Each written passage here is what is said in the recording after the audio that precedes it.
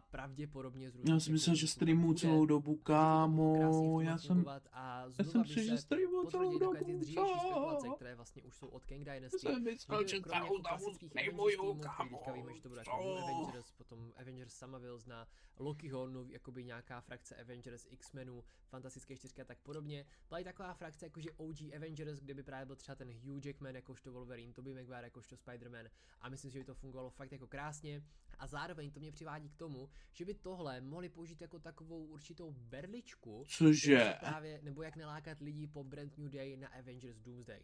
Já teda upřímně doufám, že Spider-Man Brand New Day nebude multivesmírný film, že se to fakt všechno bude takové přízemní, jak to zatím vypadá, že se všechno hrávat v New Yorku, na ulicích a budou se řešit tyhle takové přízemnější věci.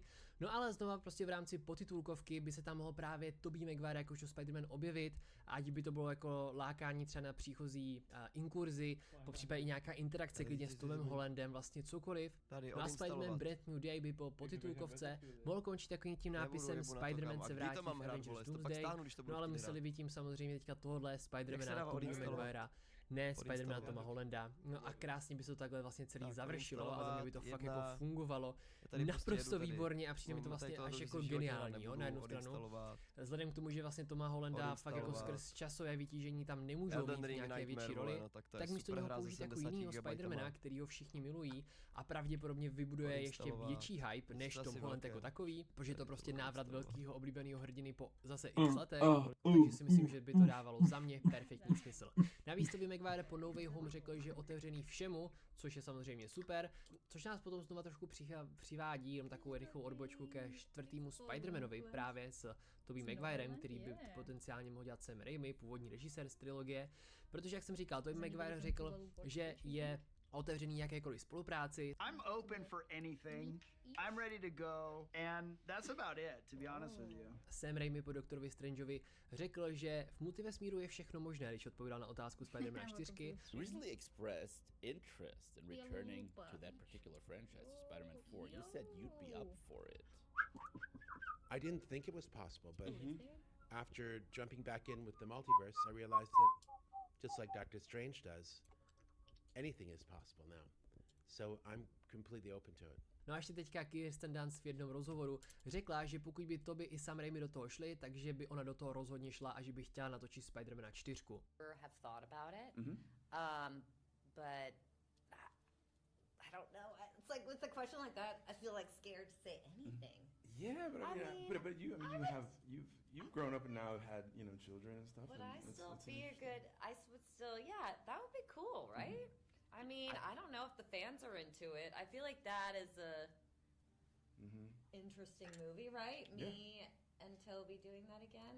Well, I think it would be interesting to see, because now it's like not just he's got to save you. It's like the stakes are even the stakes are even higher. Do toho ještě scenárista Matt Tomlin, který pracoval například na Batmanovi i na Batmanovi teďka dvojce s Robertem Pattinsonem, který se teďka připravuje, a tak se snažil kontaktovat psaní Spider-Mana 4, že by o to měl zájem, 112, jo. Příběh, kde by Tobey Maguire jakožto Peter Parker jeho balancoval právě mezi superhrdinstvím, manželstvím a otcovstvím, takže za mě by to bylo krásně, fungovalo by to výborně. Do dneška úplně nechápu, že se Sony nechytlo tady toho. To prostě bez soketu, kam mě to dobře vymrdalo. Tažmo Amazing Spider-Man 3. Goddamn, a to bych potřeboval ten Marvel v rámci MCU síla výdrž, holy shit, cool. No a potom buď budou vlastně ve svém separátním vesmíru, kde si to Sony bude moct natočit, jak budou chtít, doufám, že dobře.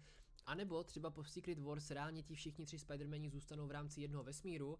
Budou si natočit takový třeba osobnější Spider-Man film v rámci MCU, který ale nebude ani zároveň jako nějak narušovat Toma Hollanda jakožto toho Spider-Mana, takže si myslím, že by to taky teoreticky mohlo fungovat. Ale to jsem odbočil a jenom jsem chtěl říct, že když už jsme tady probrali Tobeyho Maguirea jakožto Spider-Mana a jeho potenciální velký návrat a Toma Hollanda jakožto Spider-Mana, tak ještě tady prostor pro jednoho Spider-Mana, na kterého si možná teďka si říkáte, že jsem zapomněl, ale já jsem ani, dámy a pánové, nezapomněl, a to je samozřejmě Andrew Garfield, který sice má za mě jako nejslabší filmy ze všech, na druhou stranu po No Way Home se ukázal, jaký má extrémní potenciál a že ho vlastně lidi milují.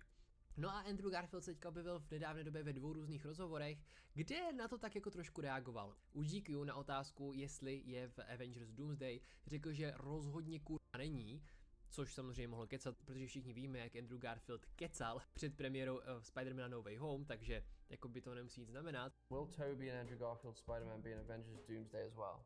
No. Unequivocally, no. Replied. Ale já si poradě myslím, že v Doomsday opravdu nebude, protože už by tam fakt jako za mě bylo hodně postav a my víme, že byť tam má být furt jako dost postav, tak Secret Wars, Avengers Secret Wars mají být ten film, kde těch postav bude právě jako daleko víc, jo, že tohle bude víc spíš, že Doomsday bude spíš více zaměřený jako na X-meny jako takové, jo, mimo naše Avengers. No a právě byl ještě v jednom rozhovoru, a to po MTV s Joshou Horovicem, což je týpek, se kterým vedl rozhovor právě před Spider-Man No Way Home, kde se mu dušoval, že tam rozhodně není. No on už tak začal trošičku možná manifestovat do světa, že jestli náhodou se neobjeví v Avengers Secret Wars. No a z reakce Andrewa Garfielda a jeho takové jako řeči těla vypadalo, že mu to není úplně komfortní a za mě to také trošku potvrzení, že minimálně s Marvelem na něčem jednal. How active is the Spider-Man text group? Does it exist? Is the WhatsApp group still in existence? It's in existence. It's been pretty dusty and quiet for a moment. Yeah. Does it have a name? I don't know. Have you ever said what the name of it is? Spidey Boys. I don't know. Okay. Something lame. But I don't know. I think Tom is shooting right now in Glasgow. I think. Right. Toby was in London recently. But yeah, I think everyone's doing good. I won't put you on the spot with those kind of questions. But here's my theory. I'm gonna probably see you in Secret Wars. Okay. I'm gonna see you in Secret Wars. Okay. And what I'm excited about, the body language experts are gonna come out. Andrew, careful. Like, we don't know, but like that you would be excited to mix it up with it now that you're in the MCU. I don't know. I mean, I don't know. I really love the Spider-Verse movies. Yeah. You know, I love Lord and Miller. Just putting that out there. I love Wolverine. I love Hugh.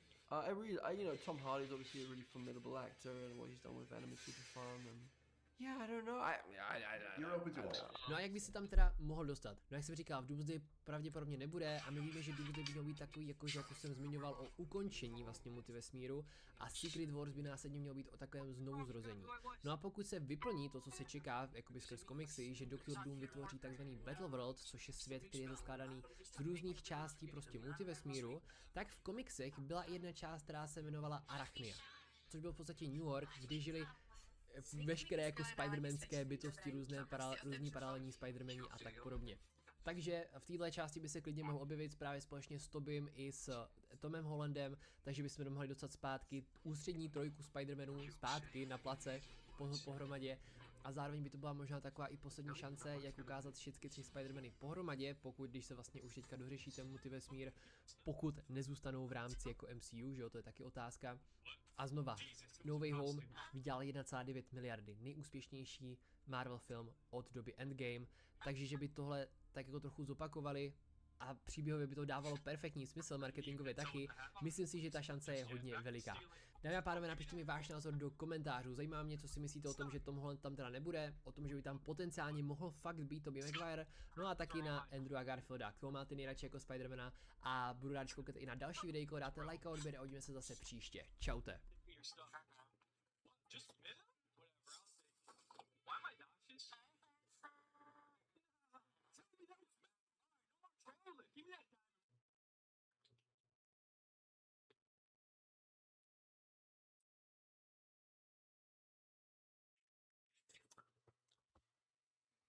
Tak bych to zhrnul. Na piču.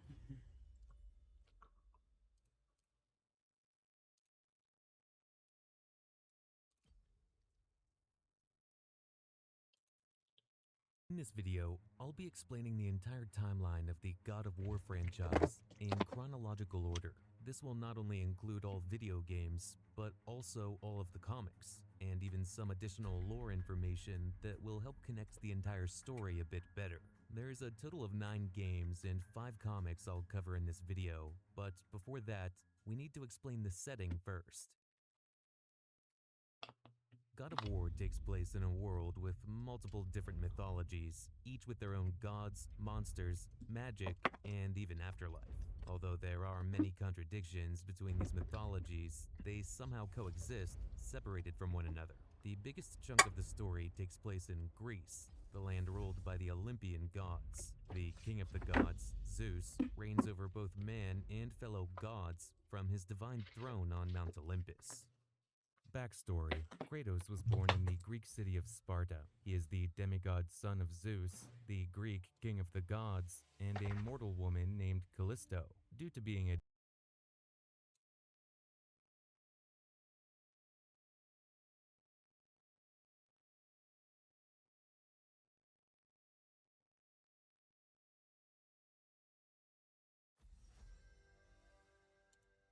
modelka, aktivistka, herečka z seriálu Euforie, jak se z přehlídkových mol pro Pradu a Dior dostala až na obrazovky HBO. Její cesta byla hodně kontroverzní a ne vždycky úplně jednoduchá. Ahoj, já jsem Luke a tohle je šílený život Hunter Schafer. Její tvář znáte z obrazovek jako Jules, jednu z hlavních postav seriálu Euforie. Hunter Schafer jí propůjčila nejen svou tvář, ale i své zkušenosti a duši a podařilo se jí tak vytvořit nezapomenutelnou a autentickou postavu. Abychom doopravdy pochopili, kým Hunter Schafer je, musíme se vrátit až na samý začátek. Její cesta začíná v Trentonu, New Jersey, kde se 31. prosince 1998 narodila. Vyrůstala především ve městě Riley v Severní Karolíně. Když se jí v rozhovorech ptali na to, jaké to je slavit narozeniny na Nový rok, tak Hunter odpověděla, že to je vlastně skvělé. Nikdy nemusí řešit nějakou oslavu, protože všude jsou lidi vždycky připraveni slavit, takže to prostě jednoduše spojí. New Year's Eve, which also is your birthday, which is an interesting day to have a birthday.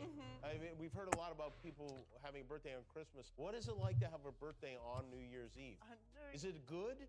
I mean, you can probably guess the difference between Christmas and New Year's Eve. Like, I think everyone has perhaps been home or somewhere that's driving them a little bit crazy with cabin fever, but that by the time they reach New Year's, they're ready to go. Yeah, but do you ever really have a birthday party, or is it just like there's a party going on and you happen to? Well, that's the great thing about it. It's like you never have to plan a party because there's already 15 things happening, no matter where you are. Měla 3 mladší sourozence a na první pohled vyrůstala v tradiční americké rodině. Její otec Mac Schafer působil jako pastor v kostele, no ale už od útlého věku bylo jasné, že se v Hunter nachází obrovský umělecký talent. Zatímco si jiné děti hrály, ona trávila hodiny a hodiny se skicářem a tuškou. Kreslila komiksy, navrhovala postavy a vytvářela celé fiktivní světy. V jednom příspěvku Hunter sdílela, že první publikací, kde se její díla objevila, byl časopis Rookie. Umění pro ní nebylo jenom koníčkem, ale hlavně útočiště a způsob, jakým zvládala zpracovávat své pocity. A i když vyrůstala v milující rodině, tak její vztah s ní samotnou byl mnohem složitější. Něco uvnitř ní úplně nehrálo tak, jak by mělo. No a necítila se být sama sebou. Cítila, že úplně nesouzní s pohlavím, které jí bylo přiřazeno při narození. V rozhovorech později popsala, že dospívání pro ní bylo obdobím úzkosti a zmatku. Každý den bojovala s pocitem, že není tím, kým je. Později se Hunter potkala s lidmi, kteří trpěli podobnými stavy, no a zjistila, že v tom není sama.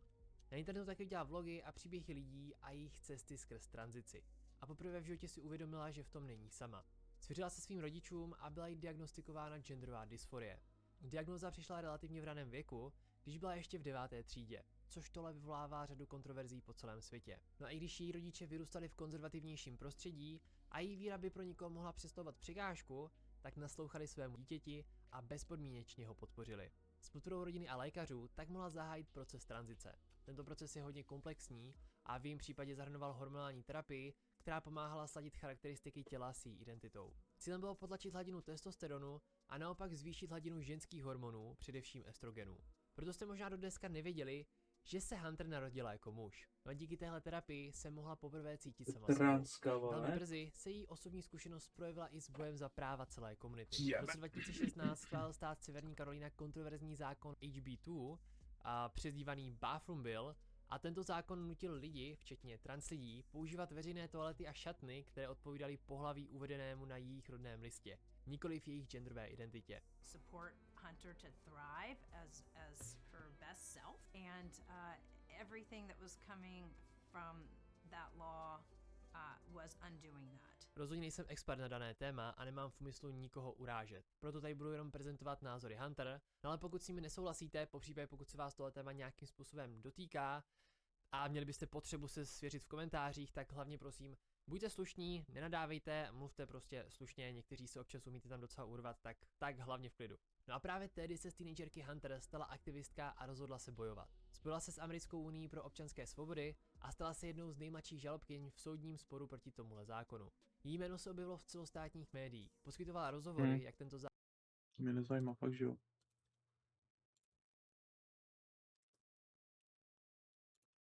This is a video about how Japanese swords are made. Swords that are strong enough and sharp enough to slice a bullet in half. The access we got for this video is incredible. We were able to film everything from gathering the iron sand, to smelting the iron, forging the sword, to sharpening and polishing it. They even let us use it. That is so cool! The method of making these swords has remained virtually unchanged for hundreds of years, with everything done by hand. They are still considered to be among the best in the world. The Japanese made a weapon that was the absolute pinnacle for their style of warfare and the materials they had at hand. These swords are held in such high regard that one from the 16th century has been appraised at $105 million, making it the most expensive sword ever built.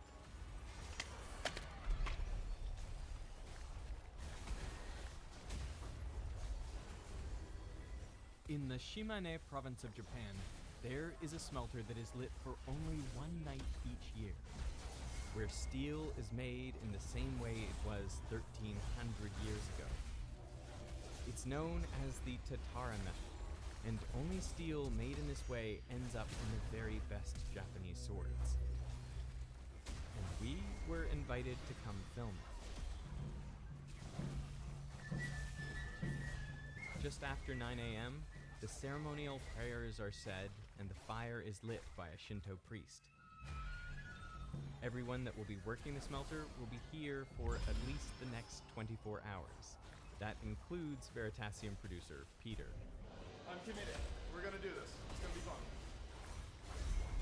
Sword making in Japan goes back about 3,000 years, but in those days swords were made out of bronze. We're not sure how people first learned to smelt metal, but it was likely related to pottery. In that you were using these rocky ores to make glazes and such for pottery under very controlled atmospheres, and then maybe the potters found metallic beads in the bottom of the furnaces that they were firing it. This possibly gave them the idea. Bronze was discovered before steel because it's an alloy of copper and usually tin, both metals with low enough melting points that they can be smelted in regular pottery kilns. The problem with bronze is that although it can be sharpened, it's too soft to hold an edge for long. So Japanese sword makers shifted to steel 1,200 years ago in the Heian period. This is what most people would recognize as a Japanese sword.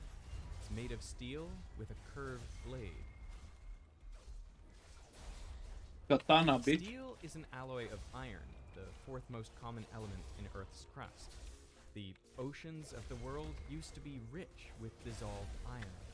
But 2.5 billion years ago, cyanobacteria started photosynthesizing and creating oxygen. The iron reacted with that oxygen, precipitating out of solution to be deposited at the bottom of the ocean. Incidentally, the cyanobacteria were poisoned by the oxygen that they themselves produced.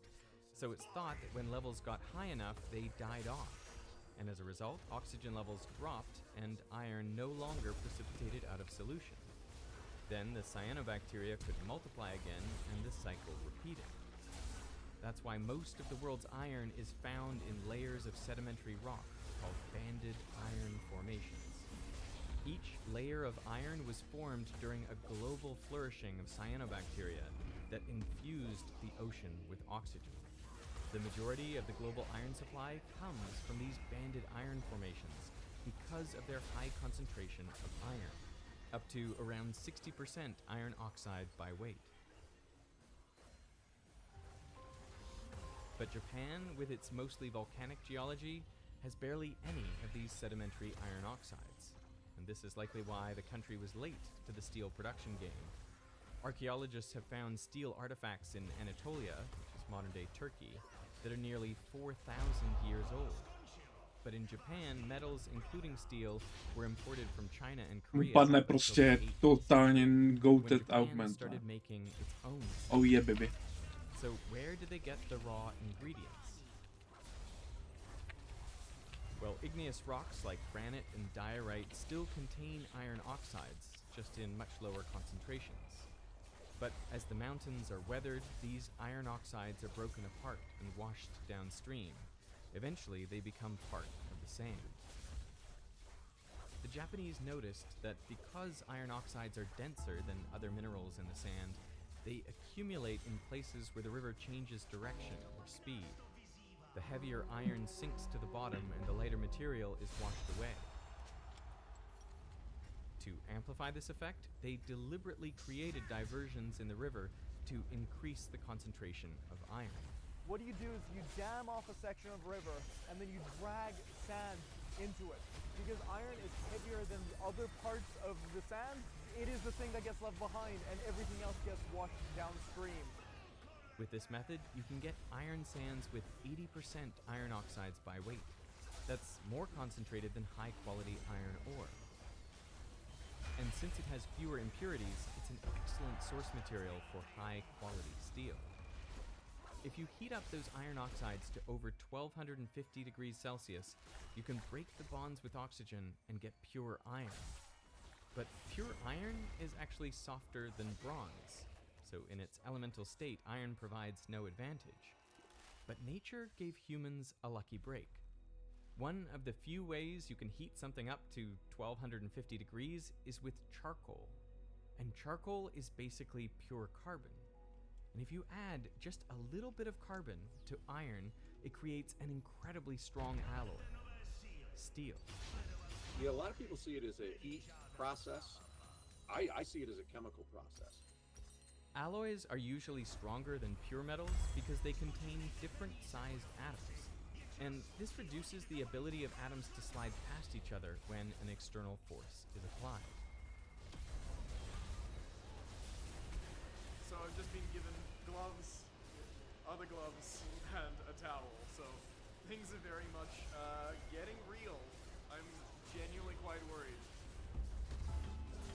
Here is the room with all of the charcoal that we're going to be using overnight. There's just bags and bags of this stuff.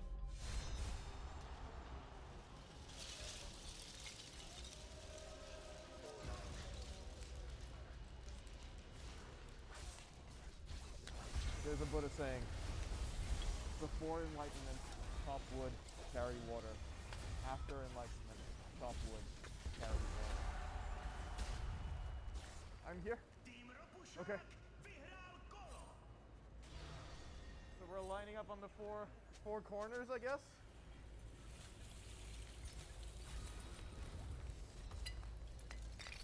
Whoa. Oh boy, didn't do a great job of that. So the rain is coming, so we're quickly getting all of the charcoal out and then measuring it. So each bag of these is 10 kilos. Okay.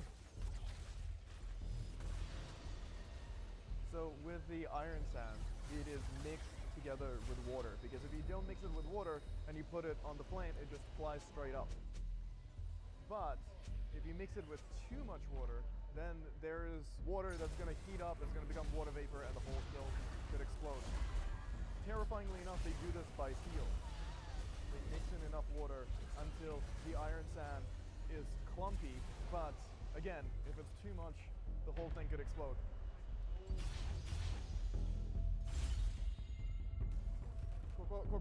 Hi.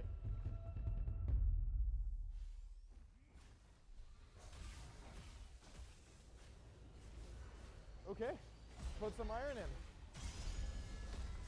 It is just past 4 in the afternoon, and over the last couple of hours we have added 250 kilograms of charcoal and nearly 60 kilograms of iron sand. So yeah, it's a slow process, but I think we're starting to get somewhere. I have no idea, because obviously the thing is hidden. But it should be growing. To achieve the high temperatures required to make steel, you need a strong, steady supply of oxygen. For hundreds of years, this was provided by huge foot-operated bellows. It would have taken an around-the-clock, full-body effort by many men to maintain the furnace's temperature. When I came here, I was a little bit sad that the bellows were electric. I really wanted to, you know, have this proper experience, have this proper workout of stepping on these bellows for 24 hours. The temperature inside the smelter gets up to 1500 degrees Celsius, just below the melting point of iron, which is 1538 Celsius. So the iron being smelted isn't liquid, but it's soft and malleable enough to clump together into a big block of iron. No matter how high quality the iron sand is, there will always be some impurities, like sulfur, phosphorus, and silicon oxides. They combine with carbon from the charcoal and melt at a lower temperature than iron, so they become liquid and flow to the bottom. This is known as slag. After many more hours of adding charcoal and iron sand, it is time for the first removal of the slag. Before the first removal of slag, another prayer is said. Oh, that's insane.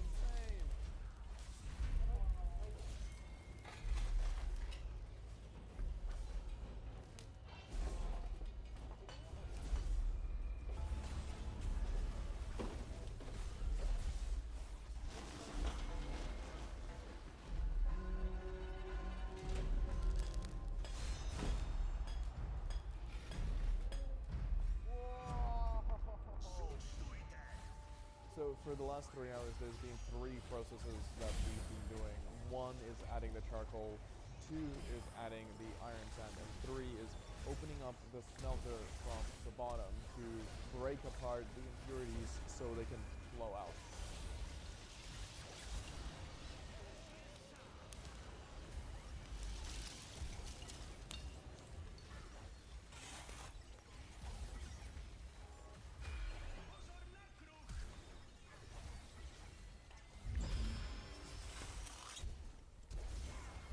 Want you guys to know that it's 3:16 in the morning and I'm still here and I'm really sleepy.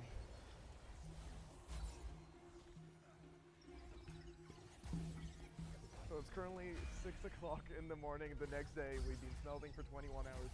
I'm exhausted, but the sun is about to come out and it's been pretty amazing. I gotta be honest. We gotta close these doors really quick before they get mad at me. At 9 a.m. the next morning, the smelting is complete. A total of 614 kilograms of iron sand and 670 kilograms of charcoal were added to the smelter. At this point, in a traditional smelter, the only way to get the steel out would be to break it apart. These days, a crane is used to take the smelter apart. Oh, wow, okay. Oh! And what is left to show for all that hard work is a 100-kilogram block of steel, iron, and slag. Only around a third of this block is high enough quality to be used in sword making. Oh, that's insane. That's so cool. The result for all the hard work. This is step 1 of making a Japanese sword. The steel is sorted by quality and carbon content, which is also done by eye. In fact, this is one of the exams you need to pass to be certified as a swordsmith. Then the different grades of steel are sent out to one of 300 swordsmiths around the country.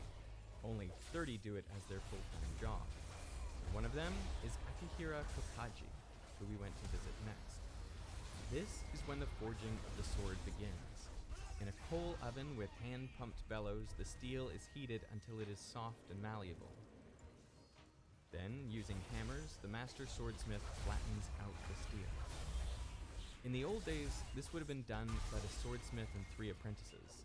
The swordsmith using a smaller hammer would set the rhythm, and the apprentices would use big mallets to flatten the steel.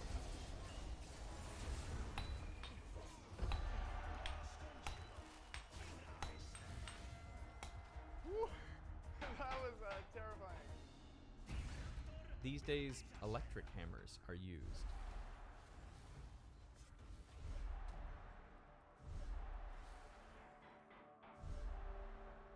When the steel is flat enough, it is then bent back on itself.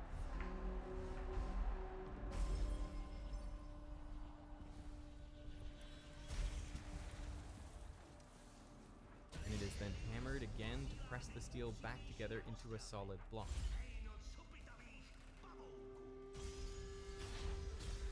So why go to all this effort, flattening the steel only to fold it back on itself and end up with a chunk of steel the same size as before? Well, because folding does two very important things. First, it spreads out the impurities like silicon, sulfur, and phosphorus. It spreads them out throughout the steel. This ensures a uniform consistency without any weak points. Second, it gives the steel a grain. After folding the sword, it is now reinforced in the direction that it will be hit in combat. And as a bonus, the steel is exposed to the air, so there is a small amount of oxidation, creating a darker colored steel, which when folded makes beautiful patterns. There are some swords which have more than 1 billion layers. Now this doesn't mean the sword has been folded 1 billion times, since every fold doubles the number of layers, so you only need about 30 folds to get 1 billion layers. But usually, a sword is folded 10 to 13 times, resulting in a few thousand layers of steel. Now, a blade isn't made from a single block of steel.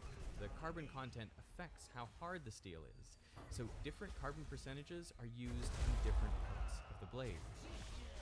Because carbon atoms are much smaller than iron atoms, they can fit inside the crystal lattice of iron.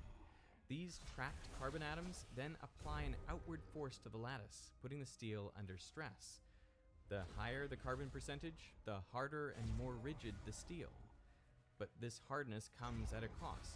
The steel becomes brittle, making it more likely to chip and shatter rather than bend. So what swordsmiths do is they use steel with different carbon contents for different parts of the blade. The edge is always high carbon steel to make it hard and rigid so it can maintain a sharp edge for a long time, but the spine is usually made of lower carbon steel, which allows the sword to flex without breaking. This is done by welding together pieces of steel with different carbon contents. So we have about a 15-minute break because, you know, it takes a while for the iron to heat up and then meld together, and then we're back in there. It's very hot. It's very, very hot in there. It's kind of unbelievable that he can do this for 4 hours at a time. After the sword is hammered into shape, which is a straight blade, it is covered in a layer of clay, a thick layer for the spine and a thin layer for the blade itself. It's then heated in the furnace and then rapidly cooled in water, a process known as quenching. And because the layers of clay have different thicknesses, the rate of cooling is faster for the edge than the spine. When the steel is heated, carbon enters the iron lattice, and since the spine of the sword is covered in thick clay, it will cool slowly, giving time for the carbon atoms to leave the iron matrix. This will lead to a very low carbon steel called ferrite, but the carbon atoms which have left the matrix will be caught by other iron atoms and create a type of steel known as cementite. The combination of ferrite and cementite is known as pearlite, and it's a mostly soft and ductile form of steel, though parts of it are hard due to the cementite. So pearlite forms the spine of the sword. In contrast, the very thin layer of clay Běž si on do the piči s blade tou means obranou, that it kurvě cools very pojebané. rapidly. Ať vás So pojebe, more of ty the carbon pičo. is trapped Ať vás in the pojebe, ty lattice. kokot, do This prdele, forces vole. the lattice structure to change from Čuráci! cubic to tetragonal, Ať vás to making a form of pojebe steel do known čiče. as martensite. Since the trapped carbon puts stress on the lattice, martensite is incredibly hard, exactly what you'd want for the edge of a sword. The tetragonal lattice structure of martensite also takes up more space, so the edge of the blade expands relative to the spine, curving the sword backwards. The iconic curve of a samurai sword comes from the formation of martensite. You can actually see the boundary between different types of steel in a finished sword by the difference in color. This is known as hamon, which literally means edge pattern. At the Victoria Albert Museum in London, there is a Japanese sword that has a very detailed little dragon in the hamon, and I've looked at it many times and I don't know how he did that. About 1/3 of all blades shatter during the quenching process. You quench it once and you thank the stars that you made it. The sword is then placed back in the forge to evaporate any remaining water. This also provides a little bit of energy to loosen some of the crystal structures, making the sword less brittle. And that's about the extent of the tempering process on a Japanese sword, which that might be enough to relax things a bit, but they kept the edge much harder than you would have in the West.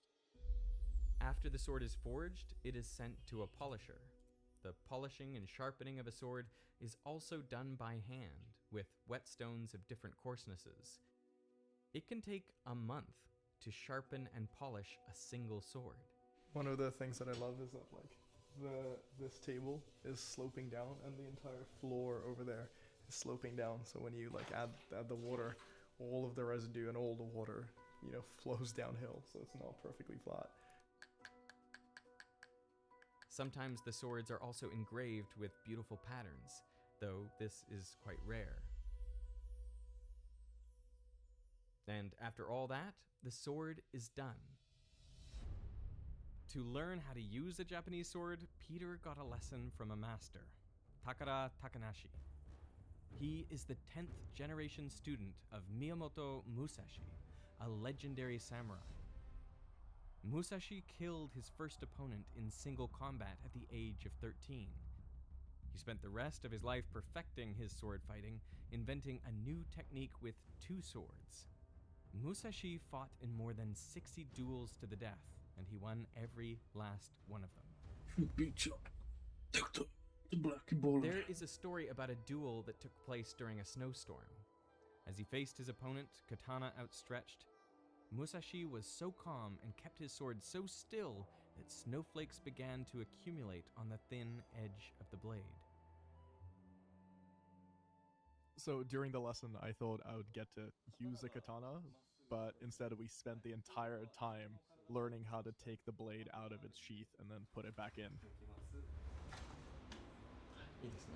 So when I actually got the chance to use a katana to slice through some things, I was deeply unprepared.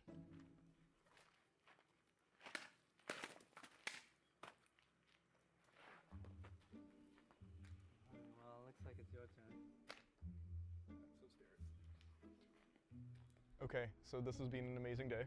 We've looked at some beautiful katanas, and now these wonderful people are letting me use one of their just unbelievably beautiful pieces of art to chop some things.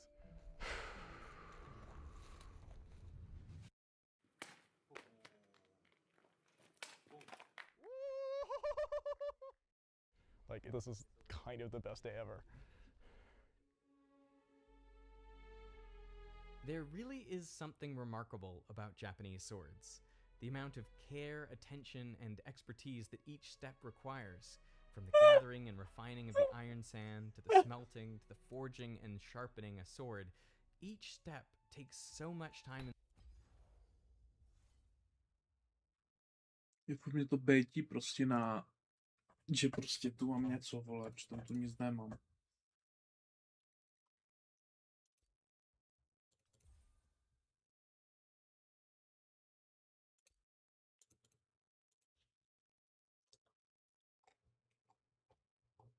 Přitom nothing. To je příšerná ikona. Ikonka, no. Nevypadá moc dobře.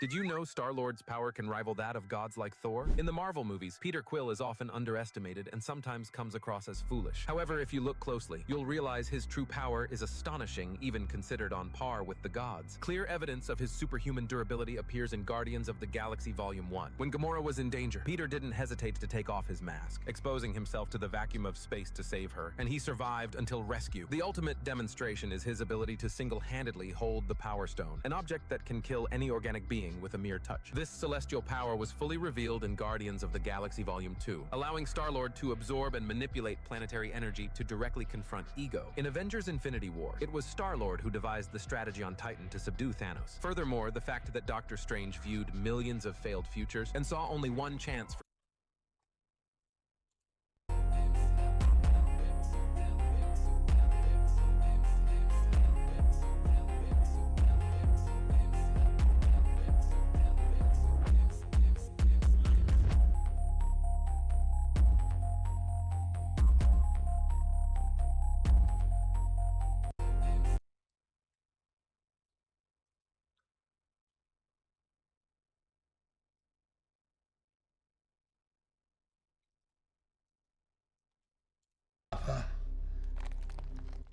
and lower lip. The blood in his veins dried up decades ago. Only dust remains. What horrible will could keep such a creature as this alive?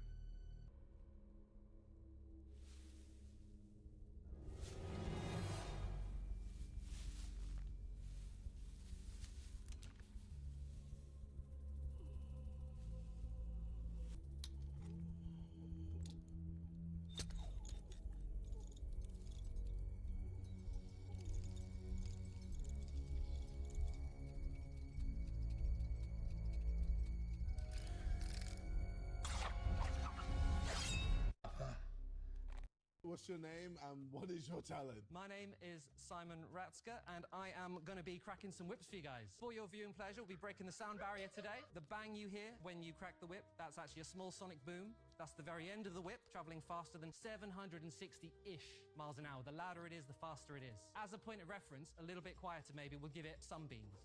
How about a bit more beans, yeah? Yeah. Whoa! Sorry, what percentage was that? Do you want to hear full beans? Yeah. So full beans. I'm scared for my eardrums. Wow! Oh my God. Are you guys allowed to come up here? I think it surely has to be in this direction. You want to come up? Yep. Yeah, go on. Yeah. I don't want to die. What happens if you do hit me? I mean, you'll know all about it. Flower boy. Tenner. I'll give him a little flick now. No! I'll pay you more to not flick me. What's your counter offer? 20 quid. I know it's your first time, but be still.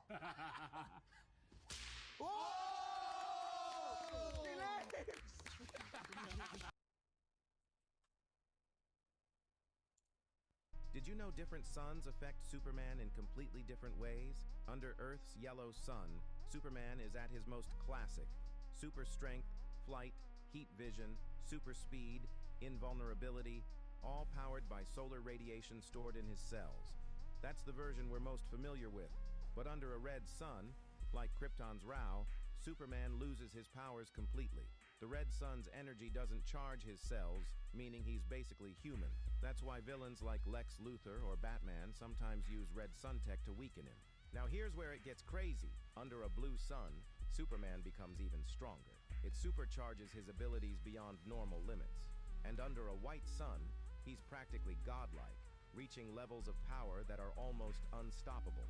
That's the Superman who could rival cosmic entities. So depending on the sun, Superman can go from a regular man to the most powerful being in the universe. Which version?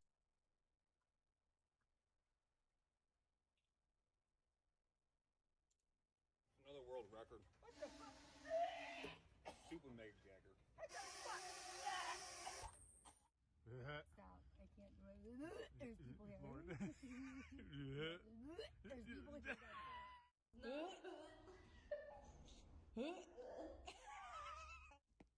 Oh, what the fuck? Grace, I got your present.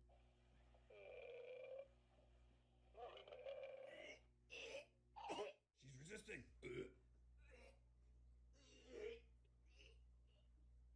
Fuck you, are you serious?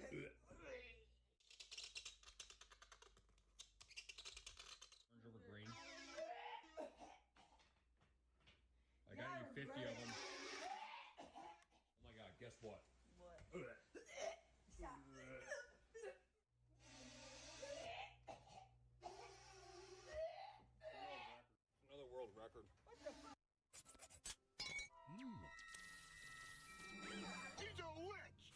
did you eat anything unusual recently? No? I've had better. We'll need to have a look inside you with this camera.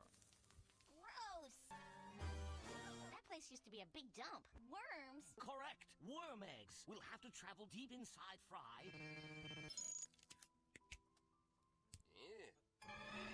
I'll tell Fry to wash out, among other things, his ear. Fry can't know anything about the mission. If he finds out, the worms will try to defend themselves. Leela, your role is to distract Fry. Look, a starling. Really? Be very quiet. What? What about what? We just have to get past the eardrum.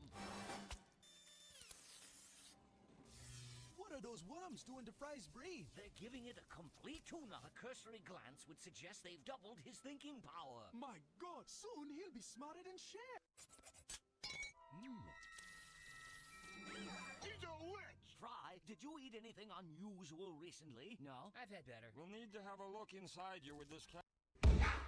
What the hell? Look at how they be building y'all houses these days. Now, this client called us because they wanted this TV as flat as possible. When you buy this TV, it does come with the recessed mount to get it as flat as possible, but I did have a couple of issues. I had to move it down a little bit to clear those two boxes, and I'm not gonna be able to center it, so I had to move it to the right because I need that box right here in the middle. Here's the reason why we need that box in the wall. You see how this power cord comes out right here at the middle? There's nowhere for the power cord to go, especially if you're running an HDMI cable as well. On this model, I always do a test fit, so we'll throw it up there, we'll lock it in with the two clips, push it back, and then this tape is the most important part of install. That's gonna determine where this white box needs to be at. So I started tracing for the white box, then I started cutting. I was like, what the hell is this in the wall? Now, I saw pictures before, so I kind of knew what was going on. It's a beam that's just laying there, chilling with the Romex running through. I saw it on the pictures, but I was like, nah, they're not just gonna leave this in the wall. This piece right here doesn't bother me. The piece above it might interfere with the clearance on that white box. I think we're gonna be all right as far as that part goes. Well, so yeah, I think we're gonna have like a little bit to spare, no bowling. But this bullshit. What kind of bullshit do you have? This bullshit right here. I be having the coolest clients ever. At first, I was like, I'm gonna just move this beam up and out the way. That ain't gonna work. Some people don't like that I call it a beam, but I enjoy it because it bothers people. With that taken care of, I can pull out this wood and get this white box on the wall. Next, I need an HDMI cable to come out through right here, but it has to go up to this white box. This HDMI is going to the other stud base, so I'm always looking to make sure I'm not hitting any wires before I go all the way through. I don't know if anybody else does that, but I kind of pre-bend my fish tape, send that through, grab it with the magnet because there was a lot of wires in there, and then I'm gonna tape the HDMI to that and then pull it through. Above the mount, I got these two boxes. It won't sit flat if those are in the way. Then I end up finding out the Romex that was through that beam is the same one that's for that plug, so we're gonna cut the power off and remove that. I forgot I was on camera, but I gotta be mature about this. I gotta get this wire out, all right? So this is gonna look a little weird, but I gotta do what I got to do. Then we got Brother Derek in the back of the room adding these two surround speakers. The client was like, I don't feel like getting up there and doing that. I was like, me neither. That's why we got Brother Derek doing it. He didn't have the receiver and stuff yet, but it was easier for us to go ahead and do this install and then worry about all that later. All right, let's get back to me. So I'm adding the outlet to the white box. I'm gonna push the HDMI in, that way the box fits, secure that to the wall, and then I'm gonna pull the HDMI back out. Once I add this outlet cover, the white box is complete. I run the HDMI on the bottom, put that plate back on there, and then we can get ready to put this TV on there. On this next part, don't say nothing about my back, but I gotta make sure these wires are perfect where it won't sit flat. So the HDMI has to go through perfect, and then that power cord has to go right in that white box. Once he does his vacuuming, we can bring the furniture in, and we are done. I think this one took like 1 hour and 20 minutes. You never know what you're gonna get. Some of these might take 40 minutes, some of them might take 2.5, 3 hours. In case you didn't hear earlier, this is the LG G4. Hey, 2.5 minutes. Took my dad 65 seconds to do me. So you can imagine. You're making one of your favorites today, aren't you, Gino? Speak, Gino. Are you talking to me? Yes. Oh, how far away are we from the studio? We need to grill the burger, not boil it. So we need to keep the intensity to get that sear in there. How many times I told you we need to sear it, okay? Can you just relax? You need to sear the burger. We don't broil it. How many times I told you to do that?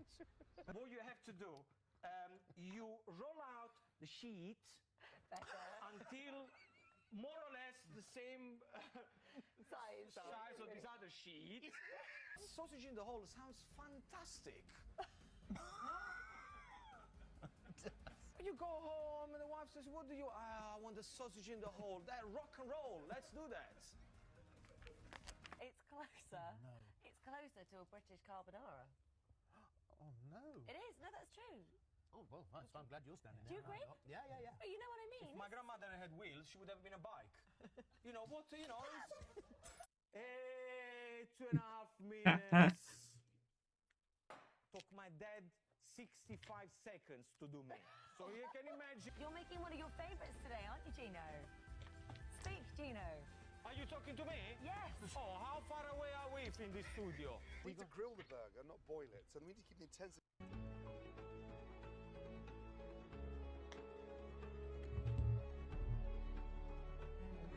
Ohřívat mance ořívkový knedlíky, chceš tam přidat taky? Ne, děkuju. Ne, děkuju. Jo, ok. Ne, děkuju, děkuju.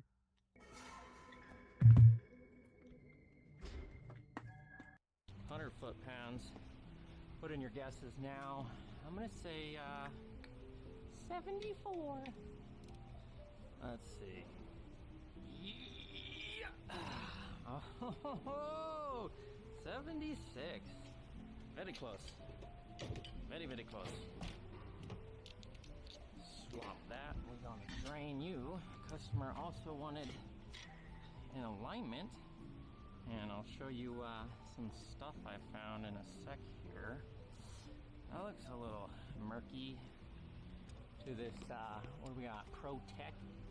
Oh, very loose. Very loose. In you go. Magnetus on a stick. Out you go. Go on, get. Lovely. Nice. Moving on.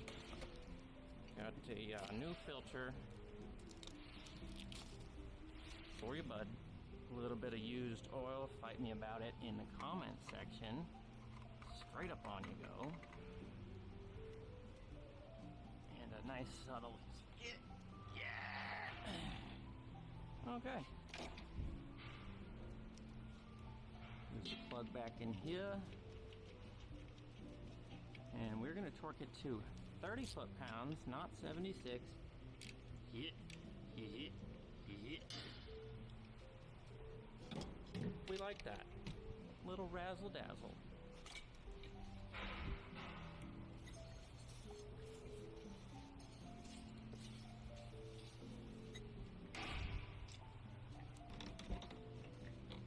Let's look mint. Get the fuck out of here. 100 foot-pounds. Put in your guesses now. I'm gonna say 70. Hey! Don't lay your palm flat on that tabletop. If you lift those palms off that turtle shell tabletop, Mr. Pooch is gonna let loose with both barrels that sawed off. Been a lot of lies said around this dinner table here tonight, but that you can believe. Bring it out, Hildy. Get over here, Show ass in that. Got it. Lay your hand flat on that tabletop. Shut your mouth. And if y'all want to leave Candyland with Broomhilda, the price is $12,000. You see, under the laws of Chickasaw County, Broomhilda here is my property, and I can choose to do with my property whatever I so desire. Take this goddamn hammer here and beat her ass to death with it, right in front of both y'all. Now, what's it gonna be, Doc? That's 12. Sold! To the man with the exceptional beard.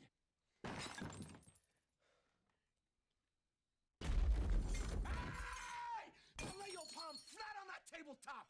If you lift those palms off that turtle shell tabletop, Mr. Pooch is gonna let loose with both barrels that sawed off. Been a lot of lies said around this dinner table here tonight, but that you can believe. Bring it out, Hildy. Get over here, Show ass in that. Got it. Lay your hand flat on that tabletop. Shut your mouth. And if y'all want to leave Candyland with Broomhilda, the price is $12,000.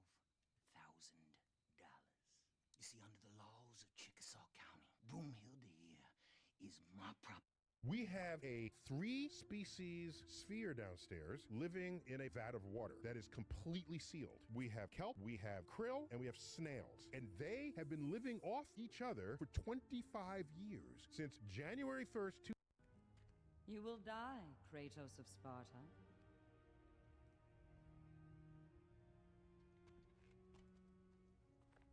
But you called him the destroyer of fate.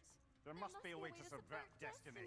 There is no destiny, Puck. The protagonists are speechless. They do not understand. There is no grand design, no script. Only the choices you make. That your choices are so predictable merely make us seem prescient. When my son was born, shut up! But what Kratos did, it was not out of hate. Should I bring him a crown then? He still slays gods, but now he's sad about it? You are the sum of your choices, nothing more. And because your choices never change, you will learn that Heimdall intends to kill your son in Asgard, and you will do what you do best. We are leaving. You will die, Kratos of Myself not in this room with people who don't even care about my well-being. I don't dance, don't ask, I don't need a boyfriend, so you can go back. Please enjoy your party, I'll be here.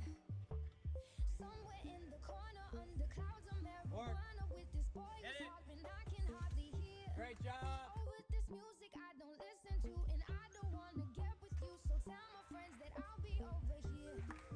Oh, here. Not done. Come on. Oh, here. Oh, I ask myself, what am I doing here? Oh, here. Get it.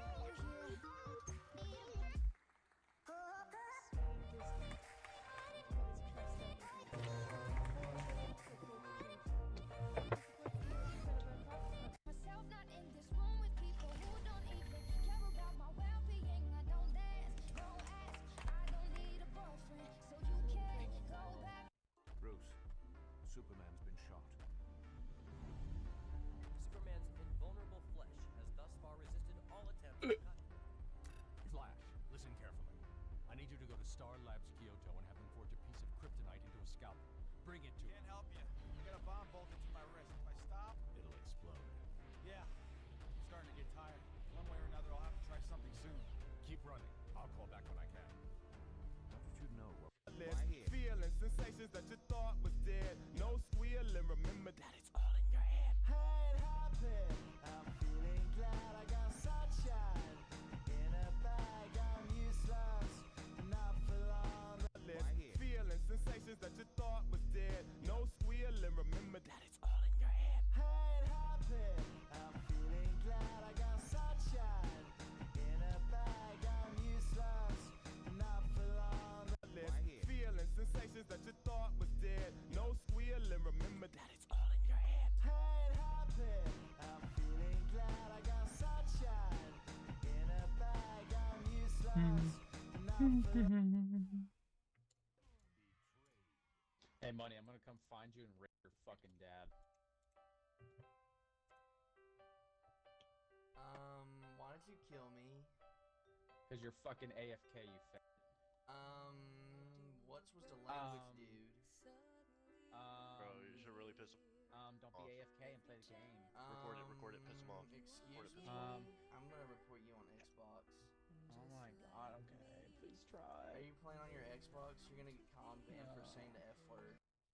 Alright, hey, man. ¿Quién eres? ¿Para quién trabajas? Chris, shoot him. Dime. Chris, he radios his buddies, we're dead. Chris, do it now. Chris? Chris? Chris! Chris! I think we need to go in concierge, okay? We can tell them that it was self-defense. You know, that they attacked us. Who are they gonna believe? We're Marines, you know? They're criminals. What do you think we're doing out there? What do you think I do for a living, Chris? That's it. Správ si zo svojho videa takého, že Frankensteina, to znamená, že natoč mu 10 húkov. Na každú sekundu daj pattern interrupt. To znamená, že daj tam nejaký zoom, nejaký... Dude, you got a secret harem?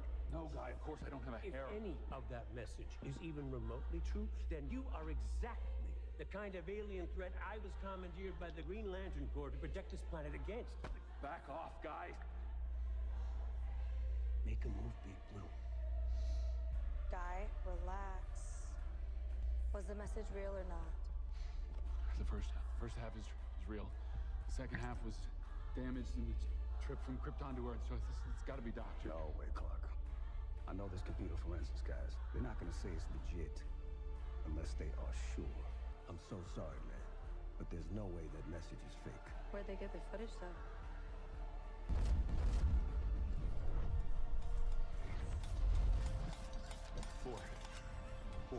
What happened?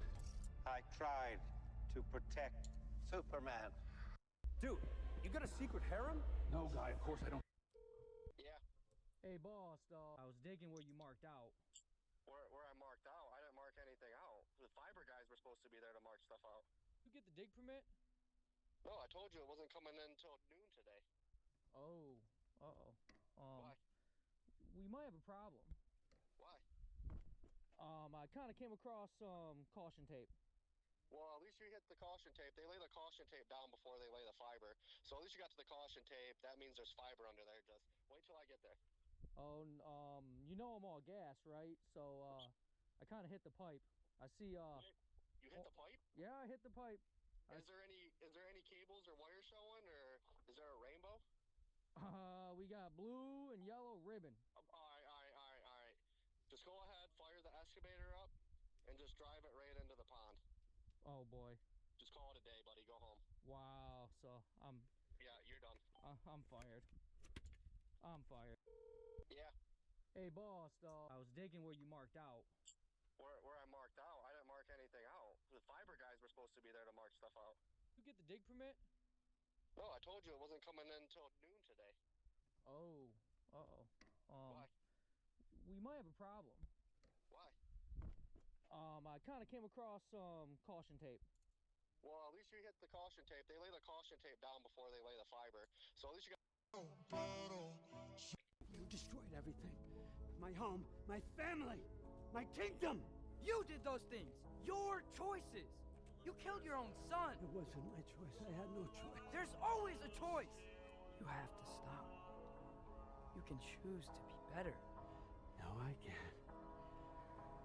I have to know what happens next. I will never stop. Why'd you have to say that? Sofru, Akra, Tesu.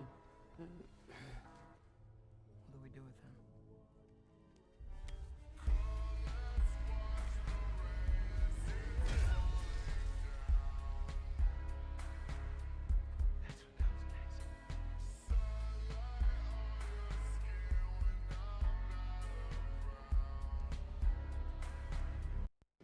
Gallagher. 50. Ready to go?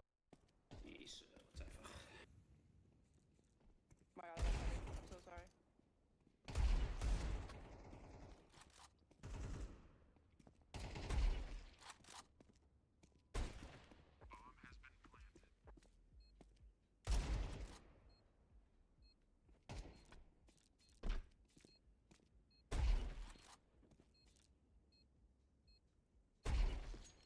Good job. Hi, TikTok. Hi, TikTok. Hi.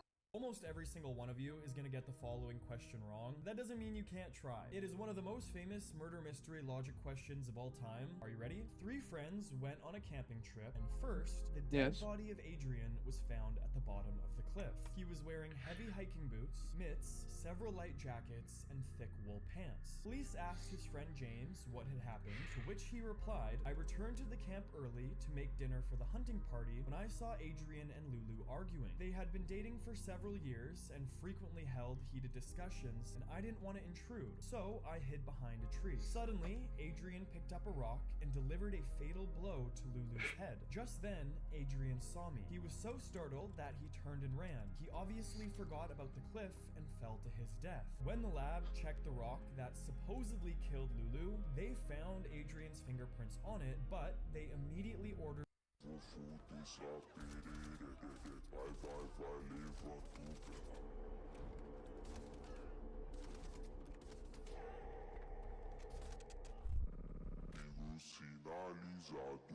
que é Vou fuder essa pereira, vai, levanta o pé.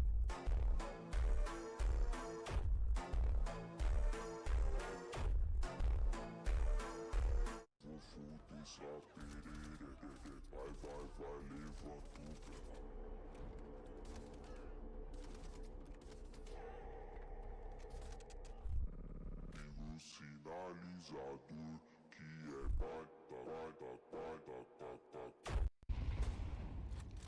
There's 2 E-box, dude. Oh my god. 2 E-box. 1 IV. E-box? B is clear, B is clear. Oh! He's on E-box. No! Oh, fuck.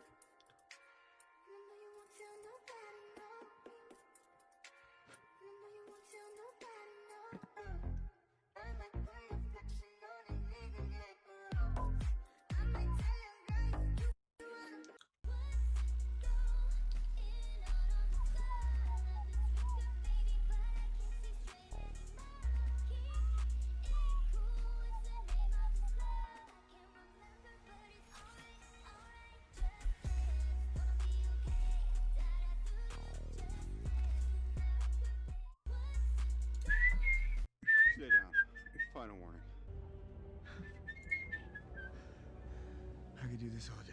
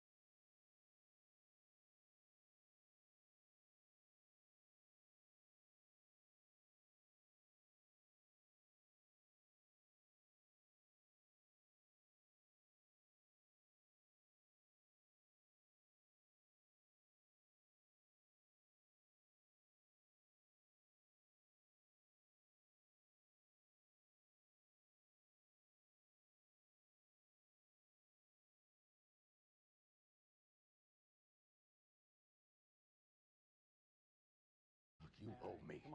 You owe me. Let's go. I owe you what for? Jesse Pinkman Holy promised fuck. that you would kill him, and you didn't. Come on. Instead, you partnered with him. You're his partner now. That's what you stop. Partners? What are you talking about? He's alive, isn't he? He's cooking for you. What, are you gonna lie? Him being alive is not him and me being partners. Not by a damn sight.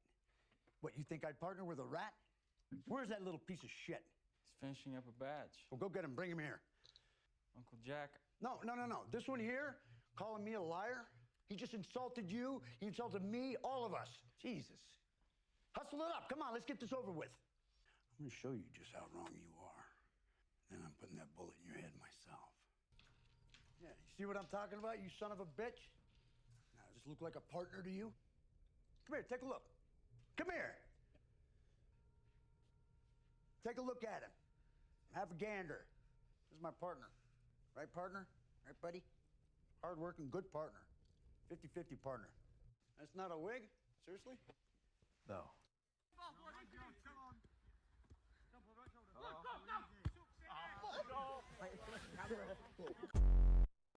Mocno twoja jest! Brawo!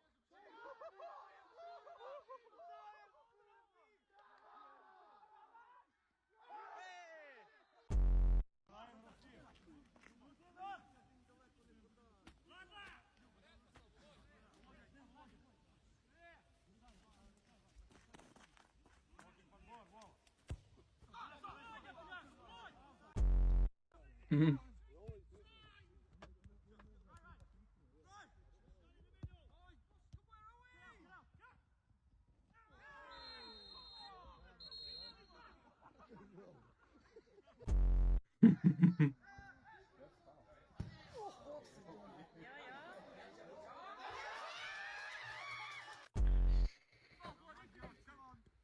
Sorry for party rocking.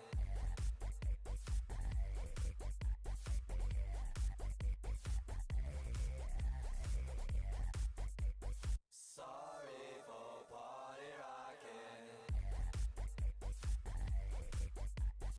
Come back to the CS Pro scene.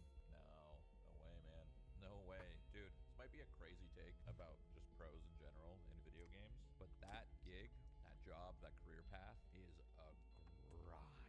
It's very hard to balance real life with it. You have to work and play so hard because everyone is doing more than you are. So in order to be better than them, you need to put in more time. But there's only so much time in your day, so you just have to sacrifice literally everything. I don't know if that's a hot take or what, because it's just playing video games, but being a pro in any video game, doesn't matter which one. Doesn't matter which one. It's a grind. Come back. Let's see if they're subscribed. Hey, how's it going? Can I see if you're subscribed to Mr. Beast? Subscribed to what? That was a no. Hey, are you subscribed to Mr. Beast? No. Oh, don't worry about it then. Hey, if you're subscribed to Mr. Beast, I'll give you $10,000. Yes, actually. Do you have your phone? Yes. Let me see this. Type in Mr. Beast. Wait, he's subscribed! Here's 10 grand! What? That's insane. If you want to win $10,000 like him, make sure you subscribe. We're currently an app. 盘点那些意料之外的击杀，胆子小的 AD 玩家，请在父母的陪同下观看。 We don't even know what that is. Exactly, it could be useful. Useful? How? We can survive down here a long time without food, but if the human body doesn't get water, it will die. I hate to break it to you, but this is not water. No, but it's a liquid, and if it comes down to me drinking that shit or dying of thirst, I drink. Come on, let's go.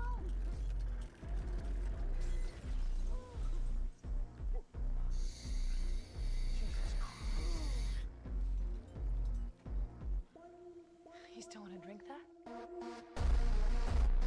Have you ever heard of Tom Havilon? This guy's a real weirdo. He's a freak that lives in Australia. He's 6'7", 300 pounds, and just gigantic. And he does these insane workouts, like farmers carry.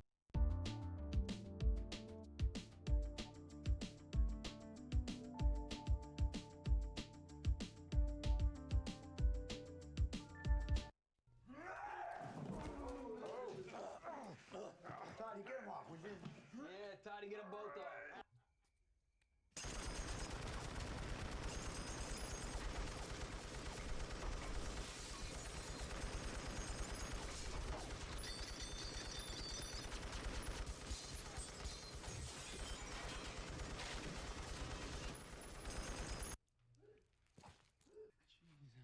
Mr. White.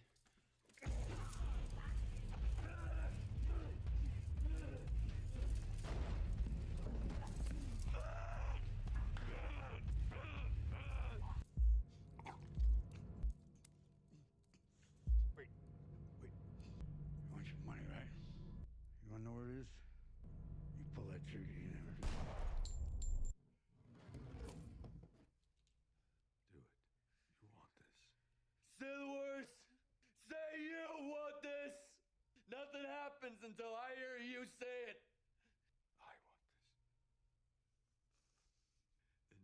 So, Pick up the phone. Is it done? Is he gone? yeah, it's done. He's gone. They're all gone. Todd? Who is this? It's Walt. How are you feeling? Kind of under the weather? Like you've got the flu? That would be the ricin I gave you.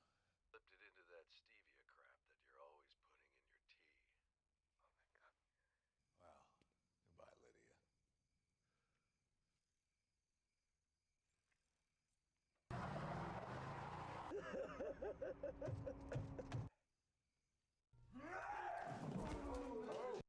Sit.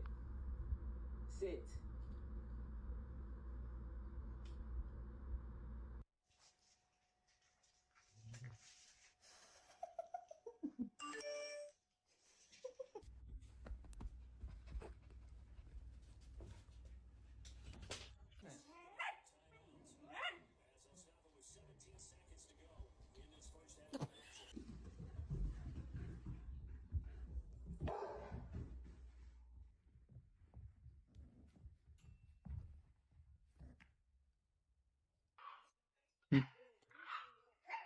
Get him. Get him. Push who he talking to. Okay, that's it. That's it. Stop.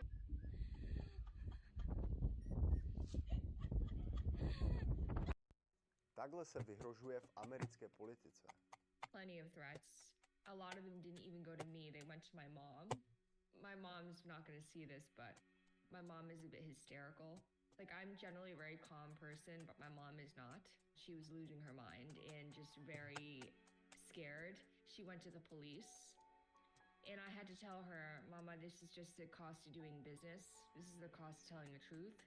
It's just something that you have to tolerate. There's one time your father taking you out to get a burger. He's driving and he sees a homeless guy in some army fatigues. Like if you ever saw a guy in army fatigues, he's pulling over and he recognized the platoon that the guy was from. Man, I know, did you know what? Yeah, I know him and then he had like 5 double cheeseburgers left. And in my mind, I'm like, what are you doing, bro? I'm gonna eat that later. I'm like, selfish at this point. So he gives the guy the food and he gets in the car and he slams the door and he got a little tear in his eye and he just looks and says, if you ever make it big time, make sure you help those in need. There's one time your father taking... Action, top, open your legs. If he TPs, I kill him again.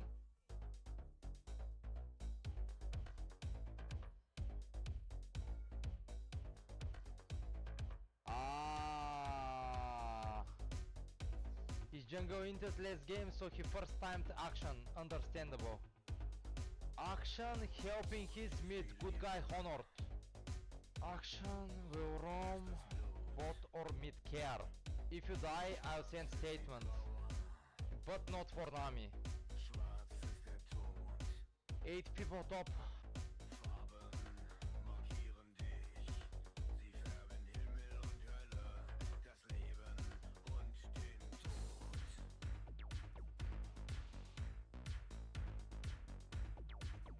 Action is not a quitter.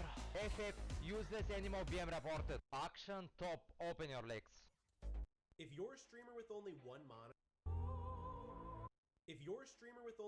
monitor, here's how to read your Twitch chat over your game. Google transparent Twitch chat overlay and click the first link. You're gonna skip all this gobbledygook, scroll down to where you see download the latest release, click that one. Then you're gonna scroll down on that release until you see transparent Twitch chat Windows setup. You're gonna run that setup and install it. It's gonna look like this. Then you're gonna click the 3 lines in the top left and go to the settings. Then all you gotta do is put your Twitch username right there. Then you're gonna hit save, gonna connect to your Twitch, and you're gonna press this combination of keys right there, Control Alt F9, it's gonna lock it in place over your game. You might need to play in windowed mode or borderless full screen mode, so test it out for you. If you have any problems, the full video's on my YouTube channel. Thumbnail looks like this. But now you can read your Twitch chat over your game with one monitor. So make sure to follow.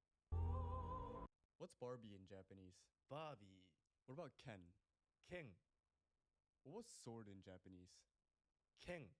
What was fist? King. Prefecture. King. Hopping. King. How do you say a ticket to hopping rates? King. Tell Ken the healthy and dangerous fist and sword fight is an experience, so Kagawa Prefecture's ticket to hopping rights needs to be bought. King.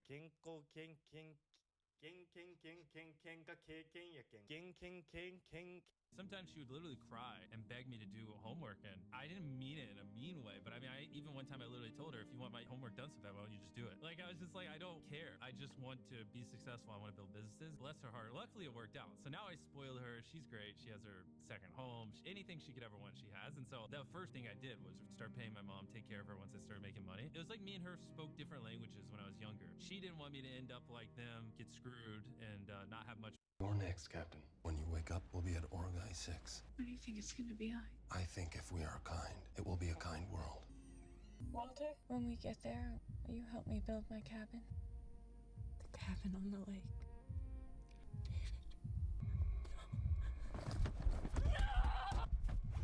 Don't let the bed bugs bite. Use security code David 73694-B. Welcome. How may I help you? How about some music, Mother? Selection. Richard Wagner, Das Rheingold, Act 2, The Entry of the Gods into Valhalla.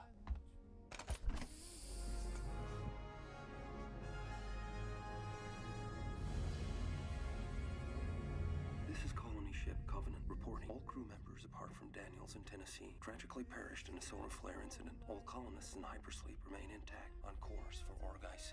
This is Walter signing off. Security code 315. You're next, Captain. You want a drink? A glass of water, please.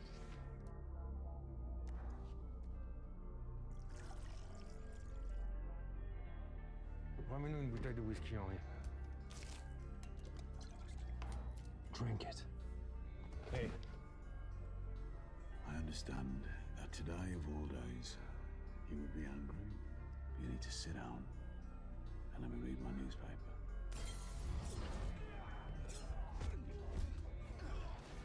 I'll not drink your toast, because 4 years ago I forswore alcohol. Putain. No. Don't. You want a drink? A glass of water, please. The RX 6800 XT might just be the most underrated GPU in 2025. It still crushes 1440p. Made in place. There we go. There she is in place. Now I can maybe do something. Look at the map, by the way. This is insane. This macro, you can't achieve anything like that without Yorick. I'm getting the first blood tower while taking this. And Ornn is just, what is he doing? I don't know. Oh, excuse me. Am I taking 2 towers mid while still proxying top lane? Oh, that's right. Yes. Made in place. There we go. There she is in place. Now I can...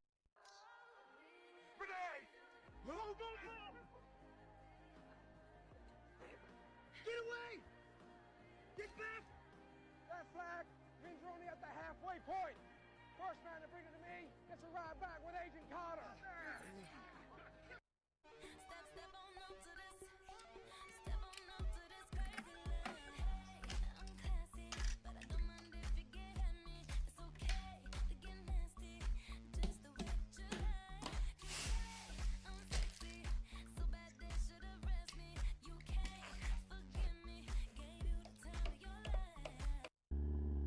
Oh wait, shit. I didn't mean to turn in here.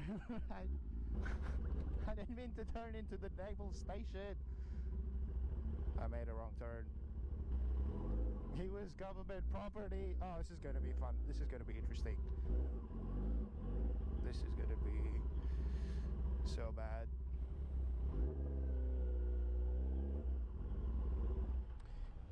Hi, I didn't mean to come in here. I'm a tourist. How do I exit? Do you have your driver's license? Yes. I just took a wrong turn.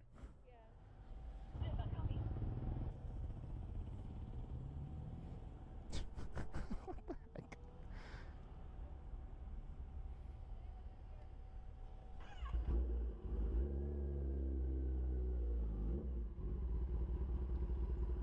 Thank you. Thank you. I think Aaron's proof that AI has gone too far. Your proof that caveman shouldn't have made a wheel. Don't stand too close to me. It's not waterproof, and I don't want your drool on it. crazy you're wearing a gold chain. It gets real rapey, but I'm not scared of you. You know? I could rape if I wanted. Hey, a boy can dream. All right. And that's important. I love that. That's my make-a-wish. I think Aaron's proof that AI has gone too far. Hold on, son. How's policy? Here's a six-shooter. Feel a bit naked, but I guess with everyone similarly disadvantaged, there's scant chance of misadventure. I'm out. You gentlemen mind if I take his spot? If you play his hand. I would prefer not to. You seen him. You play him. And if I don't? You play them cards, fancy Dan. Can't no one compel another man to engage in recreation. Certainly not a son of a gun as ill-humored as yourself. Buster Scruggs. The run from Riata Pass and this pistol. I'd appreciate it if you'd deposit your weapon in the receptacle by the swinging doors, which concealing of it on your person in the first place was a violation of the rules of this establishment. And if I don't? When you're unarmed, your tactics might gotta be downright Archimedean. Surly Joe the gambler, he will gamble nevermore. Hold on, son. How's policy? Here's a six-shooter. Feel a bit naked, but I guess with everyone similarly disadvantaged. This aged well. For Tom Holland's Spider-Man 4? Stay with me till the end. Peter Parker's going to college and working as a photographer for the Daily Bugle. He's more alone than ever, and of course no one knows who Peter Parker is. But he started dating again someone named Kate Bishop, and he's trying to rebuild his life and still be Spider-Man. But meanwhile, the beloved businessman, philanthropist, politician Norman Osborn, yes, Matthew McConaughey, and he's taken over a lot of the old Stark technology, just like we saw that scene in No Way Home. And in that technology, Norman Osborn becomes the first person to find out Peter Parker's identity. He reaches out to Peter Parker. I know how you got that spider bite. Norman Osborn creates the lie that it was Stark Tech that brought about the spider bite. And he tells Peter Parker that Tony Stark knew about it the whole time. That's why he took an interest in you. He never cared about you.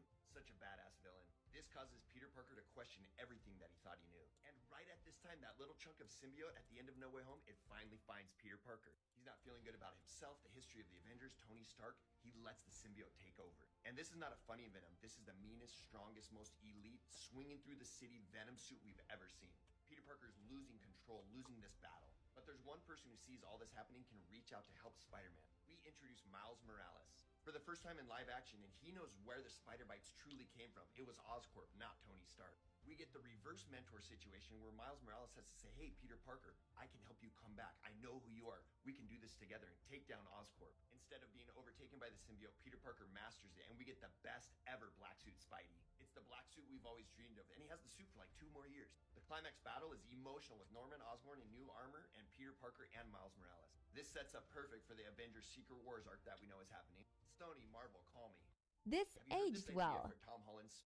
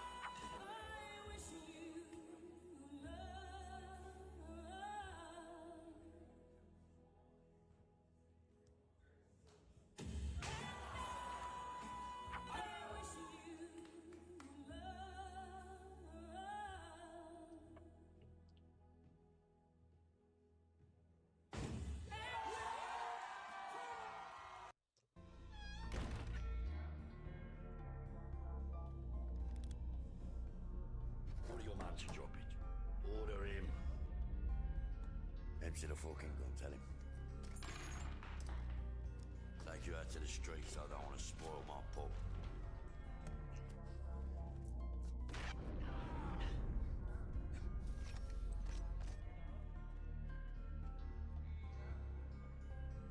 Oh Lord! Time for the chosen one to reveal himself!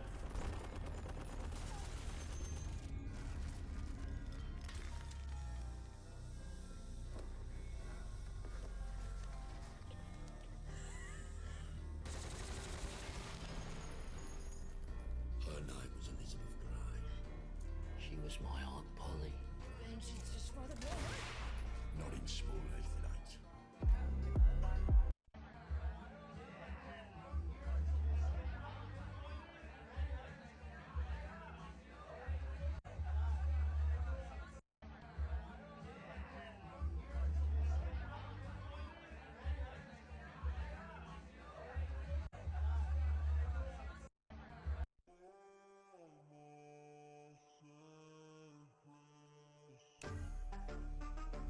Yo, what's up, bro? Yo, Donut. So you know what Minecraft Free Edition is? Yo, you don't gotta worry about it, bro.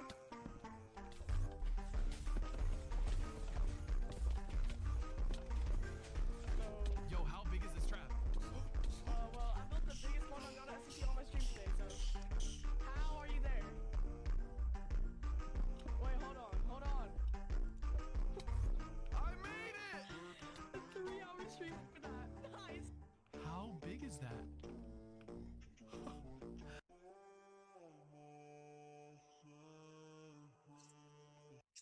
Here, catch. Well, that was a waste of a perfectly good How apple. were you not seen? There is nowhere here to hide. Oh, that. It's a little trick my people can pull. A special way of not being seen. You can be invisible? More like I can step into the realm between realms. And your mind doesn't understand what it's seeing, so it sees nothing at all. That's how we avoid ever having to actually use the weapons we craft.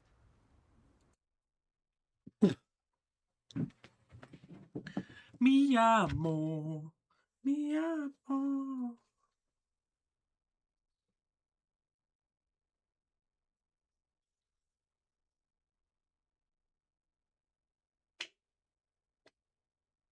Mi amor.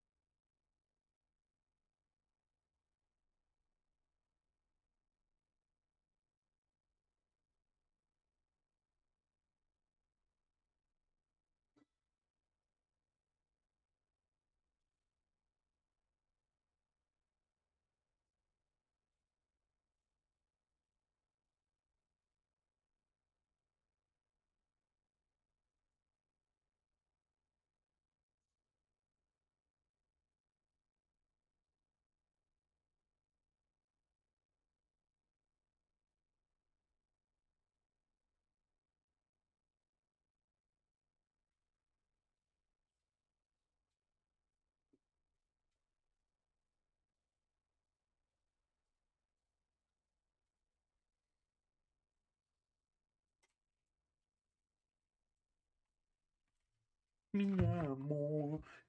Mi amor.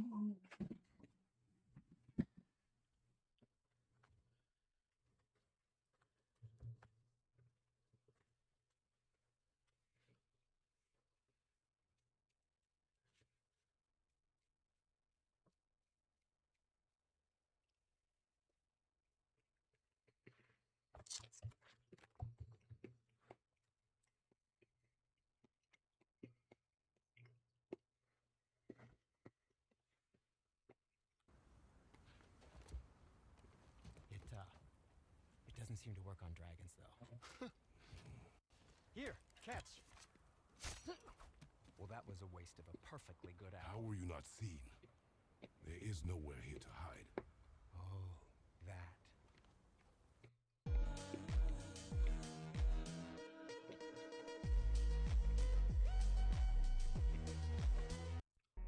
Well, I don't gamble.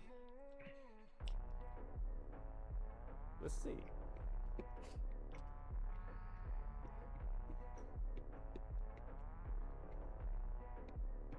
Four nines and a 4. Most impressive. A blind man, a guy with a dog, and John Wick walk into a bar and take a seat at the table.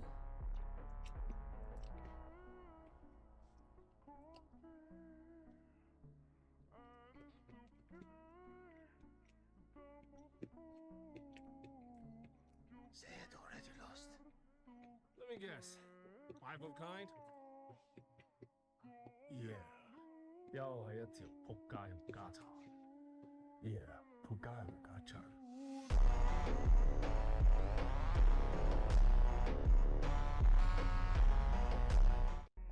Well.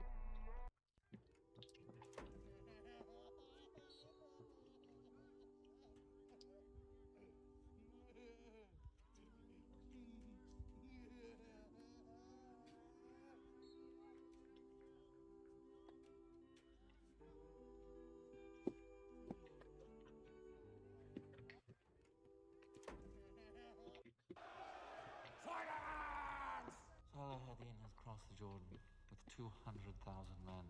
My lord. We must meet him before he reaches Kerak. I will lead the army. My lord, if you travel, you'll die. Send word to Balian to protect the villagers. Assemble the army. I pray you pull back your cavalry and leave this matter to me. I pray you retire unharmed to Damascus. Reynald of Chatillon will be punished. I swear it. Withdraw, we will all die here. Do we have terms? We have terms. I will send you my physicians. Salam alaikum. Wa alaikum salam. Saladin has crossed the Jordan with 200,000 men. My lord. We must meet him. Why did this golfer call a 2-shot penalty on himself? During the 2024 Tour Championship at East Lake Golf Club, Sahith Theegala hit his second shot from the bunker and immediately felt uncertain about what happened. You see, he had a unique lie on top of a pitch mark, and Theegala was 90% sure he moved the sand during his backswing. But he thought that brushing a few grains with no intent meant no penalty. However, they called the official anyway to be sure, and it turns out that any sand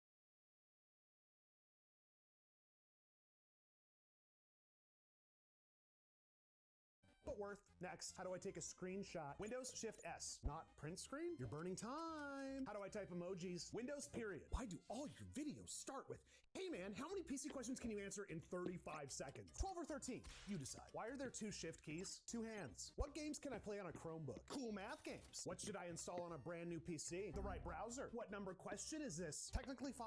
What do game drivers do? Optimize settings and fix bugs. How does Omar edit so fast? He's the goated. Can I get a free PC? Can you get a job? How do I fix a black screen? Windows Control Shift and B. Come on, make it harder. Ryzen 4070. Worth it or not? Not real, but worth. Next, how do I take a screenshot? Windows Shift S, not print screen? You're burning time. How do I type emojis? Windows period. Why do all your videos start with, hey man, how many PC questions can you answer in 35 seconds? 12 or 13, you decide. Why are there 2 shift keys? 2 hands. What games can I play on a Chromebook? Cool math games. What should I install on a brand new PC? The right browser. All right, you ready? Fingers crossed, don't yank the drive shaft through the floor. Anything? No, still working. All right, start walking forward slowly. Whoa, whoa, whoa. Wait. Yeah, that did it.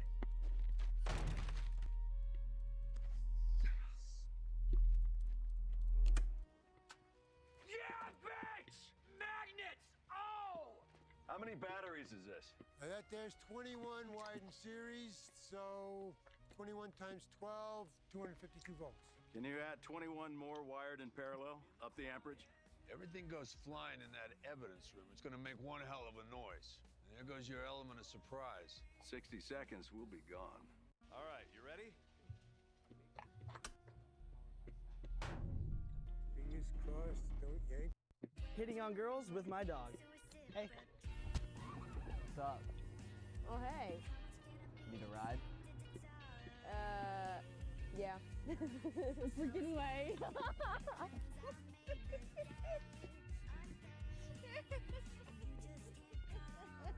I think my son finally has a girlfriend. He just made me pull over so he can talk to someone. Look at this. Who is he talking to? Oh, he couldn't talk to her in the car. Oh, that's so adorable.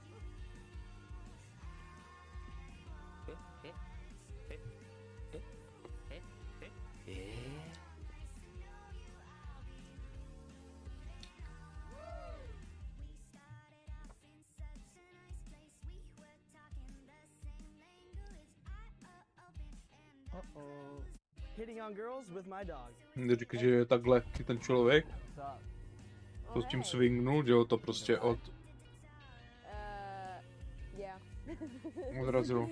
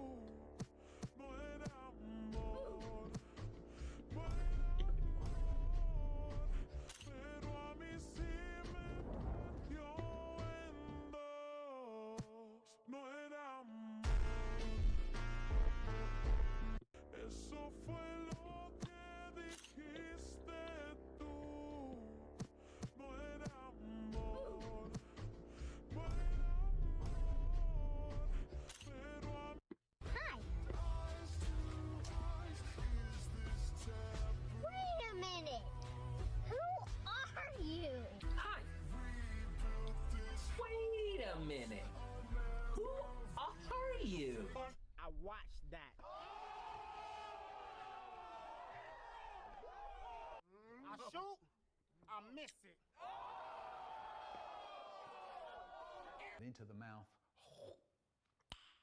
Nice.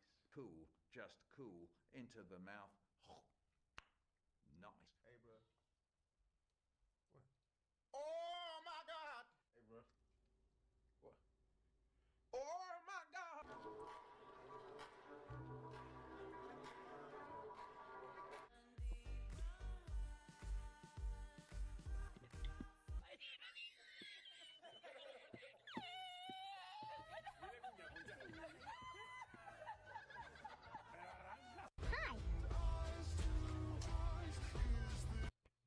You gotta fucking stop.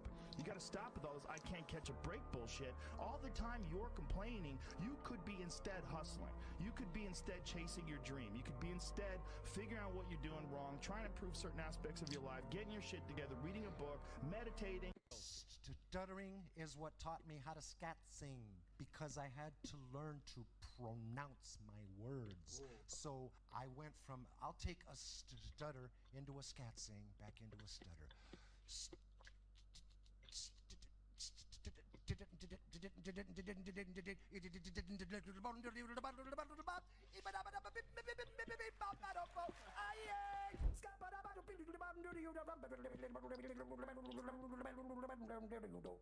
I'm a scat man.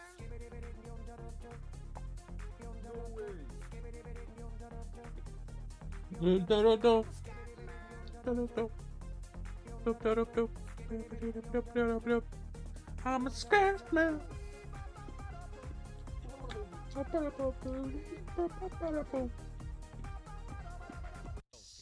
Stuttering is what taught me how to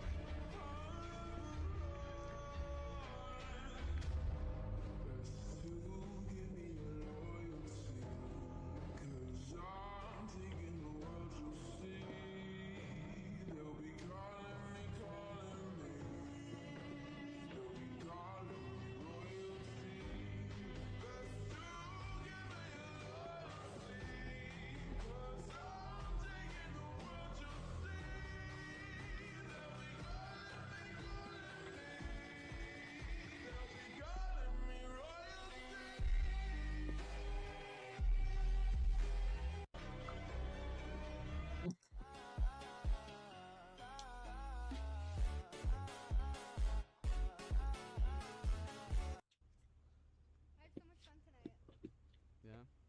When is your friend coming to pick us up? It's right there. That's your friend? Yeah. It's a two-seater. That's okay. Yo. What's up, bro? Thank you for coming to pick me up. Yeah. What? What? Tell me that. It's fine, right?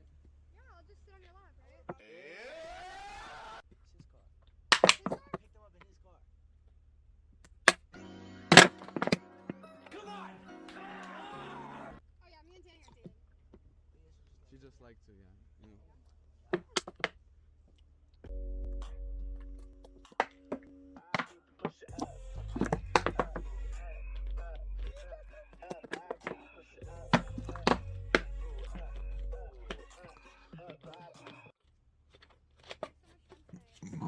Yeah? When is your friend coming to pick us up? It's right there. That's your friend? Yeah. It's a two-seater. That's okay. My name is Saulo. Saulo. Saulo. That's right. Where are you from? I was born and raised in Lima, Peru.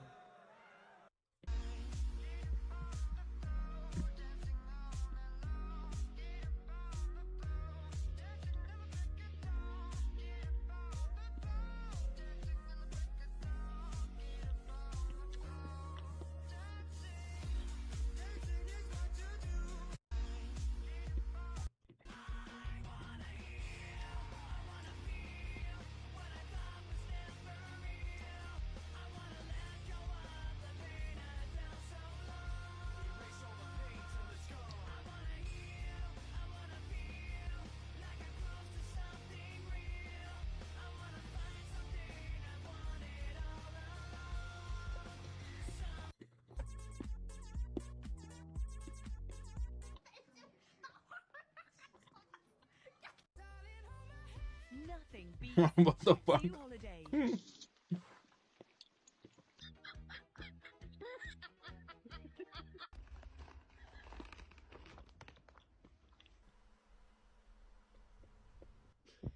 Why'd you bring your kid to my bed?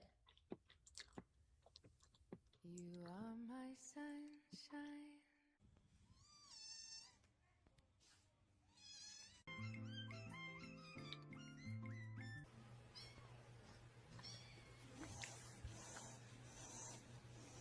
There goes my heart beating.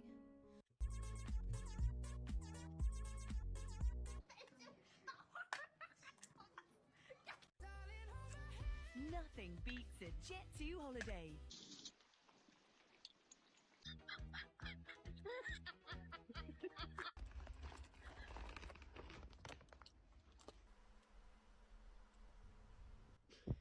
Why'd you bring your kid to my bed? You are my sunshine. Because it's our bed. Our bed.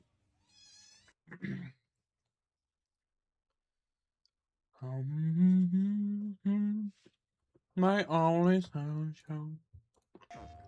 All you want as a parent is to keep growing, you know, to keep searching for ways to deepen your relationship with your child.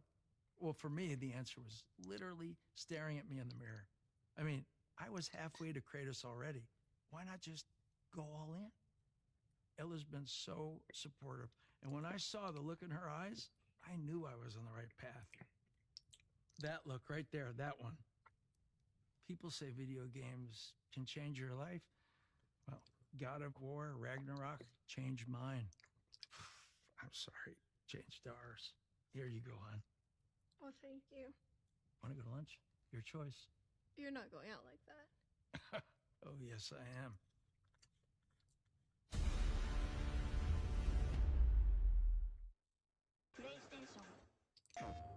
All you want as a parent is to keep growing, you know, to keep searching for ways to deepen your relationship with your child. Well, for me, the answer was literally staring at me in the mirror. I mean, I was halfway to Kratos already. Why not just... What the fuck? Two options, Gordy. Give us the arm and we leave, or I press this button and blow this whole fucking place sky high. I think that wasn't the plan. We have no idea what that button does. I gotta do something crazy, and in the chaos, we'll grab the arm.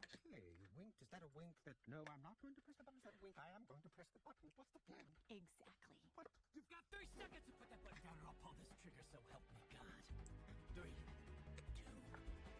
1.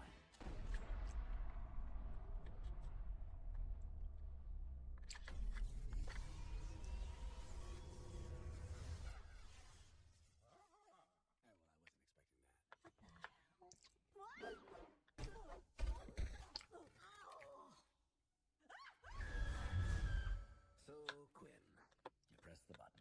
Yeah, you got all the kinks worked out. It's in beta. Wow, I always wondered what the bat cave looked like. So this must be where you fuck the bat. Two options, Gordy. Give us the arm and we leave, or I press this button and blow this whole fucking place sky high. I think that wasn't the plan. We have no idea what that button does. I gotta do something crazy, and in the chaos, we'll grab the arm. Hey, wink. Is that a wink that no, I'm not going to press the button? Is that a wink? I am going to press the button. What's the plan? Exactly. What? You've got 30 seconds to put that button down, or I'll pull this trigger, so help me God.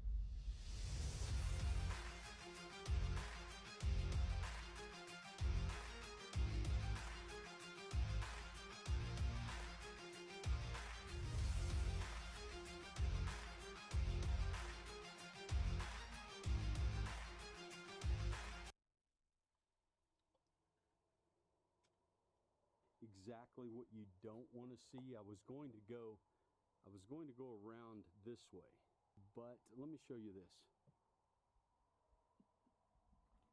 I don't even want to get close to this here.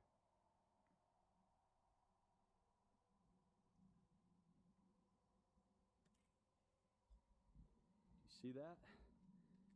That's like a pocket where water is going down in behind this boulder, this part of the ledge, and I would say it won't be too long before this little section here breaks off this cliff, and almost like any of this right here, because it's dirt, it's almost like any of this could kind of be a false floor. You don't really, maybe don't really know what's under it. So I am not going that way. So I will go this way, and then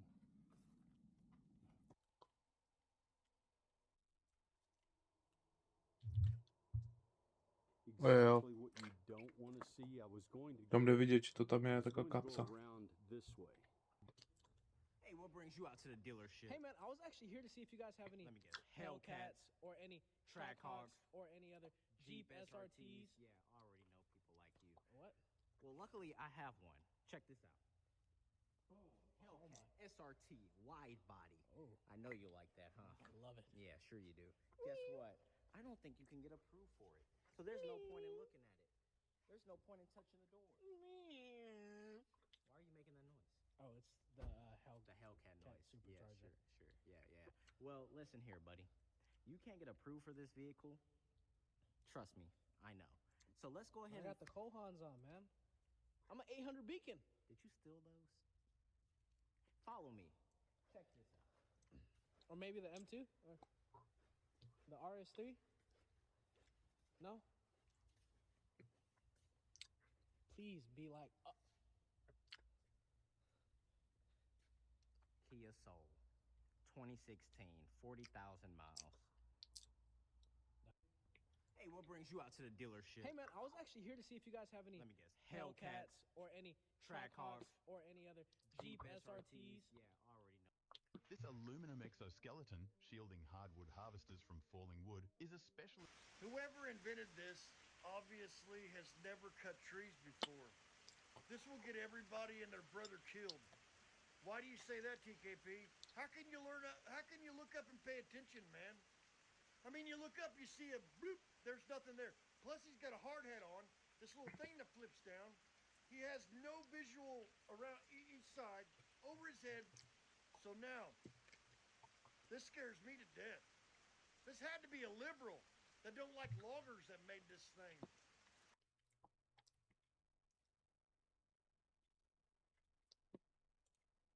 Why can't Supergirl defeat General Zod? Is it because women are weaker than men? In reality, it all comes down to the hidden details in the script. In the movie Man of Steel, Superman was born naturally, not through the Kryptonians' genetic engineering program. This gave him special potential, making him far superior to other engineered warriors. General Zod, while a warrior bred specifically for combat, still couldn't measure up to Superman. Supergirl, on the other hand, had a much different fate. After arriving on Earth, she was trapped in a laboratory for many years, with no chance to absorb solar energy. The only strength she had came from a very small amount of sunlight. In contrast, Superman had lived on Earth for 30 years, constantly soaking up solar energy. This allowed him to build up his immense strength, which is why he was able to easily defeat the battle-hardened General Zod. Ultimately, Supergirl's defeat wasn't due to her gender. It was because of the key differences in their origins and how they were able to accumulate their power. Why can't Supergirl defeat General Zod? Is it because women are weaker than men? In reality, it all comes down to the hidden Kurva.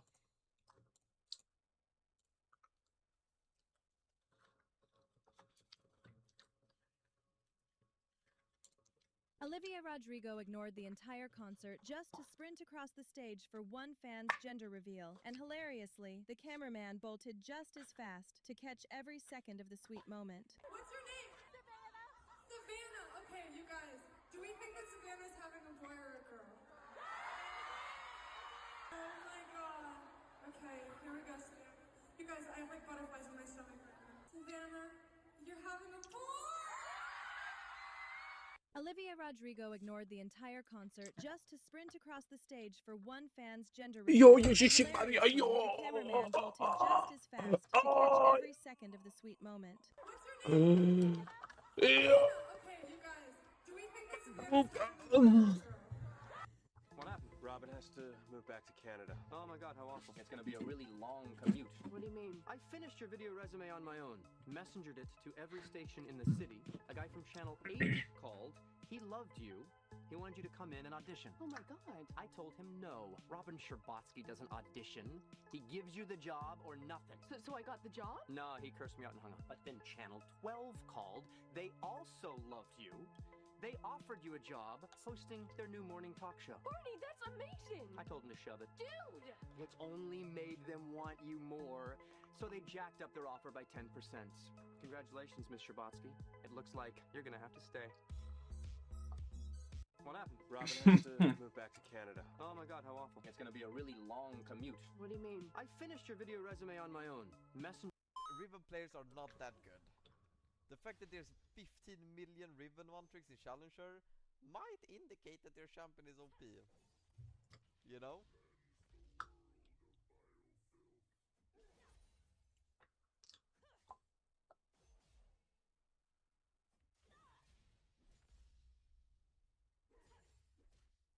I'm dead. That's just into the wave.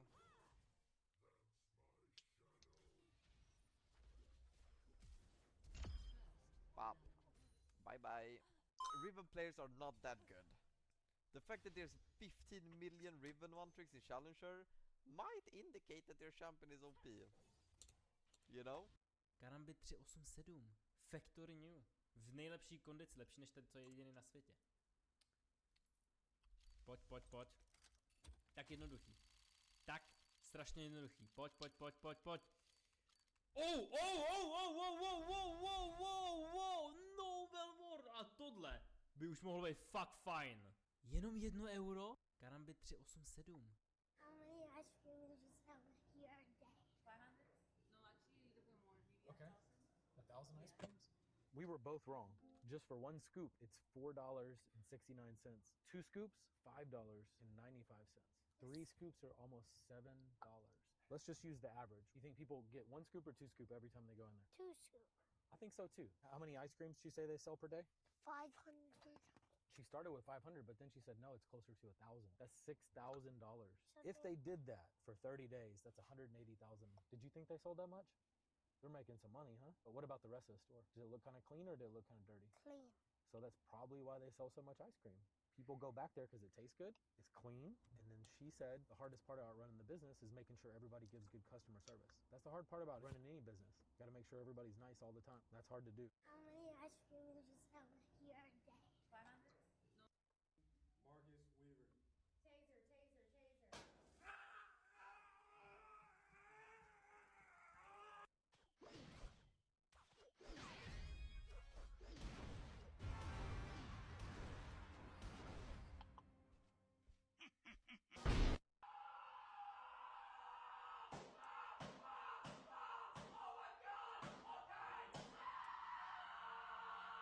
What if he had a mental disability, right? So I didn't want to be like rude and kind of call him out or anything like that. So I just kept on playing. I got a med kit for you, okay? Okay, here. I'm coming.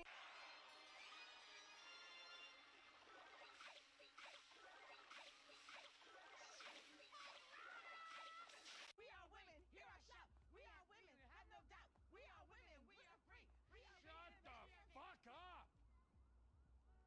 Thank you.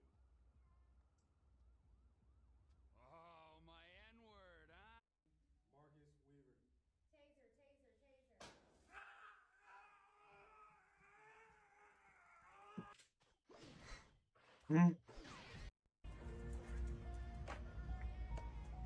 Bro should have become a soccer player.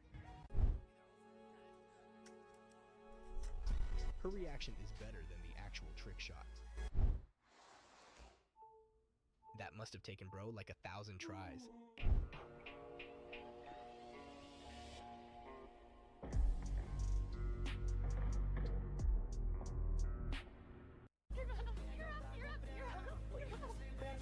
It's my cell phone. Oh, that's a cell phone? Please, come on. No, it's broken. You broke it.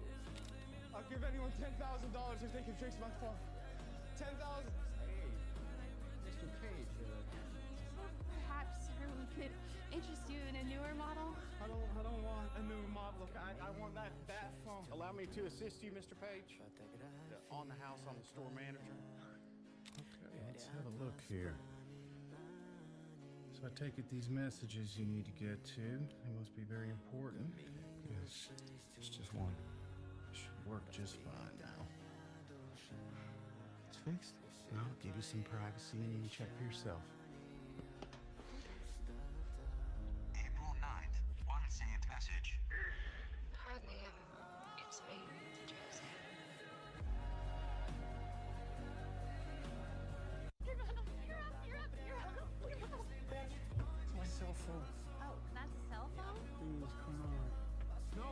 and you broke it.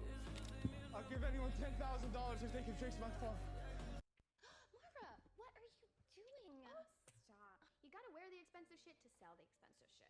Did you do your makeup high again? Ellie, I'm not a degenerate. I did my makeup and then I got high. Well, you need to get your shit together because there's a girl who wants to try on something from the bridal section. Oh no, don't make me go over there. I know, it's torture and it sucks your soul out, but that's where the money is. So, go make some. And smile. I'm sorry, did I hear barn wedding? Even the sales girl thinks it's gauche. Actually, I think it can be beautiful. Sounds to me like you're planning the perfect wedding. I love your necklace, by the way. Thank you. It actually was my grandmother's. Well, you have lovely taste. This outfit is not quite marriage material. You're kind of girl who stands out. This lace sleeve jumpsuit, it's so background dancer. But this vintage ivory gown, ugh, I mean. That is stunning. How much is it? Most people set up payment plans for the pieces in our elite collection. This one with the crushed diamond inlay, it's my dream gown. Let's try her on. Mara, what are you doing? Stop. You gotta wear the expensive shit to sell the Start for PSG talent, but VKS are coming alive. Boal needs to escape, but can he? He's alcove gaming right now. Aja trying to make sure he doesn't overheat all the way. This is looking a little bit silly, but Aja is winning. He overheats, steps back into the alcove. Boal again, just trying to create some distance. This is Orn gaming right now as Aja continues trying to burn him down. Start for PSG talent, but VKS are coming alive. Boal needs to escape, but can he? Was the other day running solo act raid. She's just good.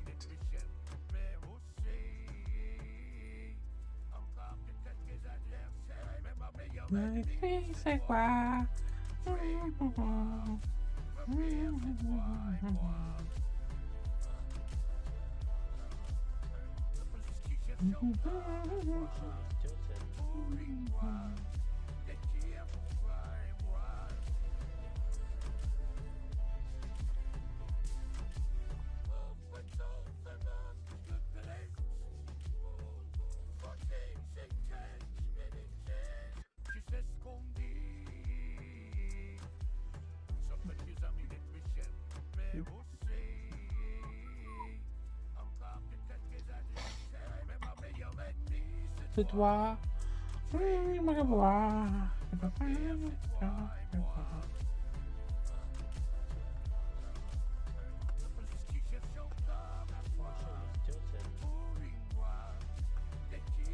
Kamo, prostě oni budou mít pod obranu, buzeranti.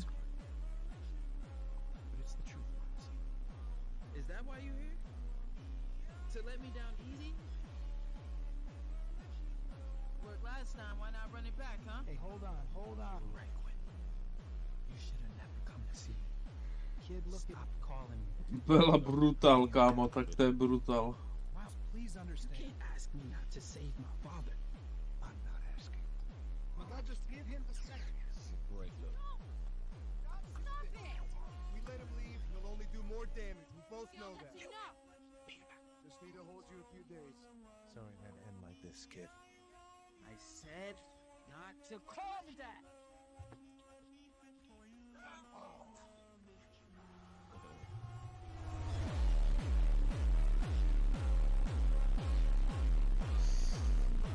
You know it's I've decided to get myself a creamy parmesan burger with grilled onions. It's only available in Korea. This is looking really, really nice. Here we have a mango peach iced tea, a large fries, and a creamy 1955 parmesan Whopper. Whopper? Oh shit. Fuck, that's Burger King. That's good. No, not Whopper. What's the other one thing? Not the Big Mac, not the cheeseburger. What the hell? It comes in a cup like this. What are you doing? You mean just take it out, right? There's the creamy parmesan, I presume. It's got bacon in it as well. That parmesan sauce is good. 8 out of 10. For McDonald's, 8 is high. On the food scale, This stupid man was throwing rocks at the cars passing by, but nobody wanted to deal with this psycho, so everyone just kept moving. Until he messed with the wrong person, the psycho saw a white car passing on the other side of the road and tried to smash its windshield. First, the driver chose to ignore since the rock missed his car, but then the psycho picked another rock and threw it, hitting the car this time. The driver lost his cool, taking the matter into his own hands, and sent him flying straight to therapy.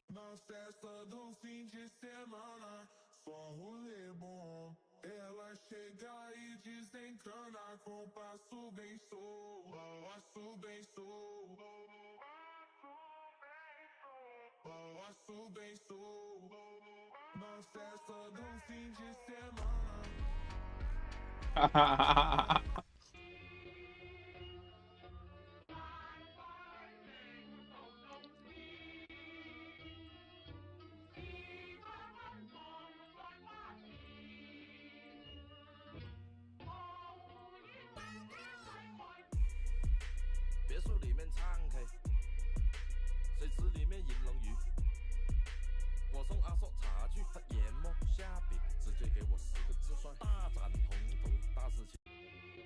Kartuš ne, kurva.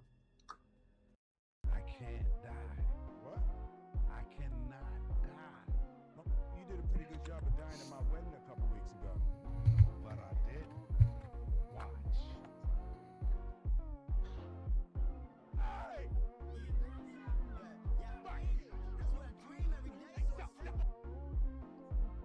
Talk to me.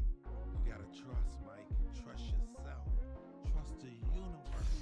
It's not my time, Mike. Oh, okay. So you're saying that if I shoot you in your face, you're saying that you won't die. They say that you won't shoot me in the face. I'm saying that you're saying that if I shoot you in your face, are you saying you won't die? I'm gonna call the police. They're already here, man. Mind your business. Go to the beach. Stop that shit. See, you put your gun away. He's putting his gun away.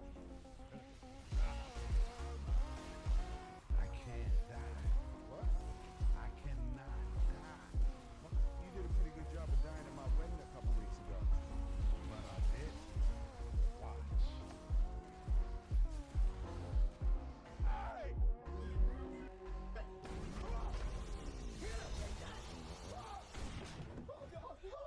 Yes! Yeah! Yes, dude! You know, that's what we're looking for, you know? Some main character shit. Oh, shit! Get up!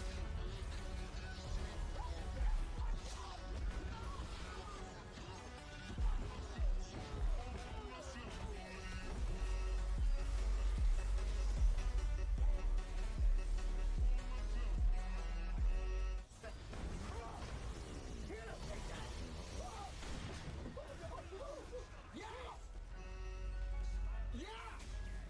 Yes, dude! You know, that's what we're looking for, you know? Some main character shit. Oh, shit! Get up!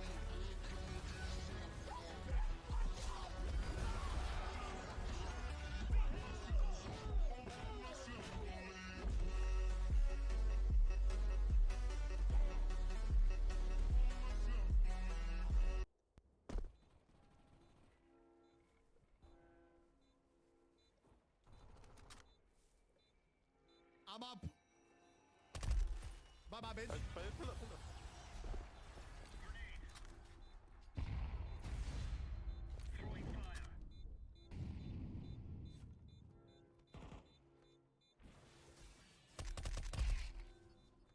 Oh my god! Bye! Oh my god! I'm about to blow!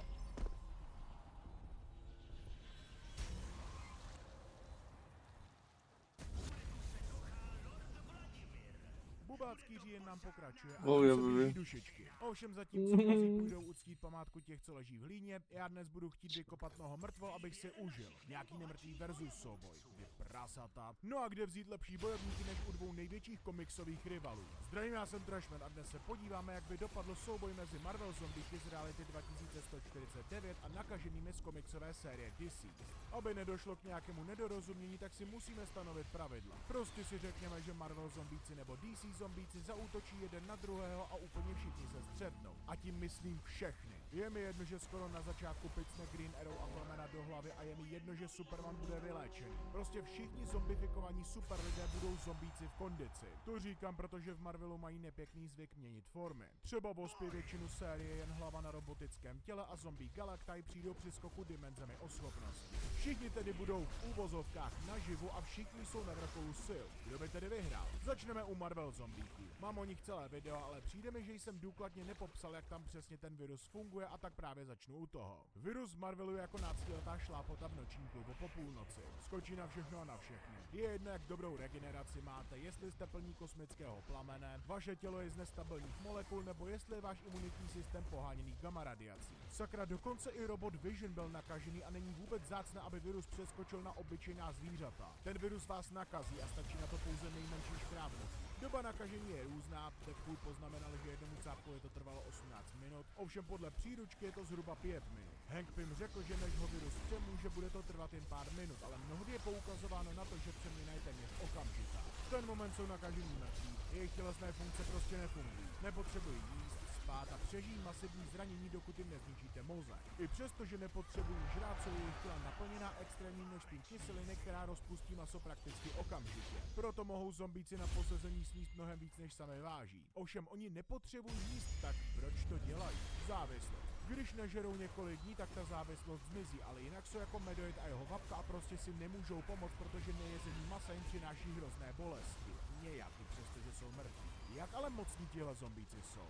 No, to je složité, protože nemůžu jen tak hodit desítky postav do jednoho pytle, ale logicky přeskočím ty, kteří jsou víceméně k ničemu. Jo, Spider-Man je super silný a jeho Spider smysl se změnil na smysl, který dokáže vycítit maso živých, ale v boji, kde létá zombie Superman, bude vlastně k ničemu. Jakoby slabší zombíci mají speciální schopnosti, ale co se hrubé fyzické moci týče, tak mě zajímá jen to, čemu říkám kosmická smetánka. To jsou zombie Galactai, mezi které patří Wolverine, Hulk, Iron Man, Spider-Man, Hank Pym a Luke Cage, kteří sežrali Galactuse a nyní mají každý část jeho moci. Samozřejmě jsou zde postavy, které jsou stejně mocné nebo mocnější, protože oni s nimi bojovali. Phoenix, Gladiator nebo Sentry, ale o tom později. Mnozí jako Hulk, Thor a Thing byli bez kosmické moci schopni zničit dveře určené pro zvládnutí exploze nukleární bomby, ale to není nic oproti planetární úrovni moci. Gladiator byl doslova popsán jako hybatel planet a je poměrně mocnější než zombie Galactai. Stejně jako Phoenix, tedy doslova nemohli porazit a museli ji nakazit. No a zombie Galactai společně absorbovali energii celé planety, která jim explodovala do ksichtu a oni byli v pohodě. Pak je tady těžký bijec Sentry ze země Z, kterého ale také započítám, protože stejně jako žluťáci, i on začal celosvětovou pandemii. Ten se mlátil s Hulkem, který explicitně přežil zničení celého světa a má v sobě moc milionu explodujících sluncí, což zní sice hyperbolicky, jenže tohle pořekadlo o Sentrym je v každém vesmíru bráno doslovně. Sakra, jeho energie dokáže pohánět absurdně vyspělou energii Watchera a Sentry se doslova probil skrz dimenzionální bariéru z jednoho vesmíru do druhého. Odolnost přeskočím, ta je u nich stejná jako moc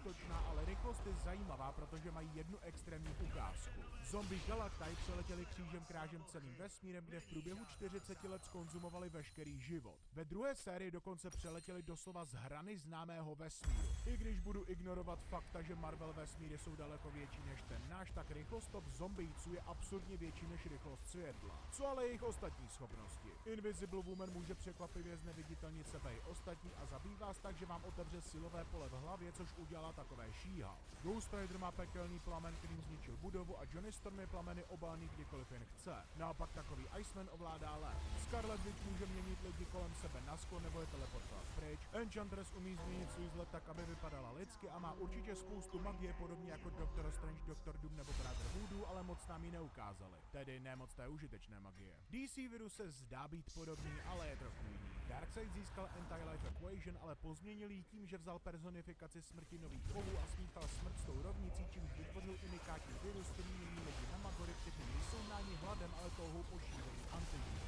Do toho všeho ten virus se díky tomu, že byl cyborgovi, může přenášet přes internet. Proto v tom komiksu šla tak obří část populace do prdele, protože si jen smažíme mozky u mobilů anebo čteme desítky komiksů jako totální stroskotanci. Tenhle virus také není moc vybíravý. Kryptoniané, Amazonky, nový vozy a dokonce i bytosti bez masa a krve jako Clayface a Plastic Man. V momentě, kdy se nakazíte, je to pro vás horší než Marvel virus, protože tam možná dostanete pár minut k dobru. Tady ne. Pokud nejste zavření v extrémně chladném prostředí, které virus zpomalí, tak je infekce okamžitá a jen extrémně mocné bytosti jako Superman jsou schopni odolávat déle. Plus ještě ti, co jsou imunní, ale o těch později. Jak jsem už řekl, všichni nakažení jsou v podstatě živí, takže nemusíte jim nutně ničit palice. Obyčejný výstřel stopně stačí. Ovšem virus nakazí jen humanoidní bytosti. Kvůli jeho božskému původu ignoruje zvířata, protože nejsou prý dost vyspělá, a to i ta inteligentní jako detektiv Chin. Jak jsou ale DC zombíci mocní? No kurva hodně. Jako předtím budu ignorovat postavy, které nejsou až tak mocné. Bejci tohoto světa jako Wonder Woman utáhnou 36 000 tun. Superman zničil celý mrakodrap a spolu s Wonder Woman přežil explozi, která zničila Washington, Baltimore a Metropolis. A takový Black Adam nakřápl menší horu, ale to je tak nějak jedno díky jejich planetárním ukázkám. Jo, máme tady hodně planetárních. Když patero superhrdinu šlo vylečit Supermana, který čerpal energii ze slunce 5 let, tak přitom vynaložili energii na vyhození planety z orbitu, ale na Supermana to i tak bylo málo. I když nevím, proč jich potřebovalo být 5. John Kent je sice silnější než Superman, ale jsou srovnatelně mocní a John doslova zastavil výstřel Warworldu, který měl zničit planetu. Což ho sice knockoutovalo, ale i tak sám trochu překvapil silou Trigona, který má moc na zničení planety. Do toho je zde ještě Darkseid, který hned po přeměně skočil do jádra Apokalypse a celou jí rozjebal na kusy. No a mnohé postavy s těmito bejci bojovali jako Wonder Woman, Shazamova rodina, Black Adam a někteří noví bozy jako Oreo. Mocnější členové této infekční armády existují, ale to zmíním později. Ty vole, já zmíním hodně věcí později, ale to je jedno, počkejte si. Rychlostně jsou na tom hodně slušně. Postavy jsou zde regulárně rychlejší než zvuk, Flash oběhl svět během zlomku vteřiny, přičemž nakazil mnoho lidí, dokud do Superman nerozcákl na sračky. No a Green Lanterni a Superman regulárně přelétávají mezi planetami nebo od planety ke slunci, ovšem nikdy nevíme, jak rychle jim to trvá, ale nacitelná rychlost to určitě je. Co se ostatních schopností týče, tak těch je stejně jako v Marvelu hodně. Máme zde neviditelného Martiana Manhuntera, Clayface a Plastic Man jsou amorfní bloby smrti, které vás rozervou na kusy, Atom se může změnit na mikroskopickou úroveň a nakazit vaše jednotlivé buňky, no a Fire ovládá oheň. Do toho všeho armáda nemrtvých ve vesmíru týká planety ničící Warworld a Darkseid se stane šéfem celých žlutých lanternů, takže i moc vesmírných lampiček je na jejich straně. Takže s těmito informacemi kdo by vyhrál? No, začnu otázkou, která mě napadla jako první. Kdo nakazí koho? Protože oba viry mají zkušenosti s nakažením bytostí, které by neskolila ani ebola, takže stejně jako když se smažka z nádraží setká s homelessem z parku, kdo dřív nakazí koho? No logicky si můžete říct, že je to remíza. DC zombíci nejsou mrtví, jde o živé bytosti a taky logicky Marvel virus může nakazit a udělat z nich hladová animalistická monstra. Co ale Marvel zombíci? DC virus nakazí kohokoliv jako Plasticmana a Clayface. Týpky, co doslova nejsou z normální hmoty. Námitka ctihodnosti. DC virus nenakazí každého. Z nějakého důvodu mu podlehl třeba Superman, ale pojebanej Deathstroke a Creeper jsou v cajku kvůli regeneraci. No a nový Bůh 10 je prostě imunní na nemoci a proto nebyl nakažený, jenže na nemoci jsou imunní všichni noví bozy. To jsou takové důkazy, kvůli kterým mám hodně pochybnosti o tom, že by DC virus nakazil Marvel zombíky, ale pak jsem si něco uvědomil. Ten virus je chodící antiživot. Nejde jim o krmení, jde jen o šíření viru mezi živými, aby ten život zničil. No a to je problém, protože Marvel zombíci živí nejsou. DC virus živý je, doslova tvoří jednotnou mysl, která ovládá všechny zombíky a šíří se díky ničení života, což mu u mrtvých Marvel zombíků nepomůže. Jo, je zde jistý fakt, že ten virus vás nakazí spíš na mentální než fyziologické úrovni a ovládne vám hlavní mysl, ale stále si stojí za tím, že mrtvol jsou proti anti-life viru imunní. Takže nakažlivost je na straně Marvelu, ale co moc? No ta taky. Jo, obě strany dokáží ničit planety a co se moci týče, tak se nebojím říct, že jsou si docela vyrovnané, ale přijde mi, že DC v tomto má trochu víc návrh. To, co jsem řekl, zní jako oxymoron, ale vysvětlím. Jakože planetární ukázku muselo udělat 6 Marvel zombíků, kteří ale přežili explozi planety bez zranění. V DC přežívají postavy samy planetární útoky jako Darkseid, kterého ve skutečnosti JLA na začátku komiksu porazili, takže DC mají malinko navrch. Bych řekl, kdyby tady nebyl náš Zlatovlas. Nejenže Sentry má moc milionů explodujících sluncí, daleko větší moc než cokoliv, co předali DC dementi, ale má i nekvantifikovatelnou ukázku pro ražení dimenzionálními bariérami. Navíc, a tohle je hodně důležité, DC se naprosto rychlostně nechytá. Jo, přelétávají rychle ke slunci a na jiné planety, ale Marvel zombíci vyluxovali vesmír od života za 40 let. A během relativně krátké chvíle, ne delší než měsíc, přiletěli od hranice známého vesmíru. Kdybych řekl, že letěli celý měsíc těch 46,5 miliard světelných let, tak by to znamenalo, že letěli 558 miliard 391 milionů 914 669 krát rychleji než světlo. DC zombíci se prostě prostě nechytají. Co se speciálních schopností týče, tak se vždycky negují. Plastic Man a Martian Manhunter jsou mocní, ale Jean, Firelord, Johnny Storm nebo Ghost Rider můžou spálit stejně, jako se jim to stalo v komiksech. Navíc neviditelného Martiana může vycítit Spider-Man. DC ale moc odpovědí nemá na Invisible Woman. Jelikož jsou živí, tak by její silová pole dokázala zavařit i někomu mnohem mocnějšímu, kdyby mu prostě jen ucpala tepny v srdci nebo cévy v mozku. Jo, a ještě tu Scarlet Witch, která je prostě může změnit na sklo. Jo, tohle mají Marvel zombíci poměrně snadno v kapse. Je věta, kterou jsem chtěl od začátku videa říct. Protože to, co teď řeknu, mě docela sere, ale nechával jsem si jedno ESO v rukávu pro DC, bez kterého by podle mě neměli šanci. Mr. Mixie Sputler. Jo, našeho pětidimenzionálního skřítka dostali a není nic, co by proti němu Marvel zombíci zmohli, tedy bez přípravy. S přípravou by se jim to nejspíš povedlo, jelikož mají na své straně Tonyho Reeda a Hanka Pima a společně už zabili takového Galactuse. Nicméně, Mixie Sputler už roztříštil planetu snadno jako vejce. Stejně snadno rozbil baterii Green Lanternu, která jim dává všem moc. Při boji se Spektrem trhal realitu a jejich údery tvořily černé díry, do kterých padaly planety a hvězdy a k tomu všemu ze Spektra ho doslova vyrval jeho lidského hosta. Navíc by pro něj nebyl problém mávnutím ruky prostě vymazat Darkseida z existence nebo ho změnit na květiny. Prostě Mixie Sputnik je až moc OP. Bez něj bych tenhle souboj předhodil Marvel zombíkům jako lidskou flákotu a DC nakaženým bych už sloukal křížek, ale se střetem na své straně se v tomto souboji Miskivach naklonili na stranu DC. No a to by bylo vše pro tento nemrtvý souboj. Doufám, že se vám video líbilo a pokud ano, tak nezapomeňte dát like, odběr, nějaký hnící komentář plný červů a samozřejmě podpora v podobě super díky by mi udělala velkou radost. Zatím se mějte a čau.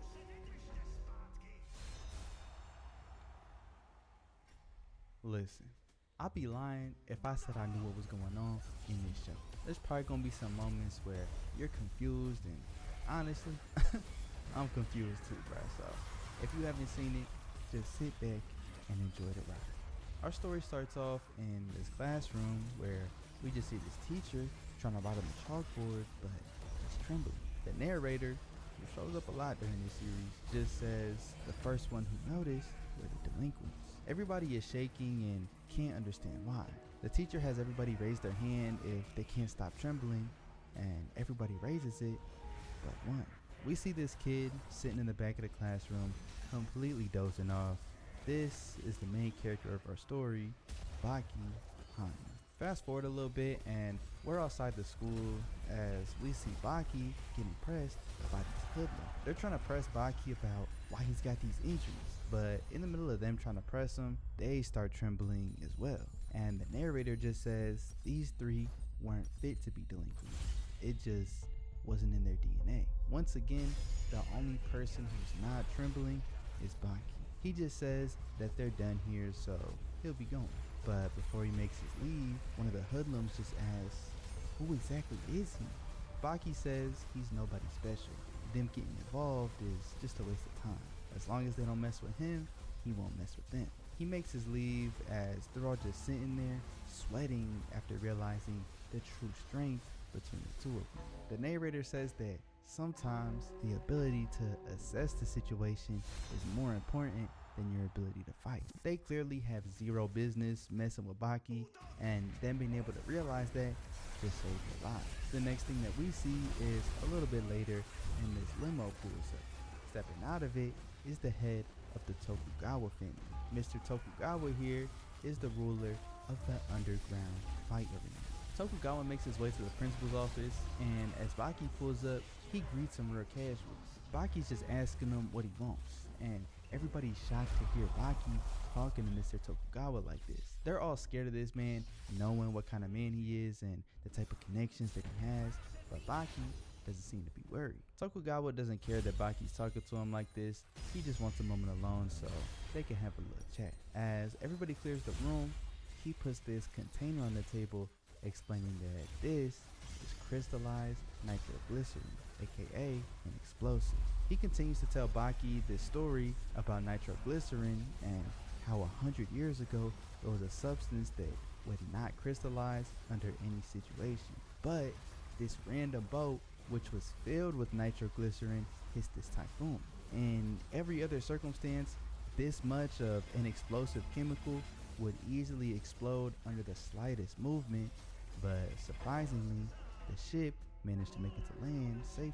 And as they open up the barrels to check on the explosives, they saw the very first instance of crystallized nitroglycerin.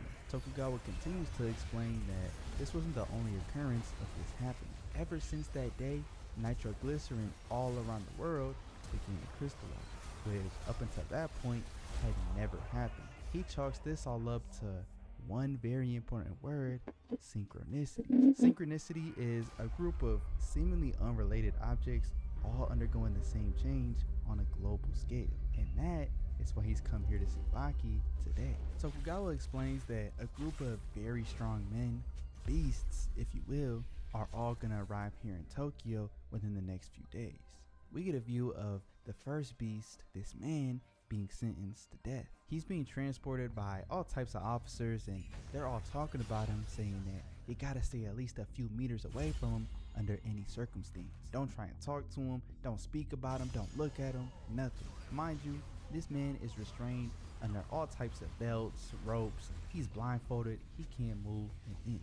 But all of the officers here, who are all armed with all types of weapons and armor and protection, are all still worried. They end up putting this man to be hanged as a priest comes asking if he has any last words. The man just smiles, saying, "I want to taste defeat." They turn the lever and the man just falls, struggling until he gives up. The law states that when a prisoner is hanged, he must stay there for 10 minutes and then a doctor will come and check to confirm their death post-execution. So once a doctor pulls up, he grabs a stethoscope, putting it up to the prisoner's neck, but he hears a pulse.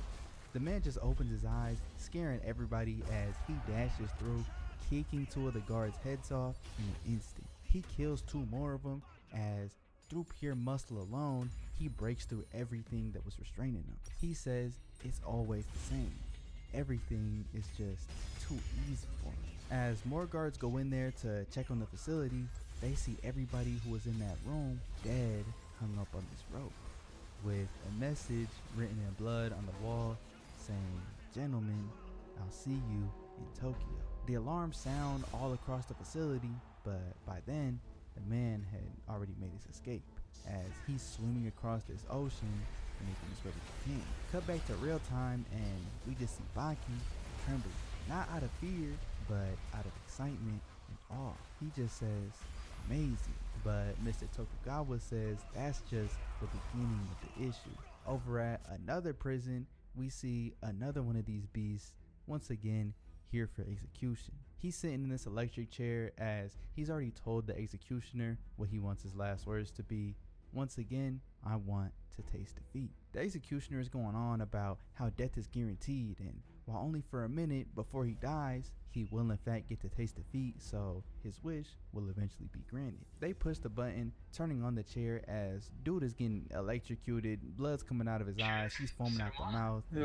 Finally, once they turn it off, dude's body is just steaming. The executioner walks up as he breaks out of all of his confinements, appearing behind the two guards at the door, smashing their heads together as he stares down the executioner. He pulls out his gun, but as he shoots, dude with the blindfold on this entire time smashes his head in, catching the gun in his mouth. After he finally takes the blindfold off to look at the damage he's done, he says, funny enough, that they had waited just Vránic jsem 10 kamu more sám seconds našel to všechny, shut a it kromě off. jedné. His wish Kromě jedné jsem would našel finally všechny come sám. true. He just leaves the Bez facility, pomoci. meeting this Ta pilot jednu, to tu jednu his jsem private nenašel, jet protože byla as they make their way v Nilhaj over to dnu, byla pod Over with beast pod number 3, knihovnou. we're in Russia, Úplně tam vole v and troskách. the prisoner Tam who musel was sentenced to death in odevat this prostě hole kameny had nějaké a ono escaped tam byla by tajná climbing místnost up prostě. with his bare hands. Hajzlunama. Everybody's shocked because this manhole is over 100 A pak meters deep. googlil They immediately kitky, go out on a 2 search kitky, co warrant. se They vygooglil stop to asi. check in on a nearby village,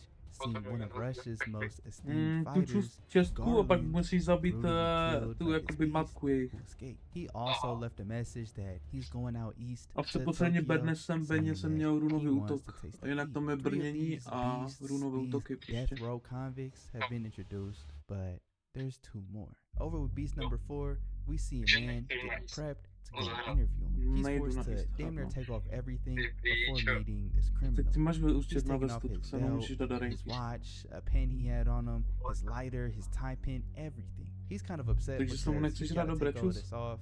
It's just embarrassing.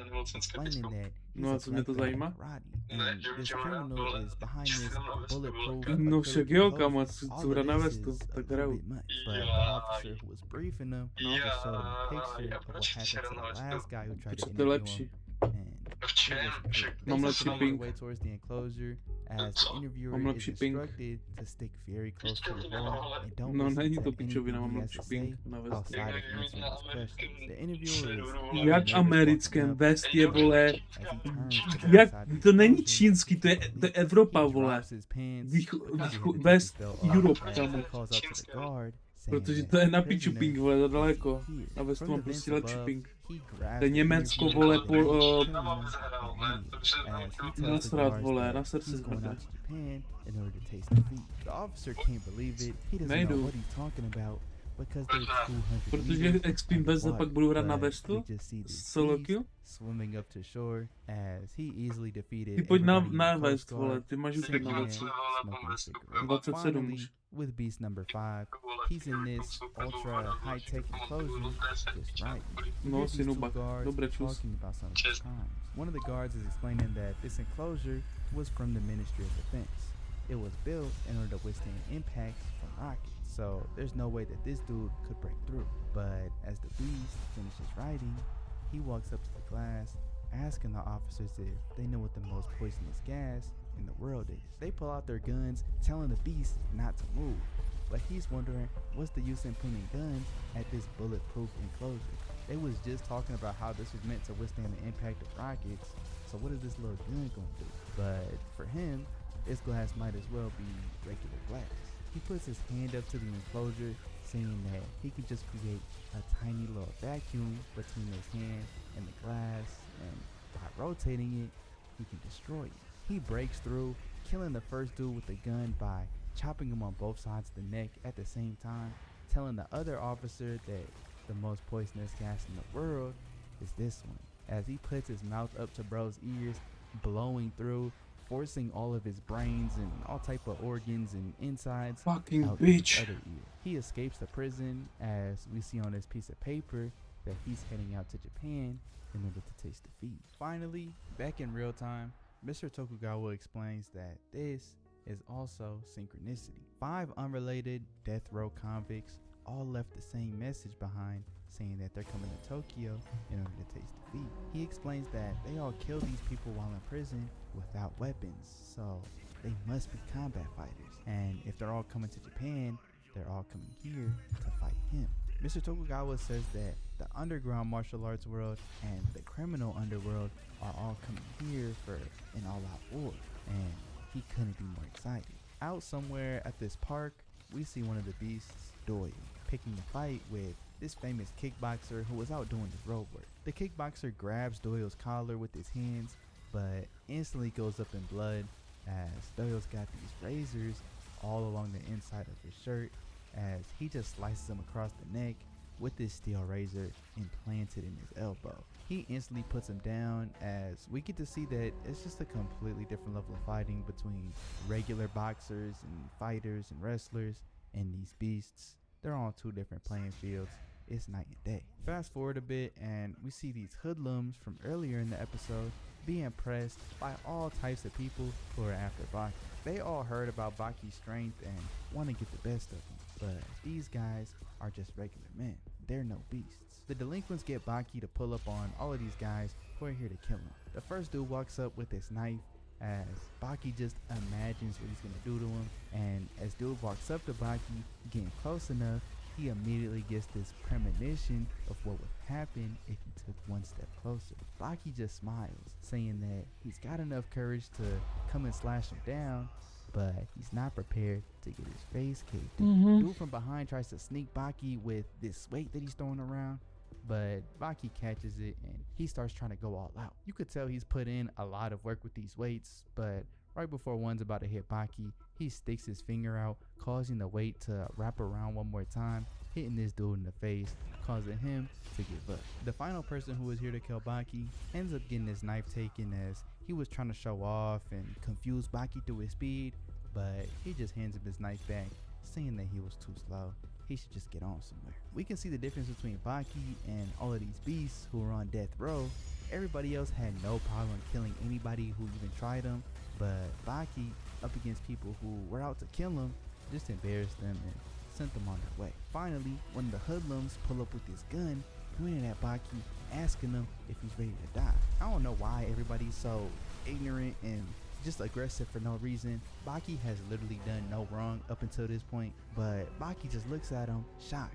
Not at the gun, but at one of the criminals standing behind him. This dude is Spec.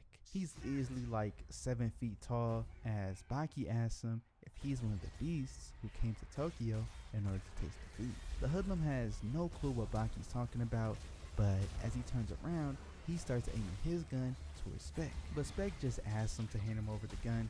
They both know that shooting him isn't gonna do anything, so the hoodlum just hands it over. Spec puts the gun up to his own cheek, shooting through like 5 or 6 times, exhaling all the steam out his mouth and his nose and the new holes in his cheeks, as he explains that he heard the strongest man in the world lives in Japan, and turns out it's just a 17-year-old kid. Spec extends his hand in order to shake Baki's, and as he does, it falls off to the ground. Spec just starts laughing, saying that that's so rude and improper. You shouldn't have just dropped the hand of somebody like that. Everybody's shocked as Spec just kicks Baki, grabbing his head and slamming it into the ground, starting to repeatedly stomp him out as he's just having a blast. Baki's just lying there on the ground until the police show up, putting Spec in handcuffs, but he easily breaks him, walking up to Baki, saying that this was just an introduction. He extends his hand once again, asking Baki not to disappoint him, saying that the next time they meet, it'll be for real. They shake hands as Spec just kicks him in the face, laughing as he allows himself to get arrested and taken to jail by the cops. Elsewhere in Japan, we just hear a news report on this exact situation of these 5 convicts all making their way to Japan at the same time, and as we see the man watching, we get an introduction to Yujiro Hanma. Known as the world's strongest creature, this is Baki's father. We don't get to see too much of him as we fast forward to seeing another one of the convicts, Yanagi. He's here meeting with his old teacher, Shibukawa. We get a little bit of a backstory of him. He is a living legend, founder of the Shibukawa style of Jiu-Jitsu. He tells Yanagi that it's been a while, wondering if he wants to fight for old time's sake, as Yanagi just laughs, saying that martial arts fighters are so naive. Instead of asking for a fight, they should just attack. He takes the tea kettle that was in front of him, throwing it at Shibukawa, pointing a needle directly at his eye, forcing Shibukawa into defeat. Over with Spec, he's in his cell saying that this place isn't too bad, so he might as well set up camp here for a while. Over in an office at that prison, the chief in command is giving a breakdown on Spec, telling them not to treat him as a human. Think of him more as a highly intelligent beast. He's not like anything they've ever come into contact with, so they should be aware of that. After the meeting, he leaves to go and use the bathroom, and right next to him is Spec, just sitting there using the urinal. He don't know what Spec's doing here. He should be in his cell, but Spec is like, what? Everybody got the right to use the bathroom, so what's the problem? He hands the chief officer a gift, these little Chinese buns from the supermarket next door. He grabs them and hands it to him, mind you, without washing his hands, right after using the bathroom. That's so disrespectful. The officer tries to attack, but Spec easily stops him, forcing the bun into his mouth once again without having washed his hands after using crazy. Over with the next beast, we see Dorian. He's walking in on these 2 people fighting, as he says he's here to see Master Dappa. One of the guys who was fighting just says that's okay, but at the very least have some respect and take off your shoes before entering. Dorian's like, oh, of course, that's my bad, and takes his shoes off, tossing it towards the man, following up with a kick. But my man's right here is not a pushover. He lands on his feet as Dorian kneels down, sticking his fingers into bro's eyes, taking his black belt off and choking him with it. But he manages to free himself, following up with his signature move as all of the students in the gym are impressed. But Dorian finishes it by sending a wooden board straight through his throat. It wasn't much of a fight, but Dorian is impressed, saying that if he's a student of Master Dapo, then he's got something to look forward to. He's trying to walk off, but is interrupted by Retsu, the man who had won the fight earlier. He tells Dorian to step back into the center of the ring. There's no way he's just gonna up and disrupt their fight and then leave like that. But out of nowhere, Dorian starts crying for some reason. He's saying thank you over and over, but as he goes to wipe his nose, he takes one of his nose hairs out, throwing it towards Retsu, but he was able to react quick enough to dodge it. He responds with a kick, as we see that he just barely dodged the attack from Dorian, with the nose hair landing on his eyelid instead of his eye. Dorian just laughs, saying that he's pretty strong, taking out his flask of alcohol. He says that the next time they fight, it should be more proper, as he dumps the alcohol in a circle around him, as he puts a little bit more in his mouth, taking out the lighter and spitting the alcohol through, acting as this flamethrower as he makes his escape, and Retsu is just sitting there pissed. We've officially been introduced to 3 of the 5 beasts, as we take a little break from that and we see a little bit more of Baki. He's here in regular gym class as they're doing these fitness tests, and he thinks to himself that this is the first time he's ever done something like this. But we see that as he goes through all these fitness tests, Baki is just too physically strong and dominant to be measured in any type of way. During the long jump, he's jumping over the entire pit, so they can't measure how far you jump.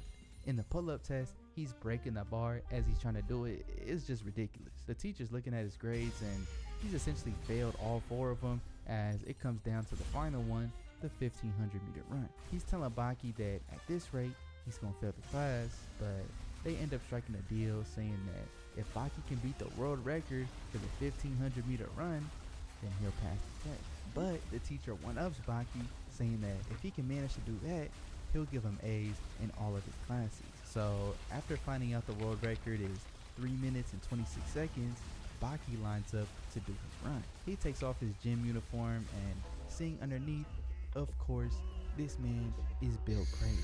The teacher starts to count down, and once the run starts, Baki begins strong. He sees Baki continue to pass these laps, and the teacher can't believe what he's seen. He's thinking that unless he miscounted already, then Baki set the world record for the 400 meter and the 800 meter and the 1000 meter. He's beaten all types of records. At this point, Baki feels like his muscles are really starting to warm up, but also we can see the problem with Baki's strength.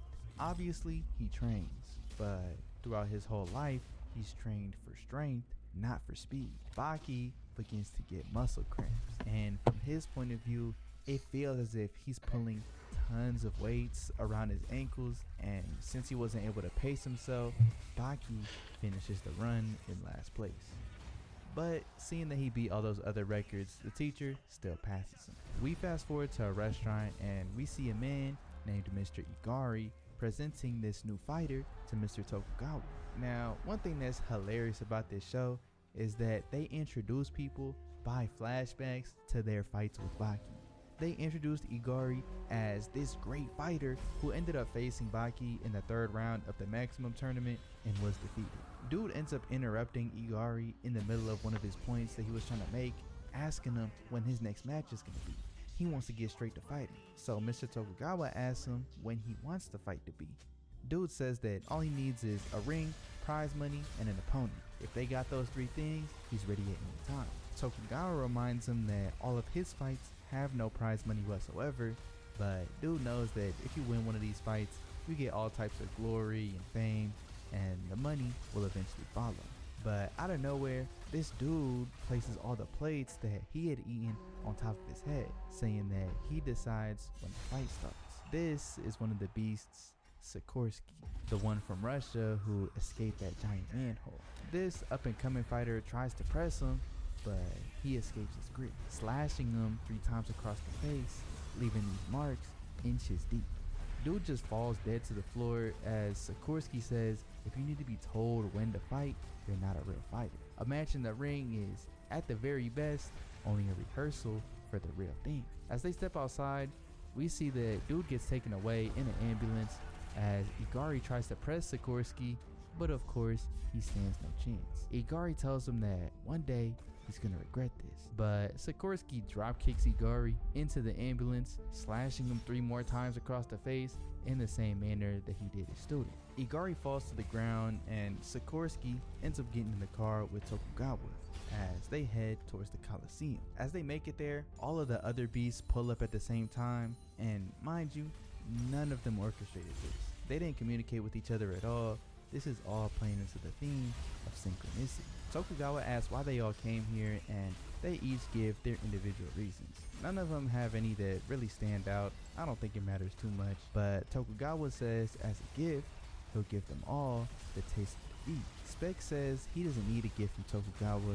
There's plenty of lovely ones right here. They all start sizing each other up as Tokugawa tries to get them to stop because he wants his fighters to pull up, and in the nick of time, we hear up from the stands, Baki calling his name. Baki is asking if they could hurry up with this. He's got school in the morning, he don't got free time to be wasting on no bull, and everybody instantly notices and recognizes him as we hear from behind. Dappo pulls up with the rest of Tokugawa's fighters. They all match up, and Mr. Tokugawa gives a little bit of context. He explains the maximum tournament in which the 38 fighters competed in this very Coliseum that they're standing in. He believes that it was the greatest martial arts tournament in history, and the winner of said tournament was this kid right here, 17-year-old Baki Honda. Everybody instantly glares towards him as Mr. Tokugawa calls back to what Sikorsky had said earlier about matches only being practiced at the very best. You should be ready to fight at any time. And Mr. Tokugawa agrees. Real world combat is completely different, which is why he brought these 5 beasts here today. They all wish to taste defeat, and Mr. Tokugawa believes that each of his fighters can give that to them.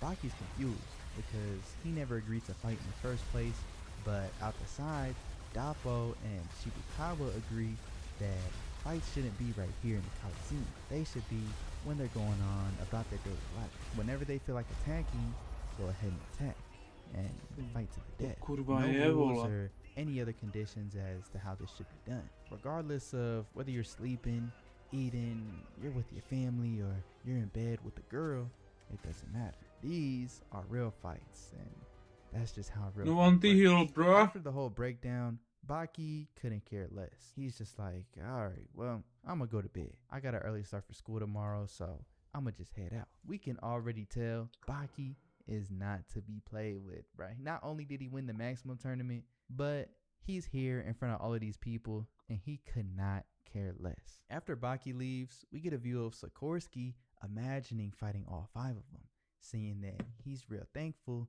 for the opportunity. After everybody leaves, we see that Spec went back to that prison in order to go to sleep, and the officers can't believe what they're seeing. They have no choice but to accept that Spec can just come and go whenever he pleases. The first fight that we see is Dorian versus Dappo. Dorian is thankful that Dappo isn't wasting any time when it comes to starting this fight. We also get to see, walking up to them, Retsu.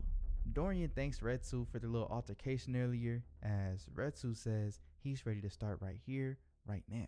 Dappo just takes his bag off, smashing it into Dorian's face, as through the jumble of various items, we see Dorian with this demonic look on his face. Dappo hits Dorian with a kick, immediately putting him on his knees. But getting a closer look at Dorian, he's got his lighter in hand and uses this little flamethrower technique from earlier. He's blasting Dappo with all these flames, but Dappo is repelling them all with his hand rotation technique. He says that this rotation defense is the most legendary defensive technique. Whether he's using missiles, fire, guns, it doesn't matter.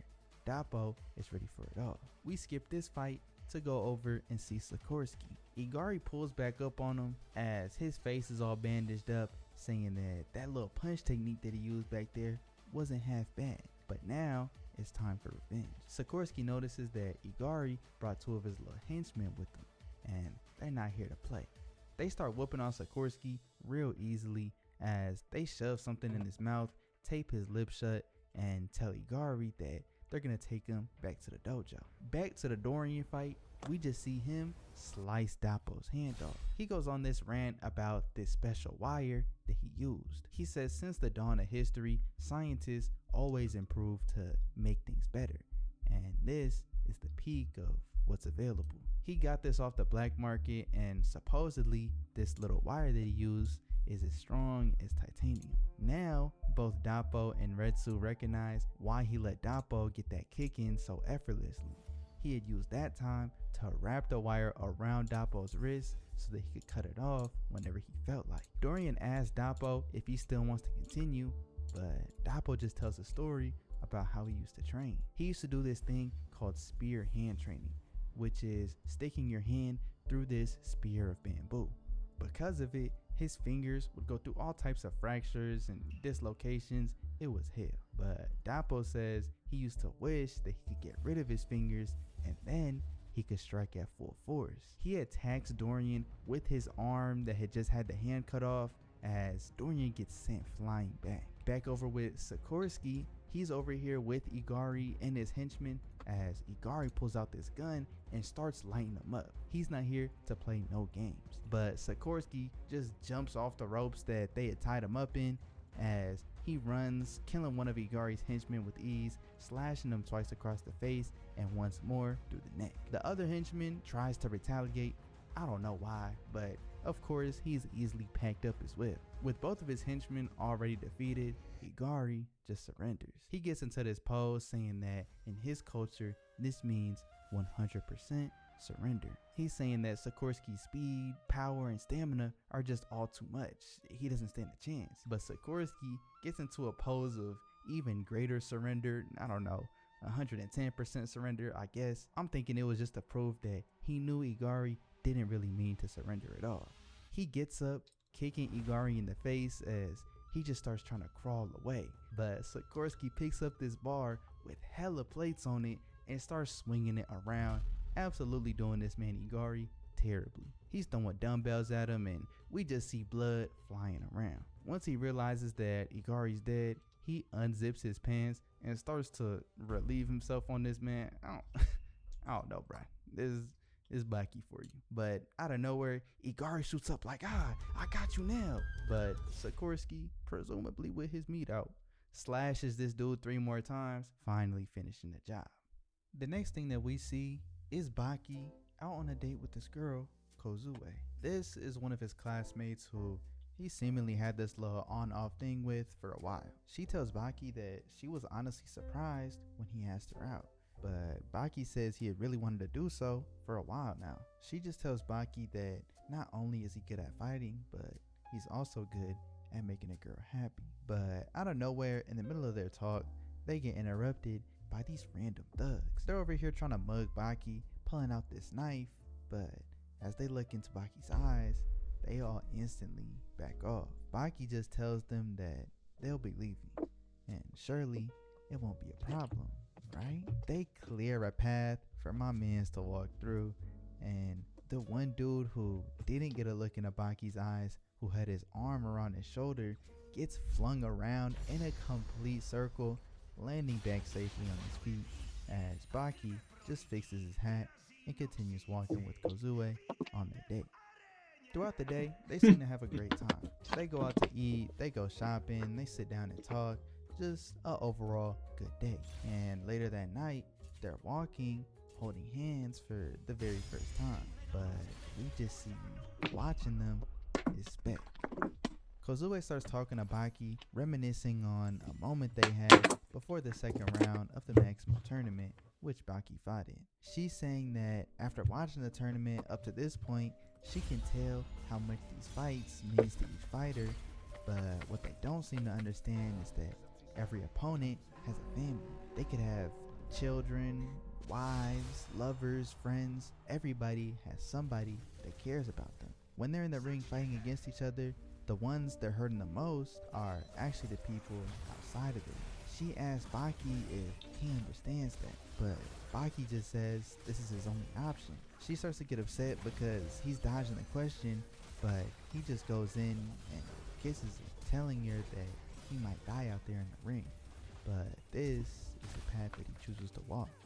Back in real time, Kazue is asking Baki if that only happened because of the circumstance he was in, but Baki reassures her, saying that it wasn't because of that. He held her and kissed her because he trusts her. He says that she's the first girl that he feels like he could really trust. He grabs her again, bringing her in close, kisses her, but we just see Spec standing right beside them.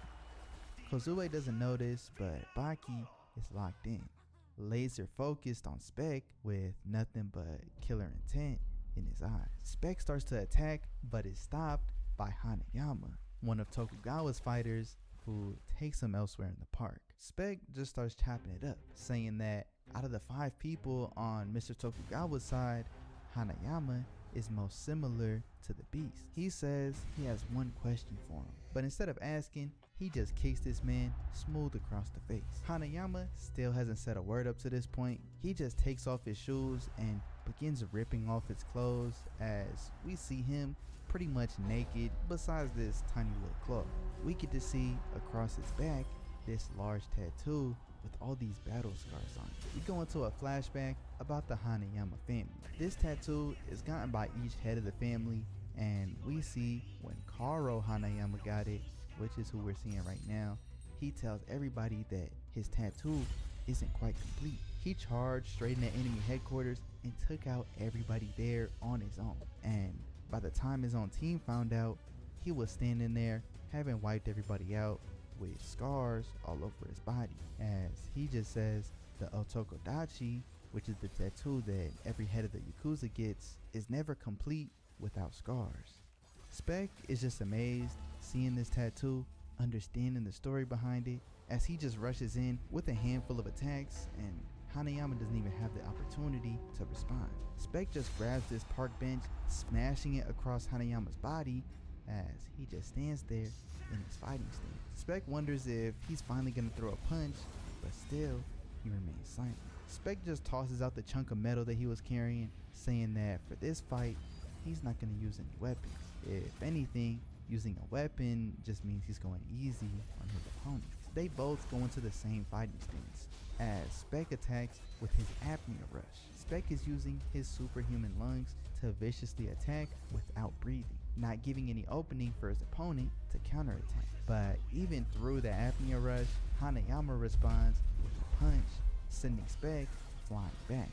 He's just sitting there, reeling in pain from the punch that he just took, amazed, never having felt something like this before. Hanayama pulls up again, hitting him with another punch, laying him flat on the ground. He just picks Spec up, asking if he still wants to continue, but Spec says he's still got plenty of fight left in him.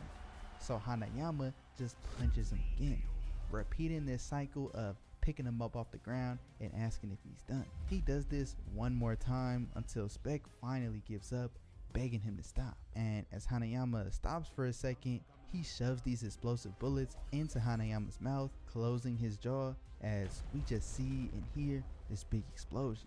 But still, Hanayama is just standing there, blood coming from his eyes, the skin of his cheeks gone from the explosion, asking Spec if he still wants to continue. He attacks Spec once more, throwing him into this pole as he's just constantly being electrocuted. We get a view back at the police station where the general is yelling at one of his men because they allowed the special ammo to be stolen. But out the back, another officer comes in saying that Spec has returned. But as they run up to go see him, it's Spec after being defeated by Hanayama.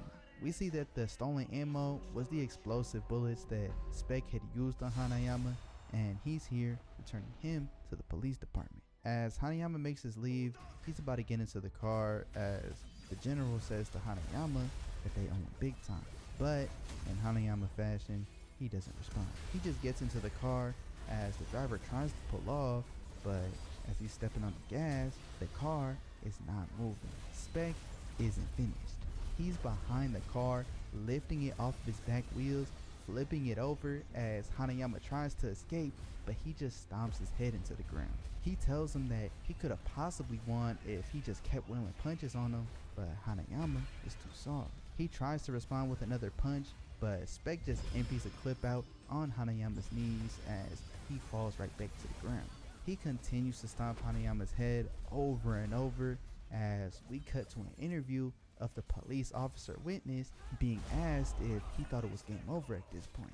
But the officer says if it were me or you, then yeah, you would have been dead. But come on, this is Karo Hanayama we're talking about. Spec puts a gun up to Hanayama's head saying that it's game over, but he moved his head so the gun blew through his open cheek as he flips Spec over on his back, beginning a fist fight. He's just wailing these punches on the Spec to the point where even that cop was impressed just as a man. Every cop knows about the legendary brawler Karo Hanayama, but seeing him in person is just completely different. But out of nowhere, in the midst of being punched on by Hanayama, Spec covers his eyes, pulling a pin with his other hand, launching a flashbang directly in Hanayama's face. The cop goes through this entire explanation about flashbangs and how the police use them as a stun to the nervous system, but once again, this is Karo Hanayama they're talking about. He didn't even flinch. He's standing there straight-faced as the flashbang went off directly in front of him, but even though he was able to withstand it, it still must have got to him a little bit because his punch missed. Spec was able to use that slight moment of confusion to wrap his arms and legs around Hanayama, getting them in this rear choke. The officer says normally a perfectly executed rear choke would literally be impossible to escape, but once again, this is Karo Hanayama they're talking about. Nothing is normal about him. He grabs Spec's arms, using his inhuman grip strength to completely rip the flesh off his elbow. Spec just screams, and in retaliation takes his finger, shoving it directly through Hanayama's ear, sticking it all the way in, but he didn't stop attacking. He grips Spec's throat, crushing it as finally Spec falls to the ground, fully being defeated. Hanayama, even with his kneecaps blown off, having literally eaten explosive bullets and taking a flashbang straight to the face, just stands up, screaming victory. The final thing that we see is a view in the hospital of Spec. The doctor said that going into it, he seemed to be at most 50 years old, but after his battle with Hanayama, his body deteriorated, and the doctors found out that his true age was around 97. This man was almost 100 years old, but within a week after that fight, his age finally caught up to him. The chief doctor is talking to another one of the doctors as he's asking if there's any precedent for this, if anything like this has ever happened, and the chief says no. Well, at least not on any official record. He then tells the story of this treasure hunter named Jack. He had been on this journey searching for this abandoned treasure ship for 30 years of his life, but one day in 1976 he finally found it. It had hundreds of boxes of these precious jewels and antiques, and this one find netted him over $15 billion. But within 2 weeks of finding the treasure, he died. It was all over the news about how this treasure hunter died after finally becoming a billionaire, as the doctors revealed that the official cause of his death was old age. This man, who had seemingly been middle-aged after treasure hunting for decades, was in fact almost 100 years old. And after finding his treasure, his old age caught up with him, as we see Spec, who dreamed of tasting defeat, has finally found his treasure as well. This show is genuinely insane, bruh. I had already heard about this show a while ago, but I could never have expected it to be something like this, bro. I don't know. The show bounces back and forth between all different storylines at once, so it's a bit confusing, and obviously there are fights that we didn't get to see finish. We didn't get to see everybody fight, but the show is something, bruh. It's baki.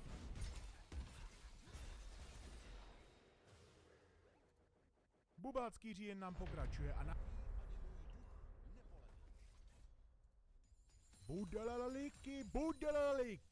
Děsivý měsíc říjen je v plném proudu, což jsem rozhodně věděl, aniž by mi to někdo napsal do komentářů. Proto jsem se rozhodl, že na nějakou chvíli budu dělat videa o trošku hororovější tématice. Teď se mi to omylem povedlo, když jsem nacpal do videa malého emzáckého zabijáka. No a dnes si zajdu na hřbitov, ovšem místo nějaké dívky na rychlovku si vykopu OP postavu, o které bych udělal video, a dnes to nebude nikdo jiný než slavný bioexorcista.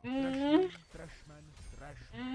Jsem tady a vy vítejte na mém kanále, kde si popovídáme o moci Beetlejuice, ovšem toho, kterého čekáte. Já I'm coming. Své roli několik set starého ducha, který si chce tu ovšem ze 2 filmů se video má docela složitě. OK, to není pravda, už jsem to několikrát, ale i tak si necháme Michalka trochu stranu a podíváme se na jeho animovanou formu. Protože když nejste limitováni něčím jako filmová technika, tak můžete dělat mnohem víc OP hovadiny. Předtím, než začnu, se vám ale musím omluvit. Beetlejuice je relativně neznámá animovaná série z roku 1989 a bohužel je to hodně zná. Jelikož kvalita, ve které jsem jednotlivé epizody nacházel, se pohybovala někde mezi starou VHS kazetou se špatně náhradným jugoslávským péčkem a videem, co natočíte na Nokiu 3010. Takže tohle video spíš poslouchejte, než abyste se dívali, abyste nedostali zánět spoiler. Ovšem nyní se můžeme konečně vrhnout na Beetlejuiceova moc. Určitě jeho útočnou sílu je hodně složité, protože Broker několik schopností, pomocí kterých může zvýšit. Sám Bezmak je tedy extrémní ukázky moci nemá, protože on svou sílu moc používat nemusí. Je pružný tak, že byl schopen zastavit jedoucí lokomotivu, podkopl nohy obřímu monstru, jedno za sebou i táhnul a hodil na své nepřátele trezor nebo měsíc. Nutno podotknout, že to byl spíš jen malý měsíček a přesnější by bylo říct, že prostě na ně hodil obří šutrák. Také zpomalil dopad budovy, když se změnil na padáka, už asi vidíte jistou spojitost.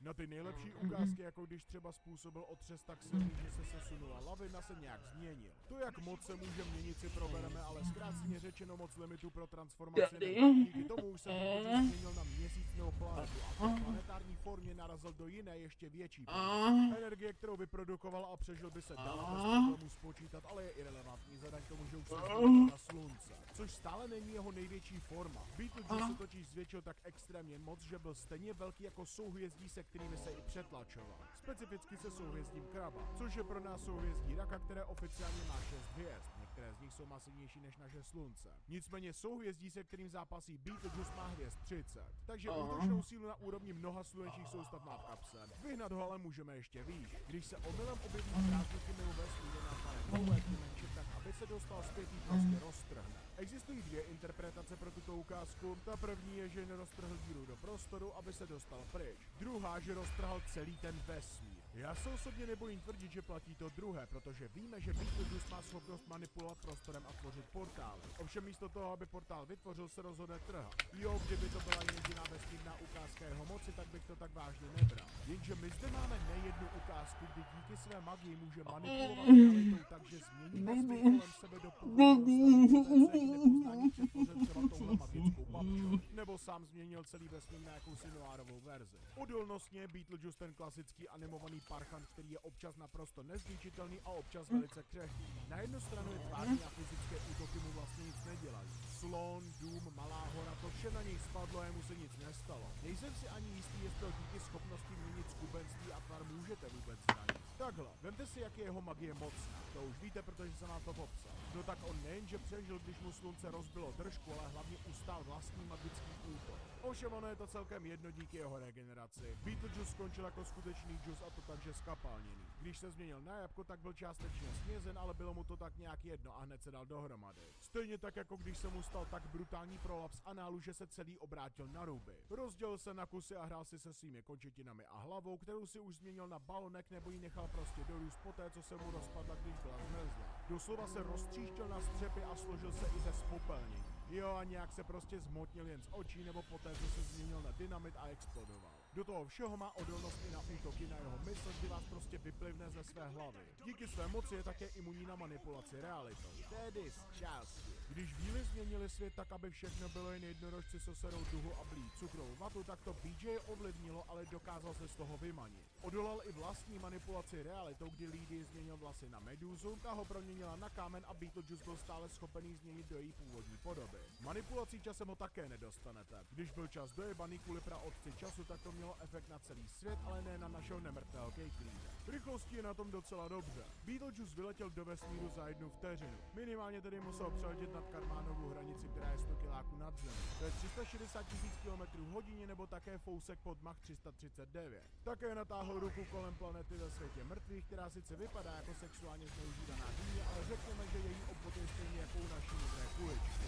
Beetlejuice toho cápka sebral někde v půlce a to celému trvalo necelé 2 vteřiny. To nám nechává doslova 100krát větší hodnotu než před chvílí, a to 36 milionů km/h alias Mach 33 892,9. Proto je vtipná další ukázka, která je prostě dvojnásobně tak rychlá, když má luk, kterým vystřelil šíp, který obletěl planetu za 2 vteřiny. Pokud chcete vědět, jak přesně je díky tomu rychlý, tak použijte kalkulačku a znásobte si to 2. Jo, taky se zdánlivě vyhnul laseru. Slušné ukázky, jenže my víme, že bojoval se souhvězdími a na to, aby se v té velikosti mohl pohybovat tak, jak se pohyboval, by potřeboval rychlost masivně rychlejší než světlo. Ovšem ono je to tak trochu jedno díky jeho ostatním schopnostem, mezi které patří ovládání prostoru a času. 2 veličiny doslova určující rychlost, takže logicky je pro něj něco jako rychlost irelevantní. Nyní se ale dostaneme na část, která ho dělá skutečně mocného. Beetlejuice je magická bytost a proto má opravdu pestrou škálu magických schopností. Na tu první už jsem zde narážel asi nejvíc, a to je transformace. Tenhle nemrtvý bastard má prakticky neomezené možnosti, co se týče změny tvaru svého těla. Může být malý jako mikrob nebo velký jako souhvězdí.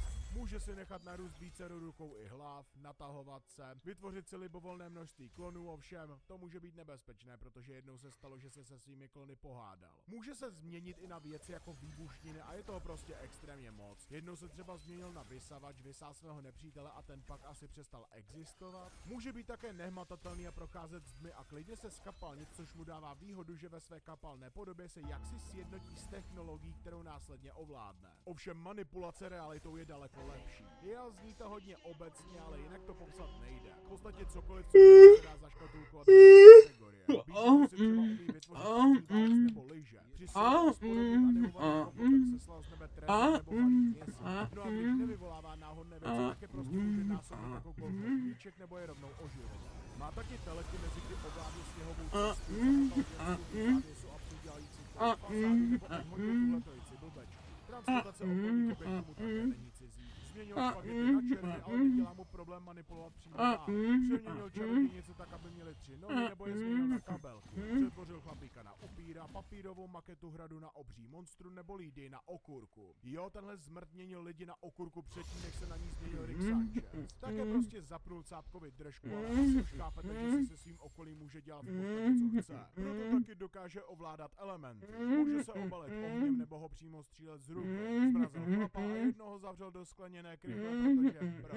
Když se Beetlovo mozek oddělil od jeho těla, tak začal ovládat kameny v okolí, kdy vytvářel obří pilíře a střílel elektřinu. Beetlejuice ovládá i vodu, kdy vytvořil vír a poslal tyhle cápky kdo ví kam. Což je docela podobné jeho teleportaci. Nejenže Beetlejuice se může teleportovat kam jen chce, kdykoliv chce, ale to samé může dělat lidem kolem sebe. Prostě luskne a teleportuje vás pryč. Zajímavější ale je, že když padal, tak si prohodil místo s jedním cápkem a ten zažil stejný dopad, který by Beetlejuice čekal, kdyby se neprohodil. Teleportace je docela podobná manipulaci prostorem, kterou má dobře v malíku. Beetlejuice umí tvořit portály do světa mrtvých, kam vás může poslat, nebo dveře do bůhví kam. Ovšem portály jsou jen začátek. Když se chce dostat z Ameriky k hrobu Williama Shakespearea, tak si tam prostě přemístí.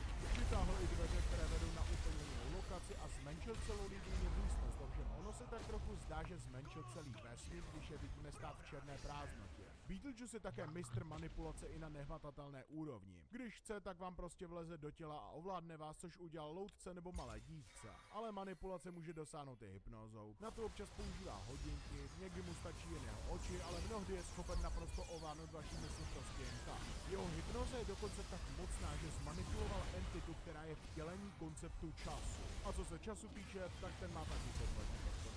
Sám vlastní hodinky, které vás můžou hodit do časové smyčky nebo zastavit v čase. Pro něj jsou ale stejně užitečné jako pro kastráta kondom, protože sám Beetlejuice může manipulovat časem jak chce, jako když sám udělal časovou smyčku nebo se přemístil do dob dinosaurů. Nedělá mu ani problém vás prostě vymazat z existence, kdy lusknutím prstu nechal zmizet celou budovu nebo když se proměnil na tušku s gumou a skupinu lidí prostě vymazal. Má věc zvanou New Spray, pomocí kterého vás změní což se nezdá jako OP, ovšem ono to změní věci kolem vás i vaší osobnost. Jako když ze skupiny motorkářů udělal partičku nerdíků jedoucí na kole. Kvůli plejádě těchto schopností se může zdát, že je Beetlejuice neporazitelná bytost, ale čím mocnější jsou, tím tvrději dopadnou. A Beetlejuice má mnohé slabiny.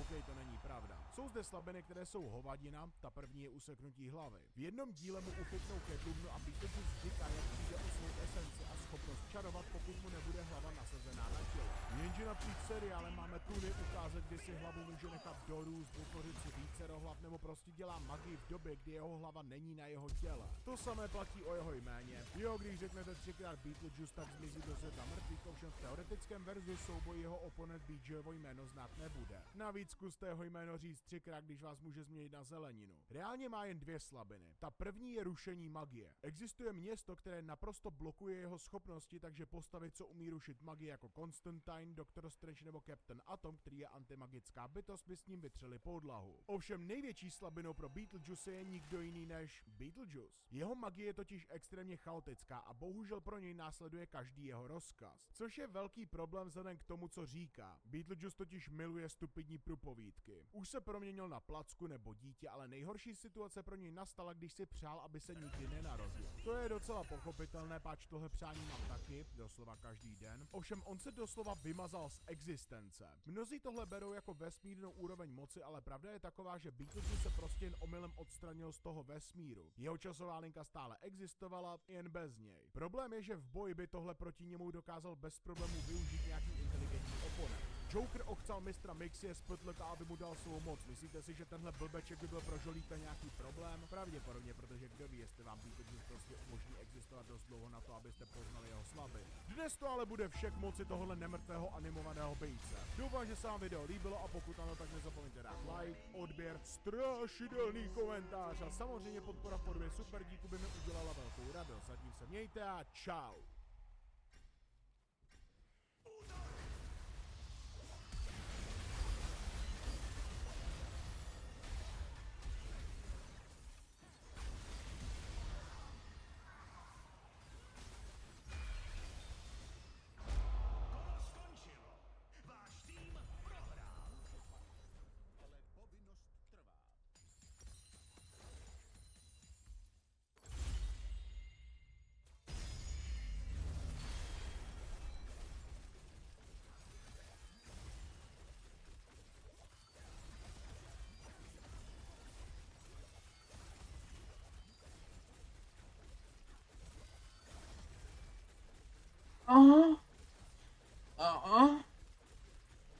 S velkou mocí přichází počkat, tak už nějaké začalo. Ovšem, velká moc kazí, bla bla bla, už tohle kdo slyšel, přeci jen na to poukázal Zimbardo a kdyby to nebyla pravda, tak by lidé na vysokých pozicích nebyli takový zmetci. No a tohle pravidlo je čím dál častěji implementováno i v superhrdinském médiu. Za posledních 10 let se filmy a seriály zaplnily zkaženými superlidmi, no a my se dnes podíváme na souboj dvou takových zlých kluků, kterým ještě kape mléko od huby. Zdravím, já jsem Trashman a dnes se podívám na souboj mimozemského dobyvatele Brandona Bryera z filmu Brightburn proti telekinetickému maniakovi Andrew Detmerovi z filmu Chronicle. Nastavím trochu pravidla, protože proč ne? Představme si, že jsme na konci obou filmů, ale Andrew přežil. Jo, spoiler k 13 let starému filmu. Prosím, nebrečte. Andrew se tedy zahojí, ale slyšel od sápkoje, který působí napříč Amerikou destrukci a smrt. Brandon zase slyšel to samé, dozvěděl se o eskapádě, kterou Ondra a jeho kámoš při souboji udělali. Oba se tedy rozhodnou vyhledat toho druhého a zabít ho. Brandon, protože nechce konkurence a chce být nejmocnější. No a Andrew ze stejného důvodu. Přeci jen se na konci filmu nazval vrcholovým predátorem.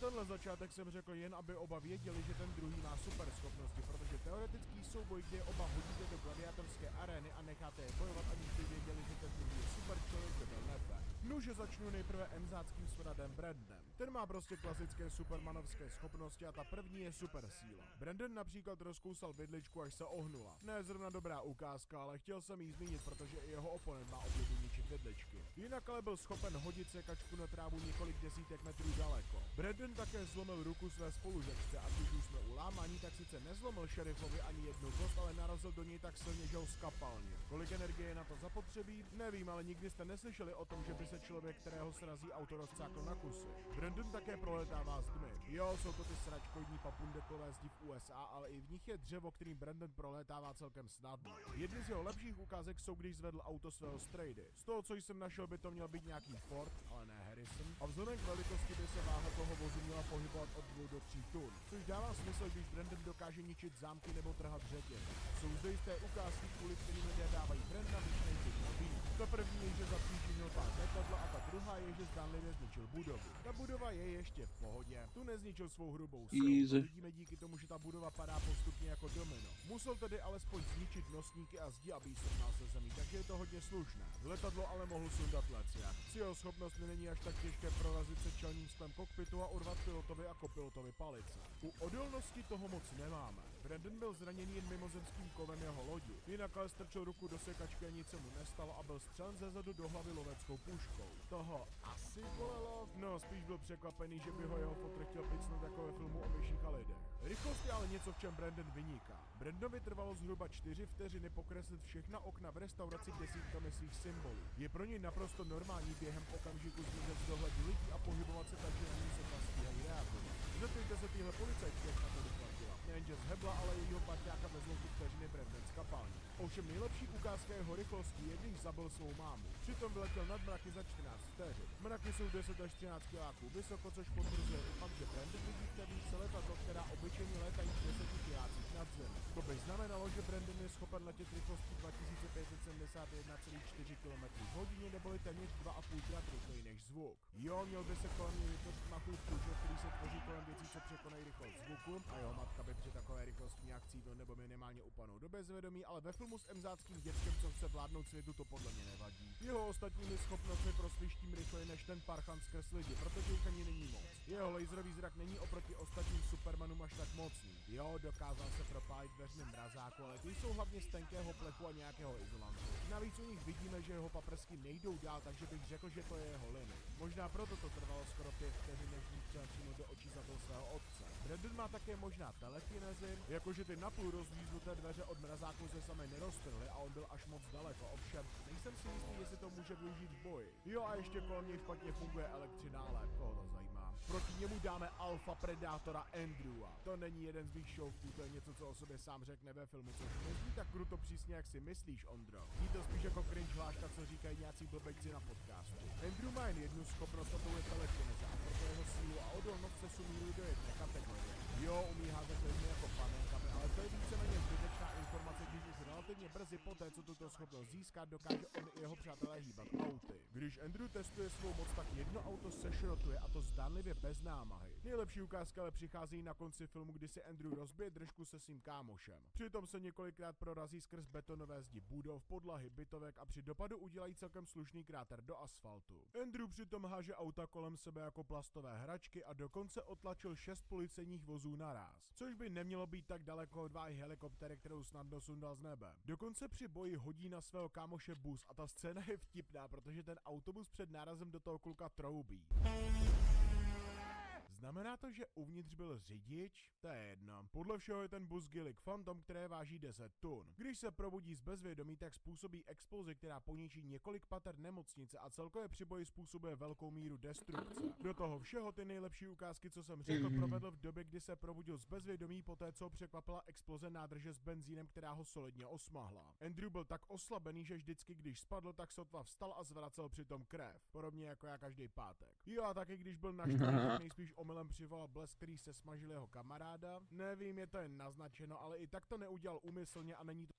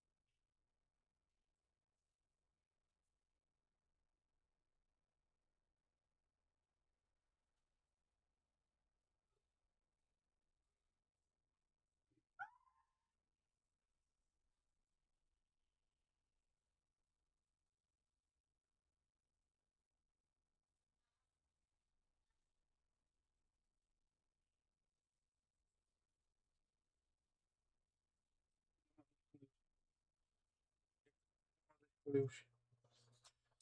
Máš být, vole, ve škole furt do píče učit se. Ty svíňo.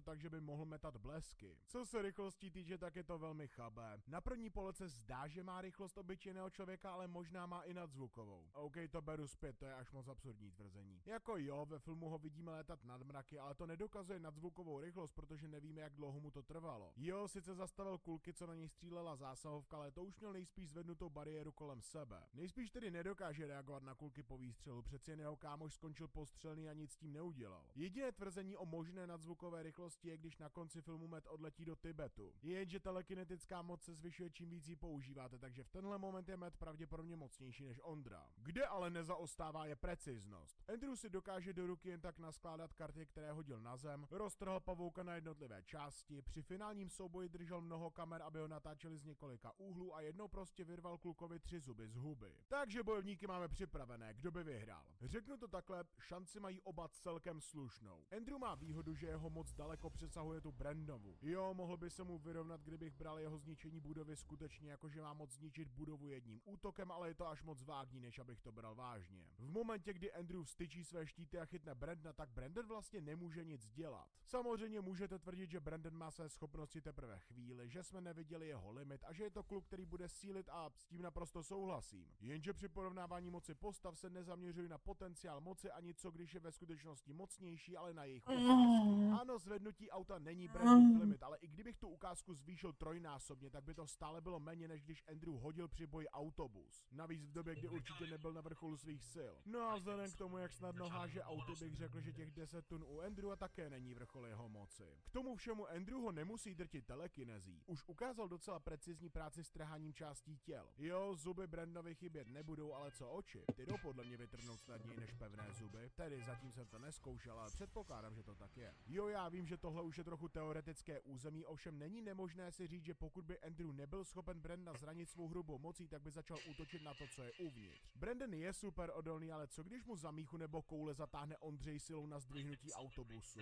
Prohrál si, Andrew, nikdy mě neporazíš. Myslíš, Brandone? Já mám ale jedno eso v rukávu. Torze Varlat! I když já si myslím, že s jeho mocí by dokázal s velkou námahou Brandona zabít i hrubou silou. Po tom všem, co jsem řekl, to zní jako, že Brandon nemá moc šancí, ale to není pravda. Andrew má problém, že stačí chvilička nepozornosti, štíty jdou dolů a pro Brandona není nic víc než jen pytel masa, který stačí zasáhnout jednou. Bohužel, když Andrew není totálně domlácený a spálený jako já v Chorvatsku, tak se dává hodně pozor na štíty kolem sebe. Jenže něco, co vykrýt nedokáže. Paprsky z očí. Andrew dokáže zastavovat jen útoky z pevné hmoty. Jo, nemáme důkaz o tom, jestli umí nebo neumí zastavit energii, ale řekněme, že ne. Prostě zákon o Kamurově břitvy. No tak jeden zásah Andyho nezabije, jenže je tu problém. Zásah byl zranil a v momentě, kdyby byl zraněný, tak by ztratil koncentraci a právě v tu dobu by se začal Brandon pohybovat rychleji, než by Andrew vnímal. Přitom by mu taky nejspíš šly štíty dolů, protože jsme viděli, že po zranění své štíty často sundává. No a v ten moment Brandovi stačí jen jedna rána a z Ondry zůstane mastný flek. Nebo je tu možnost, že by prostě kolem Andrewa létal rychleji, než byl Andrew stíhal a přitom by do něj střílel paprsky tak dlouho, dokud by ho nezabil. Každý z nich má tedy šanci na výhru, ale čí šance je větší? No asi Ondrovo? Takhle problém je v tom, že Andrew může ten souboj ukončit relativně rychle. Pokud bude mít styčené štíty od okamžiku, kdy se střetnou, tak by se v tom štítu Brandon chytil stejně jako kulky, které na Andrewa vystřelila zásahovka. No a v ten moment záleží jen na tom, jestli by byl Andrew logicky uvažující člověk a okamžitě Brandovi udělal Ermakovou fatalitu z Mortal Kombat 10. Pokud to neudělá, tak dá Brandovi šanci použít svá laserová očička a stane se to, o čem jsem před chvílí mluvil. Andrew bude zasažený, ztratí koncentraci a Brandon ho buď skapalí jedním útokem, nebo kolem něj bude lítat a usmaží ho zaživa. Osobně, kdybyste mi skroutili ruku za záda a donutili mě si vsadit na jednoho z nich, tak bych si upřímně vybral Andrewa. Ten souboj fakt může skončit všelijak. Je zde až moc co kdyby scénářů. Co kdyby Andrew nebyl připravený na sílu, kterou Brandon má a on by prostě proletěl jeho silovým polem a zabil by ho. Co kdyby hned po zasažení laserem Andrew vyrval Brandovi oči z důlku? Co když jeho bariéry fungují i proti energii z Brandových očí? I tak, já osobně mám Andrewa jako svého šampiona tak u 60 ze 100 soubojů, ale je to fakt hodně blízko. No a to by bylo ode mě vše k tomuto souboji. Doufám, že se vám tahle fiktivní teoretizace o souboji Mzáka a arrogantně debilka líbila. Nemyslím to duo z filmu Super. A pokud ano, tak Špatné komiksy jsou pro mě to samé, co pro plzeňské homelesse levné čůčo. Ač mě naprosto ničí a nejsou pro mě zdravé, tak se je snažím číst co nejčastěji a na komiksových stránkách hledám čím dál větší hovadiny. Proto dnes přišel moment, kdy se podívám na komiks, který je mnohdy označován jako ten nejhorší komiks, který kdy vyšel. Je tomu ale tak? Zdravím, já jsem Trashman a dnes se podíváme na komiks Unfunnies od Marka Millara. Jo, Millarovic Mareček, to je člověk, kterého nemusím snad ani představovat. Mluvil jsem o něm ve videu o 2 lejnech, která vykálel na komiks komiksové stránky jménem Wanted a Nemesis. Komiksy, kvůli kterým se nedivím jednomu výroku od Granta Morrisona. Na otázku ohledně toho, jestli může v Glasgow narazit na Millara, odpověděl Morrison takto. Je velká šance, že na Marka narazím a až se tak stane, tak doufám, že to bude ve 100 mílích za hodinu. Mark je velice nechvalně proslulý tím, že mnohé jeho komiksy jsou skoro až parodie na to, jak píší náctiletí emotivci, kteří nesnáší celý svět za to, že je spolužáci šikanují. V době, kterou považuji za větší katastrofu než to, co zažívají naši skoro sousedi na východě, přebral Millar otěže při psaní autority po Warrenu Ellisovi. No a tam máme scény, jako když jeden záporák vybombarduje kliniku plnou novorozenců, nebo doktora, který se vrátí zpět v čase, jen aby mohl zneužít jednu superhrdinku, která byla na základní škole.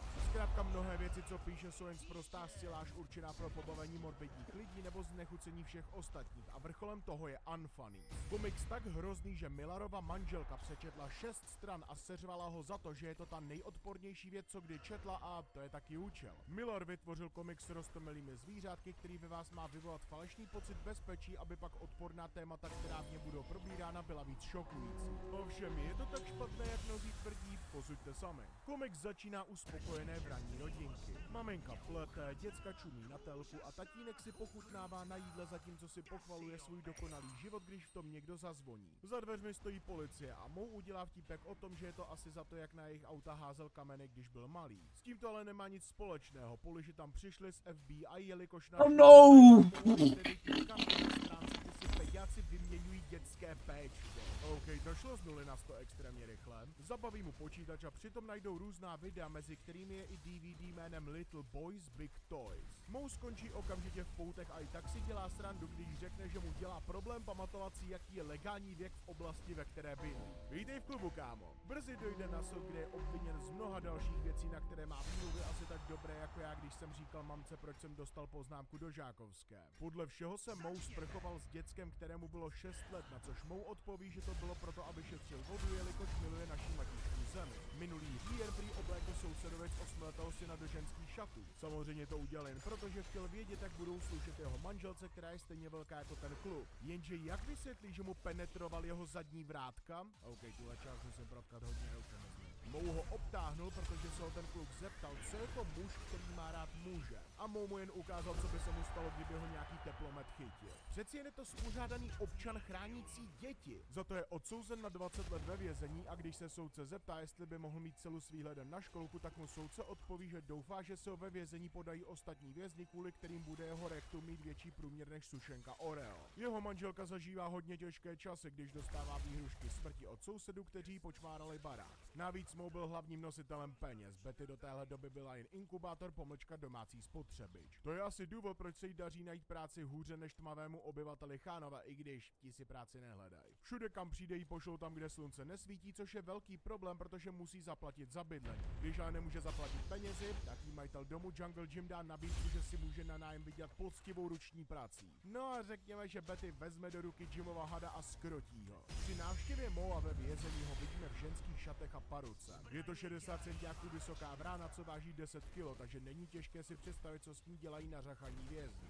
Což je jedna věc, které si Betty všimne. Dřív v tomto světě byl největší zločin hodit někomu koláč do ksichtu. Teď se tam ale objevilo plno zabijáků a násilníků. Mou vysvětlí, jak se dostal k těm PDF souborům. Podle všeho si prostě začal psát s nějakým týpkem jménem Troy Hicks, který mu to všechno naposílal na jeho e-mail a ten jeho poslední smrděl jako síra. Mou se potom otočil na své spoluvězně a unaveně se rozloučil se svou ženou. Ta zase měla doma práci s Jungle Jimem. Toho už dlaňování omrzelo a tak musí Betty přijít s něčím tvrdším. Nemyslete si ale, že bude muset ona nastavit svou kloaku. To spíš Jim je ten, co něco nastaví, protože po Betty chce, aby mu vytunelovala anus s gumákem o velikosti 2litrové láhve od Coca-Coly. Jenže jí toho omrzí a Betty mu řekne, že udělá cokoliv. No to cokoliv by byli podle Jungle Jima noví hráči, kteří se stali hrátka v podobě Bettyních dětí.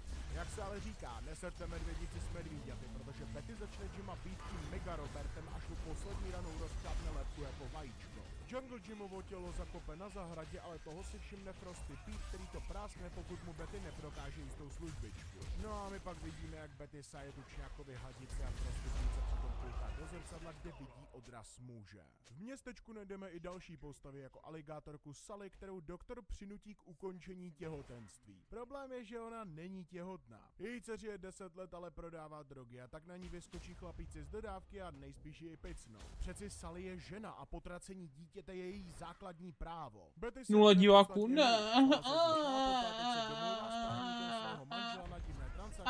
Nebude platit za klasické věci, ale za to, že Betty bude předstírat, že jeho manželka, která ho už nemiluje. A v tenhle moment vidí, jak se svět mění, kdy hotel, ve kterém mají být, nabide realistický vzhled. Dokonce i šerif si stěžuje, jak jde jejich svět do srače, když vyslýchá Moua, který jim řekne, kdo je Troy Hicks. Tedy neřekne, ale řekne, že si s ním psal, protože obrázky, které posílal, byly živější a reálnější než jejich svět. Troy Hicks není ani z jejich světa, ale dostal se tam a odpověď na to, jak je ukrytá na adrese 666 Jack Parsons Avenue. Mezitím vidíme malé kuřátko, jak nadává jako dlaždič majiteli novinového stánku. Ten se na něj naštve, když se ho zeptá, proč by ho neměl zmlátit, tak mu kuřátko odpoví pomocí papíru, na které napsal, že na něj míří puškou tučňák, který ho zastřelí, když nebude na všechny sprostý. Policisté tedy zajdou na tu adresu, kde najdou Ouija desku a přitom jim zavolají, že našli tělo. Konkrétně tělo malého kuřátka s prostřelenou hlavou a na další stránce máme tučňáka leštícího svou pušku. Ovšem je to skutečně tučňák? Z nějakého důvodu dostaneme vedlejší příběh se zkrachovalým hercem jménem Pussy Whiskers, který dostane nepěknou zprávu o tom, že má rakovinu koulí. No a bohužel nezbývá nic jiného než kastrovat, což mu moc neprospěje, když plánoval založit rodinu se svou manželkou. Možná si řeknete, že mohou adoptovat, ale jeho dcera je zásadně proti tomu vychovávat smrada, který ani není její, a přinutí svého manžu, aby jí našel dárce. Ne ale tak, aby jí mohli napumpovat šlehačkou někde na klinice. Náš kocour, po kastraci spíš Macek, hledá muže po celém městě, kteří mu hoblují manželku a z ní se tak stal jen dohazovač klad, které jí budou projíždět tunelem. K tomu přijdou dvě podpásovky, o kterých ale on neví. Ta první je, že ta svině už nechce dítě a tak bere antikoncepci. Ta druhá, že on nikdy raka neměl. To jen dva doktoři se vsadili o to, kdo dřív nazbírá 100 zdravých varlat. Absolutní komiks, ty vole. Frosty Pete zatím dělá šouvky z policie, kteří hledají černobílého cápka z jižního pólu, který podle všeho může za smrt syna Betty a Moua. Jo, ten parchant byl zabitej, aniž by nám to ukázali. Na to jim Frosty Pete odpoví, že si na takového chlapíka bude dávat pozor a my dostáváme stránku s typickým vtipem, kdy Pete jde do lesa s děckem, které řekne: Pane, já se bojím. A Pete mu odpoví: a ty myslíš, že já ne, já se budu vracet sám. Betty navštíví svého manžu ve vězení. Tentokrát naposledy. Stala se z ní totiž bohabojná křesťanka a plánuje se s dětmi odstěhovat do Kalifornie. Mou je z toho absolutně na dně. Neví, co bude dělat, když jeho anus zažívá větší průjezdnost než Europine. Na tomu ale Betty odpoví, že má říkat vězňům, že má AIDS. Přeci jen kdo by to chtěl dělat s někým, kdo má tak vážnou pohlavní nemoc. Policie mezi tím vypátrala, kdo to byl Troy Hicks. Slavný ilustrátor dětského komiksového stripu jménem Funnies byl odsouzen ke smažení na elektrickém křesle poté, co mu bylo dosvědčeno, že zneužil a zabil 8 dětí, kterým bylo mezi 2 a 11 lety. Do toho všeho se zjistily další informace jako Hicksova posedlost okultem a krví. Jeho komiksy Funnies byly nyní populární komoditou, protože se staly vzácnými a byly jediné, co drželi jeho manželku nad vodou, protože ta propadla depresím a dala se na šlapání, když zjistila, že kvůli vyhranému boji s rakovinou jejího manžela nemohli mít děti. Zní vám to povědomě? Nebojte, za chvilku se to vysvětlí. Policajti totiž zjistili, že Troy Hicks posílal lidem maily s jistou dohodou a pouze jediný člověk, nebo spíš tučňák, na tu dohodu skočil. Frosty Pete. Policie tedy jede k němu domů, ale místo kresleného baráčku jsou před fotorealistickou katedrálou, na které je krví nakreslený obrácený kříž a uvnitř sedí Frosty Pete v kostýmu čerta. Protože je Pete napůl černý, tak na něj policajti okamžitě vystřelí, jenže kulky se těsně před ním zastaví, jelikož Pete má podle všeho prsty v barvách samotného světa. Pete si může dělat cokoliv chce, ovládá celý vesmír, a to protože on je ve skutečnosti Troy Hicks. To, jak skončil ve vězení, už víme, ale nevíme, co tam dělá. Troy už si v minulosti hrál s okultem a dostal nápad, jak si zachránit prdel před pečením na elektrickém křesle. Jeho právník překecal stráže, aby mu dali věci na malování a poté i počítač. Na tom předstíral, že píše svou sérii Funnies, ale ve skutečnosti psal postavám ve svém komiksu a ukázal jim reálný svět plný kříže a slastí, o kterém se jim ani nemohlo zdát. A až se na to chytil Frosty Pete, který si s ním pomocí Ouija desky vyměnil místa. Troy v těle Pete tedy rozpustí policajty, ale jednoho si nechá. Musí ho rozkuchat, aby dokončil rituál, díky kterému zůstane v tomto světě navždy. Policajt přitom křičí, jak tohle nemůže být skutečné, ale Troy mu řekne, že je skutečný jako lidé, kteří to čtou. Marku, já se nedivím, že tě Morris nechce srazit autem. doby. Nyní je tedy dílo dokonáno a Troy Hicks se stal absolutním pánem nevinného světa, který skorumpuje a udělá si z něj své zvrácené hřiště. První je na řadě Betty, které vrátí jejího syna živého a zdravého, jen aby ji při odjezdu do Kalifornie rozmázl obrovským kusem oceli. Mouse se obhájí ve vězení výmluvou s Aidsen, jen aby mu jeden vězeň odpověděl, že ho má taky a z výmluvy se stane realita. No a co Frosty Pete alias Troy Hicks? Ten se mezi tím jde postarat o novorozené dítě aligátorky Sally, se kterým asi ví to, co plánuje udělat. No a co reální Frosty Pete? Ten je nevinný, ale i tak zhebne, až mu tělem projede elektřina při popravě. Konec. No to byl rozhodně konec. Asi vás zajímá otázka, jestli je tohle podle mě horší než Humpty Dumpty. Osobně si myslím, že Humpty Dumptyho z jeho trůnu nejhorší komiksové žumpy nikdo nesesadí. Laťka je v tomto ohledu až moc vysoko. Já mám extrémně zvrácený smysl pro humor a upřímně tenhle komiks se tak přehnaně snaží být kontroverzní a brutální, že to není ani šokující, ale směšné. Což je o to vtipnější, když si přečtete v interview, jak ho Mark Millar popisuje. Jako nejvíc způsobilý horor posledních let. Unfunny je cesta temnotou lidské duše jako film Magnolia. Jakoby tady je ale ten problém. Komiks, kdy se zlo autora bude dle mého názoru skvělý nápad. V rukou Morrisona nebo Moora by to bylo fantastické, protože oba mají hodně zkušeností se psaním metanarativních příběhů, kde se komiks prolíná s realitou. Millar ale není spisovatel jako Morrison a Moore. Millar je maniak, co po smrti Supermana navrhl komiks, který bude jen o tom, jak cápci hobují Wonder Woman proti její dílu. Millar je cápek, který vzal dobrý koncept a využil ho k ventilaci těch nejhorších věcí, které ho napadly, protože chtěl udělat komiks, který se tváří roztomile, ale je zvrácený. Halo, Marku, to už udělalo Happy Tree Friends. Takže jo, tohle byl komiks Unfunny, který je fakt komiks. I přes ty nechuťárny, které ale vím, že se vám líbí, doufám, že se vám i tohle video líbilo a pokud ano, tak nezapomeňte dát like, odběr, nějaký krásný a milý komentář na vyvážení hnusu, který Unfunny přinesli a samozřejmě podpora v podobě super díku by mi udělala velkou radost. Zatím se mějte a čau.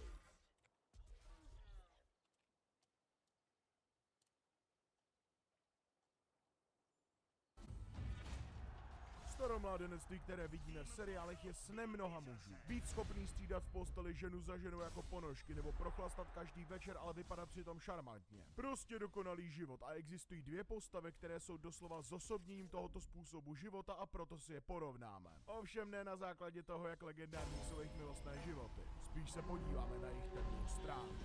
Zdravím, já jsem Trashman a dnes si porovnám chování Barneyho Stinsona ze seriálu Jak jsem poznal vaši matku proti Charliemu Harperovi ze seriálu 2,5 chlapa a rozhodnu, kdo z nich je horší člověk. Než video začne, tak se musím omluvit a zároveň vás upozornit, že nejsem expert ani na jeden z těchto seriálů. Jak jsem poznal vaši matku jsem viděl jednou tak ze 70% a z 2,5 chlapa jsem obeznámen ještě méně. Proto musím poděkovat Draho Sejrovi a Army Turtle za pomoc informacemi o necelých 3 mužích. Samozřejmě je zde problém, že tohle jsou velmi obsáhlé seroše a tihle dva udělali opravdu obrovskou kupu věcí, jak dobrých, tak zlých. Na každého by se dalo udělat samostatné video trvající přes hodinu a proto jsem vybral informace, které mi přišly nejpodstatnější nebo nejvtipnější. Pokud se tedy najdou nějací hymimologové nebo 2,5 chlapologové, tak mi rozhodně dejte vědět v komentářích, protože jsem si jistý, že zapomenu na něco, co budete považovat za klíčovou informaci. Dozajisté bych mohl začít porovnáním jejich traumatických dětství a dospívání, přičemž bych zmínil absenci otcovské figury u Barneyho nebo katastrofální narcistickou saní jménem Evelyn u Charlieho. Jenže to by doslova k ničemu nevedlo.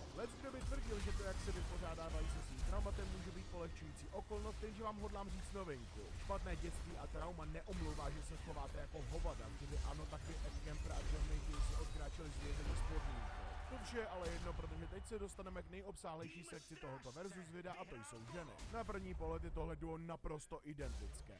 Jak Charlie, tak Barney měli dlouhodobější vztahy, ve kterých byli věrní svým partnerkám. U Charlieho to byla třeba Mia, u Barneyho zase taková Nora, i když ne ke konci vztahu zrovna věrný nebyl. Oba dva měli i velice vážné vztahy. Barney měl Robin a Charlie zase Chelsea. No a množství žen, které ohoblovali, je až moc velký na vyjmenování, i když se nebojím říct, že Charlieho tělo počet je vyšší, protože na rozdíl od Barneyho nemusí dělat tak absurdní kaškařice, aby si nějakou holku zatáhl do postele. Zde ale přichází zásadní rozdíl v tom, jak se k ženám chovají. Krom relativně vzácných výjimek, Barney opravdu jede pouze v jednorázových akcích na jednu noc. Některé jsou s Barneym na dobré vlně i po konci vztahu, jako třeba servírka Wendy. Jenže mnohé, nebo spíš Většina z těch dívek, do kterých zasunuli, je na něj solidně nasraná, protože jim lhal, aby se dostal do jejich tajemné komnaty. Ovšem v tomto případě budu ďáblův advokát a zastanu se Barneyho. Ty holky musí mít inteligenci jako Rosemary Kennedyová po lobotomii, když mu na ty keci skočili a ještě si mysleli, že s nimi bude mít jakýkoliv vztah, když se s ním vyspí ve stejný den, kdy ho potkali. Je celá epizoda, kde srovnávají přes 60 Barneyho milenek, kdy probírají různé lži, kterým by uvěřil maximálně někdo s IQ nižším než můj kocour, a ten blbeček neumí jíst z ruky.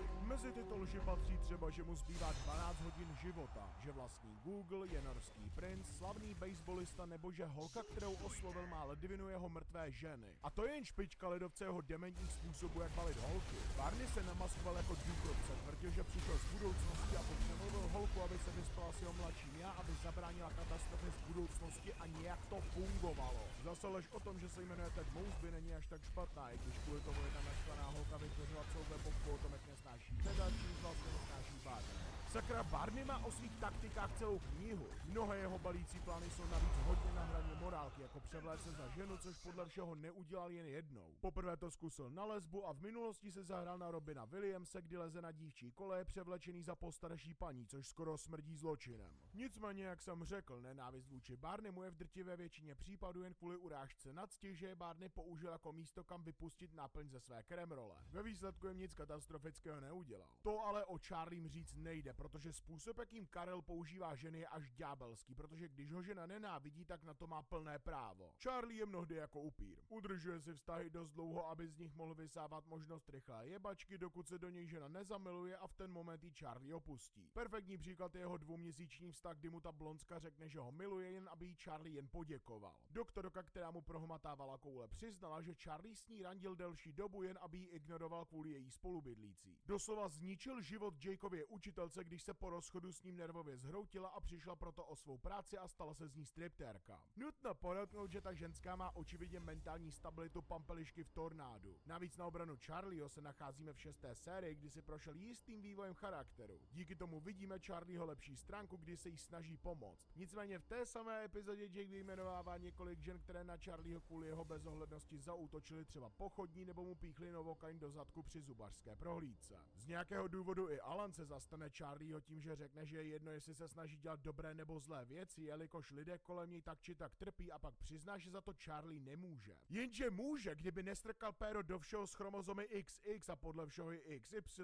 tak by se to nestalo. Barney má docela podobnou eskapádu, kdy jeho chtíč zapříčinil, že Lily a Marshall nemohli najít chuvu, což Lily hodně naštve. Ovšem na konci to zase Barney vyžehlí tím, že jim zaplatí tu nejlepší chuvu, kterou si sami ani nemohli dovolit. Jenže si nezvykejte na Charlieho a jeho napravování věcí vzhledem k tomu, co se stalo s Angie a jejím synem. Charlie se dá dohromady s touhle fosílí, která ho představí svému synovi, a jeho snoubence, která se dřív svezla na Charlieho jitrnici. Proto také odvolá svatbu a chce se vrátit k Charliemu, načež Angie propadne do depresí, jelikož její syn se kvůli tomu pokusil zabít. Jo, je to věc, kterou nespůsobil úmyslně a nemohl vědět, že se to stane, ale i tak, dalo by se tomu předejít, kdyby nejebal jako Antechinus. To je druh malého vačnance, který jebe tak moc až zhebne. Charlie i docela solidně zhoršil existenci svému bratrovi. Právnička, která měla pomáhat Alanovi při rozvodu, ho chtěla potopit a stála ho $1000 jen protože Charlie s ní začal a ukončil vztah v průběhu rozvodového řízení. Kdyby se kousnul a strkal fanfulína tam, kam ta ženská chtěla, tak by Alan nejspíš odešel s nějakými výhodami. Kdyby se ale kousnul, aby nestrkal fanfulína tam, kam ženy chtějí, tak by zase Alan nepřišel na střední o svou přítelkyni Charity. Charlie byl paradoxně věrný Chelsea, což nevím, jak se mu povedlo. Počkat, vlastně nepovedlo. On měl trojku s náhodnou ženskou a svým bratrem, když se ožral. Co je ale horší, jsou dvě věci před jeho zdánlivým koncem života. Za prvé, nedlouho potom, co si vzal Rose, tak byl načapán, jaký podvádí se ženou, mimem a kozou. Jo, to, že používal ženské kalhotky na to, aby si z nich udělal čaj, je hegeš, ale ne tak jako hoblování hospodářského zvířete. Za druhé, na jeho pohřeb přišlo snad 20 žen, aby mu mohli flusnout do ksichtu, a my se dozvíme, že mnohým z nich prostě předal nějakou pohlavní nemoc, o kterých určitě věděl, když do deníčku píše, jak chčije krev, ale nic s tím nedělá. Barney má ale na krku něco, co není Charlieho styl, a to je manipulace. Barney mu nedělá sebe menší problém vydírat lidi, kteří jsou jeho nejbližší přátelé. Sakra několik let manipuloval Marshallem tak, aby kdykoliv kdysi pšíknul, chtěl Marshall jít na asijské jídlo. Vrchol ale nastává v momentě s Robin, kdy jí požádá o ruku poté, co s ní manipuloval při velice komplikovaném plánu, přičemž Robin skoro hrabat vzal. Celkově celá rukovětě dokonalý příklad jeho manipulativních tendencí, ovšem už jsem se ho v tomto ohledu zastal. Barney také podle všeho špicluje na ostatní, jelikož má u Marshalla skrytou kameru a podle všeho i prodal ženu za Mercedes, nicméně Barneymu se nedá věřit péro mezi koulema. Kdo ví, jestli nekde. Jsou ale nějaké hezké věci. Je někdo z nich schopný vykoupit se ze svých hříchů? No, Barney nejspíš. Vincent může být manipulativní narcis zajímající se hlavně o to, kde smočí žaluda, ale i přesto jde paradoxně i o dobrého kámoše. Barney má elixír na kocoviny, který mítá svým ožraným kamarádům, aby jim pomohl. Incident s Kubou, kterou platil Lily a Marshall, jsem zmiňoval. Marshall, tedy i Robin, díky Barneymu dostali novou a hlavně dobře placenou práci. Robin to ve skutečnosti zachránilo prdel, protože jí hrozila deportace. Pracoval pro FBI, aby potopil firmu, co prováděla tuny nelegálních věcí, i když to bylo hlavně, aby se pomstil svému šéfovi za to, že mu přebral holku. Barney také vlastně zachránil vztah Lily a Marshalla, kdy kradl Marshallovi všechny holky, co mohlo, a pak zandal před Lily srdcerivný proslov o tom, jak k sobě patří. Navíc se jí vzdal svého kasanovsko-machiavelistického způsobu života pro svou novorozenou dceru. Což mě dostává k Charliemu, který chtěl udělat to samé. Na začátku 6. série si Charlie myslí, že má syna, kterého nikdy nepotká. Není to jeho syn, celé to bylo Charlie bývalé a bylo to prachy, ale to je jedno. Důležité je, že Charlie chtěl být přítomný v jeho životě a byl připravený být otcem. Tohle ta ženská zatrhla a tak jí dal hromadu peněz.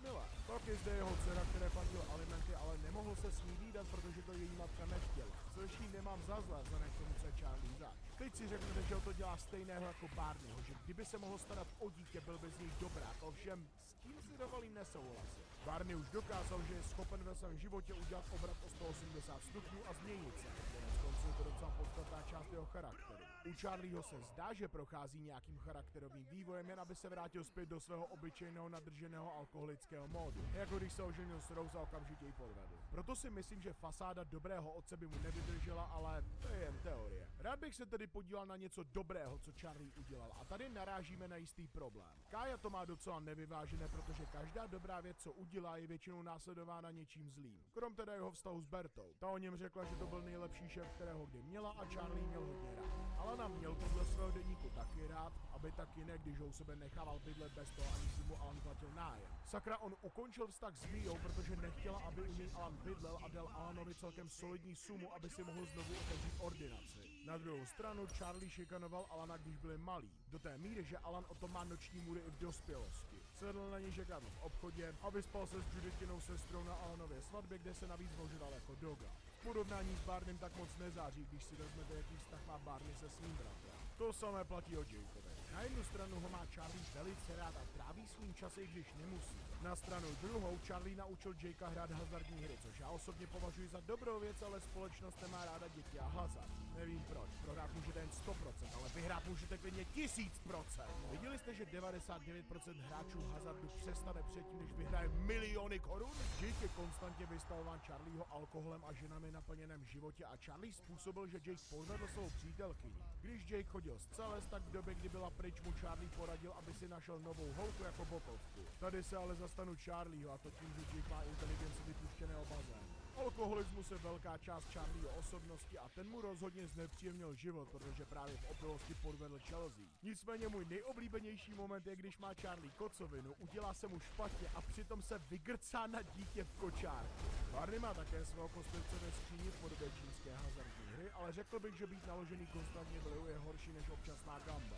Nevím jak vy, ale já mám jasno v tom, že Charlie je daleko horší člověk než Barney. Sakra, když si je porovnáte, tak Charlie je doslova poké evoluce Barneyho. Už jen to, jak se chová k ženám, kdy je tahá celé měsíce za nos nebo jim nechává pohlavní nemoci, bohatě stačí jako důkaz. Ke každému můžete dát další pozitivní a negativní vlastnosti a činy, ale nevěřím, že Barney má na kontě tak hrůzné věci, že by se to vyrovnalo pod vedení manželky krátce po svatbě s kozou. Takže jo, Charlie je definitivně ten horší člověk. No a to by bylo tak nějak vše k tomuto charakterovému popisu.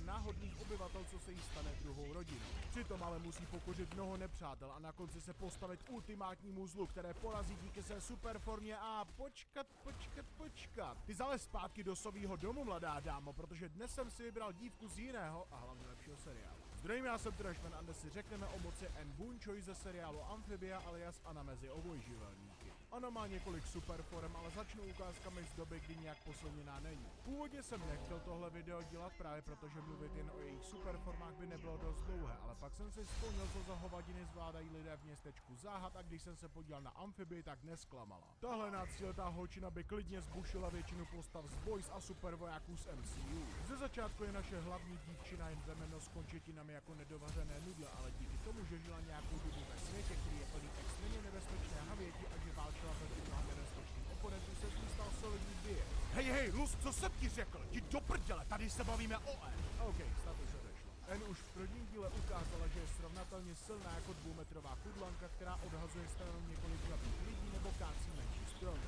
Mohl bych samozřejmě říct, jak mega OP to je v porovnání s proporcionální silou normální kudlanky, ale tohle je monstrum z Amphibie, což je doslova jiný vesmír. I tak bych řekl, že jí to dělá nadlidsky se mnou už první díle. Ovšem kudlanka není jediná havejce, kterou srovnala síly. N zastavovala útoky od tohohle lasicovitého monstra, které bych se velikostí nebál přirovnat třeba k tygrovi. No, spíš je větší vzhledem k tomu, jak velkou držku má. Obřího hada, kterého udržela, bych nedokázal přirovnat asi k ničemu, i když nebojím se říct, že třeba dobrou půl tunu váží. N se ale scaluje k mnoho dalším postavám. Vlastně pokud se nejedná o nějaká těžkotonážní monstra jako král Andreas nebo tvoje máma, tak vlastně ke každé postavě Tvoje máma, jo, ty zmrdle.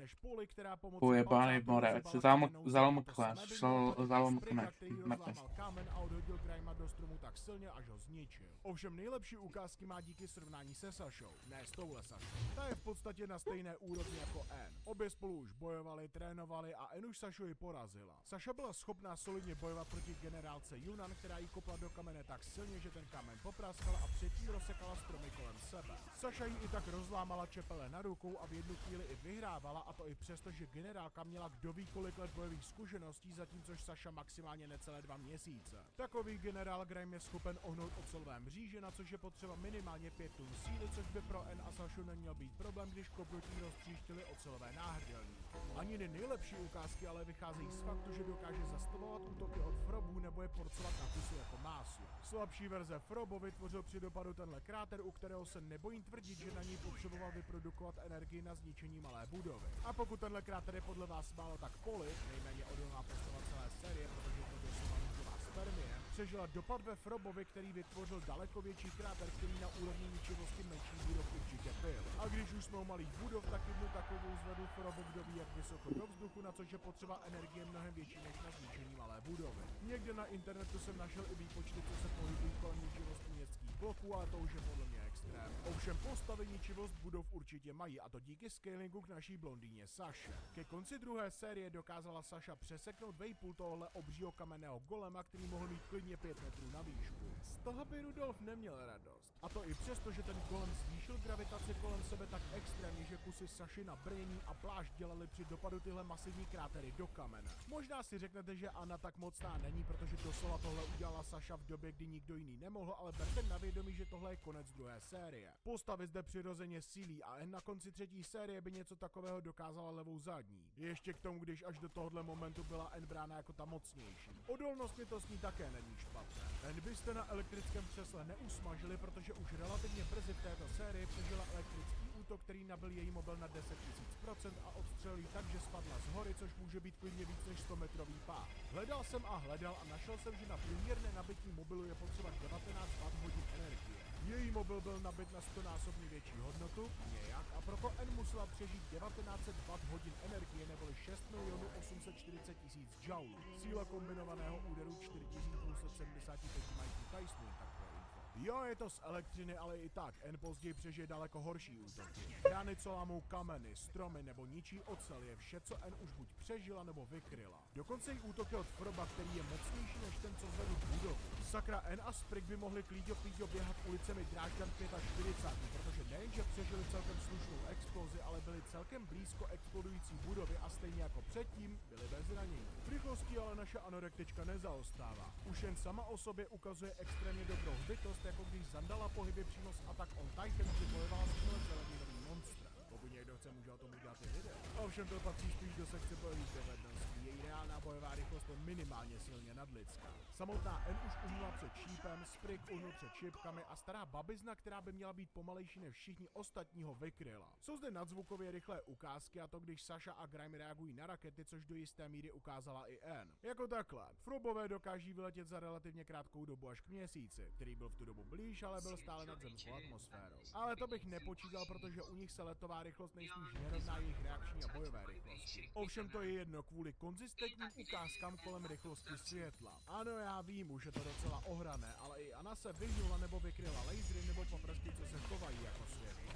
Jako třeba u téhle kuřecích příšery. Ale ona není sama. Prakticky všechny postavy jako Sasha, Sprig nebo Polly uhnuli před lasery. Normálně bych při nazývání energetických výstřelů lasery byl docela ostýkavý, ale ty paprsky se opravdu tak chovají. Hned po úrovni rychlosti trénovaných atletů je tohle nejkonzistentnější úroveň rychlosti v této sérii. Jo, zní to jako hovadina, aby 13letá holka měla útočnou sílu na ničení budov a měla reakční rychlost kolem rychlosti světla, ale hej, já jen říkám, co jsem viděl. Jedna věc, kterou mi přijde, že lidé opomíjejí, jsou její extrémní bojové dovednosti. Už jen fakt, že musela přežít v amfibii, dává víc zkušeností než trénink v jakékoliv armádě. Abych tak nějak přiblížil amfibii těm, co ji neznají. Prostě si představte Austrálii na steroidech, kde každé zvíře zmutovalo pomocí černobylské radiace a přitom sežralo víc steroidů. Už jen v první epizodě N musí čelit gigantické kudlance a hadovi. Veškerá obyčejná fauna je tam megafauna. Minimálně metr dlouhé vážky. Ježci jsou zde velcí jako bernardíni a lasice zase větší než lvy. Ptáci zde mají velikost baráku. Volavky zase mohou drtit v zobácích tanky a v lese běhají kříženci škorpionů a lvů nebo hyen a včel. A to je jen špička ledovce. Oproti tomuhle místu vypadá Pandora jako šumavský národní park. Díky tomu všemu je N solidně zocelená, ale to už byla předtím. Už na zemi se učila Muay Thai a v šermu se vyrovnala Sasha díky tréninku od Tritonia. Ani ne v půlce celé série je Sasha jedním z nejlepších bojovníků do puší armády, což jsou týpci, kteří boji zasvětili celý svůj život a držela se dobře i proti generálce Yunnan, která má za sebou roky bojových zkušeností.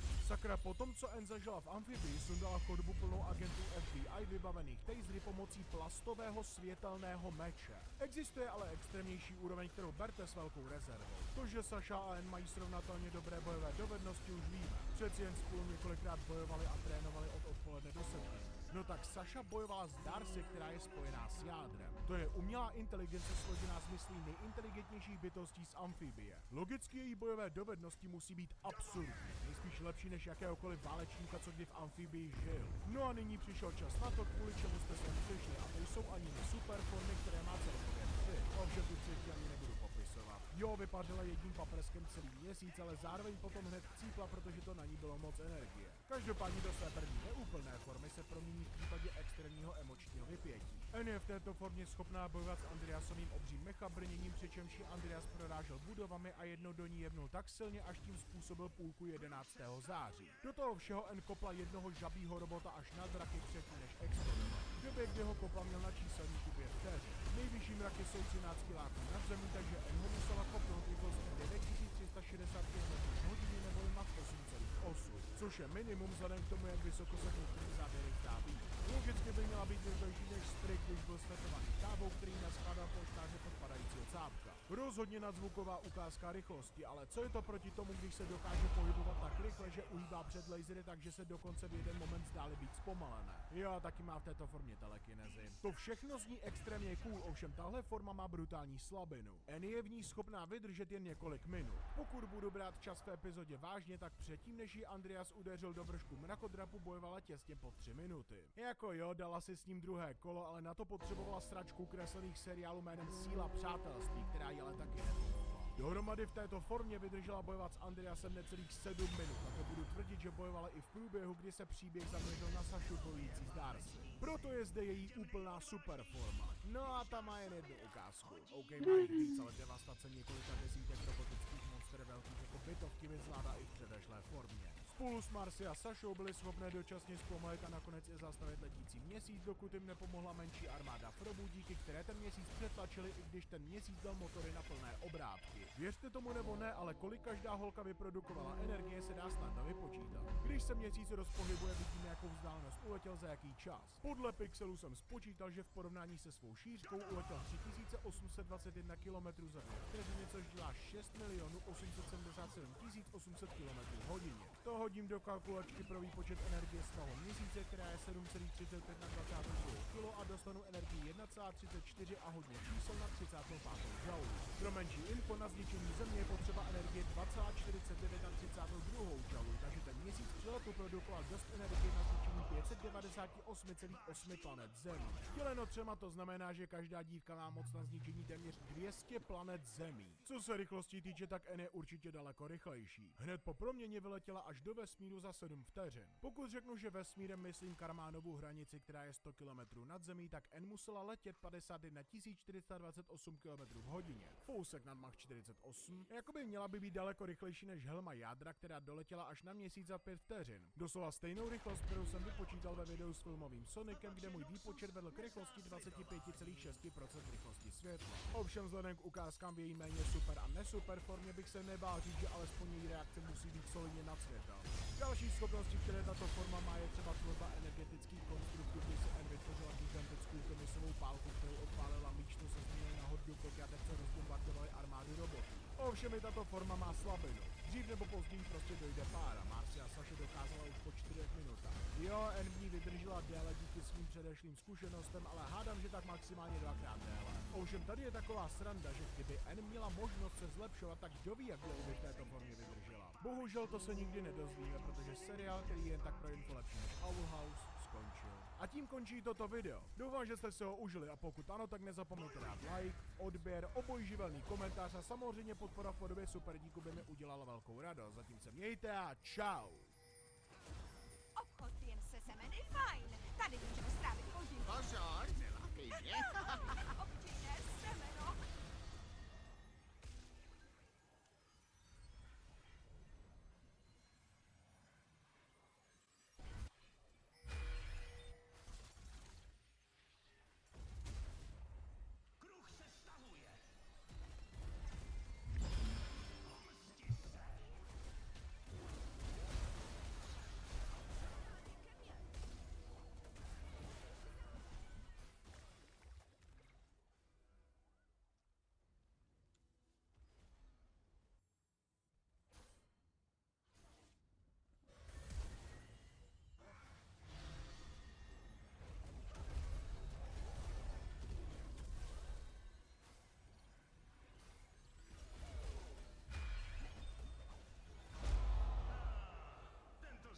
Tak. Zacpate.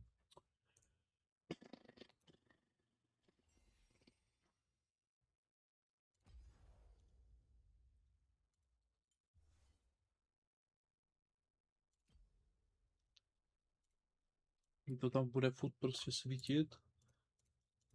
Když tam nic ne... Oh můj bože.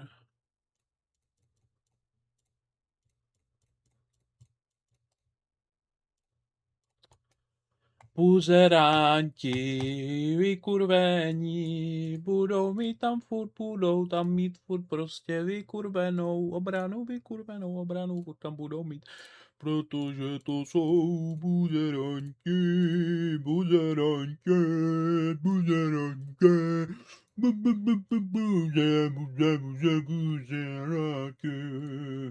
Super schopnosti by chtěl mít každý z nás, to není žádné tajemství. Ovšem k čemu je chcete? Někdo by pomáhal lidem, jiný by je zase trhal na kusy. Někdo by chtěl peníze, někdo holky a jiný zase vdolky. Každý máme jinou motivaci, ovšem to, co získáte pomocí svých schopností, záleží právě na vašich super schopnostech. Když dokážete to, co Doktor Strange nebo Superman, tak budete mít svět na dlani a nic pro vás nebude problém. Jenže směřte se s tím, že v reálném světě byste měli štěstí, i kdybyste měli schopnosti ze seriálu Mystic, protože i ty vypadají jako božská moc oproti tomu, o čem budu nyní mluvit. Zdravím, já jsem Trashman a dnes si trochu odpočinu, když vám řeknu o těch nejstupidnějších super schopnostech, které komiksy nabízejí. Teď si asi řeknete, že tohle téma je asi tak originální jako hrané filmové remakey od Disneyho. Dokonce i nás v Česku na to dělal video Medoid a další týpci a nechtějte vědět, kolik videí udělali v zahraničí. Já jsem jich viděl doslova desítky a nebudu lhát. Ty seznamy a videa jsou všechna v podstatě jedna velká lidská stonožka. Jednou za čas se tam objeví něco, co mě překvapí, ale v drtivé většině těch seznamů máte Armfalla v boje, Metr Eater Leda a Color Kida. No a proto přicházím do hry já, protože nejenže čtu komiksy, ale poměrně často můžete chcete vidět na mém kanálu to nejdebilnější, co komiksy mohou nabídnout jako bandu šílenců, co si říkají hrdinové, kybernetický super potrat nebo bůh kondomu. Proto v dnešním videu nebudu jen říkat stupidní superschopnosti, ale i extrémně divné postavy, protože je to mé video a můžu si dělat, co chci. Navíc se to pokusím udělat nějak originálněji a proto nečekejte věci, co jsem na svém kanále už měl jako schopnosti z komiksové série, nebo divné postavy jako kybernetického žabího mimozemšťana. Řeknu zde pouze postavy, které jsem sám nezmínil a které jsem na internetových seznamech buď vůbec neviděl, nebo viděl velmi vzácně a na úplném konci obhájím některé postavy, které jsem v těch seznamech viděl. Takže jdeme na to. OK, tohle jsem neplánoval, ale většina tohoto videa bude o mutantech z Marvelu a začnu tím, o kom jsem ani nevěděl, že je mutant a tím je Mannequin. Paradoxně jedna z těch populárnějších postav v tomto videu, ale chápu, že ho neznáte, když byl členem Alpha Flightu. Tým obsahující tak fantastické členy jako chlupatého Hulka jménem Sasquatch, ženskou, která se může měnit jen na zvířata z Kanady a pak trpaslík, kterého kletba změnila z 2metrového čahu na metrového týpka se super silou a odolností. Nicméně Mannequin. Ten má schopnost vypustit ze sebe 3 další bytosti, které reprezentují, jak by on vypadal v jiných evolučních fázích lidstva. První je proto, což je tenhle pravěký jednobuněčný hlen, který může pojídat věci jako Blob ve filmu Blob. Ovšem ten byl zabit kardiakem v době, kdy byl členem týmu doktorů, kteří měli zachránit umírající koncept smrti. Tuhle kokotinu jsem si nevymyslel. Jeho druhá osobnost je Ape Man, prostě neandertálec s větší silou než normální člověk. A třetí je Highbrow, což je asi jediný důvod, proč se dá jeho schopnost brát jako docela decentní. Highbrow umí levitovat, skenovat okolí, aby našel lidi, má teleportační dotek a tvoří energetické štíty. Později Mannequin získá schopnost měnit se do těchto bytostí místo toho, aby je vypouštěl, a když někdo z nich umře, tak ty ostatní přežijí, takže díky tomu má extra životy navíc. Jinak jsou jeho transformace sliz, silný lobotom a relativně užitečný blbeček. Rozhodně tedy lepší než Glob Herman. Ten technicky za to má dobrou schopnost. Má sílu na mlácení démonů a ničení robotů a může házet hořící kusy svého super odolného voskového těla a to je ten problém. Glob je kostra a vnitřnosti obalené hořlavým voskem, což za prvé vypadá fakt odporně a za druhé se lepí a Glob proto musí na psaní na počítači používat tužky, protože jinak by ho zasral tím růžovým hnojem, kterému říká tělo. Nejhorší ale je, že my vidíme, že Glob sice má orgány, ale nemá pohlavní orgány. Takže ta mutace ho doslova připravila o péro a koule. Jakoby takhle, já osobně považuji za špatnou superschopnost cokoliv, kdy máte super sílu a super odolnost kvůli tomu, že je z vás monstrum. Mít tyhle superschopnosti je fajn, ale nechci, aby ze mě byl ještěr, mamut nebo nedej bože podělaný pásovec. Ty totiž mají lepru. Ovšem Herman není jediný průhledný blbeček na tomto seznamu. Hector Rendoza má neviditelnou kůži, ale to je všechno. Jen jeho kůže je neviditelná, to, co je pod ní, je viditelné se vším všudy. Ovšem může se toho dočasně zbavit. Když se vás dotkne, tak udělá vaší kůži dočasně neviditelnou a přitom vám dá bolest hlavy, kterou sám přirovnal k tomu, když vypijete moc rychle ledovou tříšť. Existují celé týmy, co mají dementní členy. X-Tactics je tomu takovým zářným příkladem, je, že členy jako Genie, která tvoří seismické vlny v závislosti na hladině alkoholu v její krvi, Zeitgeista, co blije kyselinu a další, vidíte v každém druhém seznamu. Proto se zaměřím na obskurnější skupinu jménem Inferno Babies a ty mají rozhodně členy se schopnostmi. Face umí střílet extrémně mocné paprsky energie. Bohužel je střílí přímo ze svého mozku, což vyústilo v to, že si tím vypařil oči, uši, ústa a nos. A může komunikovat jen pomocí telepatu nebo morzeovky, jinak je pro něj svět jen tiché a temné místo. Scab alias Strup nemá ani tak špatnou schopnost, jako spíš nechutnou. Stejně jako tuny Emo Holek se řeže, ale na rozdíl od těch krav mu to dává jisté benefity a to, že kolem té rány se mu vytvoří super odolné strupy, které mu dají super sílu, protože díky tomu zbyl Sunspota. Mutant se dokáže rozchodit rány od Tinga. Mo vypadá spíš jako mutant s futurami, protože má po celém těle spoustu držek se zubama, což je nějak horší než jiná mutantka, která má 4 držky na krku. Jo, ta holka by se na ulici nestratila. Bob ze sebe umí dělat klony, jen když si danou část těla uřízne a ty klony jsou proporčně tak velké jako ta část, kterou obětuje. Dokázal bych celé tohle video udělat jen o debilních schopnostech mutantů, jako třeba Snot. Zmrt s rypákem o velikosti dvouhlavňové brokovnice, ze které střílí litry lepivých hlenů. Upřímně, kdyby se mi stalo tohle nebo nedej bože tohle, tak bych začal podporovat každou antimutantní skupinu, která by existovala. Ještě, že ta Spit Girl nemá tak hnusnou schopnost, její sliny prostě krystalizují a díky tomu vlastně plive ostré projektily schopné prostřelit člověka skrz na skrz. Nemoc dobrá schopnost, ale oproti střílení hlenů je to pokrok. To vše, co jsem řekl, byly schopnosti na pejču, ale technicky vzato jsou to stále super schopnosti. Mnoho mutantů ale takové štěstí nemá a jejich mutace je doslova handicap. Black Womb je tahle krasavice, která která má schopnost nestárnout. OK, to jsem popsal špatně. Spíš má schopnost neumřít na efekty stárnutí. Ta babizna může žít stovky let, ale stále se na ní stárnutí projevuje těmi klasickými věcmi jako vrásky, klouby funkční jako zrezlé panty, mrtvolný puch, ale očividně nepovislá prsa, protože ta její vypadají maximálně na 40. Hana Lévy má natahovací jazyk a speciální žaludek, který může trávit jen hmyz, takže jediný s kým může jít na jídlo je Timona Pumba. Slizký, ale výživný. Carol Campbell to má horší. Pamatujete na Human Torche ve filmu Superhrdina? Jo, ona má tu samou schopnost, kdy ze sebe doslova udělá palacha, začne hořet, ale sama proti ohni imunní není. Skoro stejně debilní jako Bailey Hoskins. Ten je sice z jiné reality, ale má schopnost průměrného Araba a to, že když exploduje, tak umře. Nyní odejdu od Marvelu k DC, ale tady toho moc neřeknu. Nebudu lhát, přečetl jsem mnohem víc Marvel než DC komiksů a drtivou většinu postav s debilními schopnostmi můžete najít v seznamech a videích, protože postavy s nejstupidnějšími schopnostmi se ochomítají kolem ligy superhrdinů 31. století. Co se dementních postav týče, tak DC spíš dominuje na pomezí blbečků bez superschopnosti jako Mr. Kamera, jehož maska je obří foťák. Ten Nightman, který má jedno oko na každém prstu, nebo Codpiece. Cápek, ze kterého si dělali srandu, že má malé péro, a tak si vyrobil poklopec s kanonem, boxovací rukavicí a nůžkama. Tí schopnosti ale musím zmínit i Infectious Lass. Holka, která má v sobě všechny nemoci v galaxii. Být jen v její blízkosti je pro vás víc nebezpečné, než si do těla zapíchnout každou injekční stříkačku, kterou najdete v Praze na chodníku. A věřte mi, že tam o použité injekce není nouze. Jedna z nemocí, kterou nakazila svého kolegu Color Kida, pokud jsou mi měnit barvu věcí, je nemoc, kdy mu obrátila pohlaví a udělala z něj ženu. No a co se nemocí týče, tak musím zmínit hemogoblina. To je upír, což nezní špatně, větší síla, rychlost, odolnost. Jenže tenhle upír byl vytvořený bílými rasisty pro boj s africkým národem a když vás hemogoblin pokouše, tak dostanete AIDS. Je to AIDS upír. Kdo je ale šampion v bizarních postavách a dementních schopnostech je Savage Dragon. Tam máme mnoho takových nechutných charakterů, které vede se spůl. Na první pohled obrovská hromada špeku, ale omyl. Ten špek je hníz žíravý jako kyselina. Ještě, že mu Savage Dragon probodl držku. Jeho tým se jmenoval Body Function a to by i sedělo, jelikož členem byl třeba Nazelnet. Chlapík, co si uměl natáhnout rypák a střílet na lidi své hleny. Belcher má výbušné říhání, kterým zničil vršek bytovky, a Backfire má výbušné prdy, díky kterým umí létat. Ovšem jen dočasně. Paradoxně to nejsou nejhorší schopnosti této série. Je zde třeba Dunk, cápek, co má super oblek, ze kterého střílí hovna. Dokonce si i nějakým záhadným způsobem uplácal děti z lidských výkalů a jednou bojoval se shitheadem. Postava z komiksu Wanted od Marka Millara, o kterém jsem dělal video. Je to bytost udělaná z hoven 666 nejzlejších lidí světa. No a vrchol těchto tělesných tekutin je asi Heavy Flow. Obézní žena, co střílí na lidi svou menstruační krev. Mňam. Rád bych řekl, že to je vše, ale je zde napodobenina Galactuse Universo a ten má vlastní heraldku Mother Mayhem. Bréca oblečená jako škopková, co mu pomáhá hledat planety.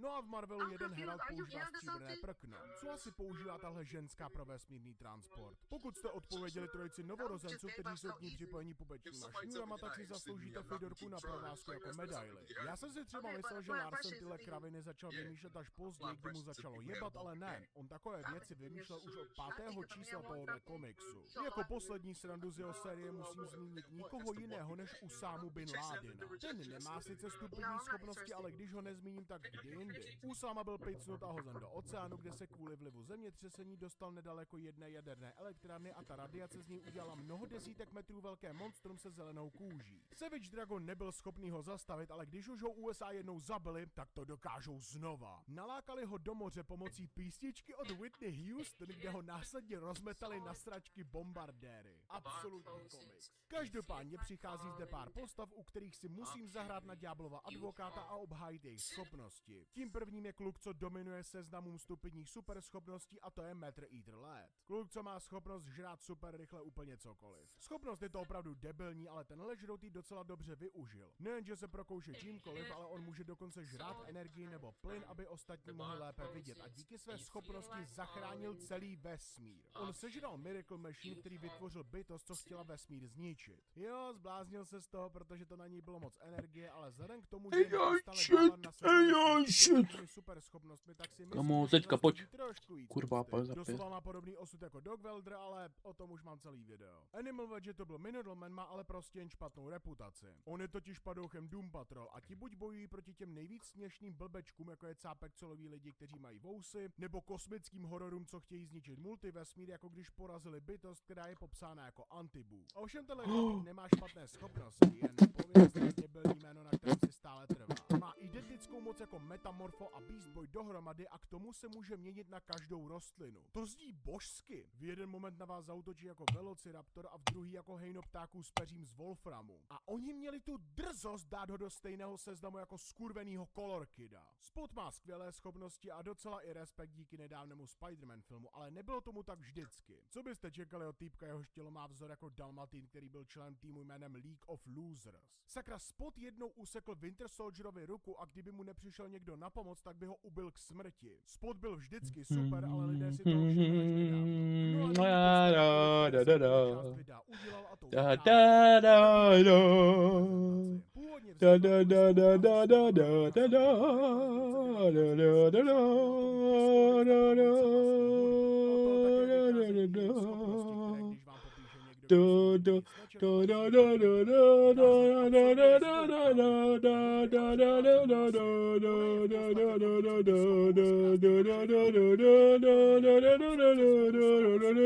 skvělá schopnost, když tam máte postavy jako Songbird, Banshee, Black Bolt nebo Ulysses Claw, kterého Dazzler doslova absorbovala a zabila, protože on je tvořen živým zvukem. Sama přežila blízko útočícího Thora, protože absorbovala zvuk z jeho úderu a absorboval i sonický útok Black Bolta a dokonce i zvuk explodující galaxie. Aby toho nebylo málo, to světlo, co tvoří, není jen světýlko, ale silné lasery, kterými může odstřelit ocelové dveře nebo rozmetat na kusy několik centimetrů.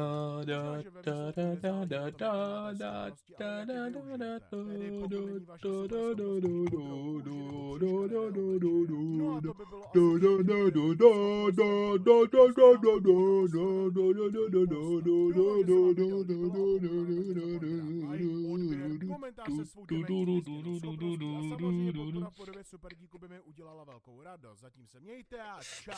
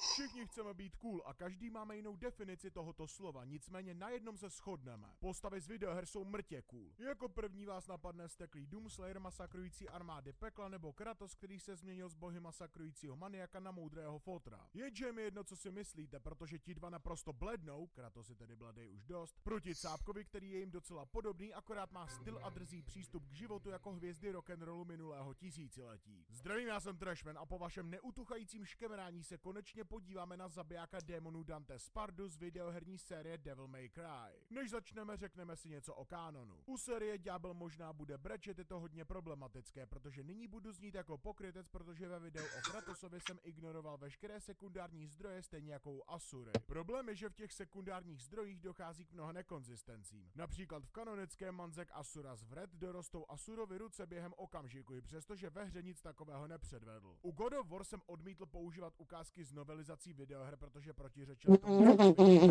hlavně třeba s tím, že bohové jsou nadřazení času, i přestože ve hrách specificky víme, že tomu tak není. U DMCčka je to ale jiné. Veškeré knihy a mangy jsou nejenže kánon, ale nejde jen o pouhé novelizace. Jde o dodatečný materiál, který docela solidně a hlavně konzistentně doplňuje informace ke hrám. Tak dobře ve skutečnosti, že mi nevadí využívat informace z těchto sekundárních zdrojů. Samozřejmě ale jen pro podporu informací, které jsou nám prezentovány ve videohrách. Pokud si Dante v knihách vyškrábe náhodnou schopnost z prdele a neukáže ji ve hrách, tak ji ignoruju. Ovšem zapomeňte na 3 věci. Za prvé Netflix adaptaci, která má s videohrami tolik společného, co menstruační krev a malinovka. Za druhé hru Peak of Combat, kterou velice rádi využívají zahraniční scaleři kvůli vícedimenzionálnímu tvrzení, i přesto, že jde o pojebanou mobilní hru, která nijak nezapadá do časové osy celé série. A za třetí je zde problém překladu. Existuje mnoho oficiálních příruček v japonštině a navíc celá série je původně japonská a může docházet k problémům s překladem, které potenciálně mohou změnit celý scaling. Jenže pokud mohou zahraniční scaleři scalovat mangy z anglického překladu, tak já můžu scalovat tuhle sérii. Formality jsou za námi, tak jdeme na to. Dante Sparda. Legendární lovec démonů. Mrtka pojebaná s obranama. Mrtky kundy.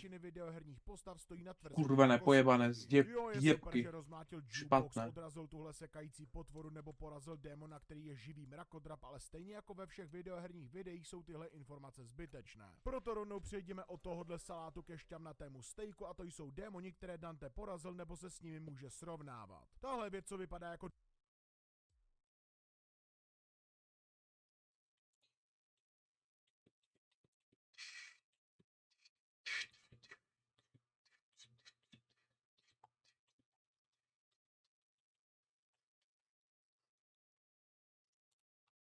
There's nothing wrong with my memory.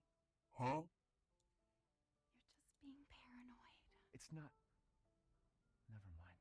I'm sorry. But I'm not paranoid. I'm just cautious. Then, go cautiously take your daughter to bed. Plug. What's up with the balloon?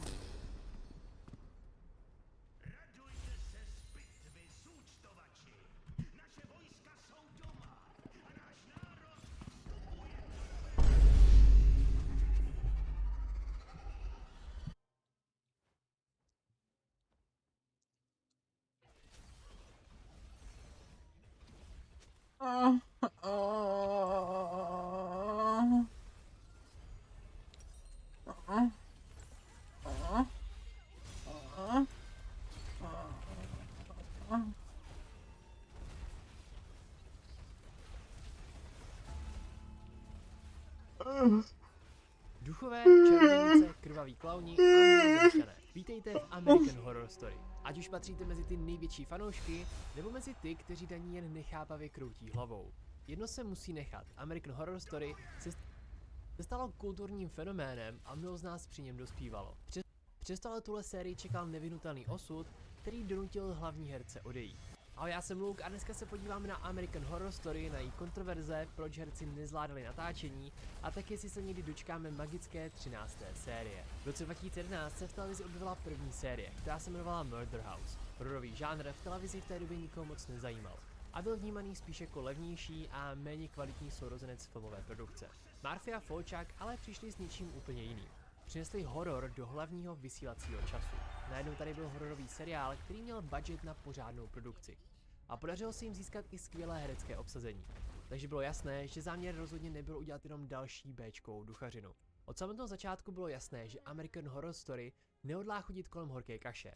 No a nebál se diváky šokovat explicitním obsahem, ať už se jednalo o hrubost nebo podivné postelové hrátky. No a jak to celé začalo? Na začátek byl vlastně docela skok od rozpleskávaček k démonů. Což zní trošku jako vtip, ale přesně tak příběh American Horror Story začíná.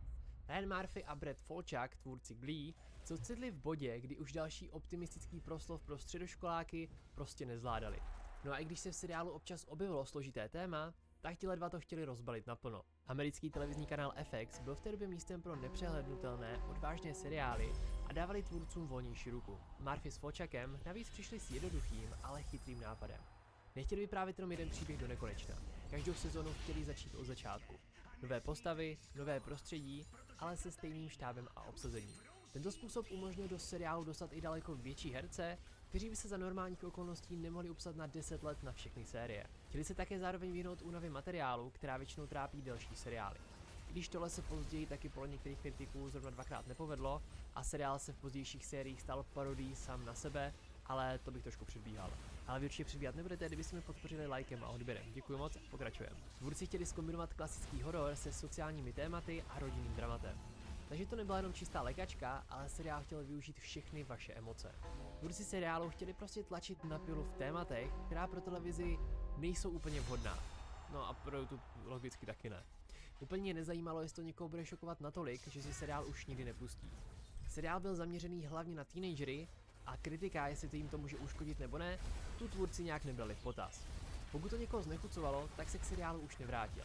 Naopak, pokud někdo bojoval třeba se samotou, tak mu seriál tyto emoce mohl pomoct zpracovat. Každá sezóna byla jako samostatný film rozdělená do kapitol. Pro efekt byl tento pořad taky skvělý i po ekonomické stránce. Díky flexibilitě se dal jednoduše rozšiřovat a měnit. No a taky každá sezóna byla trochu jiná, trošku něco jiného, no a díky tomu měli každý rok čerstvou novinku, no a vlastně to znamenalo, že bylo úplně jedno, kdy divák do seriálu naskočí. Pokud někoho nezajímalo nějaké téma, prostě si mohlo počkat na další sezónu. Jenomže později se sezóny začaly i mezi sebou míchat, což začalo být docela problém. A právě tohle se stalo i terčem kritiky. A absolutní tvůrčí svoboda prostě vedla k děsivému koktejlu. Takže se prostě stalo, že se objevilo úplně všechno v jedné sérii, jako byly duchové, mimozemšťaní, démoni a upíři. A to bylo hlavně z toho důvodu, že tvůrci chtěli neustále šokovat a proto se nevyhnuli i tomu, že někdy musela být tak trochu obětována logika a jednotnost příběhu. Hodně sérií začíná naprosto geniálně. Představí desítky zajímavých nápadů, ale v posledních epizodách se zhroutí, protože prostě není možné všechny tyhle dějové linky smysluplně uzavřít. Všechno to začalo v roce 2011, v zrekonstruovaném sídle, které se stalo útočištěm pro rodinu Harmonový. Ti se tam stěhují, aby unikli vlastním démonům, nevěře, depresi a rodinné tragédii. Brzy ale zjišťují, že dům má své vlastní, mnohem skutečnější démony. Je to takové vězení pro duchy a rozhodně nemají v plánu nechat nové nájemníky na pokoji. Epizoda první série s názvem Piggy Piggy je považována za hodně kontroverzní. Začíná v roce 1994 v knihovně na střední škole. Skupina dětí tam studuje, když se na chodbách ozvou hlasité rány. Částečně posedlý Tate Langdon vstoupí do knihovny. No a i když se nezobrazuje přímo akce, je scéna velmi realistická. No aby to nebylo málo, epizoda je přímo inspirovaná skutečnou událostí. To asylum se děj přesune do 60. let. Za zdí psychiatrické léčebny, kterou vede nemilosrdná sestra Jude. Tohle místo je peklo na zemi a tvůrci do ní nacpali snad všechny hrůzy, na které si můžete vzpomenout. Doktora provádícího zvrácené experimenty, posedlo s ďáblem, sériového zločince, známého jako Bodyface, a dokonce i mimozemské únosy. V tomto případě kontroverzi vyvolaly velice zvláštní praktiky. Instituce založená na náboženských principech v době, kdy být queer znamenalo být na stejné úrovni jako predátor. Jedna postava byla například podrobena elektrošokové i averzní terapii, ale tohle nebyla jediná kontroverze téhle série. Například obsahuje sporná zobrazení duševní nemoci, rasových vztahů a dokonce má dějovou linku o mimozemšťanech. Jedním z nejhorších prvků je ale doktor Arden, který provádí zvrácené experimenty na pacientech. Autoři se snažili začlenit hrůzy holokaustu, ale spíš to jenom přijetí série zhoršovalo. Tato série představuje postavu Charlotte, která tvrdí, že je jednou z nejznámějších obětí Annou Frankovou. Logický ale nikdo nevěří. A navíc Anna rozhodně nebyla starší než 16 let. Ději vlastně vůbec nic nepřidá, jenom odhalila jednu postavu, že je nacista, jenomže tohle zrovna bylo divákovi zřejmé i bez této postavy. Takže se objevili jenom proto, aby tam byli, ale ve skutečnosti to vůbec nikam nevedlo. Takže si vybrali takové citlivé téma, jenom aby šokovali a nemělo to žádný hlubší příběhový význam. Po temnotě Asylum přišel obrat o 180 stupňů. Třetí série, Coven, vás přenese do slunného New Orleans, do školy pro mladé čarodějnice. Tón série se změnil a je mnohem lehčí.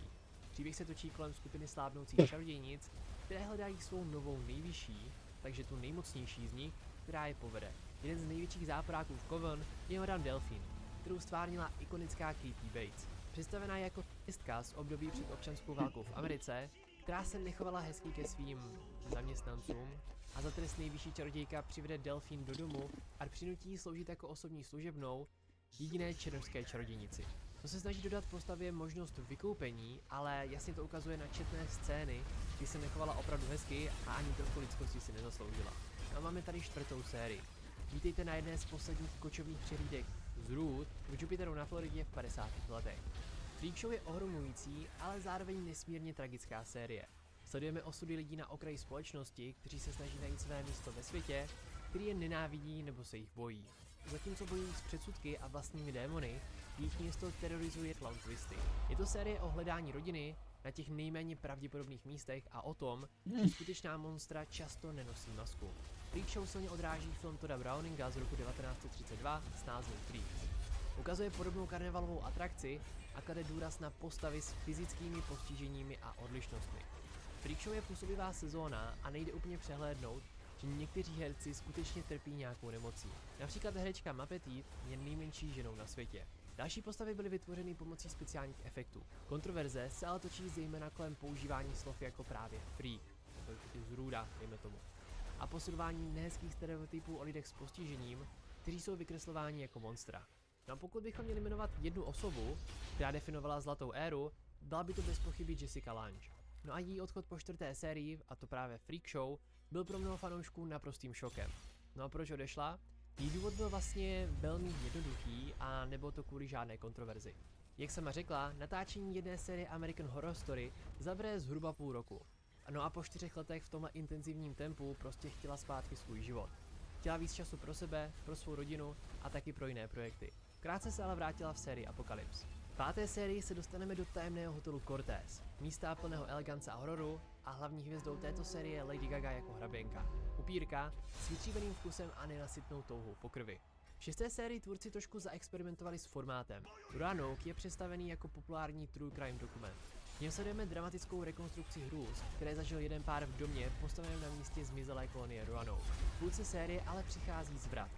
Dokument končí a my sledujeme reality show, kde se skuteční přeživší i herci, kteří je hráli, vrací zpátky domů. No a tentokrát už kamery zachycují skutečný horor.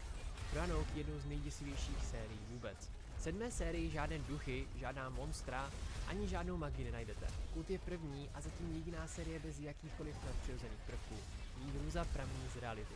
Příběh začíná v noci amerických prezidentských voleb v roce 2016. Ukazuje, jak strach a manipulace můžou v lidech probudit to nejhorší a vést ke vzniku nebezpečného kultu. V tomto případě je celá sezóna kontroverzní, ale hlavně kvůli jedné epizodě, a to epizodě Midwestern Assassin. Ta obsahuje dějovou linku, kde na politickém shromáždění zazní opět hlasité rány jako v první sezóně.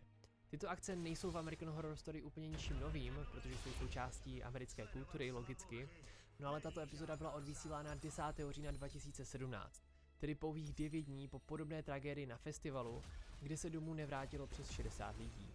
Na 8. sérii fanoušci čekali roky. Apocalypse je crossover, který propojil světy Murder House a Coven. Antikrist, který se zrodil v první sérii, dospěl a rozpoutal konec světa. Poslední nadějí lidstva jsou čarodějnice, které se musí postavit v boji o záchranu reality. No jako další tady mám tak trochu kontroverzi. Satanismus v American Horror Story vychází z toho, že série zaměňuje ateistický, filozofický Lafayevův satanismus za doslovné uctívání ďábla s rituálními oběťmi a antikristem, což Church of Satan veřejně odmítla jako nepravdivé a škodlivé klišé. Kritizují seriál za to, že posiluje mediální stereotypy a mate diváky ohledně skutečné podoby moderního satanismu. No a taky tady byl i další odchod. Od první série byl jedním z hlavních tahonů Evan Peters.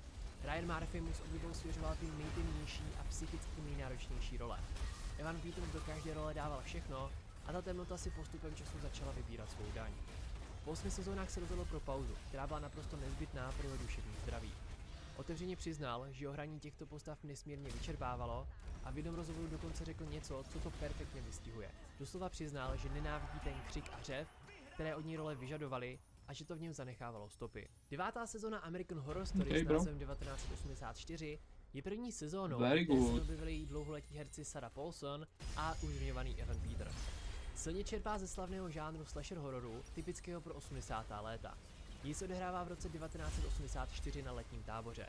Jenomže už před začátkem léta tábor navštíví dva sérioví zločinci. Jeden z těchto zločinců je fiktivní Mr. Jingles, který před několika lety navštívil chatu plnou dětí a ta chata po jeho návštěvě zůstane prázdná. Druhým je skutečné monstrum z Kalifornie. Přítomnost Nightstalkera v téhle sérii bylo špatným rozhodnutím.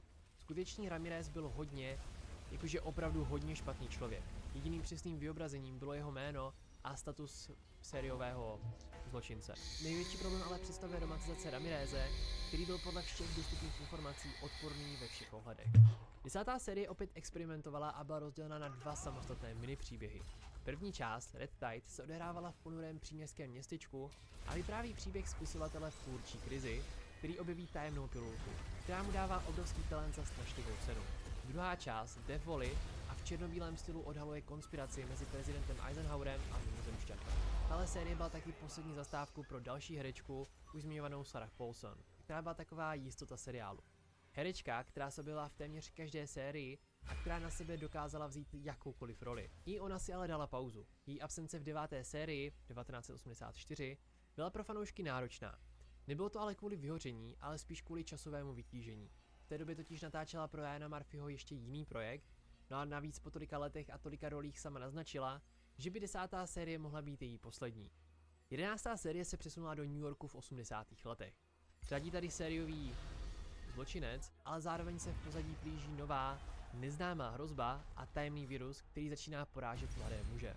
Jednalo se o začátky krize AIDS a série poukazovala na strach a ignoraci, kterou tehdejší komunita čelila. 12. a zatím poslední série je první, která je založena na knižní předloze.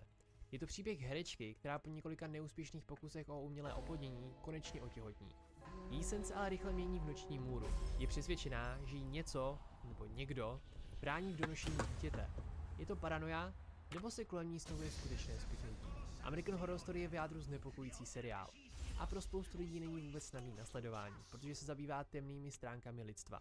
Stejně jako většina hororového žánru má ale tento pořad vážný problém. A to, že používá zbytečně moc explicitních scén s nedobrovolným zapojením.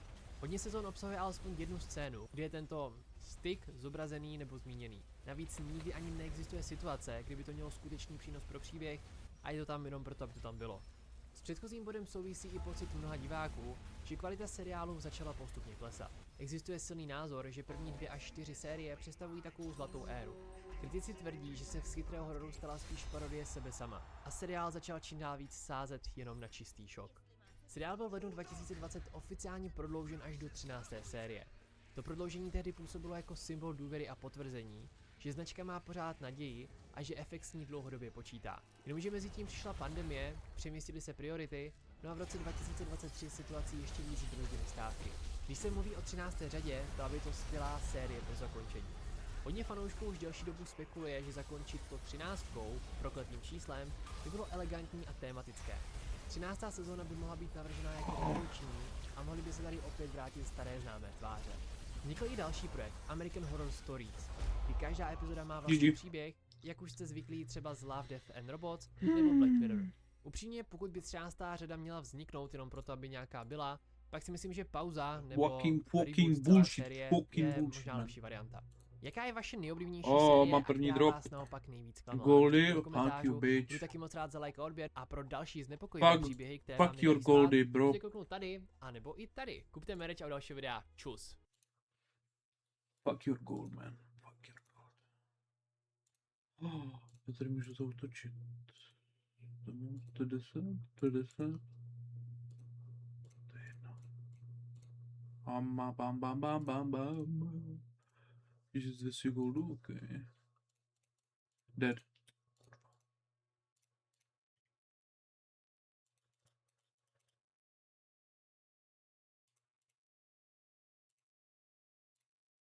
Cool. Jebat ty vaše obrany pojebané, vole, co jsem, kurva?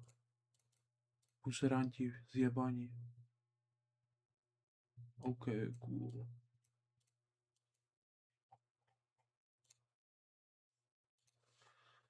Fakt, vole. Každý, kdo má obranu, vole, ať zhoří v pekle, zmrtí, vole. Dead. To si děláš prdel. To si děláš kozy, kurno. Protože jsem můžu poslat třeba 7 míčů na svůj účet, ty vole, to bylo luxusní, ty vole. Timestamps are in the video timeline for anyone that's just interested in the games. Click down below to skip ahead. Now this video is for everyone who's just obrano, a další obrana, co? Lovely, you're a hard-working student, athlete, professional or blue-collar worker. So as much as you love watching all the worlds, it's just not possible. That's where this video comes in. Put in your headphones, find somewhere quiet in your break room away from your annoying manager, and relax as I get you up to speed. Starting in the second round of the Swiss stage, I'm recapping all the games up until today so you can keep up to date. I'll introduce the teams, their seed, and then show a definitive point where the game turned following by the fight that led a team to victory. And maybe anything else interesting between the games that I feel you might like. Ach so, ja, Dinge bekommen. Dinge. Hä, gute Sachen in-game bekommen. So, sowas da zum Beispiel immer ein paar Pilze und ein Greif und sowas. Zum LD gibt es dann immer Lucky Coins, glaube ich, und auch ein paar Pilze und sowas. Das sind so die Unterschiede. Also es gibt quasi einen Unterschied zwischen Creator Codes und Creator Coupons. Aber man sagt trotzdem immer, weil das sich einfach eingebürgert hat. Yay. So, das mal an der Stelle.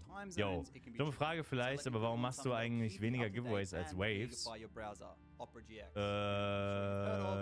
Ich glaube, wir machen gleich viel, oder? Ich weiß nicht, wie viel macht ein Waves? Ich glaube, der macht gleich viel wie ich. Der macht auch immer 15 Winner pro Stream. Aber Waves macht doch zweimal 15. Ach, wirklich? Ach, krass.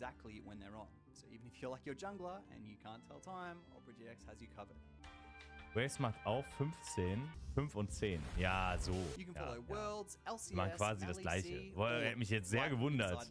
Es hätte mich sehr gewundert. Nein, ey, Markus, alles gut. Alles gut. Ich kann dir auch erklären, woran das liegt. Ja, das liegt daran, weil, guck mal, also ursprünglich hatten wir 4 Official Streams. Die hat alle Mo gemacht. Und da gab es immer 30 Winner. Das war früher sogar weniger. Und irgendwann haben wir das auf 30 Winner gemacht. So. Das sind ja dann am Ende des Tages 120 Leute, die pro Woche gewinnen. Und man gewinnt ja auch nicht wenig für das Spiel. Das muss man ja schon ehrlich sagen. So. Und dann kam noch irgendwann der Tuning Tuesday dazu, also heute das Format hier. Und da hat Player gesagt, und völlig verständlich, wir können jetzt nicht nochmal 30 machen, weil es wird halt einfach zu viel. Das heißt, wir haben uns hier auf 15 geeinigt und bei Waves halt dann auch, weil der kam danach ja noch dazu oder davor, ich weiß, oder zeitgleich, keine Ahnung.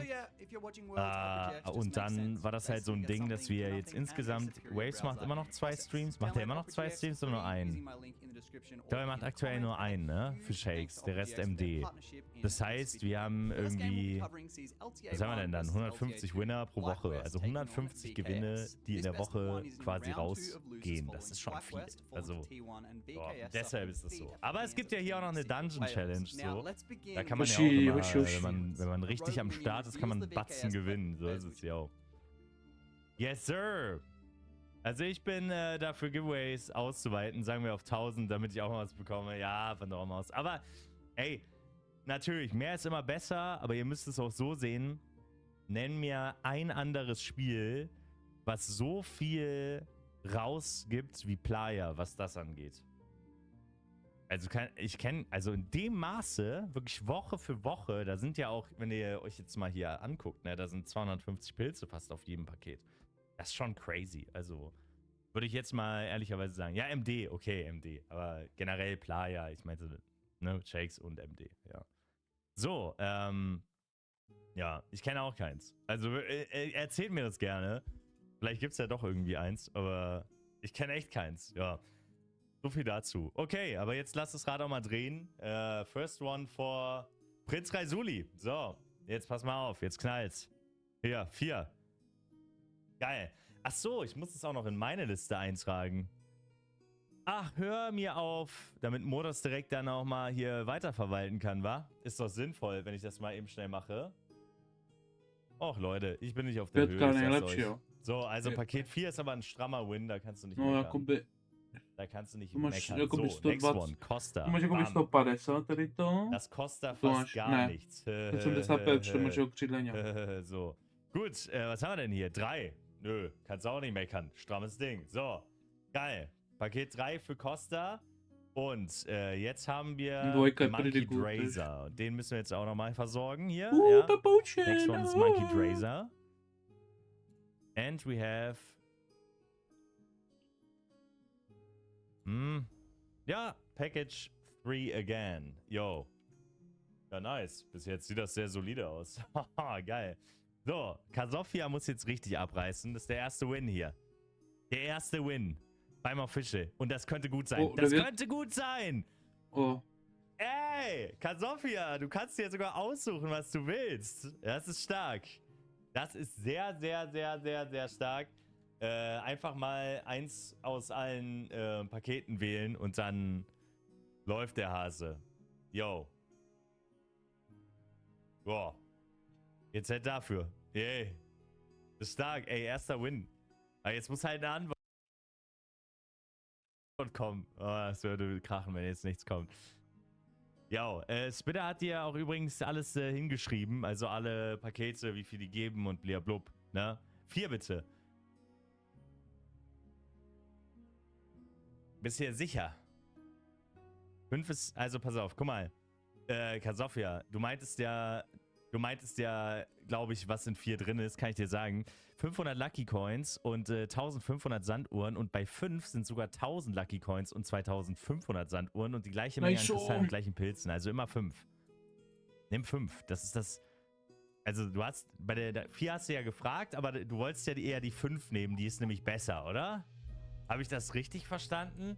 Ja, meinte ich, ja, so easy, ja, läuft doch.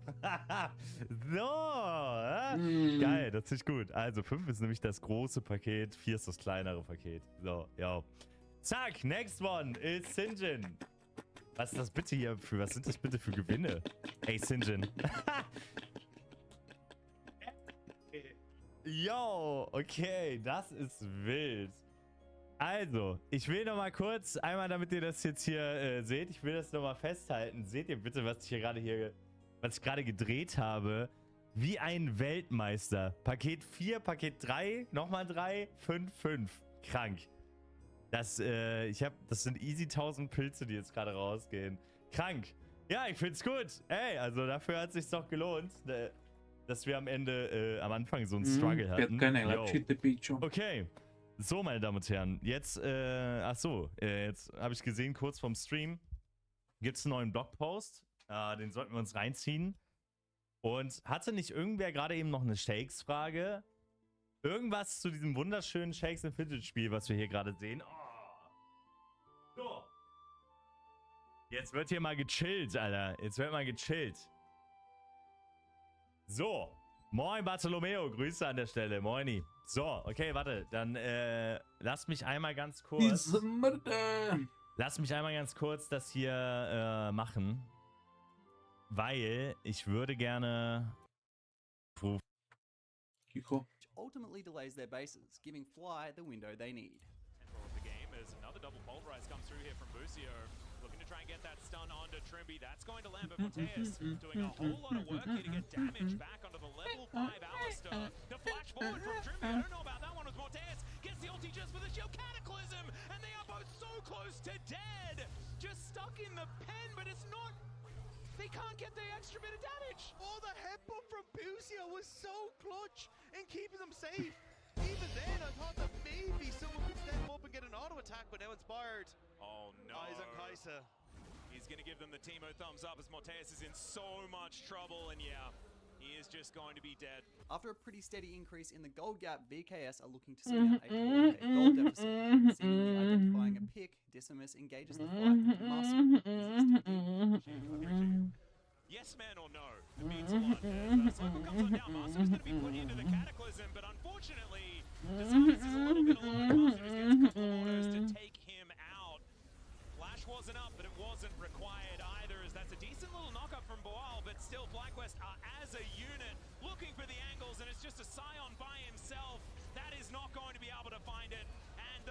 aggression from Bwimpo to take down Morteus.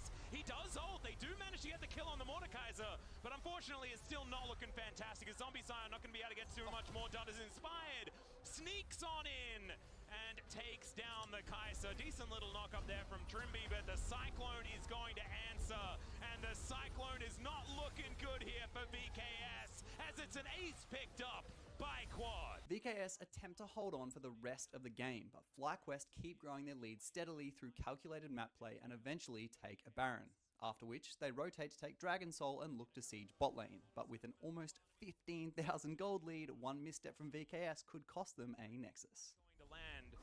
15k gold lead, what the fuck? They might have one more fight in them. You can see Boal ready to leave the station, and he will do it now. Shockwave going to connect on only one. Ne, zase kartuš. Into the backline, finds the triple knockup. This guy's Alistair has been absolutely unreal as a double to start the fight for Inspired. Quad's legendary absolutely in this game. And Inspired is between two Nexus turrets, picking up a triple kill.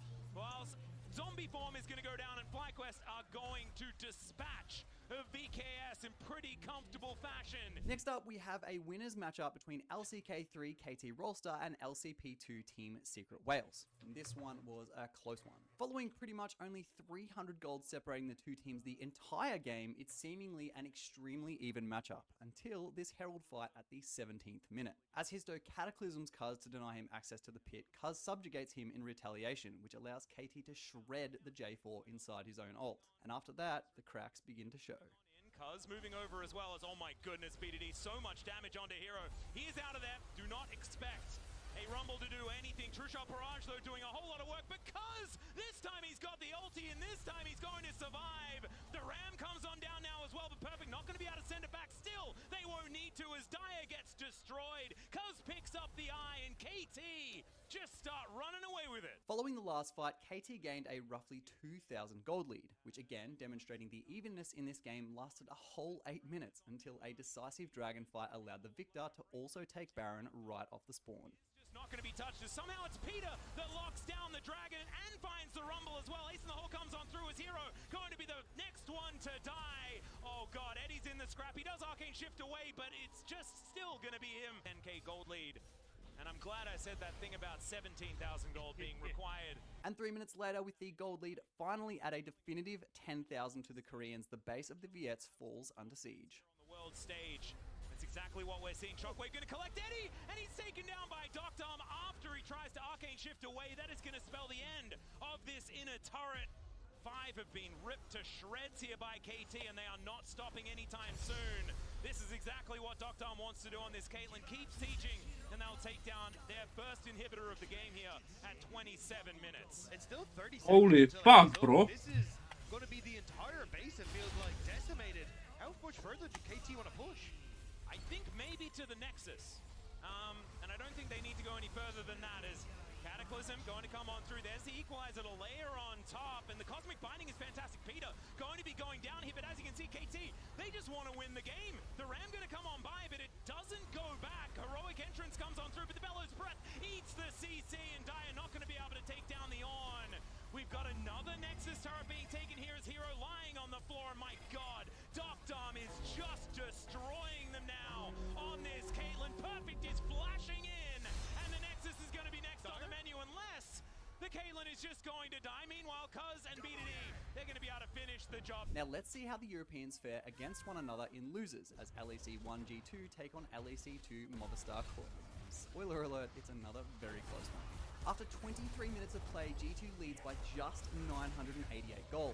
It's just over 2 Doran's Blades for those who are playing at home. G2, with 2 dragons already under their belt, look to pressure Soul Point as number 3 spawns and MK is forced to retaliate.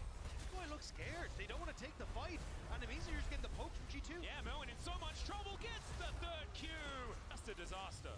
MKOI just didn't want to take the fight, and they gave Cap so much time to get the poke. They wanted to Zoyoya now. They get the Cyclone out as well as Broken Blade just goes in. All Out comes on forward. Alvaro now with the unbreakable will, but it's looking a bit more breakable than you'd otherwise expect based on the name, as Hansama might be able to get a big chunk onto this inner turret as well. Zabrov is going to have to ult himself, but that buys time for Hansama to dash on over. Was it all a bait? The answer is maybe. Following that lost fight, G2 are able to Motherfucker. the map, which leads to a Baron and Mkoi's base. Here as he pushes him towards the blast plant, and I don't... Moen, Moen, are we okay? Okay, well, the Baron is going to do most of the work, killing Moen there as he was looking for a flank angle, but unfortunately Mkoi, they had different ideas, and now the Baron is going to get started. Caps walks straight into a large line of rocks, though, and the ace in the hole comes on in. Jojo finds the threaded volley, and down goes Caps. Mkoi not out of this one yet as Super is now walking towards BB.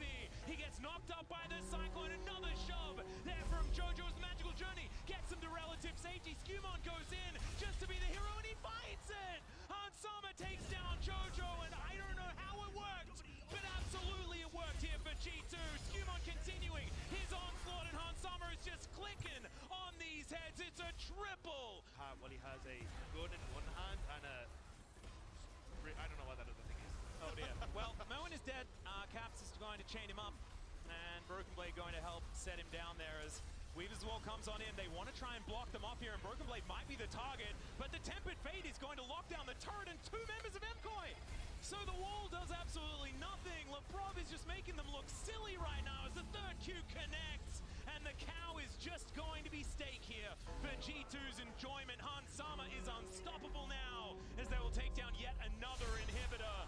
And it's feeling pretty similar to a lot of the other matchups between these two squads in the LEC as G2 are looking to play with their food a little bit here. Cyclone doing a fair bit of work, but Elyoya is on his fountain with not much more hope other than to try and stay alive and watch his Nexus fall as G2 are on the board here at Worlds. Moving on, Top Esports take on 100 Thieves in winners.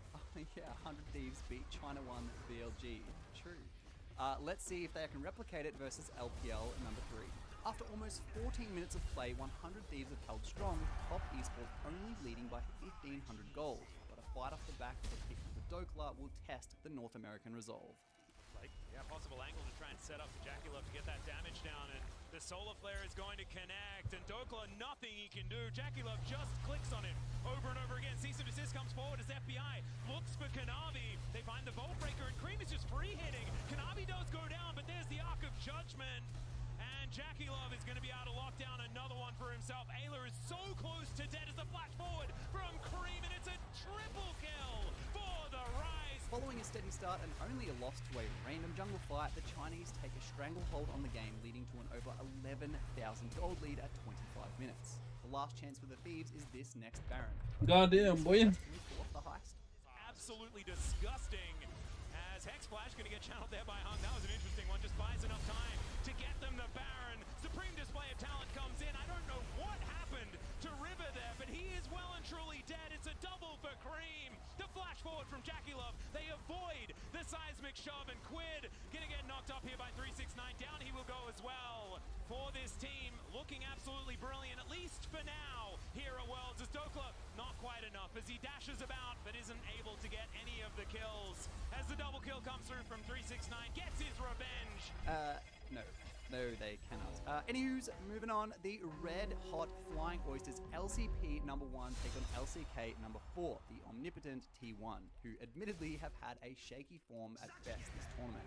Can they shake off the nerves in winners versus the rapidly climbing Taiwanese power rankings team? Now, I don't know as much about League as Doran, probably not even half as much, but I can't help but feel that giving a solo kill to the enemy Draven for one range minion is not the best way to start a Worlds game. Well, Jackulov right now is... It's just... Hello, Doggo! He just solo killed Doran. Hot damn, what the hell just happened, Top? My goodness, let's look back at this. So he's about 50% HP right now. Doggo smartly, as Doran comes into last hit these minions, lands those auto attacks while dodging away from the tower shots. Another auto attack comes through. I mean, at this point you'd think Doran is just going to go back to base. Oh, the tunnel gets interrupted. Beautifully played by Doggo. But with the game pretty even, Doran looks to do some more things. Don't even really know why he tunneled forward here, but apparently it's signaled for the Avengers. He's just an instant blocker, and T1 walk away with the win on objective.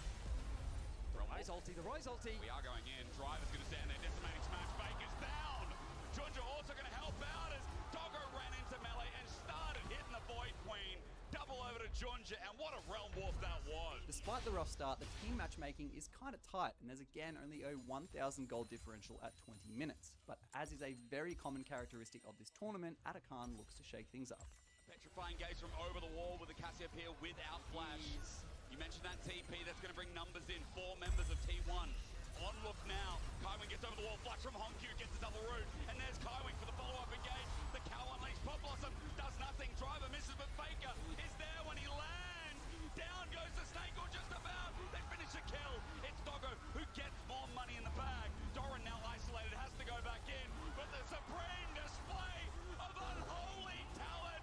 Junja on Kiana is just exceptional. And in repeatable fashion, the Flying Oysters take their lead and run with it, facing down Baron at the 30th minute with T1 hot on their heels.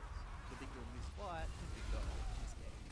He's got the ulti available. Guma tries to walk in. CFO, a backing of is still so sketchy. The game's not over until Junja runs in the river and says bet. He runs back, sets that up, but it's a double. Je, že jsem mohl utočit ještě. Just nuts as well. The CFO have now got 2 in the dirt. They're just going to start this Baron off. It's still a super risky thing to do. Doran is max HP. Faker is coming back from the river. Guma with his range. Keep your eyes on Kaiwing, looking for the flank. Driver is low as well, but he's got a shield. Doran once again on in. Guma with the range to steal his potential, but no. Smite is better. A realm of into Guma's face, but he spaced him, he's ranged him, and Faker stares him in the face. However, the pop back is massive. CFO are doing it, and even with the ulti avoided by Doran, he's the LCP, we believe. And this team, it feels like they can only go up with the Baron now secured. The Nexus is in their eyes as they look to try and break the base. Look at Doggo, he just got Torrent now taking a 1v2. You know where this game's at. Ow! This dog, man.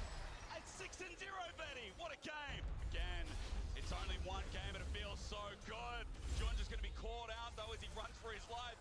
Gets away with the help of a heal. And CFO supporting staff are coming in. Carrier, though, a clutch defense. Petrifying gaze, though, won't be enough.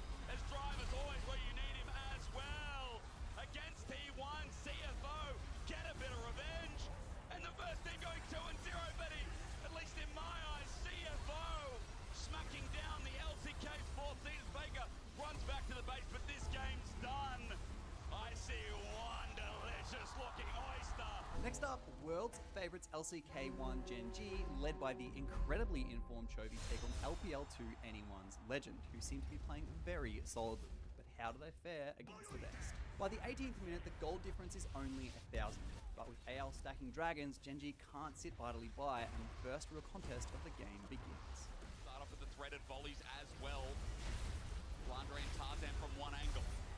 This is looking good.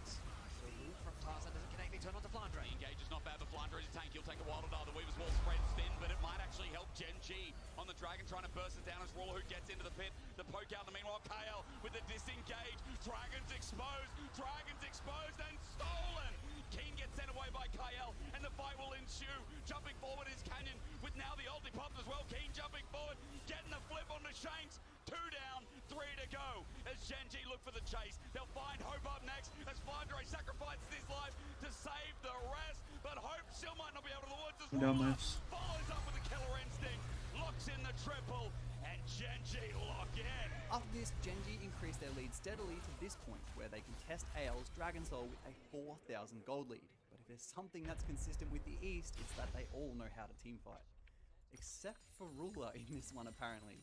Side, Gen G with a nice setup. AL, how do they approach this? They're asking the same question. Dragon going to be started again. Gen G using Ruler, but he doesn't commit for the time being. Juro's taking a little bit of poke, but that's all it is. A little bit here from Anyone's Legends. As Chovy hovers around the outside, there's the Weaver's wall to separate.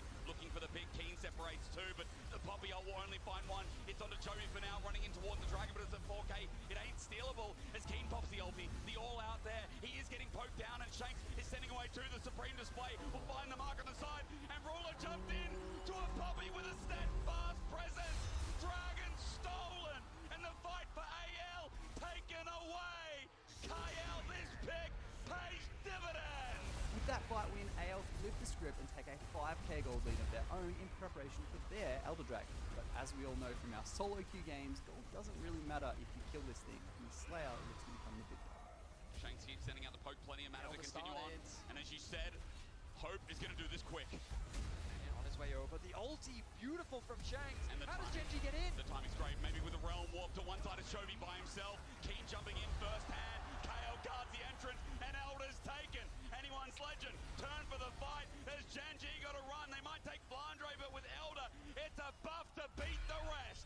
1 for 1. Keen getting poked. The flash. Kyle gets close. Keen's one step away from dying. But first, Canyon will go in the coffin then. Juro, as he runs away, he's getting chased up by a Gatling gun and a pair of pebbles. He'll flash out, but now with the 3 free display missing out, you say, hey, doesn't matter. Gonna take down the best team in the world. It looks like Kyle has committed parricide. As Juro is just another target. Ruler was fed. The hope of Genji, but even he is not enough. In China, AL will soar. Now, while Genji might be favourites for this tournament, and some would argue they kinda had that one till one botched dragon fight, it's more evident now than ever that this World's Cup isn't going over freely, and they've definitely got their work cut out for it. Now, for the second last losers game, LPL 1 BLG take on LEC 3 Fnatic. Pretty lackluster performances from both teams so far. They've got a lot to prove in this next best of 1. At the 15th minute, the Chinese lead by 2,200 gold, giving them a bit to work with ahead of this Herald fight. But a very clean engage by Razor gives BLG something to fight for. And a Herald starting that is going to escalate this goal further. Yeah, the problem is I think Fnatic just isn't strong enough to fight. Good damage on the Elk. It is good engage as well. You asked about Razor. Elk not going to stand still for long though, because Dark Binding was out of range. The trap as well. Elk flashes in for the root, and it sets up Shadow for the reset. Now onto another. Upset thinks he's safe. Not for long. Under a turret, even with the Dark Binding. Spin has joined in, and Mickey's up next. BLG recovering from their sins of day 1. After 11 minutes or so, BLG take control of the map, but an insane ult from Oscar's Poppy make the BLG siege a lot more awkward than it needed to be. Good luck, Gigabin. But he is going to TP. Here we go. The last hurrah between worlds from Poby keeps him near, but BLG at full HP still as Poby stepped up and now about to get wept away. Elk is low, but the feathers are still out, even with a great Poppy ult. Bin comes from mid to send another message. The cease and desist, the Dark Binding. Can they kill this Renekton? Well, with a Sterix Gauge, they're going to bloody well try, but he'll take Razork down with him. That's the Gigabin we know. As Shadow uses this opportunity to enter the base, look for a reset, deliver the shockwave, and deliver LPL its hopes this day. Thaddeus, BLG day 1, that was just a spanner in the works. This is what you can expect from one of the best regions in the world. And for the last game of losers, Hanwha Life LCK2 take on LCP3 PSG Talent. Next up is round 3, so let's see who enters on the back foot for the elimination round and who enters with confidence. At the 22nd minute, a measly 1,600 gold separate the two. I swear Riot must be rubbing their money bags together with how much exciting teamfights this Ataclan has caused. Find out. I mean, Aja has TP. He should be able to know it's gone, right? Raj, Weaver's Wall at 3k, Tempered Fate, nice from Delight. Keeps him from getting near. Casa walks up, almost steals it, but he does not. That's what matters. Peanut launches an engage again and sacrifices his life, but in goes Zeka, all in as Casa's up next. Woody run over by the Ambessa, and Hummerlife see the angle. Maple just stands there, finds the kill. It ain't pretty. It ain't that great, but a Quadra over to Zeka. It's got enough for Hummerlife. With Baron the point of contention, PSG trail 6,000 gold. But with the engaged power of HLE's comp, can't really even be on the same screen as the Koreans. Items, okay, like, we'll just engage on you whenever we want. Archer's in trouble. Archer's in trouble. That blast code. Use it now. Okay. Use the Mario Mushroom. But top jungle duo. No, Peanut is the Goomba waiting in front. Considering a play on the Viper, he's not going to find him. Instead, Viper's already set his sights on the Baron. That Baron is getting lower, not the fastest. Zeka trying to zone them away. It's fast enough, isn't it? Weaver's Wall comes out. Maple separates. It's nice, but he's in quite deep. Even though Delight's buying time. Luxus. Again. It's Betty every time. He doesn't get to play the game. Hammerlife woke up at Worlds. This is the form we expected as they now look to run it down mid. To give fresh life into the LCK second seed. Hammerlife, this comp we can get around seeing Peanut on by seeing Zeus int once more. It does doesn't matter because Humalive get their first win at Worlds 2025. So just for a quick recap so far, let's check the table to help give you guys a visual on how each team is performing. Entering round 3, we're starting with Flying Oyster, AL, and KT Rolster and Pop Esports, both at a clean 2 from 2.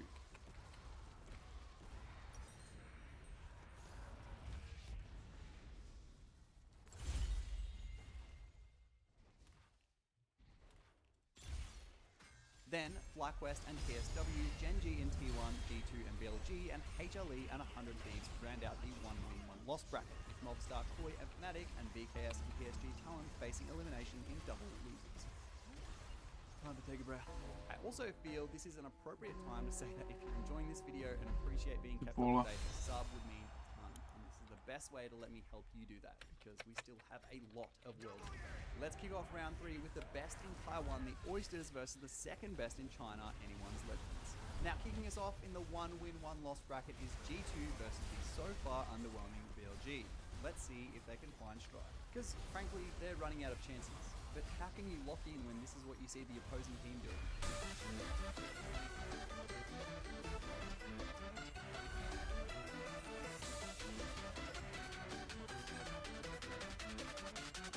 At the 13th minute, there was a 0 goal gap, and it didn't even cross the 1,000 mark until the 24th minute, where a hungry G2 have the spawning Baron Nashor in their sights. So arriving to the Rift very quickly here. Red buff is already taken, Baron arriving in 30 seconds. Nope, getting ulti, no, rather it's onto 9. Again, the wall's up and available, a bit of frostbite added, flash frost onto Elk, he cleanses. Meanwhile, the bottom side of the fight is Shadow and the rest, and On's not going to get out of that one. Realm wants to save Knight's life, Elk Arcane shifts away as well, and Shadow's getting poked out between Hans, between Caps, so many projectiles, and there'll be a few more chasing Knight down. Concussive blows so close to ticking, but a Mega Blast Cone gets Knight out of the way, but Elk is far up in the lane. Another target now found, an Arcane shift, and maybe a flash coming through, but from an angle, Broken Blaze shows up and sends BLG into the dirt. G2, it's Baron o'clock. Now in this play, Caps tries to make a little sneaky escape, but is denied. Started up. So, G2 with really good positioning here. And the Otacon's getting burned down, but Caps gets engaged on. He's got an egg, so he wants to bait it in, but as he flashes in, he gets into the Herald. The escape mitigated, though. With the Herald dropping down, Caps goes into the egg, but it's all for the Otacon. It's all here in front of G2's eyes. Caps will be the sacrificial lamb, and with a Realm Warp coming in, G2 are already away. Elk can't catch up, nor can Knight. Up against Chemtech Soul and Baron buff, BLG corral to defend against Europe's best. Despite being able to maintain pretty much no gold gap, the buffs may be all G2 needs. Have been really rough for BLG, and so G2, I think if they just remain calm, stand, okay. Solar Flare, that's not calm, it's a Zenith's blade, good disengage, Change Corruption hits the back line though, and On, close to dying, will die first. The supreme display of talent ain't that good, and Ben as well in the front line's getting shredded. G2 believe, and so do Europe. They're seeing the end, they're seeing the wall, the combination's there. A triple about to turn deadlier into a quadra for Skewmon, who has been riding EU high this whole damn year. Now following that game, Broken Blade was asked about the inspiration for the Anivia pick, where he revealed the secret tech, which is TikTok. Tell me a little bit about Anivia, this pick into this matchup, especially for Caps against BLG. Why was that? I mean, we had Poppy locked in already, and then we said, oh, let's do the TikTok combo, Poppy and Anivia. I stun him into the wall.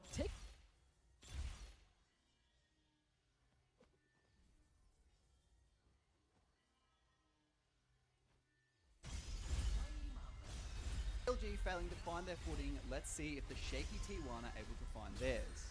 Except it's against Gen G, so it may be tricky. In what's been pretty consistent in this next stage, there hasn't really been a gold gap all game, but even so, Gen G have been able to secure Herald, a Dragon, and Grubs. Third Dragon spawning, they're hungry for more. Alright, flank around the side from Doran. Oh, Guma carry a 3-man pulverize almost. Ruler disappears as well, but Faker as he jumps into the whole team makes a crucial mistake. Doran now comes in, gets the flash out of Ruler, reposition from Gumayushi, a 5-man cyclone. Ona finds the angle, but it's too late in the fight. Gen G have annihilated Team 1 as Guma runs for his life, but he's tagged once again.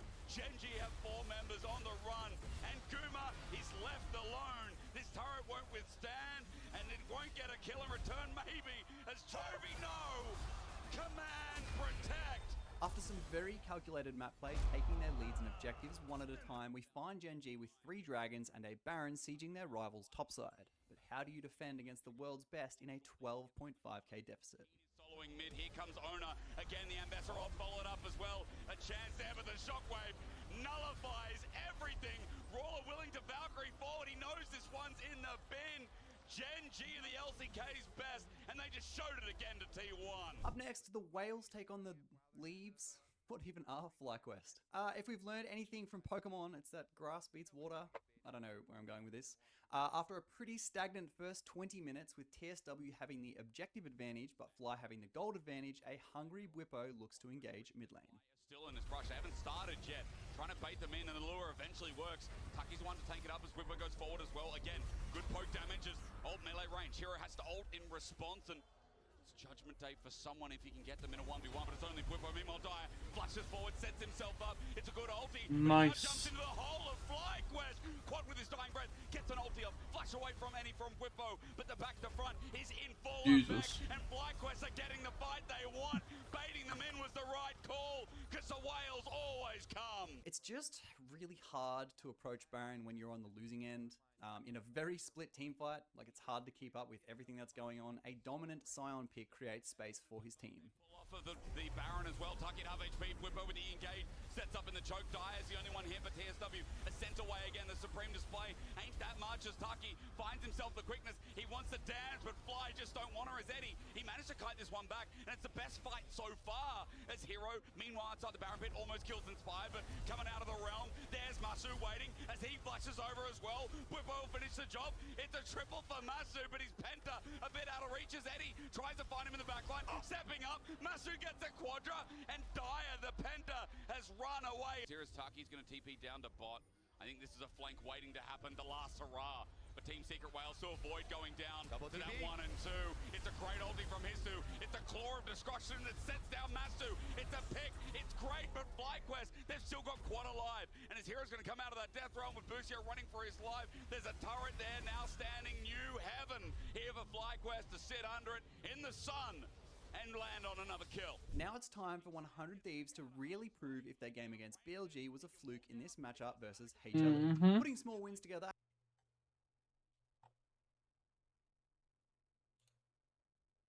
Suppose the difference between humans and chimps is as small as 0.5% DNA in the intelligence vector, whatever that vector is. Suppose it is that small. What do you say? Well, what do you mean? We have the Hubble telescope in poetry and philosophy, and they stick a twig in a hole to get termites out.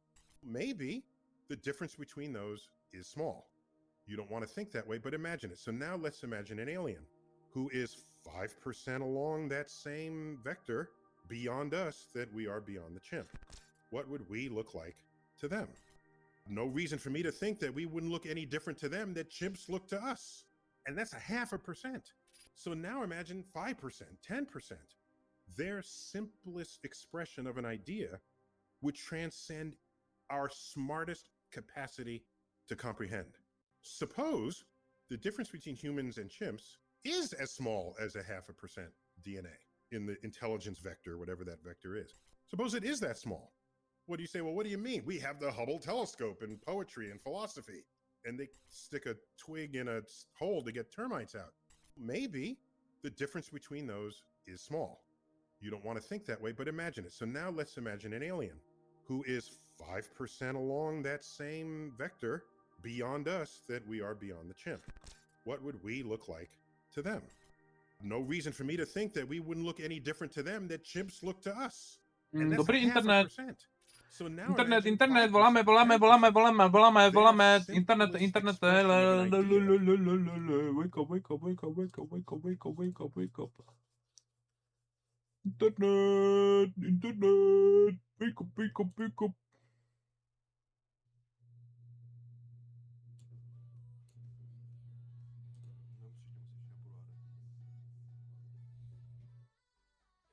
Jako klidně si jděte, Zixu, mě to nevadí.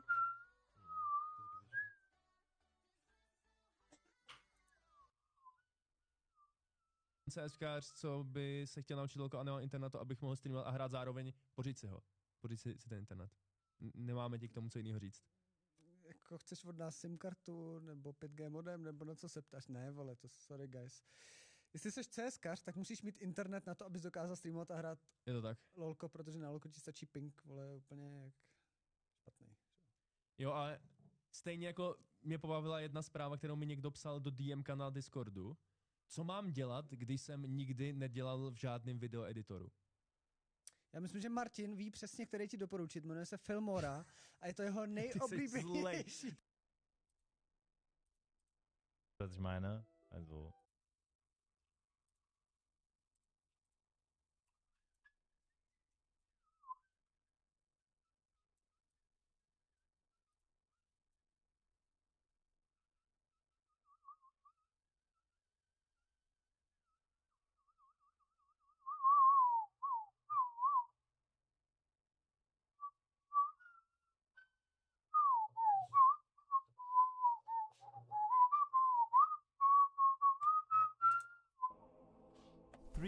Years ago,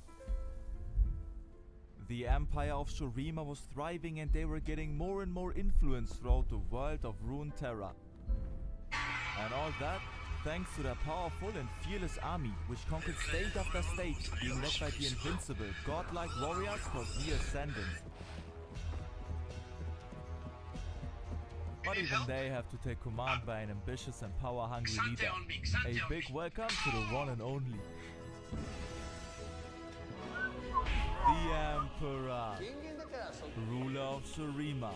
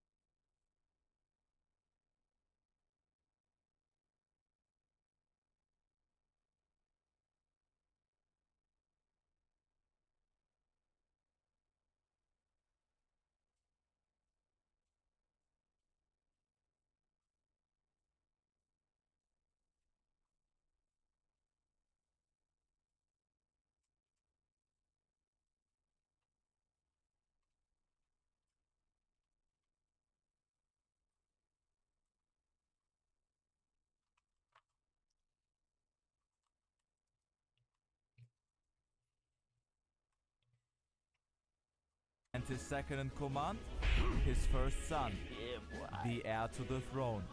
Then there's also the other sons, the follow-ups. And then there's this guy, Asia. He is the youngest and least favorite son of the Emperor. And with so many siblings ahead of him, Asia would never take the place of his father. Oh my god, bro. He is an outsider, he doesn't like to train or fight. Send him 2-3 years Dagestan and forget. He enjoys reading a book and studying history.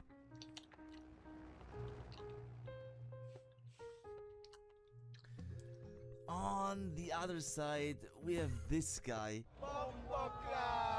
He's not even allowed to have his own name. And a future of endless labor ahead, since he's one of many Shuriman enslaved. Yeah, guys, we can't say the S word because of monetization. I wanna feel like it's raining on me, okay? So we will call them workers instead for this video. His parents, who are former teachers that are now captured, but they still value the importance of education. And his dad teaching him about numbers and letters.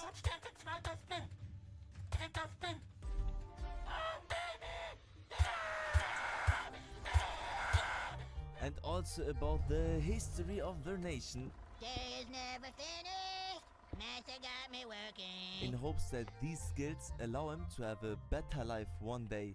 And that boy, he swore to fucking get that better life and to break free of his chains no matter what. One day his dad became crippled and left to die on the side of the road. His mother, now obviously scared for the safety of her son, traveled to the capital and went to an architect to take her son as an apprentice who didn't want him at first. Who the f is that guy? But later changed his mind after seeing his skills. I told you it's not ready yet. Honey, just show it to them.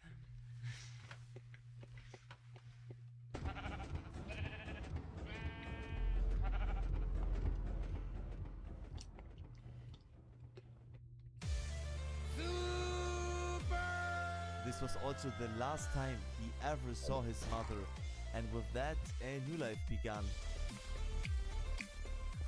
He was sent daily to the Grand Library of Nasos to gather specific texts for his new boss.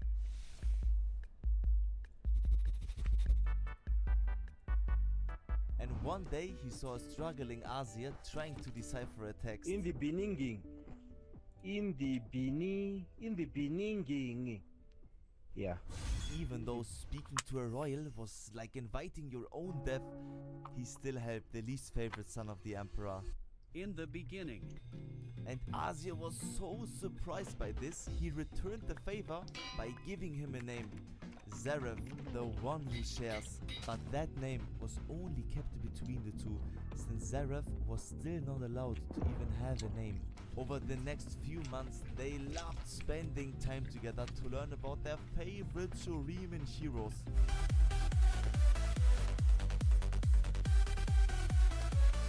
And after a few months, Asia made Zareth his personal worker. But now you have been promoted. You are now one of my elite employees. The yearly Empire Tour. One day, the Emperor, his sons, their workers and Renekton went on a tour traveling throughout the country.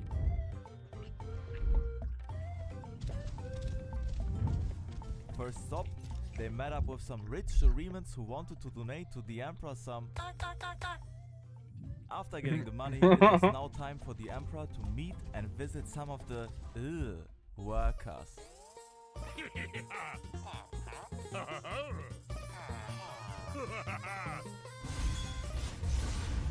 The journey continued.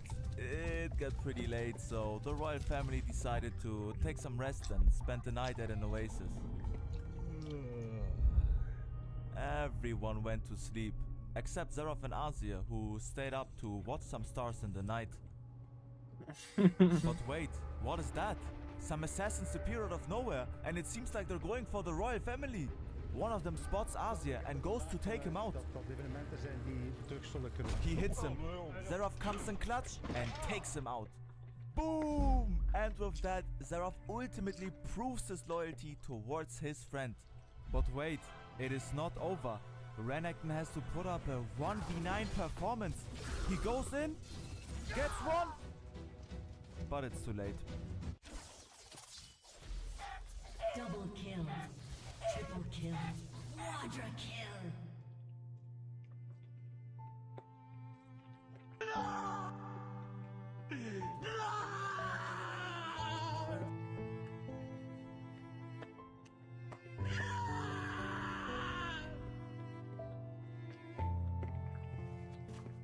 Asia and Seraph rush back, trying to find out what is going on.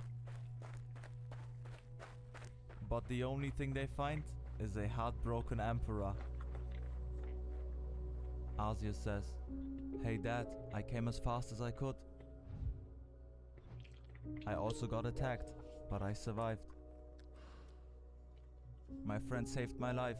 He should get something nice for that." The Emperor looks at Seraph. This guy?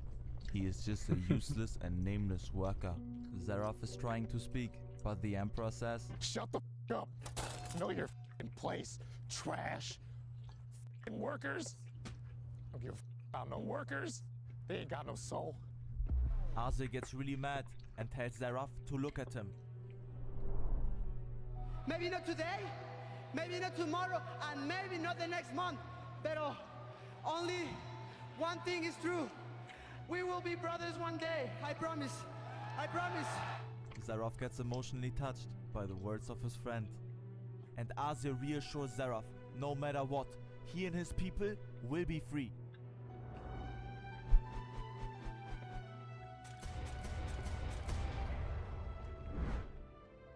I'm Hilo. Holy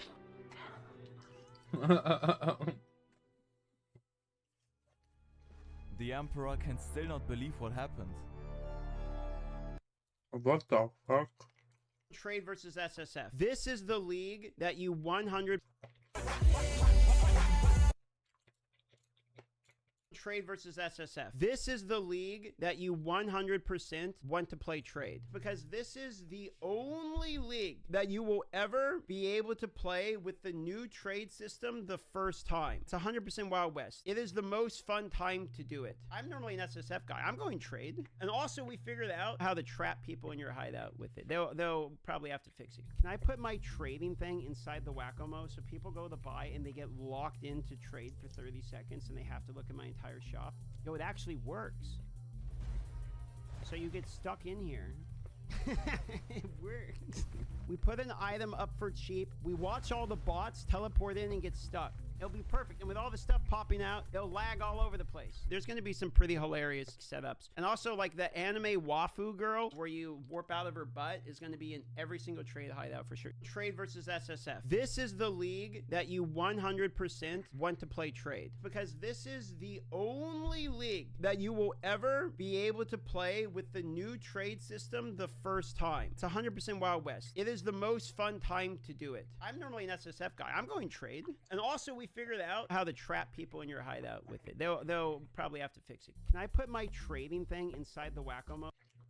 Sir, we are landing in 15 minutes. You cannot play with the bus. Y'all got any more of them Doritos? I love Mexican food. Welcome in Frankfurt. The local time is 8:15 a.m. and the temperature is 15 degrees. For your safety, please. 15 degrees? It was 60 when I left. The hell kind of freak cold snap y'all get up here? For your safety, please. On behalf of Lufthansa Gesellschaft Airlines, we wish you a pleasant stay or a safe. Why can't you Europors learn to build a damn airplane? And so stingy. Just 12 bags of chips.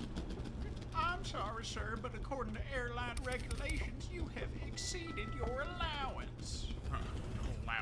Allowance. Man. So many stairs.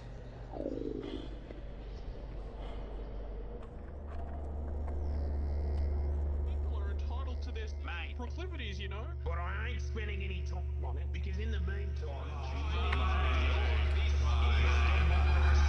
Mr. America, you want to buy my egg? Or maybe you want strawberry? I will go get them. Please, 1 second. Oh, kurwa, my...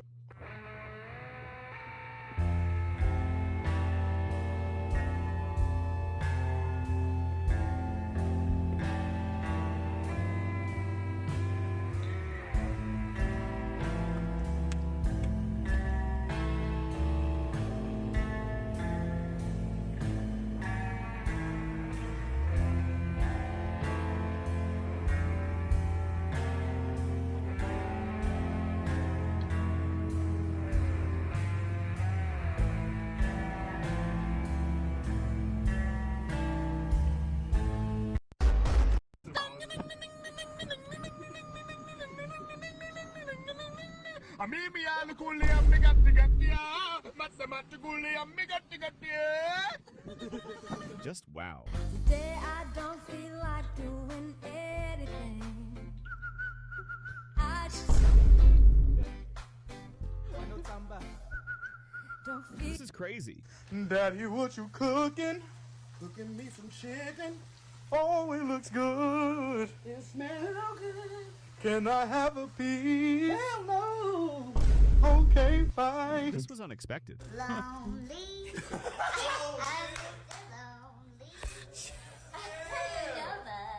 This is majestic. I just wanna be part of This is adorable.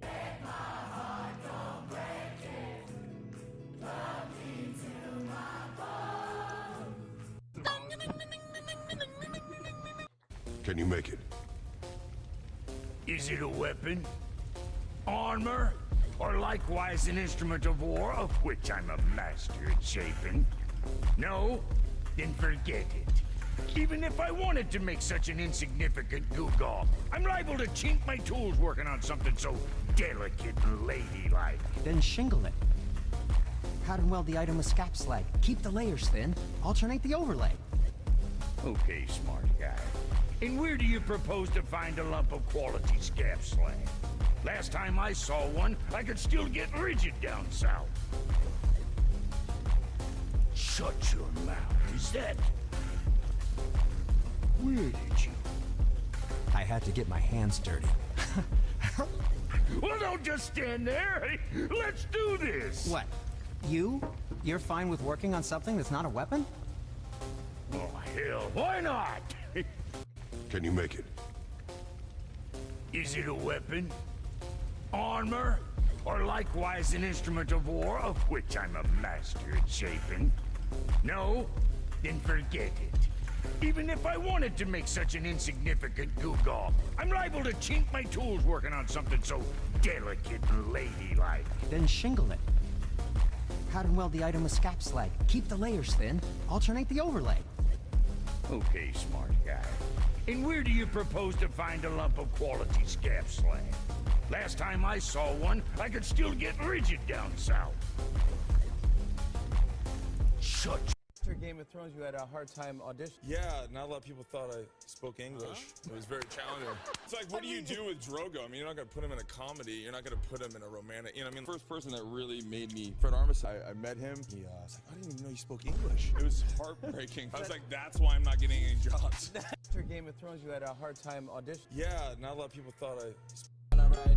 Face got a belly that she got nice lips and a son and a freak, that's my type shit. 10 out of 10, yeah, that's my bitch. If you like TikTok like this, I know what you want, don't try hide it. I get move your waist and wine like this. Face got a belly that nobody come perfect. I could be patient if it's worth it. If you want a Birkin, then Jesse, do it now! Son do it, bitch! Do it fast! Just what the hell was that? Exactly. You might want to hold off. Why? Because your boss is gonna need me. 6353 Juan Tabo, apartment 6. Yeah.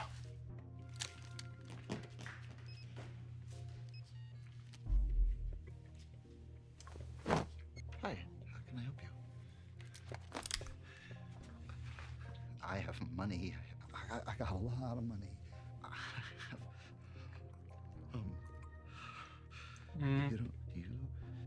you don't have to do this.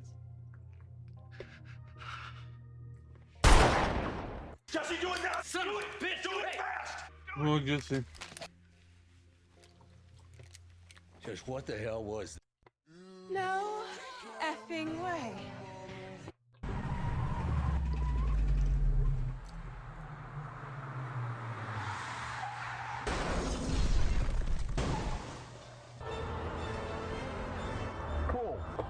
Tohle jsem neviděl, lol.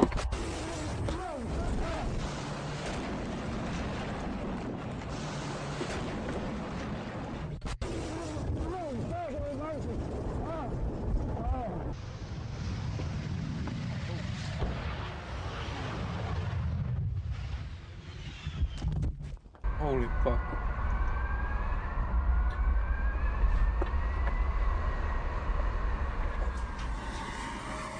No, si pamatuju.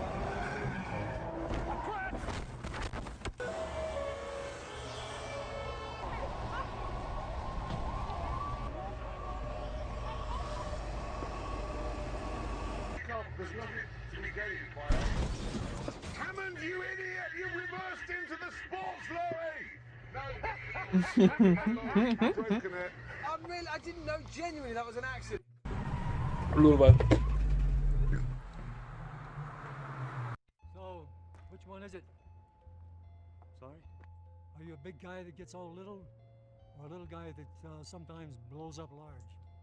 You know, I'm not even sure. You got somewhere to go? Stark Tower. No. Yes. I'd expect some confusion of the mind, since your body's kind of all over the place. But it has to be one or the other. I know where I can do the most good, but it's where I can do the most harm. Well, that's no different than anybody else. Me, I'm here in Jersey, where I can't do To je za scénu, ty vole. And since I'm not likely to move on from this placement, you may as well pilfer my ride. I don't know which way to go.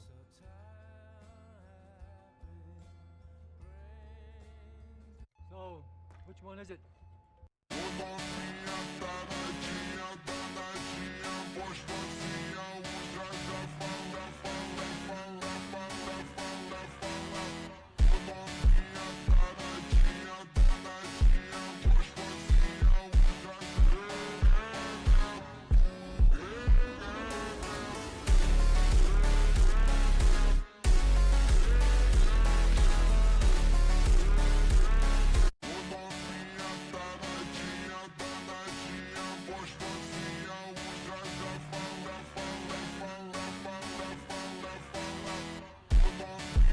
Hey man, what PC can I get with $4,000? That was excessive. You want a custom? No, I want to take it home right now. Easy, done. Whoa, that was easy. Hey bud, did you remember your peripherals? Whoa, peripheral what? Monitor, keyboard, mouse, headphones, speakers. I can't buy that stuff. On console, it comes with everything that I need. Ah, I see what happened here. Welcome to the PC Master Race, Sven. Oh, surely peripheral.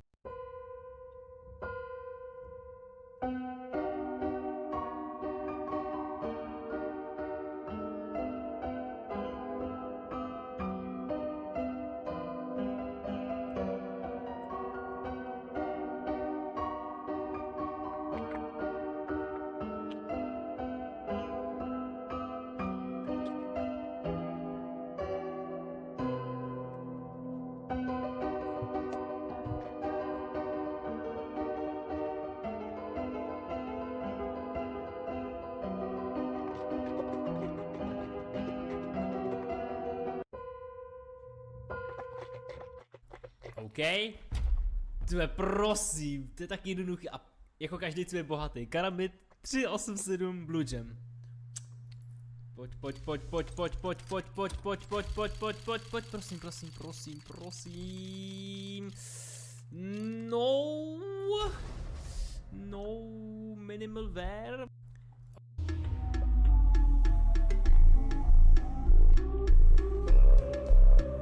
created the Oculus Rift when I was 19 years old. Now that I'm working in the national security space, this is a new product that we just announced at the Army's conference. It's called Eagle Eye. So you've got a helmet, augmented reality glasses. These sync with the helmet. I can see where my gun is pointing, see where every enemy is, and then watch when they go behind the container. So I can actually see through it and watch. Now they're engaging the guy over there and he's down. And by the way, this view that I have, it's shared now. Anything I see, like let's see I see someone inside of a building, every drone and every person now sees that person. This has a tiny battery pack on it. The main battery, you ever used ballistic plates before? So this is a standard geometry plate. The cool thing about this is it's a combination battery, computer, and ballistic plate. And so I created the Oculus Rift when I was 19 years old. Now that I'm working in the national security space, this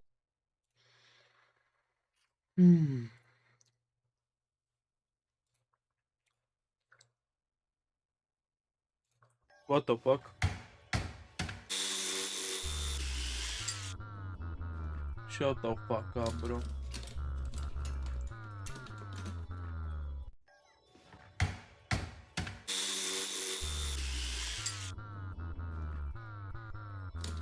To hlavní riziko, a říká se to ostatně o nemovitostech velmi často, spočívá ve výběru lokality.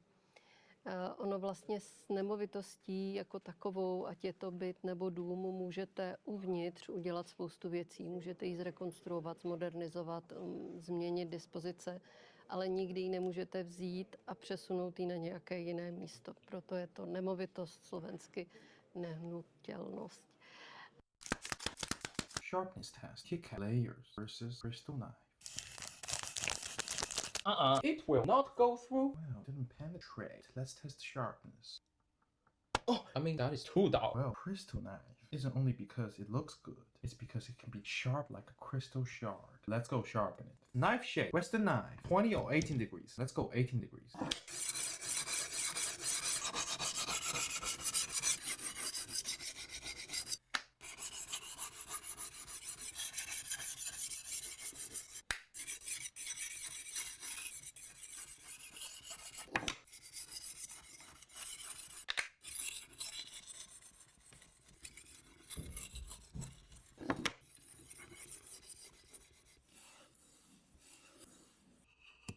Oh, 25. Oh, like butter. Oh, it feels good, man. 老力.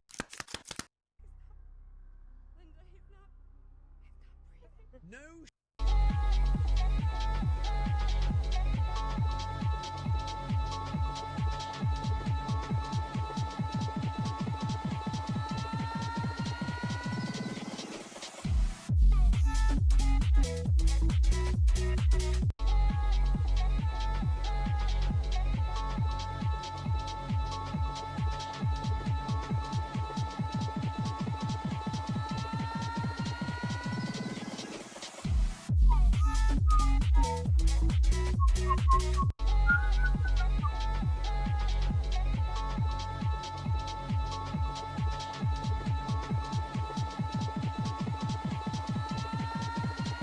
Buzeranti s obranou!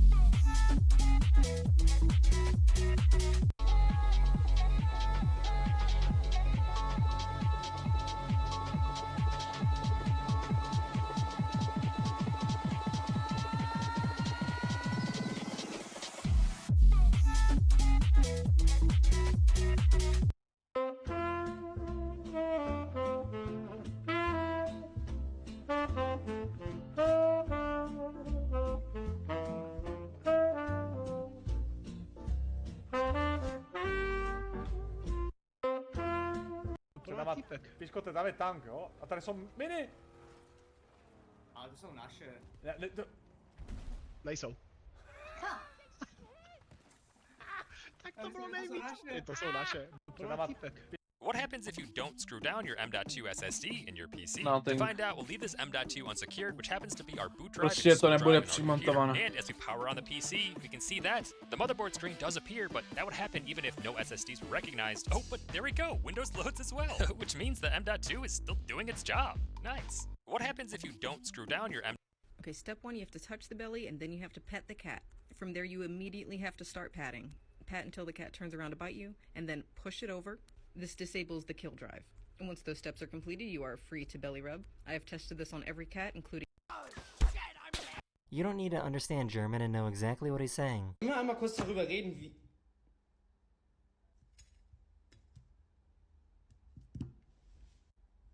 Ich bin Magie, Digga. Digga, ich bin Magie, was... You don't need Fucking serious. I saw you. I walked in on you opening the fridge, putting your fucking dick in the milk. I never get milk. And the one time I do, there's fucking pubic hair all over the rim. Fucking serious. I saw you. I walked in on you opening the fridge, putting your fucking... Hey, you. Do you want one sushi roll or double it and give it to the next person? Double it and give it to the next person. All right, doubling it. Now we gotta find our next person. Hey, you. Do you want one sushi roll or double it and give it to the next person? Double it and give it to the next person. All right, double it. First beer of the night.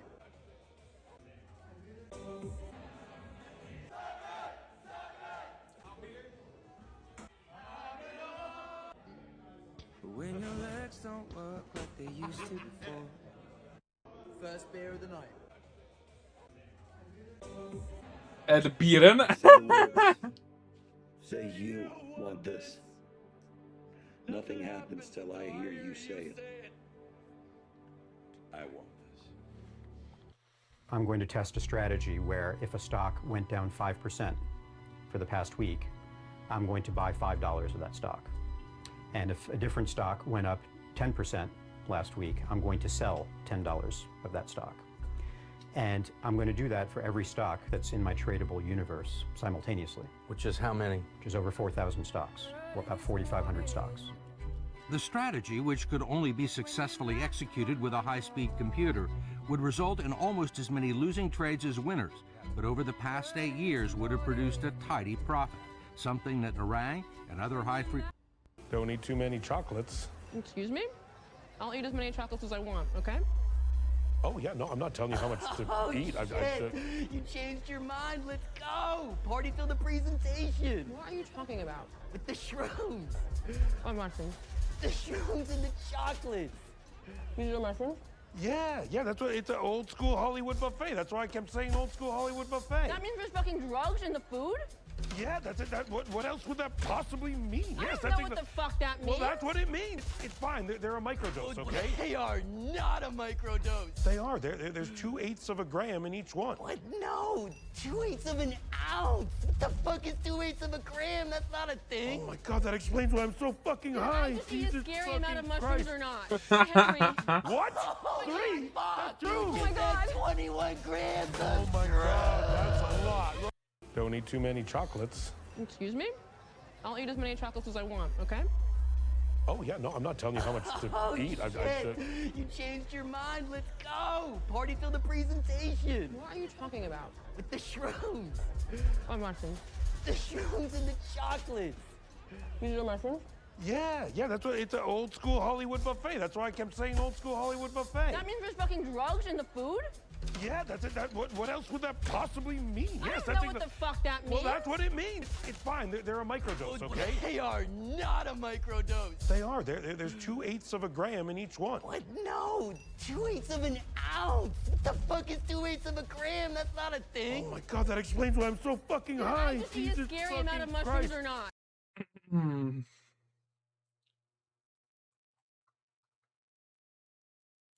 Spider thingy in the garage and right? Nothing. When you type over here, look.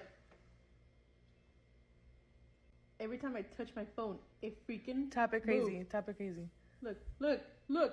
But yet, I'm tapping the table and nothing. And then I go here on my phone and I touch the camera. It's like if it feels what I'm touching on the camera. The iPhone uses the LiDAR system for autofocus. It stands for light detection and ranging, which is a technology that tries to figure out how far an object is from your phone. The LiDAR system emits pulses of light waves into the environment. Then these pulses will bounce off surrounding objects in the room and return to your phone's sensor. The sensor then uses the time it took for each pulse to return to then calculate the distance traveled. So I think the spider is detecting the small change in light intensity. This is the game Just Cause 3.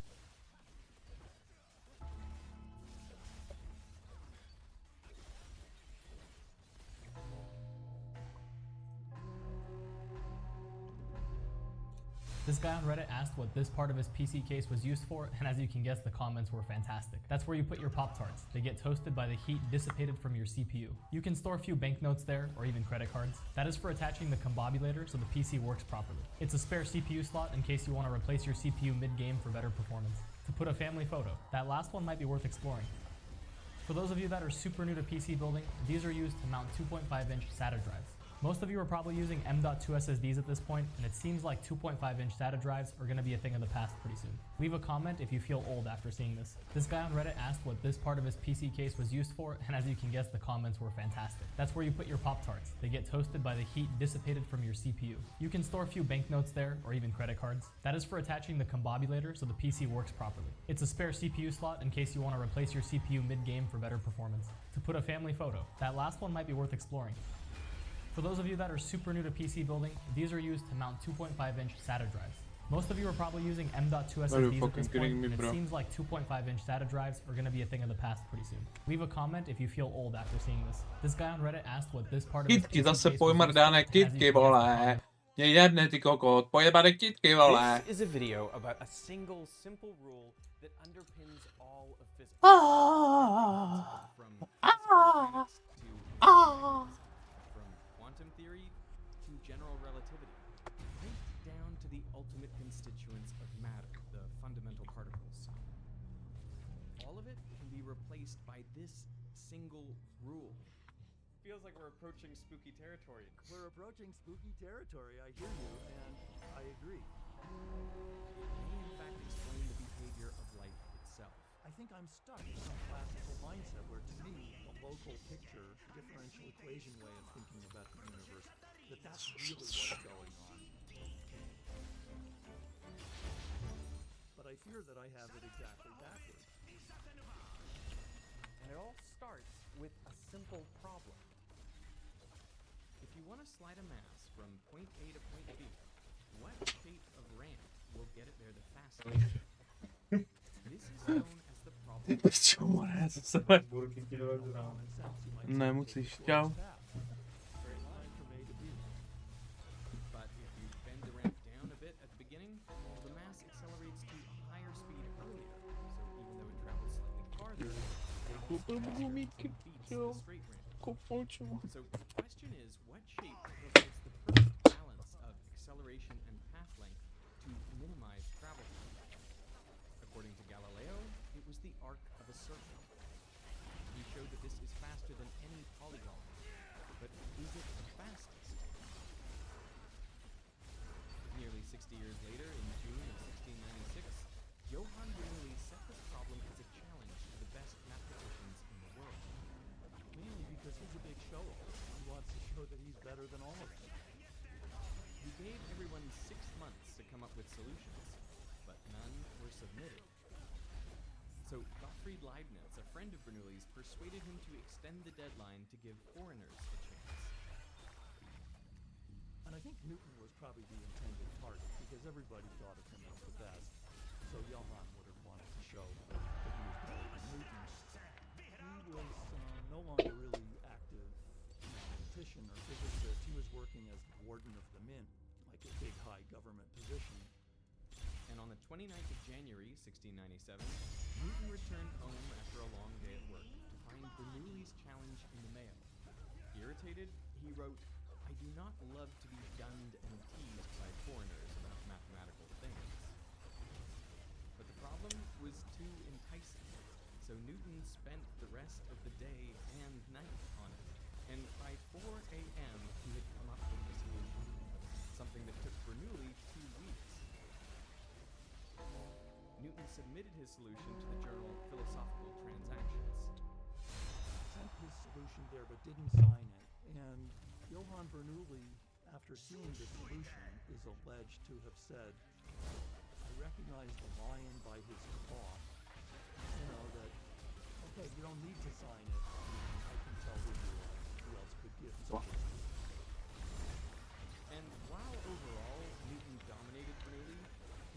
instance, Bernoulli's solution actually outshone Newton's.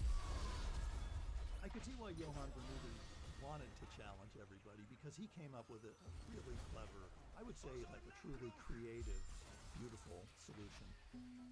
To do it, he took inspiration from a problem faced by ancient philosophers. How does light travel from one place to another? This was contemplated by Hero of Alexandria in the 1st century AD. He realized that in a single medium like air, light always follows the shortest path. A consequence is that when light reflects, say, off a lake, the angle of incidence is always equal to the angle of reflection. Any other path between the start and end points would be longer. But when light goes from one medium into another, like from air into water, it bends in a peculiar way. It refracts, and it doesn't follow the shortest path. If you've ever dropped something at the bottom of a swimming pool and you look for it through the water, if you put your hand in there, it's not necessarily where you think it is because the light has bent away from the flat surface. So what is the guiding principle here?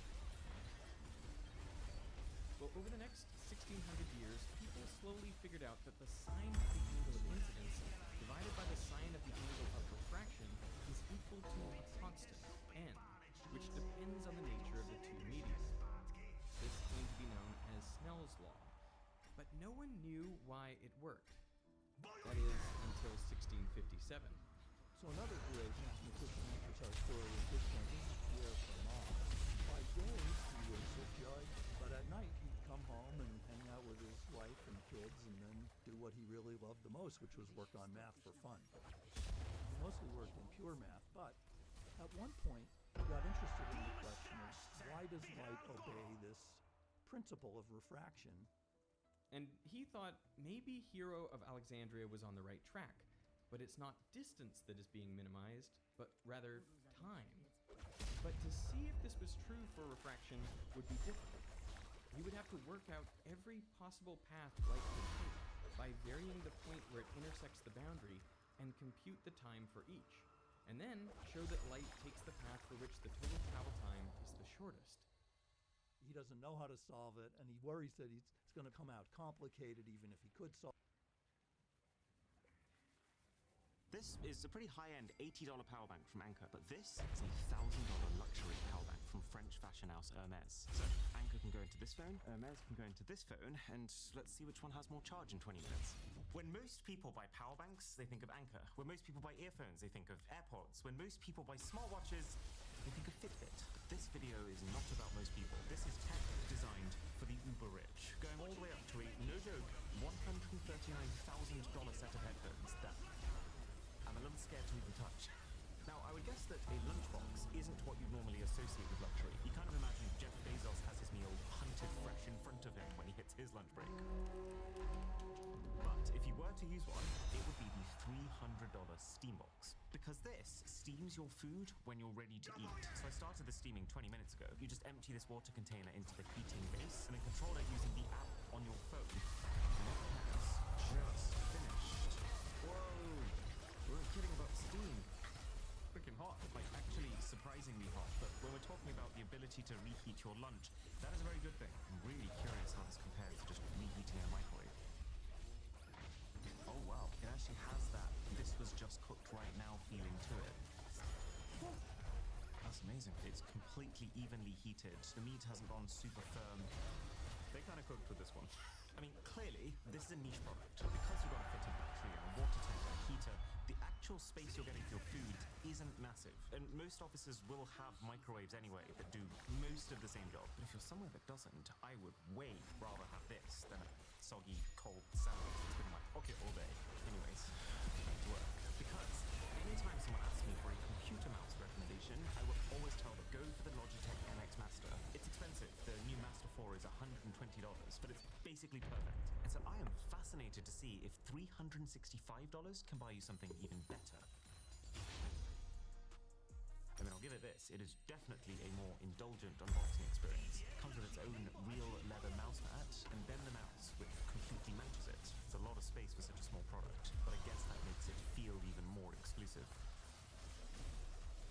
Whoa, the thing's freezing cold to the touch.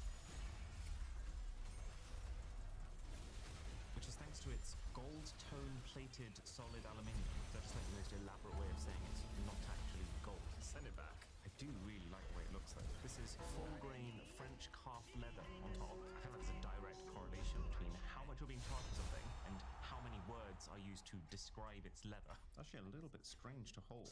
The mouse is completely symmetrical, which is good in the sense that you can use it with your left hand or your right hand, doesn't matter.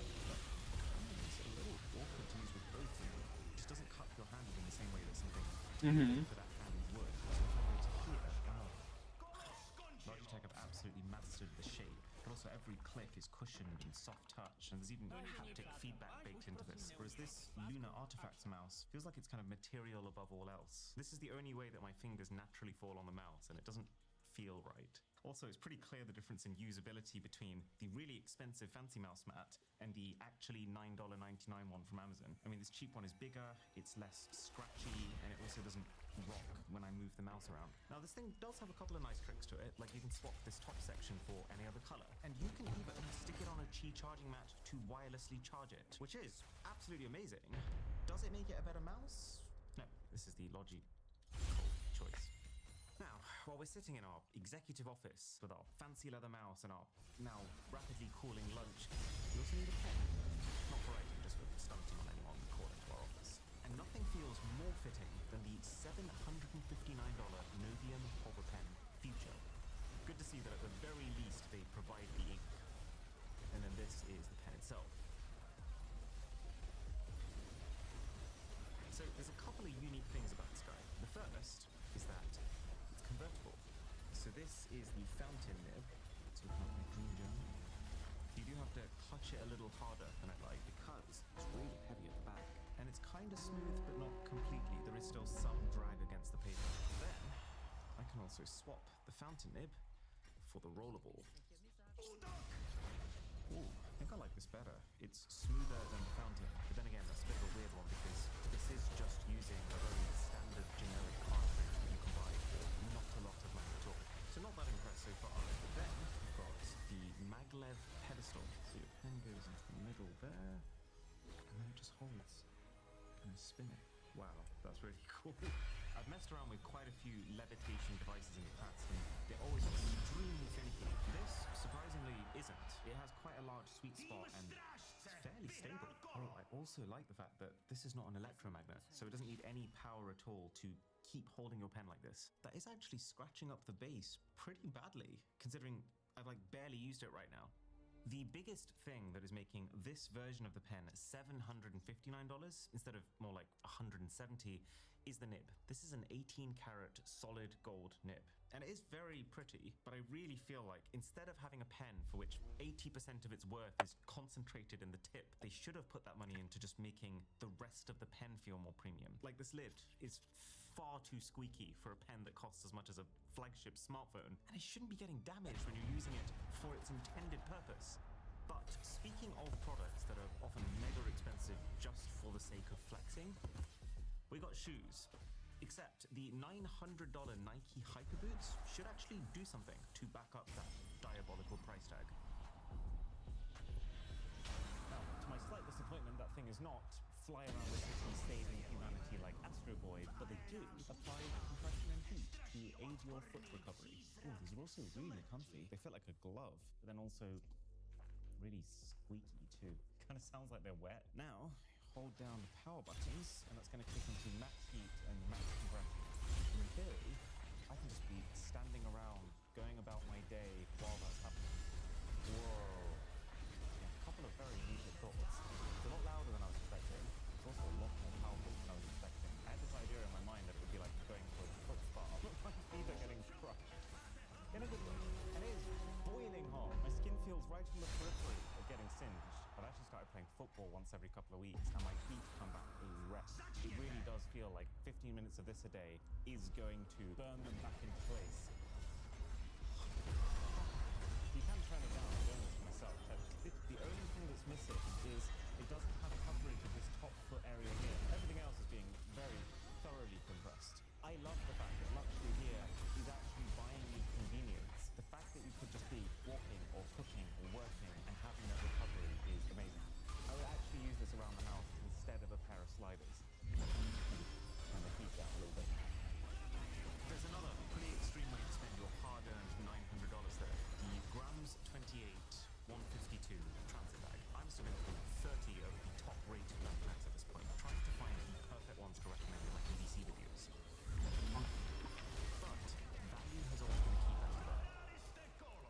it'll be interesting to see what a bag that doesn't have that limitation looks like.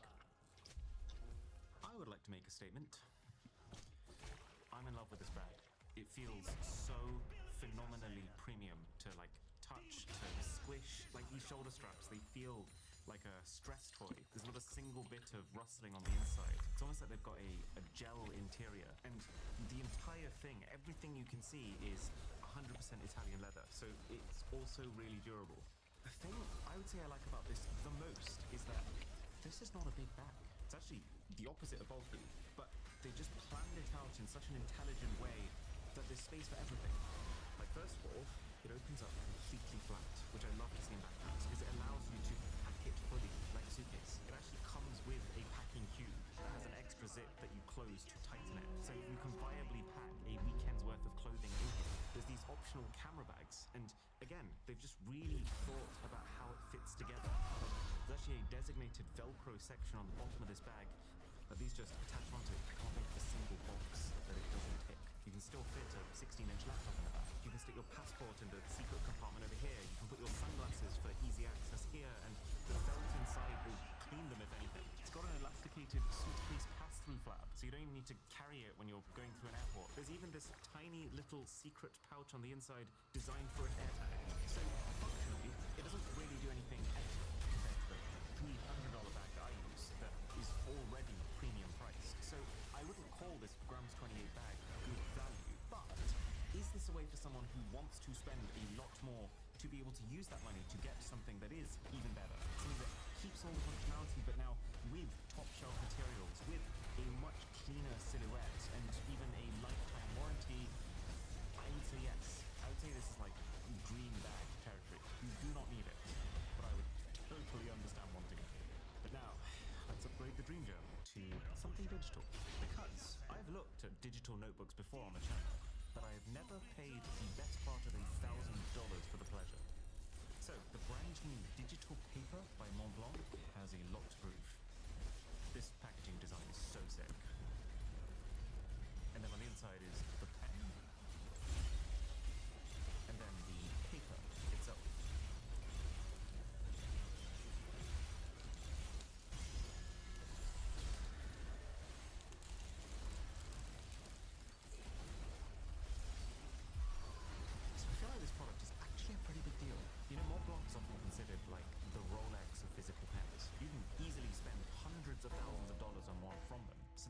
Extremely curious about is what is their vision for the digital writing experience? This is like if Rolex made a smartwatch. First things first, it's a lot heavier than it looks. It's great that you can use it for reading if you wanted to, and the screen looks incredibly sharp and detailed. It's so much heavier than a normal e-reader that I think you'd be making a mistake if you're using it for that. So what about the writing? I've got to say, I'm not that impressed with this pen. For a company who prides themselves on craftsmanship and materials, there sure is a lot of shiny plastic here. The way the pen works is kind of interesting because they've custom designed 3 different types of tip. They've got linen, which is the roughest one, and then there's matte, and then smooth. So let's try the linen. It's actually feeling really nice. It's got a little bit of scratchiness to it. It does make it feel a lot like dragging a pen across paper. If I close my eyes right now. Yeah, that really could just be me writing on a piece of paper with a rollable pen. Something has been translated from the physical writing experience to the digital. If we now try the smooth tip, can I tell the difference? To my surprise, yes, I actually can completely. Kind of feels like drawing on glass. It's got that silkiness to it, which is kind of nice in its own way. As a tool for writing, I'm a big fan of this. I love how the pen just snaps onto the side, doesn't wiggle at all. I love how it wirelessly charges automatically while it's sitting in that spot. It's really cool how almost instantly, the moment you finished a note, it will appear in the fairly swanky looking Montblanc app on your phone. Okay, it's been just over 20 minutes since we put these phones on charge, so the anchor is on. Wait, you're kidding me. Exactly 69%. So that's an $80 brick. Hermèse's $1,000 brick has done 27%. I didn't have high expectations, but that still hasn't met them. Honestly, I'm kind of gutted. I actually really wanted to love this. It's just so pretty. It's aluminium all the way around the sides. It's calfskin leather on the front and the back. The fact that you have this actually working physical dial to show you how much battery the pack has left is really unique and charming. Plus, if you flip it around, it can also wireless charge. So you rest your phone on the H in the middle here if it's just sitting on your desk, but it's not MagSafe compatible, so it's going to be super inefficient. I just feel like power banks specifically are such a function-first product that you would have to be crazy to trade having nearly 3 times the charging speed and about 6 times the battery capacity just for aesthetics. It's still going to take up the same volume in your bag either way, so would I choose to carry this even if it was the same price? No. But now it's time to break through the $1,000 threshold with the Icebreaker keyboard. That is such serious business, it comes presented like a bioweapon. But the crazy thing here is that this thing is milled from a single solid block of aluminium. So as expected, the weight of the thing is immense. Like, it almost makes me want to recheck the load-bearing capacity of my desks. First impressions are kind of nice. I love the lighting, it's very vibrant, and there's so much space here. Feels like we're at a level of pricing where the keyboard comes with its own desk. And it's kind of cool because it gives you basically unlimited area to rest your wrists against. And it also creates room for a very satisfying rotary encoder. And this is programmable, but right now mine just lets you do the very basic volume up and down. They've even gone as far as to... I forgot how damn heavy the thing is. Micro-perforate these metal keycaps, which are also completely custom-made, by the way, so that the backlighting actually bleeds through. The effort that's gone into this is hard to dispute. Okay, moment of truth.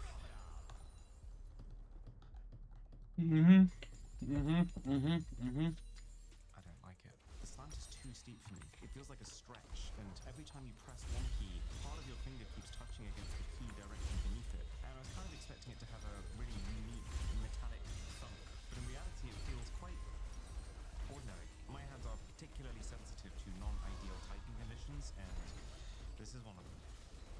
Did I use this video as an excuse to buy the phone case that I've been wanting to try for almost a decade? Maybe. This is the $1,699 grey Alter Ego case. A little concerning that the insert is upside down. It's a small thing, but it's an indication of a lack of attention to detail.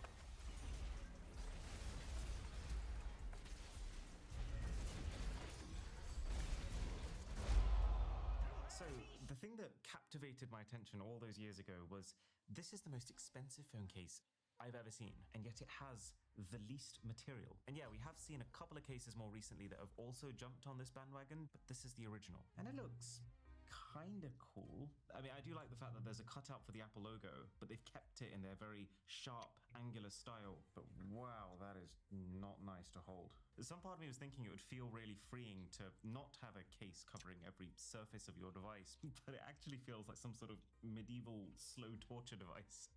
But at the very least, it should be pretty protective. This is made of 2 slabs of titanium that are screwed together and then layered onto a softer thermoplastic sheet, which is what stays in contact with the phone. So the titanium is the exoskeleton, and then the plastic is what's absorbing the impact, which means we have to do something that I don't really want to do. Luxury phone case versus normal phone case. So this was a $10 first thing that comes up on Amazon kind of deal. Each case has the same phone and a brand new version of it inside of them. Normal case. 3, 2, 1. Oh. And now the Alter Ego. 3, 2, 1. It's a very strange feeling being more worried for the case than the actual phone. So do we have any damage on our standard phone? Yes, some. Although it's not significant, but more importantly, the phone is completely unmarked. Fair enough. And so actually, the uber expensive case, I would say, has fared worse. The phone's fine on both, but there's very obvious permanent damage in every corner of this thing. So as you probably assumed, this is not the way to go. Now, most of the gadgets you've seen so far are from pretty niche companies, or even companies that are fashion brands more than they are tech brands. But now it's time for an official Apple product. The Apple Watch Hermes Edition, which is actually really strange. I had no idea until this video that Apple, on their site, has a whole separate section where you can buy the Hermes version of whatever their latest Apple Watch is. What the fuck is Hermes for? Upcharged for the experience. To be fair though, you feel the difference when you're unboxing it. This is a step up from any consumer tech unboxing I've seen, which is kind of expected when you bring together 2 companies who know how to do this right. So the first thing is the way heavier than expected Hermes Grand H metal strap. This is hefty.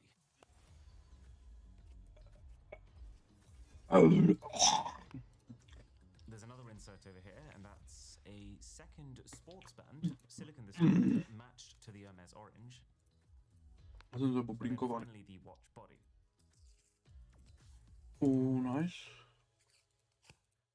Jsem dostal medva balíčky. 116. Ne. Literally a quarter of the price. So what's actually different? Well, the Hermes does come in polished titanium by default, so this is a lot heavier. And yeah, it is the more premium hard-wearing material. But that's also not really a perk, considering you can also upgrade the normal Apple Watch to titanium, and it's still way cheaper. Oh, it does say Jo, obrana, pičo, zmrdí, skurvení. So then I guess the only thing you will today is the Hermes watch faces. But honestly, this is very strange to me. You get the radial collection, but it's just so generic that it could be from any company. There's a couple of other similarly faces, and then all the company's actual signature ones, they look obviously there's a heavy dose of subjectivity in here, but all I see is 1980s video game pixel art and a not quite finished drawing of a horse. Only appeal I can see is gifting. The unboxing is different, and it does make it feel exclusive, and the Hermes watch is the best version of the Apple Watch with the titanium body, so it's not worse, I just kind of wish it was better, considering how much more it costs. But now, at almost double the price of that, the Louis Vuitton light-up speaker has an unboxing experience that truly delivers. This is exactly what you want Uber luxury to feel like. Every part of this is made of really high quality materials, but it's also designed to give you everything you could possibly want. So there's one bag here, which has this quite nice leather wrist strap. Over here, there's that's actually kind of wild. A charger, but with like an adapter for every possible country. Another bag, which has not one but two Louis Vuitton branded cables, a 1 meter and a 3 meter, depending on how far apart the sockets in your mansion are. Mini envelopes that has the cleaning cloth inside. Then a novel for your instructions. That's maybe the first instruction manual I've seen that you could also use as a coffee table book. There's the base of the speaker, which in itself is already super weighty. And then the speaker itself, which also comes in its own custom protected case. It's actually quite cool that the handle of the speaker sticks out through it so that you can hold it easily.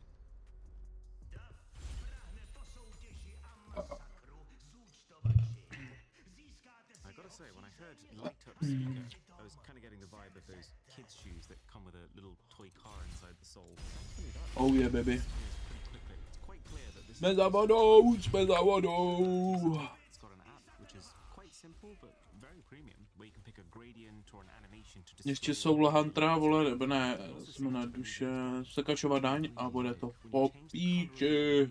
It changes the color of every single part of the UI of this app to match. Obviously, high-end materials everywhere. It's a very expensive cocktail of polished and matte stainless steel. The whole mesh is silver perforated leather, and then this LED ring all the way around is protected by tempered glass. It's all accompanied with what can only be described as one of the greatest knobs of our lifetime. This is how you Pantheon tedy na mer? So, no mě je zle.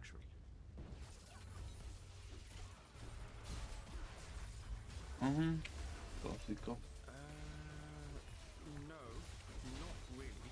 The problem is, for the money you pay, it's a tiny speaker. And clearly, all the engineering inside has gone into cool LEDs and fancy materials, but not on tech that's going to allow it to defy those dimensions. So they have squeezed good sound out of this small size. Like, this sounds distinctly better than a $50 Bluetooth speaker you're going to buy on Amazon, but it doesn't sound good for the price.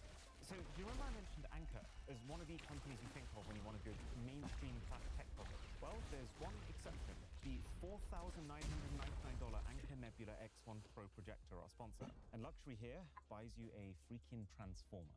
Because this thing has a telescopic handle baked inside of here, a power cable that can retract itself, control panel at the top, remote and microphones that rest inside, which automatically connect, by the way, for karaoke. It's got lights so you can find your way around in the dark. Then, you press one button here, and two speakers flank out from the sides. There's two more speakers inside of here, and each one is charged by the machine itself. You can take them out, they've got their own legs baked in, and they connect instantly for 7.1.4 surround sound, Dolby Atmos, and 400 watts of power. And then the projector itself, it's 4K, it's 3,500 lumens of brightness, it can fill a 200-inch screen. But the thing that I really rate about it is the fact that you don't even need to move the thing. It's got a gimbal so you can pan it up and down from one spot. It focuses by itself, it corrects for its own angle, and the thing is currently $2,000 off with the Kickstarter early bird offer in the description. The time has come to unbox what can only be described as the big daddy of this video, and maybe my whole life. So there's two headphones here. There's the $119,000 Noir Rainbow, and then the $139,000 Ice Diamond. They're both made as part of a collab between Louvre, who's brought the tech, and then Jacob & Co, who's brought the materials. And oh yeah, each of these are one of 5 in the world. Someone has had to hand deliver these from Germany to our house. It's still upstairs. So let's start with the Rainbow. I always get a little bit nervous with these expensive products. It's not very often you get to see the behind the scenes unboxing of something this insanely valuable. They actually put cleaning cloths over every surface of the internal box. The production cost for the of these headphones is €1,500. It's so slippy. Okay.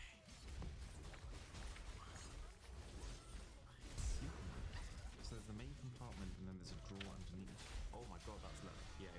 You can smell that. It's not one of those things everyone likes, but I love it. Oh, and also at the bottom you've got 2 different cables. Both look gold-plated to me. I wasn't really sure what to expect. You know, we've seen a lot of products already that are fancy materials, but they don't feel as nice. This ain't one of them. It's like uber plush.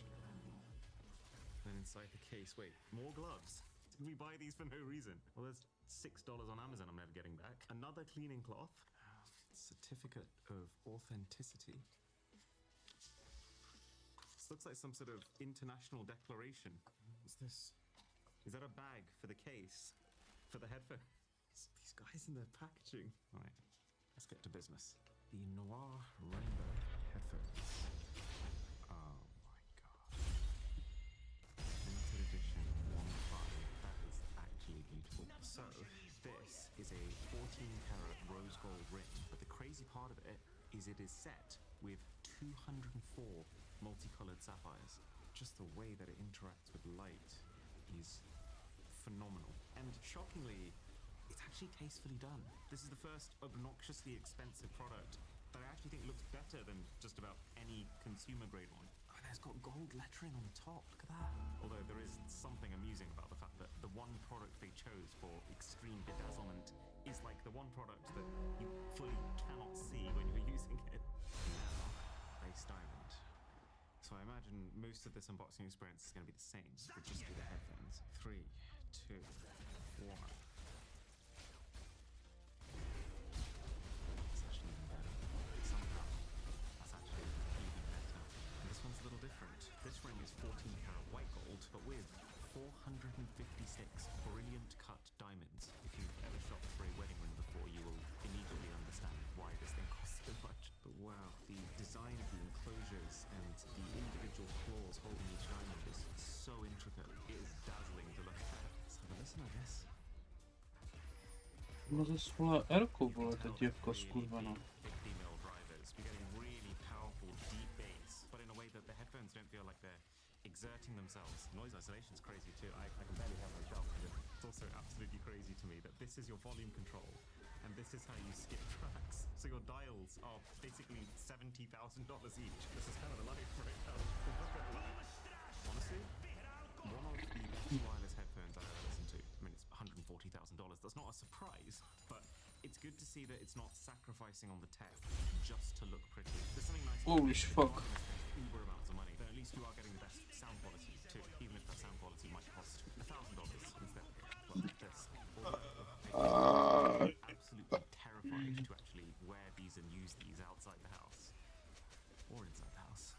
As for the Hall of Fame winner for this video, there's a couple of close contenders, but I think it has to be the backpack.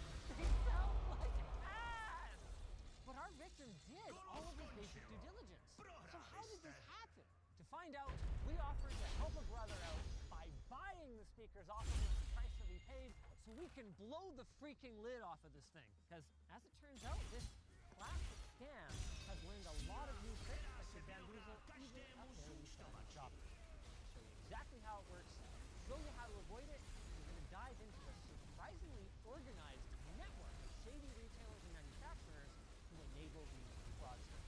That is, assuming that What? I haven't been scammed myself by Dr. A-Rod here. I don't know for sure that they're even speakers. Could be tactical. Could be tactical. Nobody wants. Like this segue.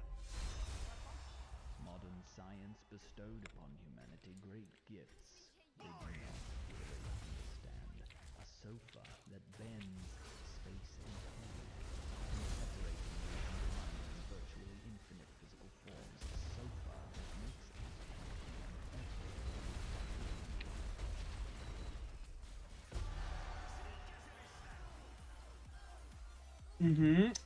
I got cash off. From 5-6 feet away, not gonna lie, this is pretty darn convincing looking. I mean, even the branding. If you told me that Elysian Audio was a thing, I'd be like, okay. With that said, it's not that hard to make up a fancy sounding brand. For example, Calais, Ciboire, Esti. They sound like lifestyle brands, but it turns out they're just French-Canadian curses. The real inside pull though is repurposing real names from reputable brands that are in a similar product category. Elysian is a particularly tricky one because these the names of a well-regarded line of speakers from real manufacturer Whatfail who just isn't these. What this allows our scam speakers to do is sit alongside reputable speakers without our scam super convincing knockoff. We'll talk more about the online strategy later though. For now, let's take a closer look at what we bought and see if we can catch any hints on the package itself. Well, here's one of them. You can't have a speaker that can do 9.1, 7.2, and 5.1 sound. Yeah, it's crazy. 7.2 is kind of a crazy one. You can't 900 pičo. Also, it's 6 pieces. So, 1, 2, 3, 4, 5. What the, but that has 10 pieces on the box. I think these are like single speakers in the two. But I still don't think that makes it 7. But that also definitely doesn't make it 5. Yeah, I don't really know. I'm thinking that maybe how they market soundbars these days are letting them get away with it. Because you buy a soundbar and it says like 11.1.1 or whatever. Personally, I prefer audio return channel to giant wooden boat full of animals. You know what else seems to be here? It's industrial grade, certified for Yeah. And there's more stuff like that. Active voice amp, singles out dialogue, that sounds legit. High-res audio. Okay. Sorry, that was on what? Whether the details are on purpose or not, I feel like the giant blocks of text are a huge part of the strategy because who's going to read all of that? Yeah. Right? And even, this is such a shallow thing, even something as simple as having foil on the packaging makes it look more premium. It is interesting what details they do get correct, but I was not going to expect they have their own strap. Yeah. That makes it seem more legit. And the tape is Elysian. It's reassuring. These make it think, it makes it look heavy. Oh yeah, is it heavy? It's got a bit of weight to it. Yes. For 6 or 9 or 11 drivers though. And like, look at how they've scaled the subwoofer in this picture. To me, it doesn't look like there would be enough space for 5 other speakers and the subwoofer. Right. That subwoofer is not very big, is it? No, I don't think any of this is very big at all. They even have disclaimers on the box. Like, why would a scammer who's trying to convince you that it's the best thing ever have to have a disclaimer about, you know, the images and options? Oh, this is a really good one. MSRP, $3,000. While printed pricing on the box is common for some products, for speakers, it's highly unusual. Even more so, high-end audio speakers are typically sold through dealer networks with a you can't afford it pricing. Sorry, did you see this? Wall mountable stethoscope symbol. Okay, we could probably do this all day. So then, what do you guys say when you go, well, I prefer decent audio? Well, they have an answer for all of that. They might say something like, oh yeah, They're a boutique brand from overseas, huge in Italy. And you know, these are sold by high-end audio installers, so the packaging isn't really meant for retail, so they don't pay God motherfucking damn. When you ask, well, how can you be selling it so cheap if it's so boutique and so high-end? You'll usually get some kind of variant of, well, you gotta understand, they mark these things up Mám like všechno crazy. dokonale, kam. Že do toho, kdybych měl to. Close to $3,000. They're more like maybe $1,000. so you're not even losing that much selling it to me then? No. I'm practically talking myself into it. And that really is the most devious kind of lie. The kind that is built on a kernel of truth. 5,7? What? And it does rely on a network of approved dealers and installers who do deal in brands that the typical consumer has never heard of. And the scammers will go to sometimes great lengths to match the image of a legitimate installer. They'll rent a nice-looking van, they'll wear polo shirts with matching company logos, and they'll even obtain real business licenses and phone numbers. Which they'll be happy to show you since they aren't going to exist in a week. So you're still a little suspicious. So you decide to scan the QR code on the box and check out the manufacturer, because some guy in a parking lot could lie to you, but the manufacturer wouldn't. They've never done that. And that is where this classic ruse glows up for the 21st century. That looks pretty legit. Here's the one that they're offering me, the Smart Series Model 2. The satellite speakers have a 12-inch subwoofer. Yeah, that's wrong. They also are QLED. Yeah. For those of you who don't know, is display technology, not anything to do with your sound. But here's some reviews. The best product I've bought since buying my first CD player as a teen. I mean, that sounds reasonably credible. The problem I have with this product is my husband not wanting to leave the house. That's a very good hook. Quotes that sound too good are a classic tell for fake reviews. That's why on LTT Store, we leave people's unedited reviews up on the site. Like for the RGB t-shirt that I Holy bought, fuck. 4.62 out of 5. I don't like the RGB shirts because of the rough you feel against my skin. Not a really good one. Oh, this is smart. Where to buy / store locator. Shut up. It's just a link to Best Buy. And the Elysian Model 2s that we covered today are just one example of this. These same units can be found under other names, like MRX, Valencia VX300 Home Theater, or Synchrony V600, all of which were stolen from legitimate home theater companies. MRX is a line from Anthem, Synchrony is a line from PSB, and Valencia is the brand of seating that I use in my theater room at home. And making this whole web of lies more confusing is the entire network of fake review websites that you will often find linked from these manufacturers. And while Elysian doesn't specifically link to those, when you Google search Elysian Audio Home Theater Review, the featured snippet is from one of those scam reviews. Holy fuck. ReviewElectronics.com, 10 out of 10.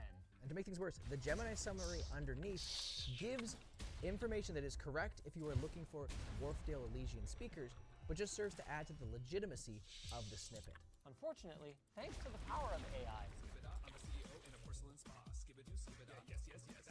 building sites and writing convincing enough reviews has become both cheap and super easy. In just a couple of weeks that we've been working on this video, we've seen several of these networks of sites pop up and disappear or switch over to product categories. And you're not going to have the kind of time that we have to go through all of this. Before you get a chance to ask too many questions, they're going to start putting FOMO pressure. Hey, look, security, they're gonna kick us out here, you know, and I gotta get back to work.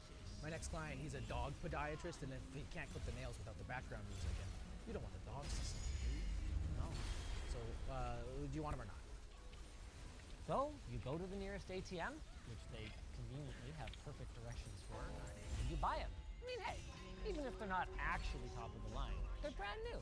They can't be that bad, right? Right? They even got like a piece. Oh, I thought that was printing on the styrofoam.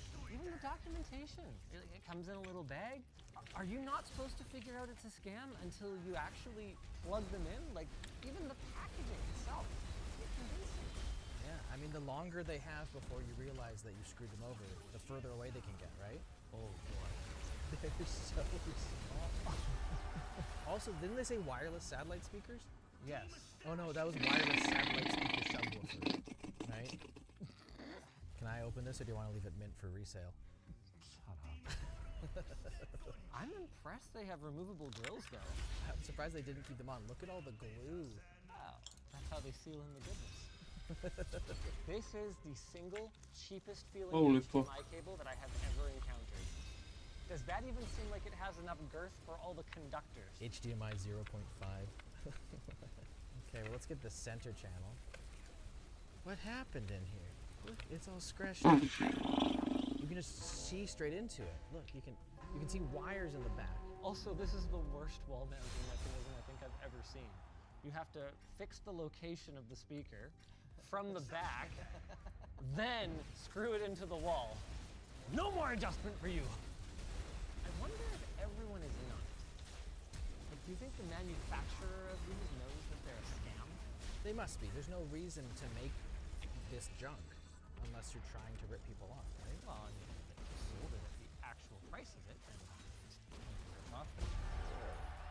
The subwoofer is actually a pretty decent size. Dude, is that actually all of the speakers? All of the speakers fit into like the top third. That answers the mystery of whether it's 5.1 or 7.2 or 9.1. At this point, I'm thinking it's stereo. Like, It really does raise the question though. If they know it's a scam, why bother making them work at all? Like, do you think they're just not gonna work? Like, they clearly have drivers in them. They clearly have wiring in them. I mean, I guess maybe it's like you can keep scamming down the chain. Also, some people just don't know better. Some people might have their crap TV, and that's all the audio that they knew, and then they decided to splurge or get a Christmas gift, and this works, right? It starts playing, and maybe it is just louder. Are we 100% sure it's not a computer? Dude, you got Adele. There's peels on the stickers, but the stickers themselves are just paper stickers. What a weird attention to detail. Yeah. I guess the sticker approach to branding makes it pretty easy for them to have all those different names for it. Oh, wow. Oh, buddy, this is gonna suck. That's not 12 inches. Oh, my wife, that's 12 inches. Yeah, she didn't believe you either. I mean, this is... Yeah, I was gonna say, this is like something, but what a scam to put the speaker cover and make it way bigger than the driver. Let's plug it in. Wait, where's the amp? It isn't a home theater in a box. There's no amp. We need to get an AV receiver. Well, how can it be Bluetooth anything? Is there any cables? There's no cables? Dude, it's way more bullshit than even we thought. I should have opened this. How can you have 2,600 watts when you don't have an amp at all? There's no 5.8G wireless I even technology. knew I was getting scammed, and I still feel ripped off. Well, I guess we need an AV receiver and a bunch of speaker wire. BRB. What are the odds that you think that this one won't even power? That it's only going to power the top?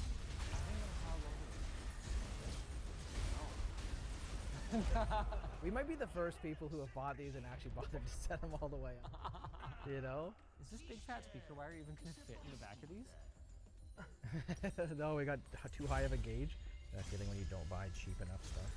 Okay, theoretically we have arc, so... Okay, that's progress. Sub didn't make any noise. We'll get to that later. Andrew, what do you do? You know, you're struggling with the whole how to clamp it in place thing, so... This is how we're mounting the speaker. Adam, you were right. The top is a speaker, and the bottom is not. That's pathetic. I popped out the speaker. Quote unquote speaker. It's just a metal plate. And you can see the back of the driver in there. Again, why bother? Just glue in the speaker grill. Yeah, just put a cosmetic grill on it and don't even bother with the paper. Holy shit, man. Holy like, shit. remember those fake GPUs? Yeah. Where they put a bunch of work into designing a cooler and a shroud and doing injection molding, and why bother? Why not just ship a What piece of the paper? fuck? I mean, if somebody knows, please let us know in the comments. Or maybe we're just helping them do their scam better. They have mounting plugs for if you want to do a metal plate. These ones are just the cool. They are. Credit what credit's due. They cheaped out there and that was pretty smart. Why would you angle the whole speaker? We can just do this. 7000 dps, 8000 dps. Here we go. Normal, kingdom. I mean, who can tell anyway, right? They're so small. I know! They look like little lab tech desktop computer speakers from the 90s.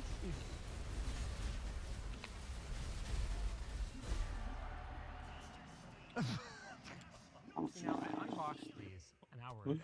So I knew better than to have Fuck. but somehow all the work that I had put into getting it working made me feel like it should be. We like earned a payoff. Yeah. This part sounds okay. Does it?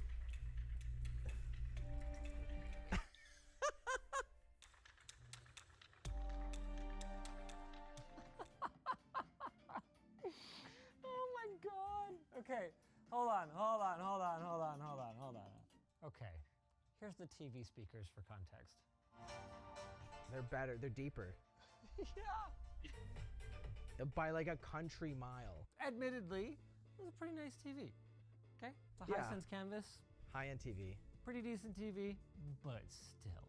There are like $99 sound bars on the market That from sound better legitimate than brands these. that sound better. That include an amplifier and actually have Bluetooth. Yeah, it's insulting. It's bad. I really want to hear this subwoofer. We got to get this operational. The subwoofer's a pre-out. It expects an amplified subwoofer, obviously. Yeah. Where the hell are we gonna find an amp for that right now? We have an SVS Well, no, I want to use this subwoofer. amp that we can shove in the middle. Oh my god. Oh, this is so stupid. Reese, you might have to go look for. You're gonna be on a hunt. You know what? I think it would be faster to just plug one of these in. Let's find out if the subwoofer actually even works before we put a bunch more work into trying to amplify it. Okay. It works. It does sound bad. Yeah, but it's so much better than I expected. It's just a volume game, right? Like this is like what, a 5-inch driver maybe? 4, maybe 5. This is a big 4. That's what I tell my wife I have. We got all the speakers working, and now I brought a couple of friends here to enjoy them. But first, we're gonna set ourselves a baseline. We're gonna listen to the Hisense Canvas TV. Is this known for having a good TV speaker? No. Fantastic. I just, well, you know, but like you're thinking you're buying the home theater, you got to hear what you're upgrading You're right. from, right? You're right. You know what? For TV speakers, that's not bad. It's not bad. No bass. Yeah, but it's like a it's a TV TV speaker. speaker. Yeah, it's a little bit I feel bright, like- but not bad. Yeah, it would be fine for dialogue. Like for people Yeah. that are just watching TV shows and need to hear what Yeah. people say, it's fine. Yeah. Okay. Totally fine. Now we're gonna pull up the Elysian Model 2s, okay? Funny thing is that so we couldn't get the subwoofer running because it's supposed to be it's a passive subwoofer, which doesn't really exist nowadays. Everything, all your, so we had to, what we did is that we pulled out of another subwoofer the amp. That was the only way we could get it powered because we couldn't find an AV receiver that had a passive. Wow. Okay. That is so unbalanced. Believe it or not, these speakers here aren't very big. You don't say. And so there's kind of a big dip in the mids. Yeah. It's weird that they look so much like the Bose Acoustimax speakers. I bought a used pair in like 2008. That makes sense because a lot of what they're trying to do is associate themselves with as many ideas of like goodness as possible. How much did you pay for this? Paid $500. Even that price is ridiculously busted. So hang on, did we pay him that much to get them? We paid the guy back. So we got scammed, is what you're saying. So please go buy merch at we LTT took the scam and we said pass it up. We said double it and pass it to the next guy. We're gonna sell for $1,000. $500, you can get like a pretty okay home theater in a box from Best Buy. You can get like a decent sound bar. It's not Like the a really best. decent sound bar, It's not the yeah. best value in the whole world, but it's infinitely better than this. Don't buy speakers from a guy in a parking lot. On Alibaba, when you search 5.1 home theater, a system much like the one that we purchased will show up in the first 2 rows of results. $128 a set. And here's the really crazy thing. If you order enough of them, the deal only gets better. For the shockingly low price of $56,500 US, you can get 500 home theater setups complete with a custom fake logo and box design. And that might be a lot for a single scammer, but if you're a shady supplier, you order in bulk and then sell them off a pallet at a time to your scummy friends for maybe a couple $100 a pop to cover your storage and shipping costs. And then everyone else, well, they just have to sell them for more than $200, which, when you're talking about a luxury 5.1 home theater system, that's probably not that hard to do. And by probably, I mean definitely. I mean, it obviously works because when you dig into it, you find these scams everywhere, both in person and on online marketplaces like Facebook and eBay. And it's not just speakers. It's across a variety of product categories, notably projectors and sound bars. Bottom line is, if you've been scammed, I know it can be really embarrassing. He knows it can be embarrassing, but please report it. 70% of victims never report the scams that they're victims of, and if you don't report it, well, that just lets them win. Honestly, even when you do report the scams, only 4% of victims are estimated to recover their losses. But by talking about it, we can at least help prevent future losses. So send this video to your family members. Have open, honest conversations about security. Tu na záchod, budget.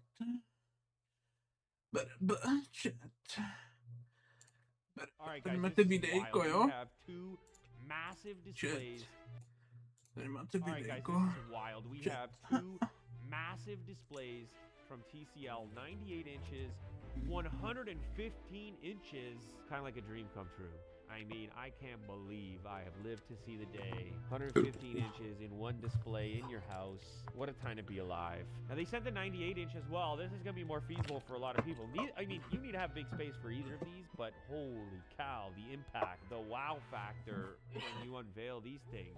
98 inches, QD mini LED, audio by Bang & Olufsen, Google TV is built in, everything's built in, Netflix, Disney+, Prime Video. This one has 144 hertz native refresh, HDR 5000, zero border, so almost no bezel on it. But for me, this is the thing that I'm excited about over here. 115 inches, look at the way they gotta ship it in this crate like this. Official television of the NFL, 20,000 plus dimming zones, 5,000 nits peak brightness. Holy moly. This one is also mini LED, and this is the biggest TV now that I've ever had in this studio. I guess you can either choose variable up to 144 or lock it at 120. Cool. Obviously, you've got your smart stuff built in, and TCL's working with Google on all the software for Google TV stuff, so probably the interfaces are going to be similar. Now, this one ships in this massive crate with clips on it.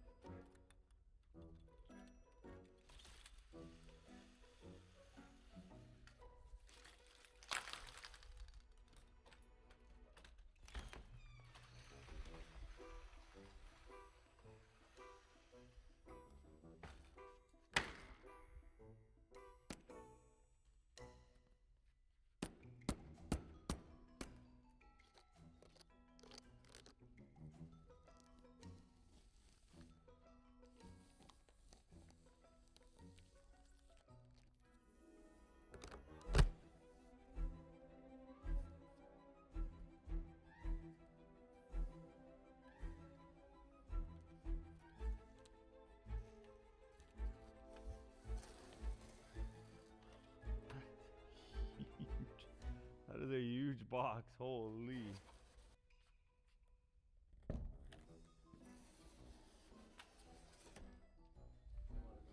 There's a box in a box. Open on this side. What a mission this thing is. Box in a box, more clips on the inside. Oh.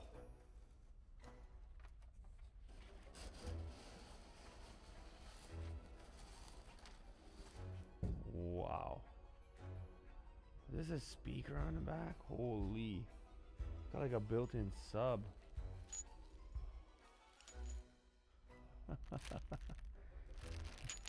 These units. Legs, accessories, power, remote.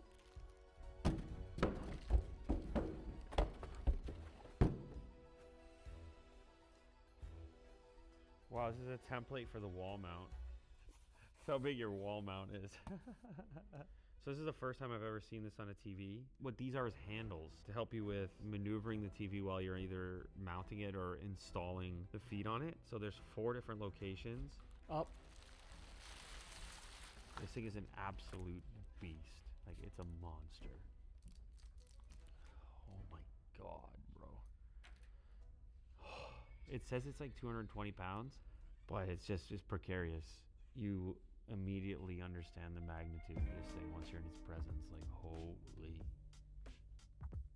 It really, like, fits in this studio properly. That's a big boy right there. It's all set up now, although the peel is intact. I guess it's the biggest display that I've looked at here in the studio ever. Holy crap. There's gonna be a huge peel. By the way, that's 98 inches. That's a big TV. That is a big TV by any type of calculation relative to typical TV land. This makes that look small. And that's really how it goes. I'm gonna peel this one first. Partial peel.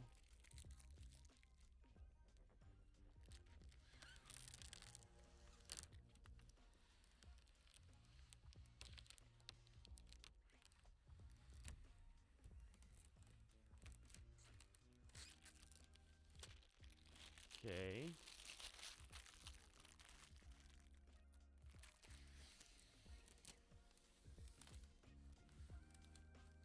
This is a really extended peel session. Like, they want to give you your money's worth. Like, all right, you got 115, you bought the big boy. We're gonna make sure you get your peels worth on this. Get your peels worth. Oh my goodness. Wow.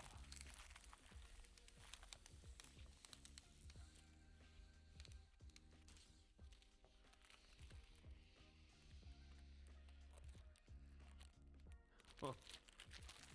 Epic. I think we're on the grand finale. Are we?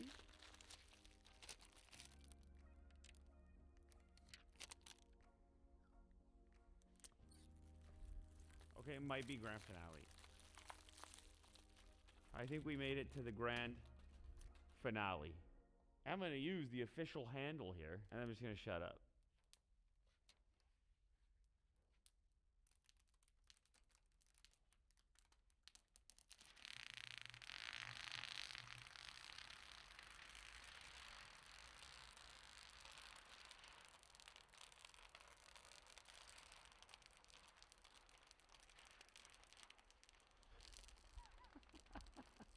So 115 inches of friction.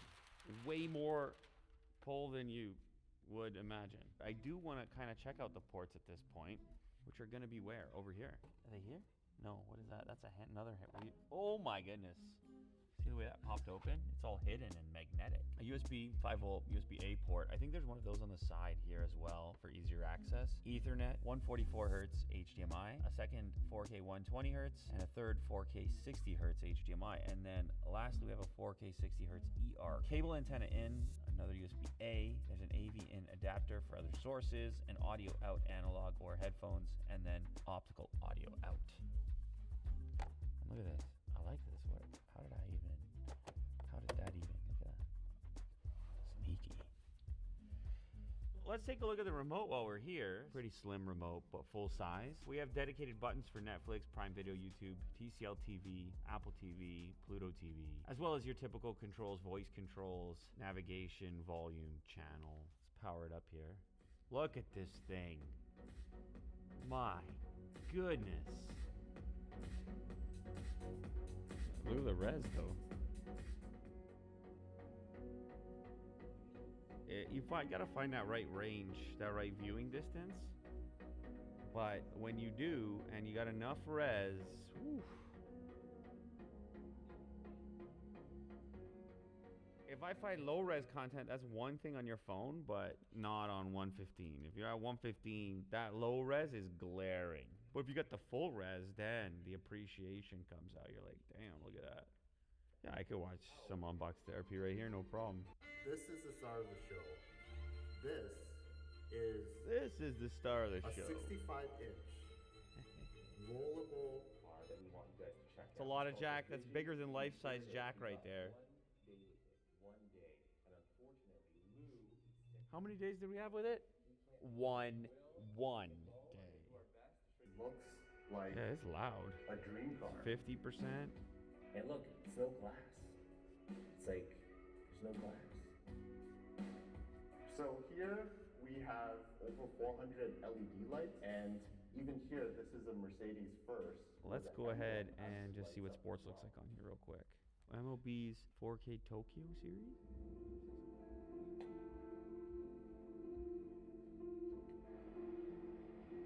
This is 4K? Oh.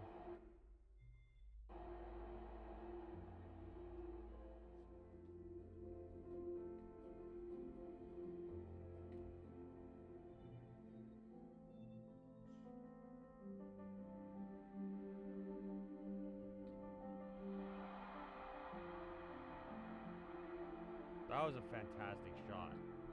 Slow-mo. That angle.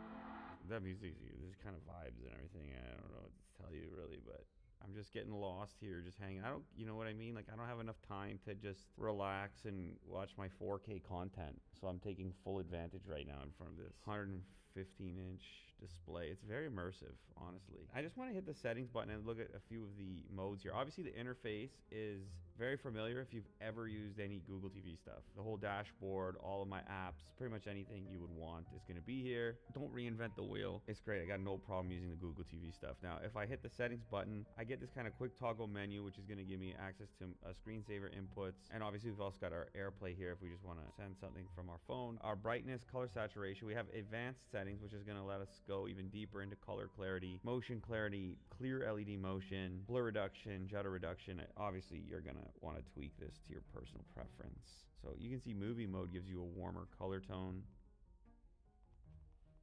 Believe it or not, with this thing being able to boost up to 144 hertz, 120 hertz lock, and low input lag, you're going to do some gaming here at 115 inches.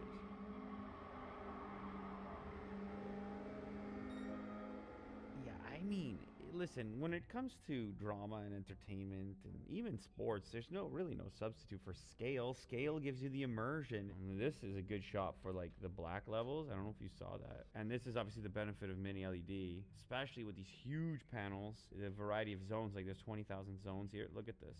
Look at the black. You see how sharp that edge is. This is where you would notice if you didn't have so many dimming zones, or if you weren't using mini LED, you would have like a muddiness right where the light is meeting the dark, but you don't. There's almost no gradient there, at least at the distance I'm sitting, especially once you've gone above 100 inches. Speaking of 100 inches, that's 100. I keep forgetting that's over there. Did you leave one more peel for me?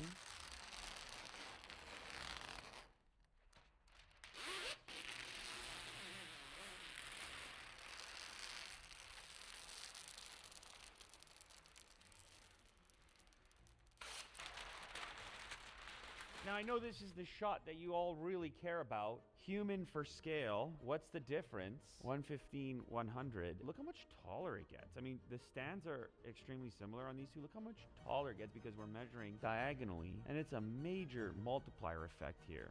This is still impressive. This is a very small bezel as well. That bezel's even smaller.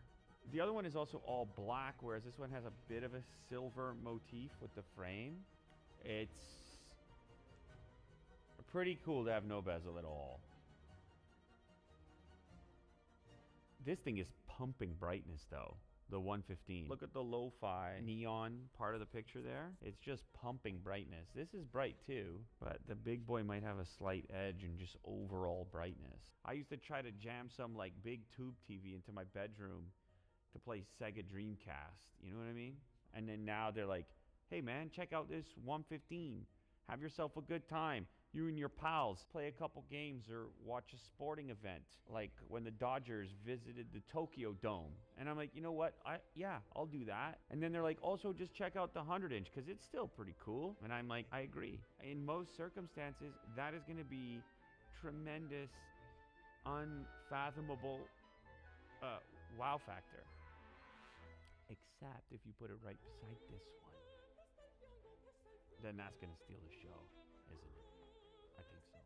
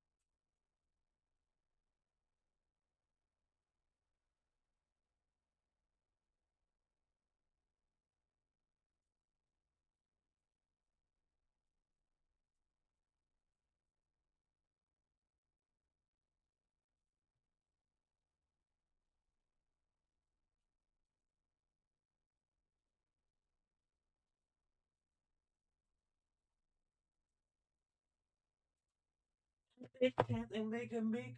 Big, big, big, big. Big bag. Hey chat, hey chat, hey chat. Hey chat, hey chat.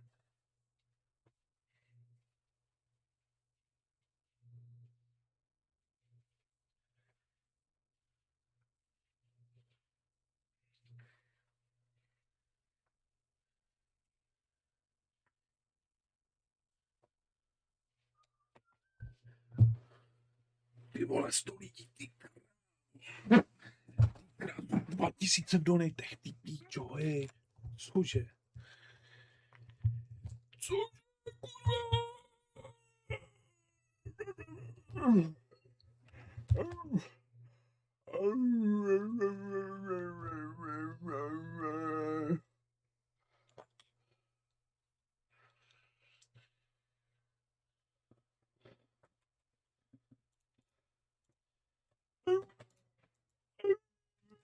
kurva?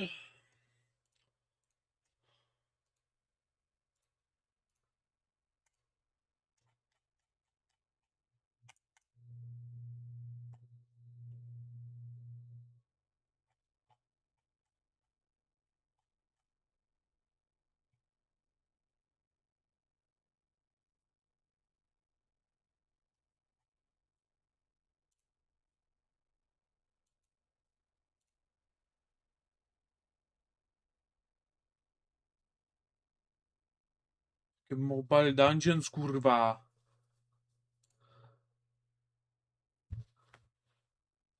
Já ti dám, vole, jaký mobile picture dungeon, vole, smradlavy. Ty vole.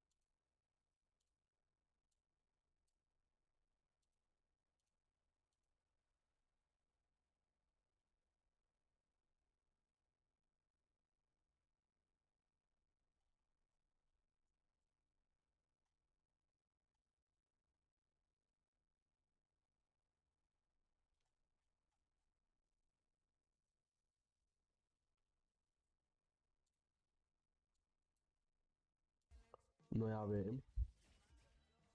Ježiš. Ale ty nevíš, jak ti já hledám, hej. Díky tobě. Tak, hej, on už tam poslal. Zas mimino, ty vole. Hej, co máte s tím miminkem? Já jsem mu to tam chtěl poslat, že jo? Ahoj, Horvy. Horvát, to je sám, myslím. Jo. Yes, čau sáme. Tam mě nebaví. No a Malphite top a vyhráli jsme. GG. Nejdu Malphite, nehraju Malphite, kámo. Sorry, já to...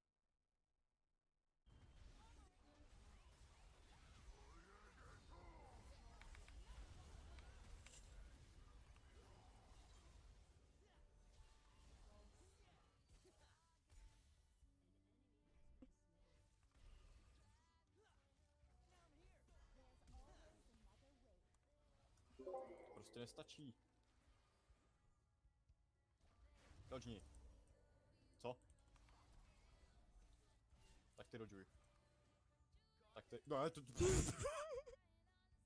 jsi se zbláznil. Já tam nejdu, dobrý. Ne, a tak. Já budu asi hrozně zmatená. But fuck yeah, let's go. Let's go. Jsme v Seattlu. A zatím jsme ještě neměli možnost si jakkoliv upravit naši postavu. Prosím, dejte mi tu možnost, já jinak se podřežu v Robloxu. I want to customize. I want to customize. Still here. Till we worked our caseload, seems we're stuck together. Welcome back from the land of Nod. You and I can't ever really leave it, can we? Anarchové jsou upíři, co odmítli jak Kamarilu, tak Saba, dvě hlavní organizace, co spojují upíry a žijou po svém. Mimo jiné třeba přijímají technologie. Ok. Děkuju za ten lore výklad. A děkuju Mikuláši, děkuju moc. To mi baví ten vtip, že nebude ničemu rozumět. Tyjo, zatím to vypadá, že nevím, působí to na mě tak, že to spíš asi půjde trošku serióznější cestou, ale we shall see. Ještě si půjdu na nervy. Ne, já jsem ráda, protože aspoň mi to víc dává smysl. Já vždycky miluju, když mi doplňujete lore, ať už je to Warhammer nebo úplně cokoliv jiného. Takže please, you are welcome.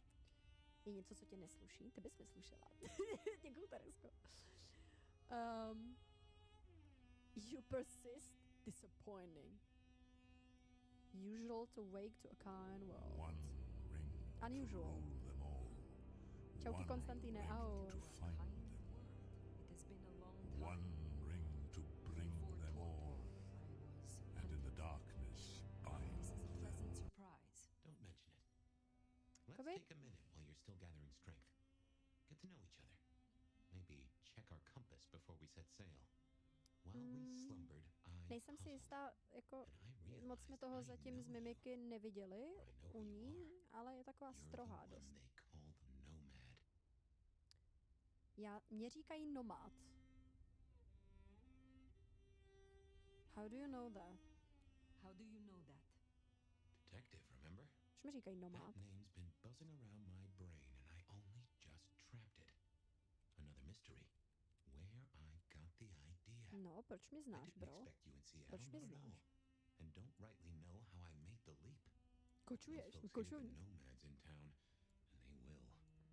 They're going to assume a lot. What the fuck, bro? Some have you as a destroyer, others an What the fuck, bro? Pro někoho jsem ničitel, pro někoho jsem znamení zkázy. Jsem cestovatel, jsem bojovník, jsem přeživší. Where I travel, disaster follows. When I war, it is against Oh misfortune. fuck. If I am anything, I am a survivor. OK, jedna věc, jak se zbavit odpovědnosti. But if that's the truth, that's the truth. And I'm rather fond of surviving myself. Well then, what's the most dangerous thing out there, in your experience? Co je ta nejnebezpečnější věc tam venku? Smrtelníci, kteří ji nenávidí? Ideály, který vyžadují krev? Boj o moc? Jo no, I have rozhodně. escaped wars over the mortal crowns of Spain, England, Poland, Austria. So too have I escaped purges, plots and persecutions in the courts of our kind. Boj o moc, souhlasím. Whether mortal or not, it is the I'm same. survivor. When it is uncertain who I will holds survive. power, Yeah. knives come out. Interesting times for certain. Have you ever lived in an uninteresting time? No. There are always those who sow confusion and sharpen knives. We do what we must. Well, Seattle has both confusion and knives aplenty. But you weren't just running. You helped out, right? I have said all I desire to say about myself. Tell me of you now. All right, ask away. I warn you, I've had 100 years in this city, but my memories are Swiss cheese. Tady jako, jestli jste dávali pozor na ten dialog, tak tam je jako zajímavá ta myšlenka toho, že takhle starý upír prostě co už všechno viděl, co už všechno zažil, jaký boje o moc, války znovu a znovu na různých území v jiném pojetí a do toho tam máš celou tu upíří hierarchii a všechny možné frakce a všechny možné jako zákony. To je jako docela hustý vlastně. V tomhle světě pro upíru existuje legenda o Gehen posledním boji, což má přivést konec světa. Mají se probudit přímí potomci Kainovi a porazit všechny kindred. Taková věc, kterou určitě uslyšíš. OK, takže nějaký jako jejich verze Doomsday. Pozřít jako sníst. Takže u toho Gehen mají povstat ty přímí potomci Kaina, toho původního upíra a v podstatě zlikvidovat všechny ty jako nižší potomky. Cool. Takže jeho visti. Úplně jsem tu hru přešel mávnutím roky, ono to zatím není úplně blbý. Hele, jakože já jsem fakt slyšela strašně, četla jsem rozporuplný recenze, lidi se na to jako tak nějak stěžovali, myslím si, že ani to nemá moc hype. Přijde mi, že na tom českém Twitchi tady to třeba málo koho zajímá. nemyslím si ani, že to dneska moc lidí streamuje. Ale jakože zatím z hlediska storytellingu, vyprávění a uvedení do toho světa, jako má to atmošku. Není to blbý, jako není to, že jsem úplně fascinovaná, jak je to fantastický, ale vůbec to není špatný. Zatím se té hře i dobře daří držet moji pozornost a chtít vědět, o co se jedná, co bude dál, což je vždycky dobrý znamení v těch prvních minutách. V Čechách je dneska málo lidí, co zná ten svět a má k tomu vztah. Já bych to asi taky myslela, kdybych právě neskusila ty jedničky tenkrát.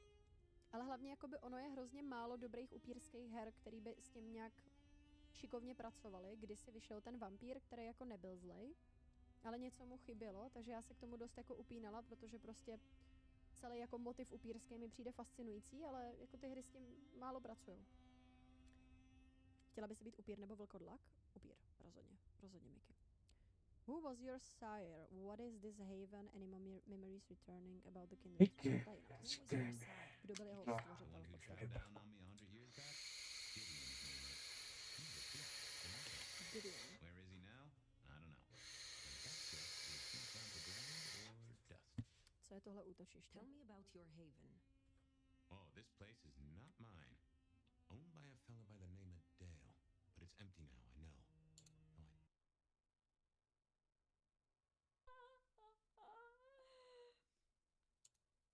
Tak to chci počkat, tak schválně, co mi na tohle odpoví Akio.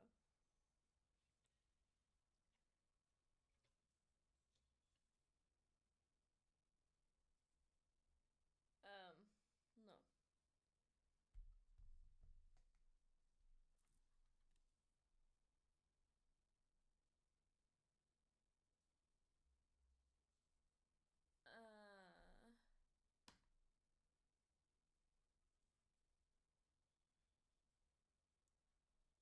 Na energii ze Slunce a Mars je extrémně písčitá planeta. To znamená, že solární panely se každým dnem víc a víc zanášely prachem a postupně ztrácely schopnost generovat dostatek energie pro funkci roveru. A skutečně po přibližně 90 dnech byly panely tak zanesené, že se baterie malého geologa vybily téměř na nulu. Pak se ale stala zvláštní věc. Rover Opportunity se znovu ozval a baterie se začaly nabíjet. V první chvíli nebylo nikomu jasné, co se to vlastně děje. Jak je možné, že rover znovu naskočil, když ztratil možnost přijímat energii ze Slunce. Když ale Opportunity odeslal další fotografie, ukázalo se, že samotný Mars měl jiné plány. V okolí roveru se objevilo množství malých větrných vírů, takzvaných prachových rarážků, které začaly solární panely roveru čistit. Jejich trasy jsou vidět dokonce i z orbity Marsu, černé dráhy protkané skrz na skrz. Vozítko Opportunity tak na Marsu mohlo dál dělat svoji práci. Našlo třeba takzvaný Heat Shield Rock, meteorit, který dopadl na Mars z jiného světa. V dubnu 2005. Hele, jakoby stejně chat, když něco hraju, tak vy stejně odejdete, nebo doslova vypnete zvuk na minimum a dáte mě na druhý nebo na třetí monitor a děláte něco jiného, jenom abyste tady byli. Takhle nějak by to dopadlo, kdybych začal hrát něco IRL, tak byste se všichni otočili zády, jenom byste mě slyšeli a nedělali jste se na mě. A já bych si tam musel hrát sám se sebou. Teda jakože bych jako dělal jakože haha jakože bych tam jako, že bych dělal herce, chápeš to, jakože byste slyšeli jenom jako čistě jako jenom ušima a že byste neviděli, chápeš, jakože. Jako trénuju hodně o stream, jo, protože prostě nechci na streamu jenom 8 hodin tady hrát sponko prostě, no.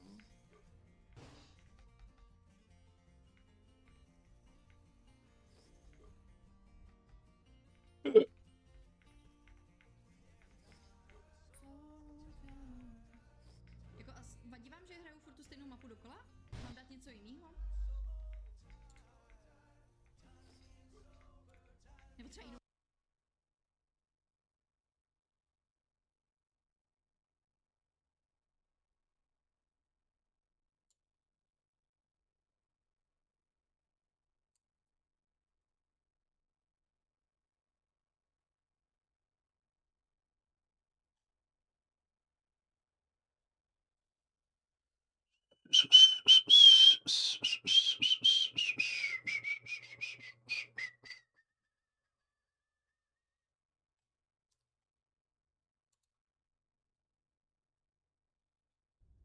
theories about these clouds, but just know, if mortals are around, blend in or we all die. Tak je pravda, jakože je jednodušší. Vem si, bejt upír prostě ve středověku, tak si měl daleko víc easy cestu než v moderním světě, kdy všichni mají telefony, točí to, všude jsou kamery. Když se někde něco zachytí, jde to na internet, všichni to vidějí. Na tuhle hru jsem měl pre-order přes 5 let, doufám, že to nebude katastrofa. Čauky, McNow, čus. Já jsem se na ní taky těšila, no. Tak uvidíme, zatím testujeme vody. Nemusíš to kupovat hned, oblíbenost her a herní kvalita je často subjektivní věc. Největší průser, že tam není polovina věcí, co měla, počínaje Prahou. Tam měla být Praha Halloween, ne? A zdravíčko, o tom třeba ani nevím.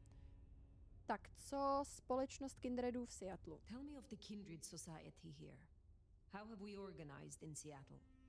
Oh, same as you'd have known anywhere else way back when. The Camarilla are the hotshots. Seattle still got a court and it's still led by a prince. They make sure we maintain the masquerade. Takže vede to princ. Same as it was then. Tohle zůstává stejný. But everything changes the more it stays the same. Co o nás ví smrtelníci? What do mortals know of us? Have they learned anything over the last 100 years? No, the babes are still asleep for the most part. Good. Do they still think we cower before garlic, crucifixes, and holy water? Oh, they think a lot more than that now. Young adult literature has revolutionized our image. It can be no worse than Stoker. That depends on your perspective. Okay, to je dobrý, ty narážky jsou cool. Really don't like the idea of the glitterati, but times change. Jaký ta hra umí být očividně i docela funny. Good. To je cool rozhovor. Ta Praha byla v té střílece, jo, v Bloodhuntu, ne? On ten vývoj té hry byl Crash Course, je vlastně zázrak, že to vychází. Já jsem upřímně čekal, že to ani nevyjde nikdy, to be honest. Když se to tenkrát řešilo, jak si říkám, no a jsme v píče, prostě Bloodlines 2 nebudou. Můžeme si tak maximálně nasrat, ale nakonec jako je to tu, no. Nikdy by jsem nebral recenze jako ultimátní názor, jak si skeptický, tak počkej na slevy nebo na Game Pass. A to ani nevím, jestli to vychází na Game Passu.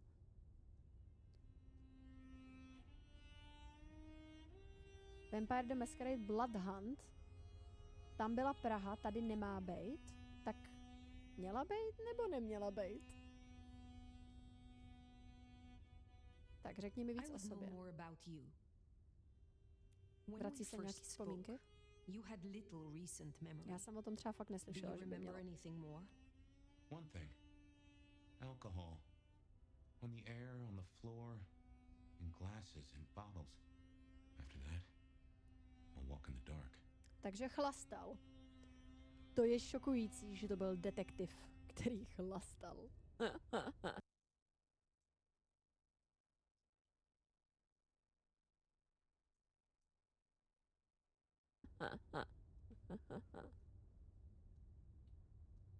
The world outside is intriguing.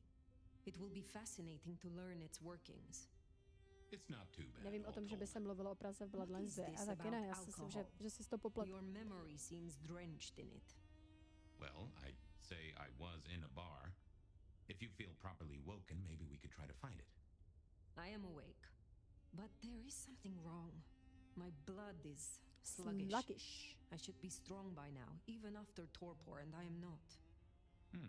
Reckon that mark has brought you down a peg? Speculation accomplishes nothing. True, but let's just take another second. You know my blood is Malkavian. You know they call us lunatics, madmen, or prophets. But where do you draw a bloodline? A teď se nás vyptává a teď si tvoříme ten background. Takže očividně nějakou volbu jako svýho backgroundu máme. To je dobře, that's good. Kdyby to bylo zle do hodiny či 2, nevím přesně, na Steam ví člověk refundovat. Myslím, že do 2 hodinek, no. A nesmíš tu hru třeba za 2 hodiny dohrát. Ale ono je to těžký u těch větších a delších RPGček. Tak tam je to takový, ono můžeš mít dobrý a atmosférický začátek, ale pak prostě zjistíš, že třeba ta hra úplně ztratí tempo.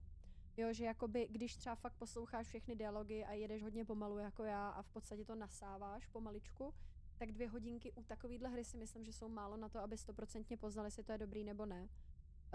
Takže tam můžeš trošku jako ztroskotat potom na tom refundu, ale všeobecně já ty refundy využívám fakt docela jako dost. A je to dobrá věc. Tak. Toreador, La Sombra, Ventru, Banu Hakim, Tremir, Bruha. Mastery rating normal, hard, easy, hard, normal. Jo, takže tady máš i jakoby, jak to bude těžký. Tak co Brucha? Její schopnosti leží v jejich síle a rychlosti. Používají tyhle ty skilly, aby otočili průběh bitvy. Reagují rychle. Udeří tvrdě. Bruha as unstoppable force in a fight and unparalleled prowess ensuring the remaining of... Takže tohle je prostě takovej jako strength warrior build. Podle toho popisu. To jsou takový jako brutes. Tremír. Já myslím, že za Tremíra, jestli jsem nehrála náhodou v jedničkách, jestli to nepamatuju. I think. Členové klanu Tremíru ovládají arcane powers a mohou ohýbat krev dle jejich přání. A používají to jako zbraň proti svým nepřátelům. Takže oni vlastně jakoby, to jsou takový sorcerers, který používají jak svoji krev, aby se enhancenuli, tak třeba krev těch nepřátel, aby jim způsobili bolest a destruction. To se mi líbí. I like it. Mám moc rád Tremír, mají strašně super lore. Já myslím, že fakt jsem jako šla taky touhle cestou naposled, no. Jsou to mágové, co jeli něco ala Blood Magic, až se nakonec stali upírama. Jsou to jediní upíři, co nejsou potomci Kaina. Aha, OK, takže oni mají jakoby svůj vlastní vývoj. To je zajímavý. To jsem třeba nevěděla. Au, mě něco spadlo do oka.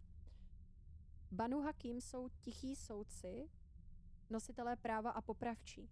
Rychlí a smrtelní. Mohou umlčet a zbavit se nepřátel skrz buď násilí, a nebo kouzla. Banu Hakim can take down any enemy with chilling precision on a blink of mortal eye before disappearing without a trace. Takže to jsou takový jako Inquisitor-like týpečci. Zajímavý. Ale to je tady Master Rating Hard, tak uvidíme. Pak máš Ventru. Jsou to mistři kontroly a tahání za provázky skrz sílu a osobnost. Mohou zmrazit nepřátele, obrátit je jeden proti druhému, anebo zapomenout, že tam vůbec byli. Taky jsou zvlášť odolní a vydrží toho víc. To taky nezní špatně, actually. La Sombra. Používají svoje síly k rozděláním ohňu. Stoke the fires of fear. Ne, prostě zastrašovat nepřátelé. Jsou to, toto budou takový asasíni. Mistři stínu. Ohýbají temnotu ke své vůli. Jsou schopni naprosto hrůzostrašných aktů a izolují, jakoby uvězní svoje nepřátele a vnáší v ně strach. To je cool. La Sombra. La Sombra sounding pretty great. Pretty great. Takže tohle je spíš takovej jako mage lomeno sorcerer, tohle je takovej asasín. Tohle nevím, jak bych nazvala. A pak tady máš Toreador. A ty mají strhující prezenci, která jim dovoluje udeřit první, než vůbec jejich nepřítel má šanci zareagovat. Jo, a to budou takový bardíček trošku, ne? Jakože, jak to chápu toho Toreadora, že to budou velmi charismatičtí manipulanti v podstatě. Že spíš, než že by se jako engageovali do přímého fightu, tak prostě ty nitky potahají tak, aby něco posrali k jejich vlastnímu prospěchu. Mně se líbí Toreador, líbí se mi La Sombra a líbí se mi Tremír, ale asi půjdu do Tremíra, čověče. I like this. I like this. A to by ani nemuselo být jako nějak extra složitý. Toreador zní taky cool. Asi půjdu do Tremíra. La Sombra jsou zajímavý, že mají podklad v Masajích a následní v piráctví. OK. La Sombra hlavně zní cool. Ale hele, teďka momentálně asi váhám. Že tohle by mohlo být takový jako správně dark, ale asi si to rozseknu mezi Toreadorem a Tremírem. Co mám dělat? Já nevím, co mám dělat. Já vždycky nesnáším tady ty začátky v RPGčkách, protože já si chci zahrát všechno. A všechny rozhovory jsou Ježíši, ty jsi Malkavian. Ale ne. Pomoc. Pomoc. Kamarádi Tremíra nebo Toreadora?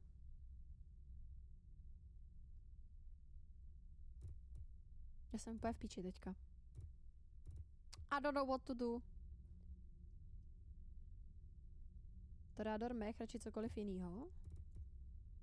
Tremírať pokračuješ, jakože bylo by to takový cool, že bych louký navázal. Tak jo, já dám Tremíra. Já dám Tremíra.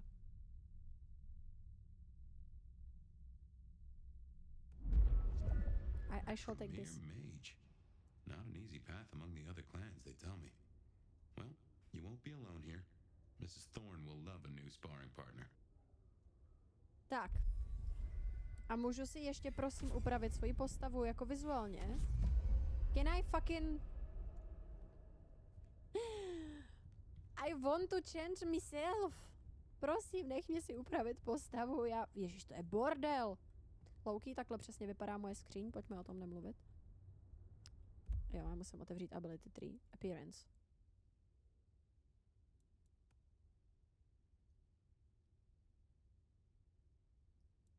Ty to můžeš změnit prostě tím, že rozklikneš aha. A to můžu jako dělat kdykoliv, nebo to si jako můžu... What the fuck? To je takový divný, že tam jako nemáš, víš, žádný úvod, nějak tě ta hra jakoby k tomu nenavede, prostě lol, najdi si to v tom kodexu nebo v tom meníčku, vole, a poklikej si tam něco. Chceš braille, můžeš je mít, lol. Tak teď z toho jsem actually jako mega zmatená. Z toho jsem mega zmatená, nebudu lhát. A jo, já to chápu. Ono totiž, ty nezměníš ten ksich, ten je pevně daný. Ty si měníš jenom jako make-up. Jo, a jenom jako lehký aspekty toho vizuálu, ale nezměníš si to všechno. To jsou prostě jako cosmetics, v podstatě doplňky. Takže není tam jako tvorba postavy jako taková.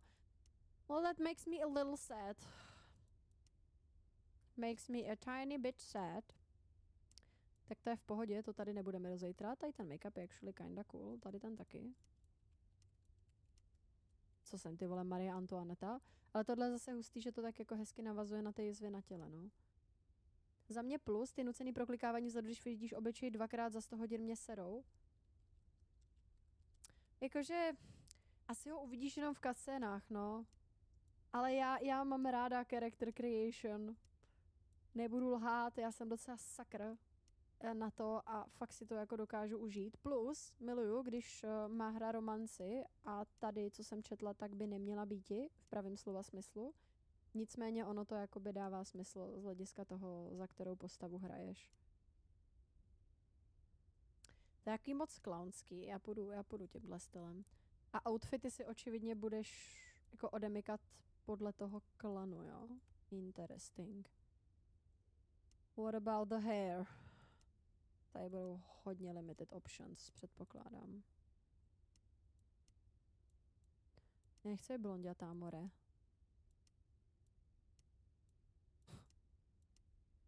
Šedý vlasy, jo, a máš tady prostě 1, 2, 5 hairstylů v různých barvách. Jakože mohli nám dát malinko svobodnější ruku, not gonna lie. Ocenila bych, kdybych měla jakoby na výběr víc než z 5 hairstylů. You could have done that.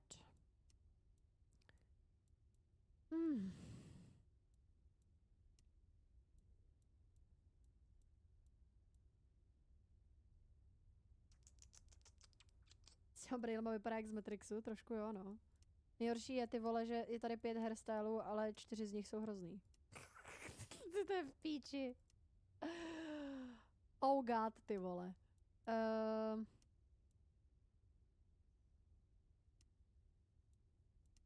No, ta blondětá vypadá hrozně, ta zrzavá taky, o zelený se bavit nebudem. Fialová, nevím, proč je takhle skurveně zářivá. Celý by buď jako šedý, nebo ty platinový, nebo červený, nebo černý. Takže se budu muset vybrat mezi tím.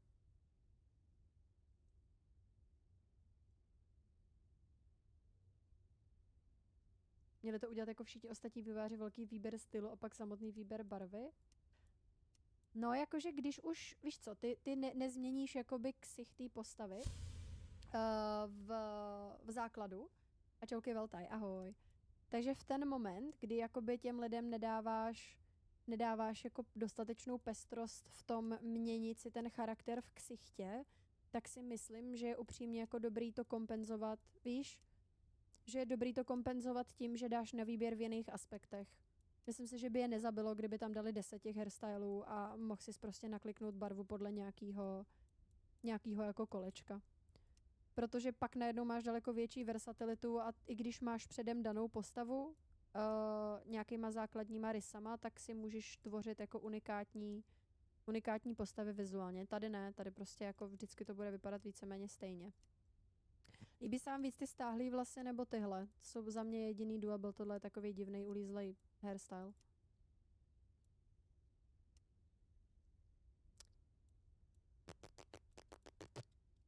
Se asi víc líbí tyhle, actually. Tady to je takový divný, to je takový zvláštní bob. A mně se nelíbí bob. A hlava moudrá, slom se zlob, láska to je síla. Šedivý mi k ní neseděj a nekřičí to na mě Tremír. Co na mě křičí Tremír je this or this. Nebo nejsou lepší ty volný, já nevím. Mně to přijde všechno vlastně příšerný. Ty červený se mi nelíbí stáhlý, ty černý se mi nelíbí rozpuštěný. I guess, takže buď tam prcnu tohle, anebo tam dám červený rozpuštěný a vy budete chtít červený rozpuštěný, takže let's do it. Tak. Ksicht asi jakoby, tohle vypadá hrozně v kombinaci s tou červenou, takže zůstanem u tohohle, I guess, a budu prostě vypadat, že jsem nespala, protože takhle vypadám jak wannabe rocková hvězda. Piercingy. Nebudou vidět, protože tam mám vlasy. OK. Tohle je cool. Protože, chápeš? Chápeš? Máš jako upírský zuby? Haha. Snažím se být extrémně nenápadná, očividně. Nemáš hlad? Little bit. Si pak budu asi něco dát. Se líbí docela actually like this. Mně se totiž líbí celkově mi přijde tohle jako hrozně hezký piercing na lidech. Já bych se ho asi nenechala dát, ale líbí se mi tyhle ty. Přesně tenhle ten typ piercingu na rtech. Ideálně, když to má člověk jenom na jedné straně. Takže let's do this. Co oči?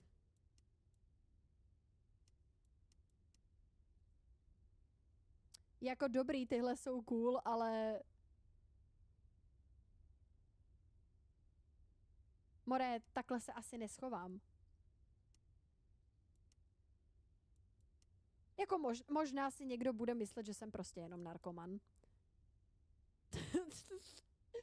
Ale jako je to little bit susy. Get away, demon. Nemám rád piercing v nose, ty 2 kuličky, je to něco na vývody na 9 tvé baterie. Prostě seš porferik. Tyhle ty jsou cool.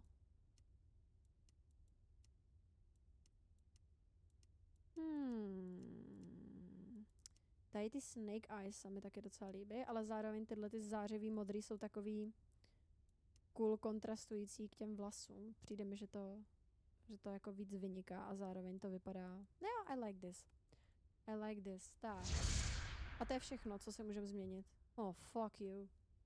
Tak ti pěkně z prdele děkuju, milá Andulko. Jsem se zase po chvíli podíval na stream a na mě čumí prakticky jednak jedný Žaneta s červeným mikádem. Chceš mě dohnat do Cvoghouseu? LUL. Jako chceš říct, Karliku, že Žaneta vypadala jako, že z tebe doslova vysaje duši? Nezapomněn, že můžeš dát brejličky a budeš L incognito XD. To je taky pravda, no. Můžu tam ještě popnout brejličky. Asi, hele, this is the way, I guess. Očividně se to vždycky dá změnit. Takže asi jako půjdeme tohle cestou, no. Jako nemůžu říct, že že by se mi úplně líbila, ale oni mi totiž kurva nedali na výběr. Corrosive touch, the bodies of enemies slain by feeding will dissolve away. Hovno. Takže já když ho spapinkám, tak on doslova se vypaří, ten člověk. Takže za sebou nebudu nechávat stopy. Hell fucking yeah. To je actually dobrý. To je actually dobrý. To je velmi v pohodě. A vidíte, je tady ability tree, tak nevím, co jste panikařili. Tak, blood curse. Place a curse on opponent. The next time they take damage, their body will swell up and explode. Stronger opponents take significantly longer to curse. Shit. Takže já doslova jako můžu nechat svý nepřátelé jako se nafouknout a explodovat. Well, that sounds great. That sounds great. Takže vzhledem k tomu, že to je engine, jaký to je, tak je dost možný, že přijdou nějaký modíky. Clan Affinity. Takže tady asi budeš muset zlepšovat vztahy s klanem, aby si to odemk. I guess. Dobré, máme to tok. Anyway, we can't have you going out all bloody. Check Dale's closet for something to wear. He, won't mind. Jo tak, a já si tady najdu nějaký outfitek. No tak to je strašný. Bro, mohla jsi na sebe vzít doslova cokoliv a ty se rozhodneš, že budeš vypadat jako bezdomovec, který má zrovna emo fázi. Alright, I guess. Hádám, že nechceš budit absolutně žádný respekt v upíří komunitě. Jako ale vzhledem k tomu, i co jsem jí dala za vlasy a za piercingy, tak vlastně to doslova křičí: to není fáze, mami, to není jenom fáze. Doslova to křičí daddy issues. Super. Super.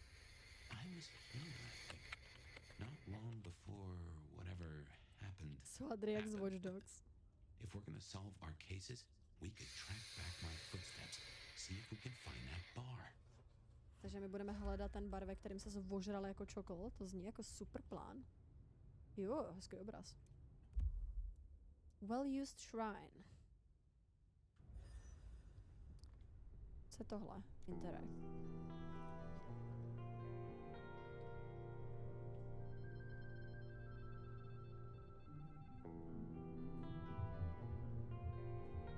Viba? My buddy Dale had body image problems. That's how he put it. Wow, to mám taky. Je cesta rozflákat zrcadla? Očividně. Očividně. What's this? I had no idea what Dale was studying, if that's what he was doing. To je medvěd? Rar. Co tohle? Little Black Notebook. Smrdí jako pot a kolínská.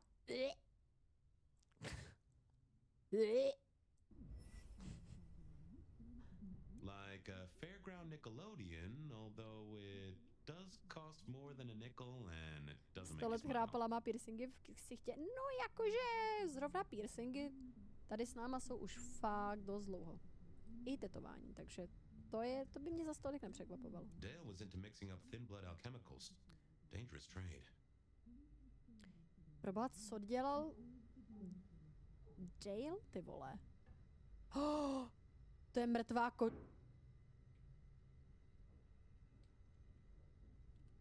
Bro.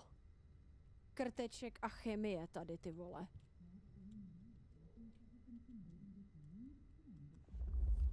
Krteček chemikem doslova. Proč používal limonád? Já se neptám, proč je tady mrtvá kočka. Deceased cat. Rigor mortis has passed and the quiet wet sounds of movement inside the corpse mouth indicate the presence of fly larvae. Proč bys to popisoval? Proč bys tam dal mrtvou kočku a ještě si dal tu práci s tím, že mi popíšeš, jak se v ní hejbají červy?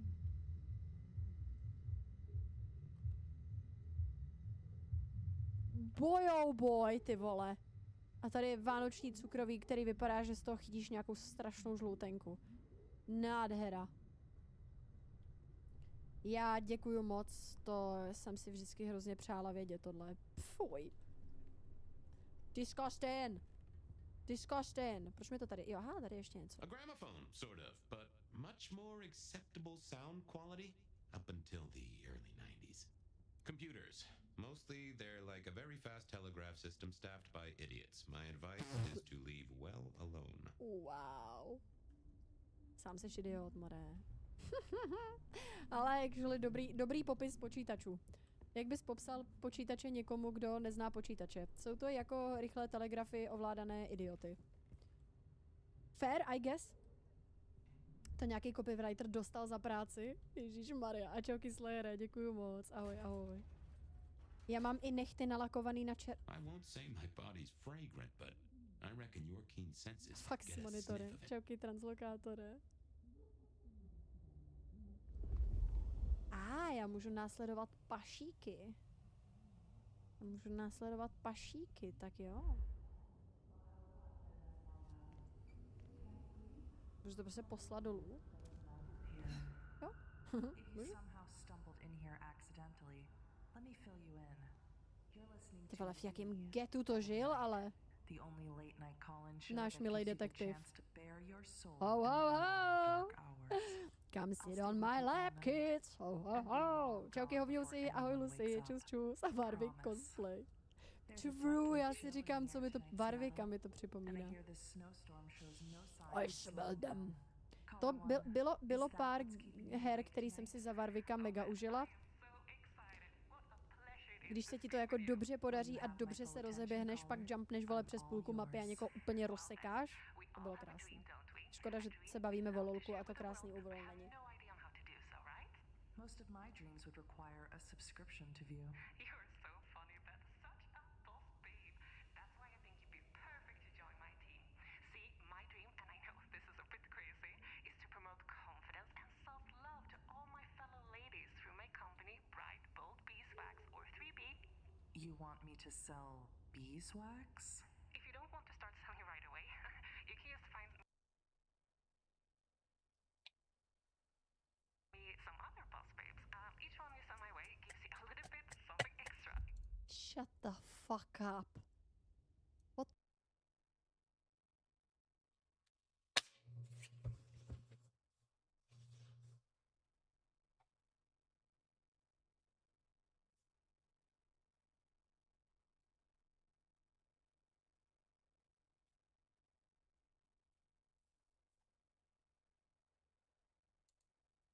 $58 million views. Apparently, the internet loves underwater shenanigans. A bunch of people asked, what is this gadget wizardry and how do I get one? Allow me to introduce you to Subnado, an underwater scooter made by Waydo Tech. You can strap these bad boys to your hips, arms, legs, diving tank, paddleboard, or just hold them like underwater Ironman boosters. Each one is around $500, which is a small price to pay for looking like Aquaman's stunt double. Wanna grab one? The link is in the channel description. Use code Melanie to get the discount. 58 million views. Apparently, the internet loves underwater shenanigans. A bunch of people asked,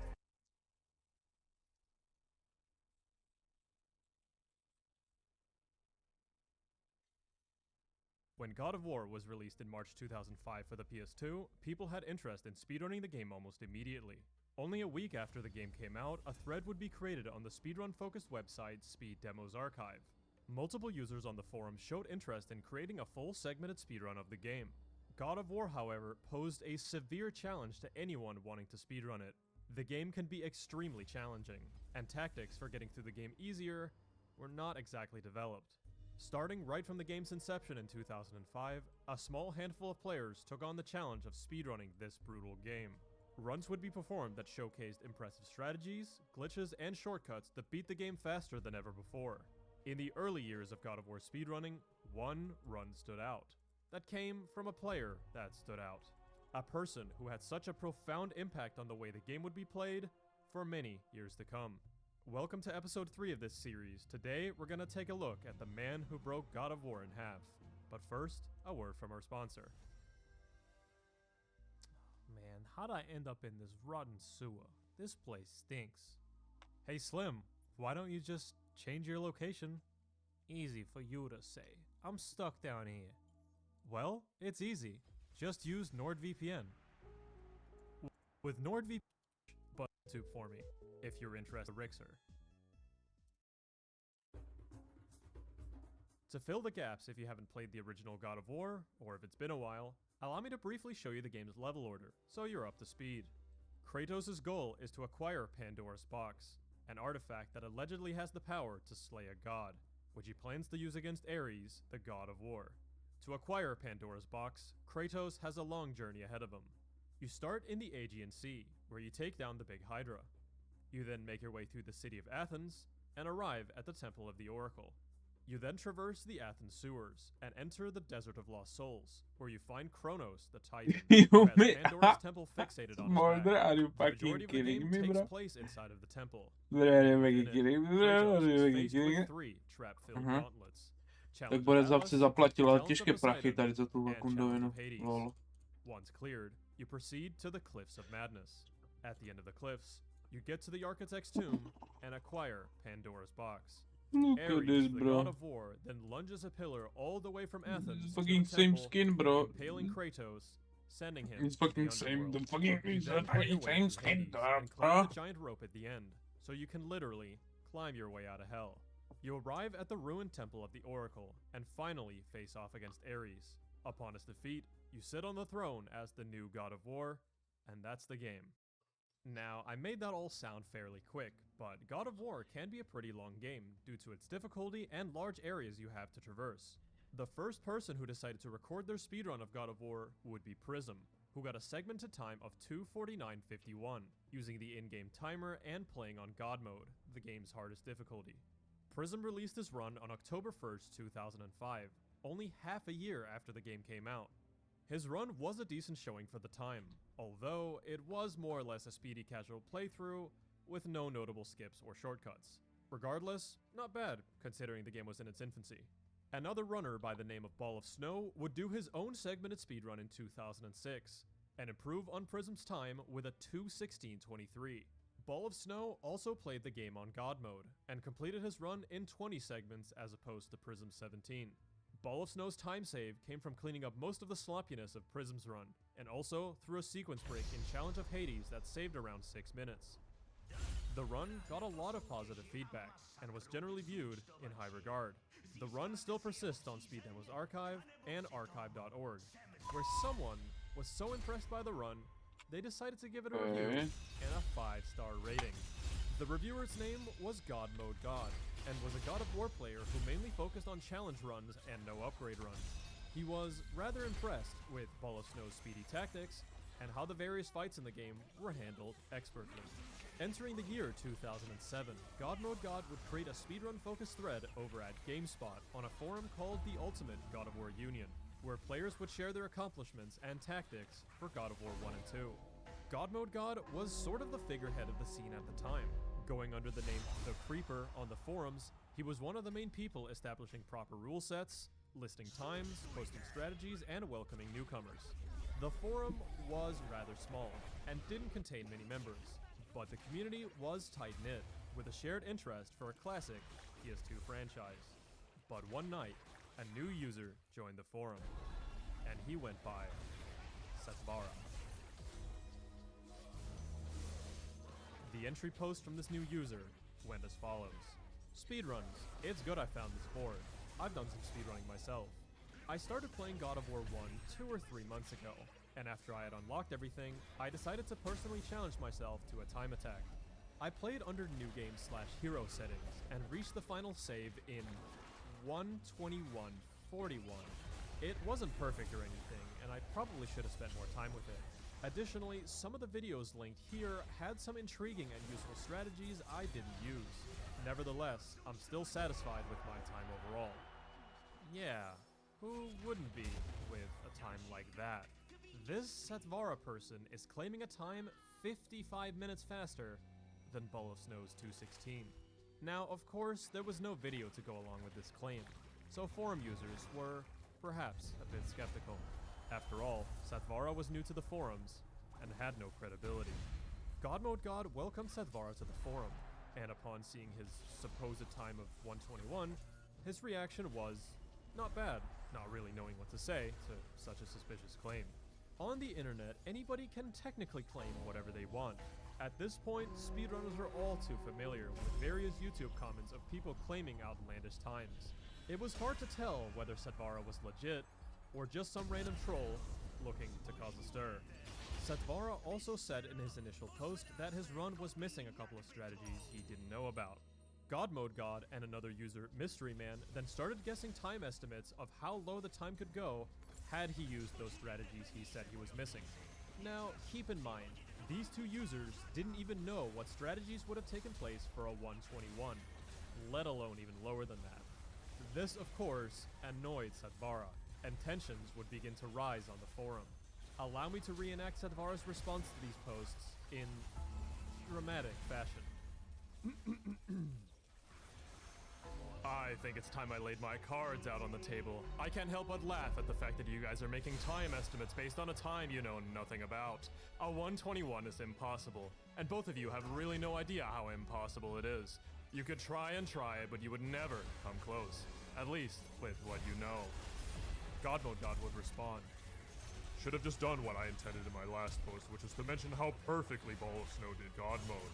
It doesn't matter how good you aren't doing much better even on Hero. I try not to immediately shoot down newcomers anymore, as I often would if they made such claims. I even let you buy without asking for proof and the like, which is unlike me. You got lucky. Is it? You really should have, because your not bad comment almost made me think you were an idiot. I seriously contemplating never coming back here and perhaps going somewhere else. But I think I'll be sticking around now, and get that SDA run out of your head. You won't be needing it anymore. We'll see soon enough. Don't forget, however, that I'm here to give back, and it's only because I admire what you're trying to build here. If you so will it, we'll move forward together. If not, so be it. Enough talk. The discussion would continue like this into the night, and by now, other users of the forum were also beginning to believe that Satvara's claim was fraudulent. What was with all the talk? Where was the proof? I mean, surely, this was all just one big bluff. Holy fuck. Right? After a few days of silence from Satvara, he would return back to the forum, delivering the goods. The videos to his run were posted, slowly but surely, part by part. This is when everyone started to realize the genius that is Satvara. Not only was his claim of 121 legit, the glitches and strategies used to get the time were all discovered independently. No prior reference, such as the runs from Prism or Ball of Snow, was ever used. Satvara, in 2007, had virtually cracked God of War open, all in complete isolation.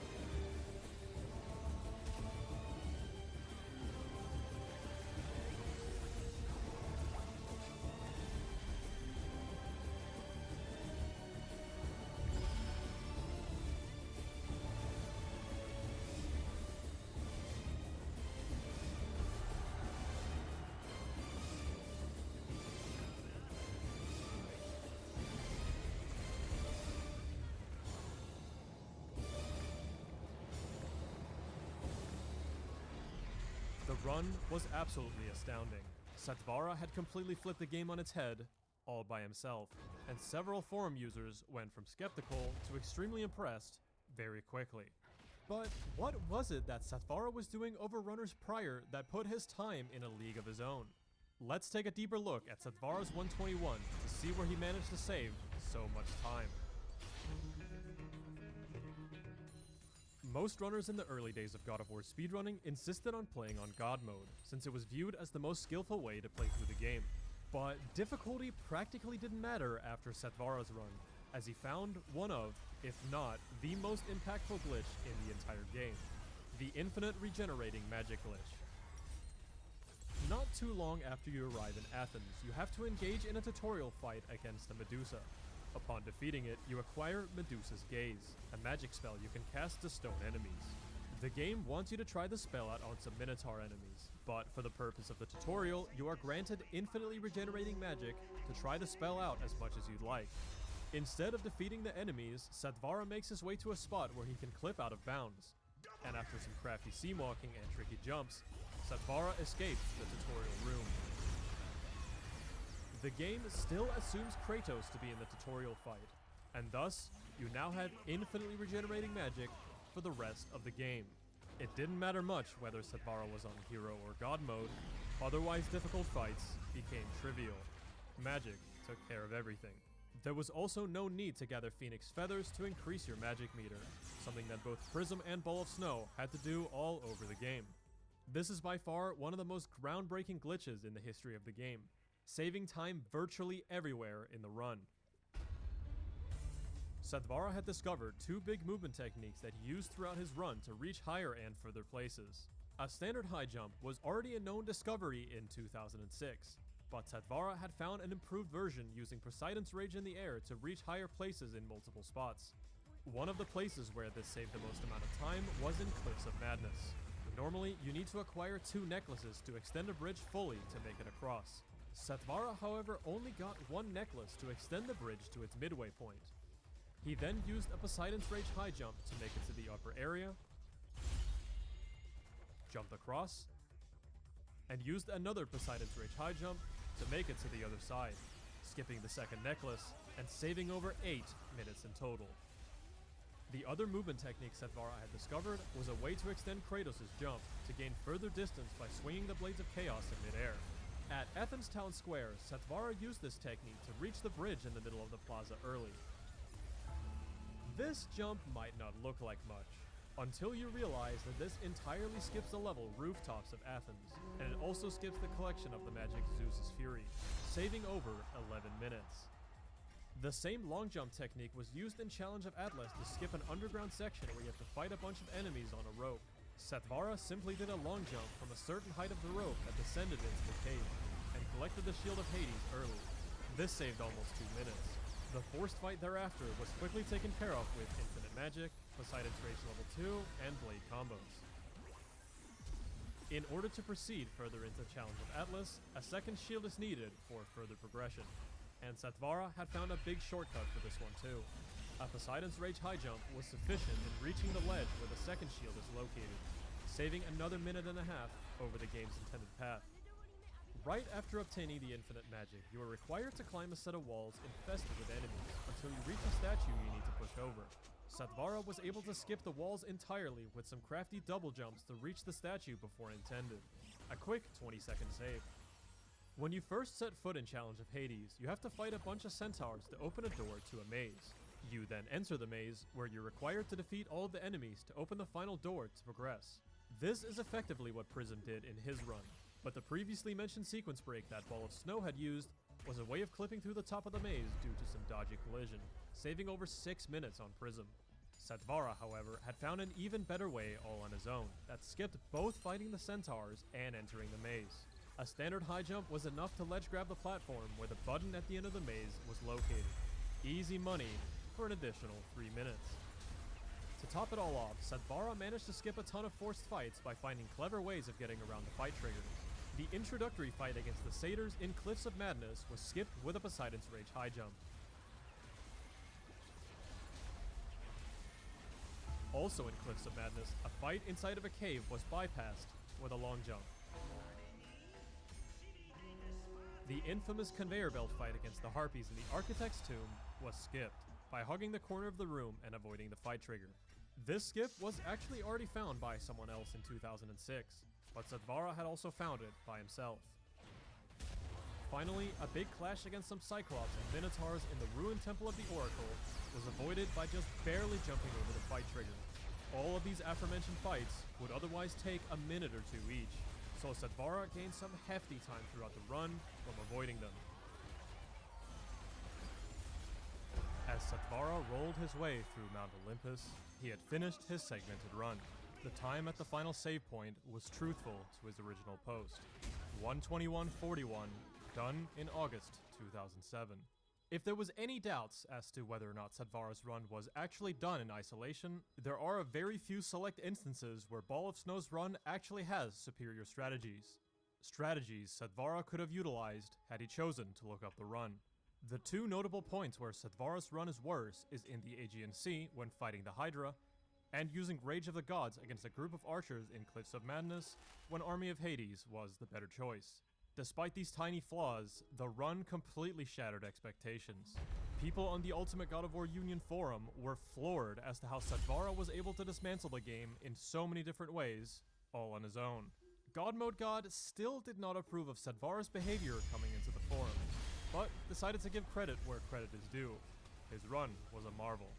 Sadvara's reasoning behind showing the run to the Ultimate God of War Union rather than Speed Demo's archive was a matter of acceptance. Sadvara notably did not submit his run to SDA for a couple of reasons. SDA did not allow out-of-bounds glitches back in 2007, and while Kratos technically never leaves the intended game area in his 121, Sadvara envisioned a long and drawn-out discussion about what was and wasn't out of bounds.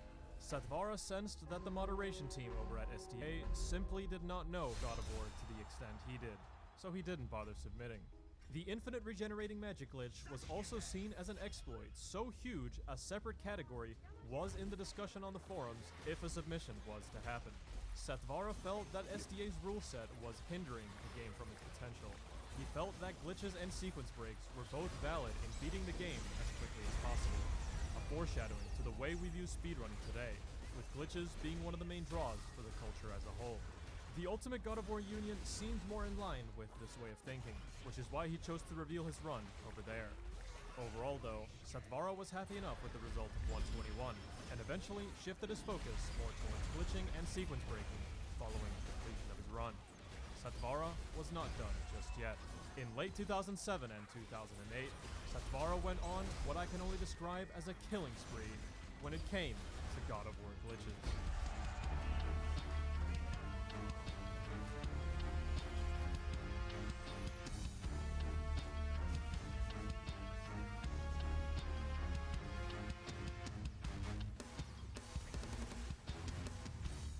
After his groundbreaking performance, Sadvara still felt that the game had more room for breakthroughs. I apologize for the upcoming 2008 video quality, but it wouldn't be an authentic speedrun documentary without it, if you ask me. One of his first major discoveries was a way to skip the desert sirens in the Desert of Lost Souls. Athena demands that you hunt down the 3 sirens that are roaming the desert in order to proceed through a small ruined temple. Sadvara had figured out a way to get into the temple early by using the move Hermes Rush in the air to click through some collision on a wall, completely skipping killing the desert sirens, saving around 2 minutes. Sadvara's Gates of Athens skip was now further extended with a crazy looking out of bounds to save even more time. More minutes were gained here due to skipping knocking over the statue and the handful of fights that followed straight afterwards. When you first reach Pandora's temple, you must speak with a gatekeeper that can open the entrance for Kratos. You then fight some big Cyclops enemies and proceed into the temple. Sadvara was able to discover a way to skip both of these requirements by using a grounded Hermes Rush to wedge himself between a chest and a wall. He then double jumped behind the gate to reach the stairs early, saving nearly 3 minutes. This one seems to have garnered some attention within the mighty YouTube algorithm. Not bad for an old skip from 2008.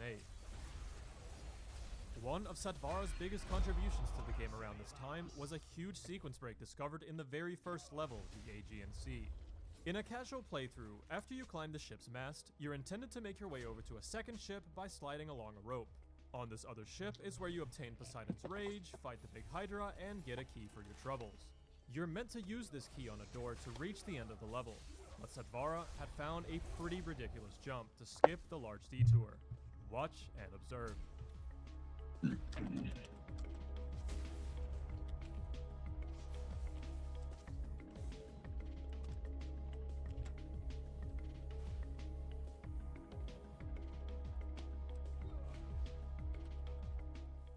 A massive leap from the ship's mast down to a very thin ledge below. If you're just too far left, you fall and die. And if you're just too far right, you'll clip back in bounds. Precision is the name of the game. Satvara then jumps along the out-of-bounds seam and jumps over the locked door. While this skip does save over 4 minutes, it wasn't utilized in speedruns for the sole reason that Poseidon's Rage was a necessary component in making skips later in the game possible. But I did mention this one for a reason. More on it later. After breaking Poseidon's trident free from its crystallized cage, Kratos must traverse a section underwater. An out-of-bounds through a small roof was discovered at some point in 2006, but the potential wasn't fully realized until Satvara gave it another look in February 2008. In a 3-minute long YouTube video, Satvara completed the entirety of this underwater section from out of bounds by figuring out where all the loading triggers are located. This discovery must have been both difficult and annoying to solve, mainly due to you having to keep Kratos out of bounds the whole time while constantly fighting the uncooperative camera. All in all, over a minute and a half was gained here. In the Temple of the Oracle, Kratos must save the Oracle from falling off a rope she's desperately clinging onto for dear life.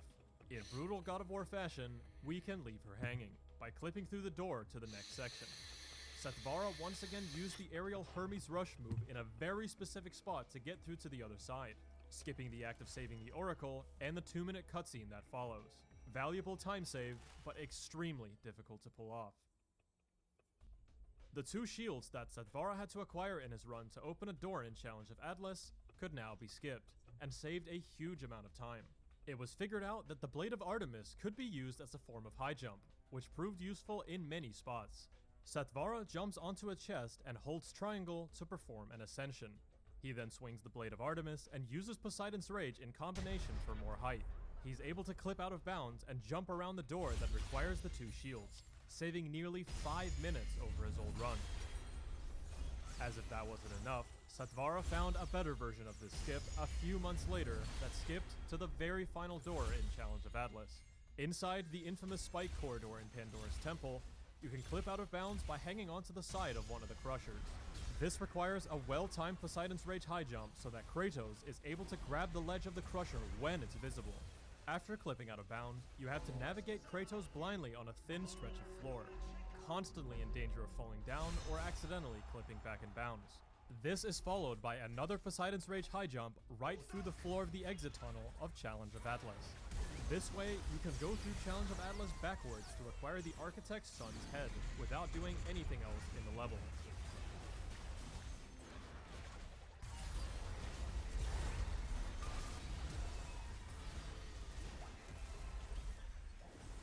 When Kratos finally reaches Pandora's box, a 1-minute cutscene plays that informs him that he must bring the box back to Athens.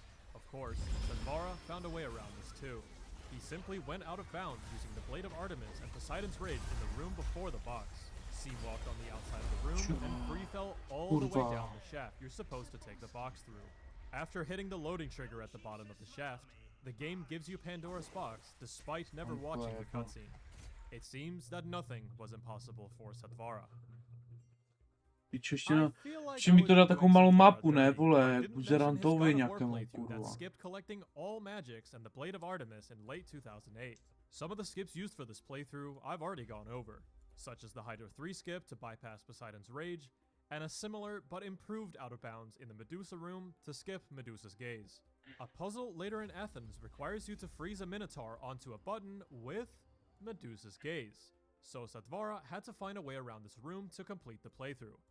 It's hard to tell from the video quality, but Satvara did manage to find the skip by jumping over a pile of rubble outside of the puzzle room with the assistance of the attack Apollo's offensive, for more length to clear the wall. Zeus's Fury was skipped straight afterwards with the classic long jump we saw from earlier. The Blade of Artemis was skipped with an obscure trick known as gliding, performed by using Hermes Rush into the wall and blocking to gain some rather strange momentum to effectively glide around the trigger that gives you the blade. Finally, Army of Hades was skipped with an out of bounds in the Pandora's Guardian room, followed by some seam walking to get around the trigger for the magic. The end of the video shows Kratos in Olympus Ještě with skoro no nejnovější. magic or sub-weapons collected. Škoda, že to není stovka, 100, 300 statů, ty vole. One final discovery I'll talk about for now Bylo is one good, I to by cannot bylo believe was found in spicy, to by 2008. bylo The difficulty on this úžasné. skip is above anything I've mentioned prior. This is the sacrifice room, a room that saw some controversy when the game came out. Kratos must bring a caged soldier to the room, then burn and sacrifice him to proceed. A skip for this room didn't really seem feasible, but as we know by now, nothing stands in the way of Satvara. He uses the Blade of Artemis and Poseidon's Rage the first get out of bounds to stand on a tiny seam outside of the level. More Blade of Artemis high jumps are used to land further along the level. And then finally, one long string of high jumps to get under the sacrifice door, where Satvara barely makes it with his last jump before running out of magic. A few years later in 2012, a new way of high jumping without Poseidon's Rage was discovered, now using Medusa's Gaze. This finally makes Satvara's old Hydra skip from years prior viable in single segment speedruns. With Poseidon's Rage completely out of the route, this would increase the difficulty of a few of the known sequence breaks, most notably Sacrifice Skip, a skip no one dared to use in single segment runs until 2020, a whole 12 years after Satvara first discovered it. I mostly went over Satvara's bigger discoveries in this video, but honestly, I'm kinda scraping the tip of the iceberg. If I truly went over everything, we'd be here for hours. Viewers on YouTube saw Satvara's videos as a spectacle. His glitch videos inspired other players to try their hand at breaking God of War, and many great findings would take place in 2008 and 2009, not just from Satvara. Entering 2009, however, Satvara's video uploads would become few and far between. In March 2009, he uploaded a video demonstrating a way to cancel the Hydra's energy regeneration with extremely precise grabs, something that other players could not seem to get the hang of at the time due to its difficulty. The description of the video suddenly announced that this would be his last God of War video. In the comments, Satvara said that he was done and didn't want anything to do with the game anymore. Many community members at the time, such as Akion, Turyu, and God Mode God, were all sad to see Satvara go. He had done so much for the game, and his videos were nothing short of inspirational. As a result, the initial golden age of God of War sequence breaking would slowly fade out. Activity dwindled, and the game would have to wait for the second coming.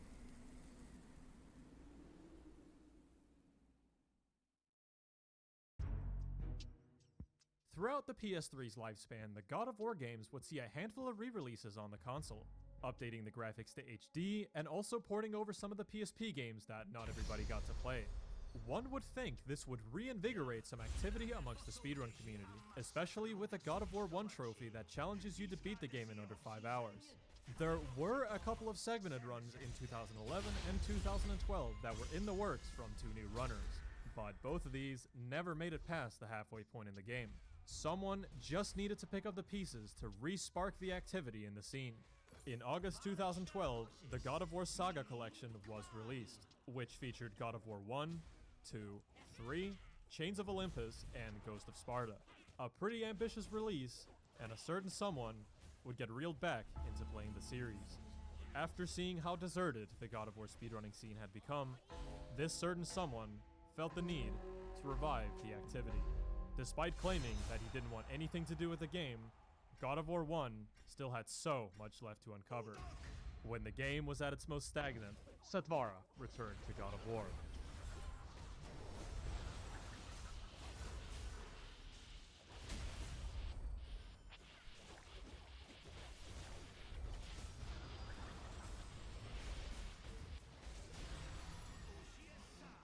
Oh yeah, Satvara was back, baby. Back with another collection of incredible skips and glitches.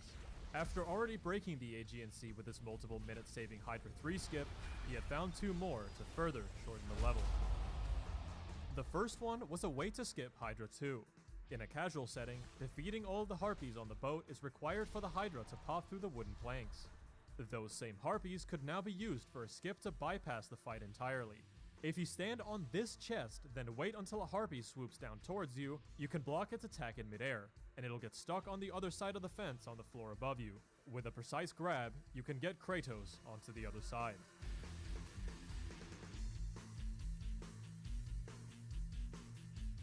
This is still a very inconsistent skip even today. with your only form of aid being a very strict window of an audio cue of the harpy screaming as it's swooping towards you. This also segues perfectly into Satvara's next discovery. After some balancing beams and watching a cutscene, Kratos must push a box to take cover from an incoming volley of arrows. Satvara had found a way around this too. Instead of pushing the box, it was possible to reach the ledge early with a standard high jump. Comparing a skip like this to some of Satvara's earlier findings, it's easy to assume that this skip was perhaps a bit overlooked and should have been found earlier. The ledge, however, is only reachable on the PS3 version of the game. Maybe a slight porting error made Kratos' jump a tiny bit higher, allowing him to grab the ledge and save 20-odd seconds or so. This was cool and all, but Satvara still had more up his sleeve.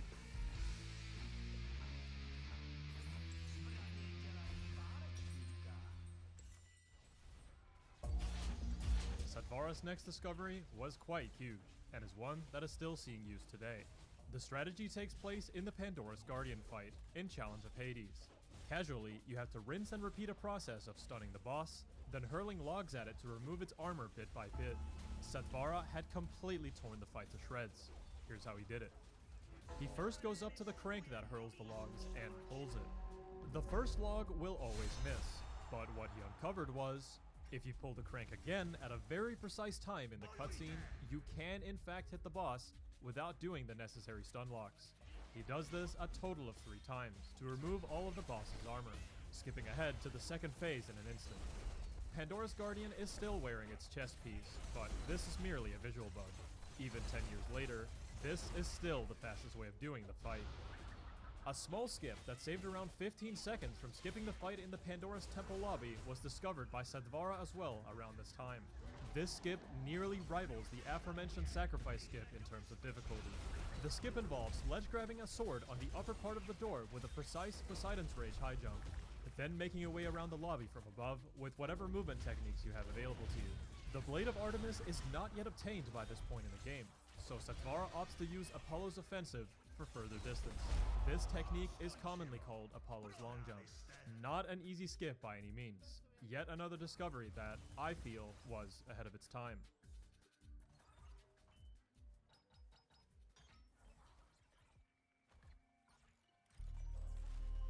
Satvara's ability to find new sequence breaks made it seem like he was a machine, spitting them out one by one. But you have to remember that, at the end of the day, Satvara is a human being, just like the rest of us. And an unfortunate event would strike a family member of his at the very end of 2012. Satvara's mother had suffered an unexpected life-altering stroke. Satvara slowly but surely lost interest in God of War as a result, and focused more on what was actually important, helping his mother recover. He never intended to leave the game so unexpectedly, but it's understandable that his motivation was simply not there anymore.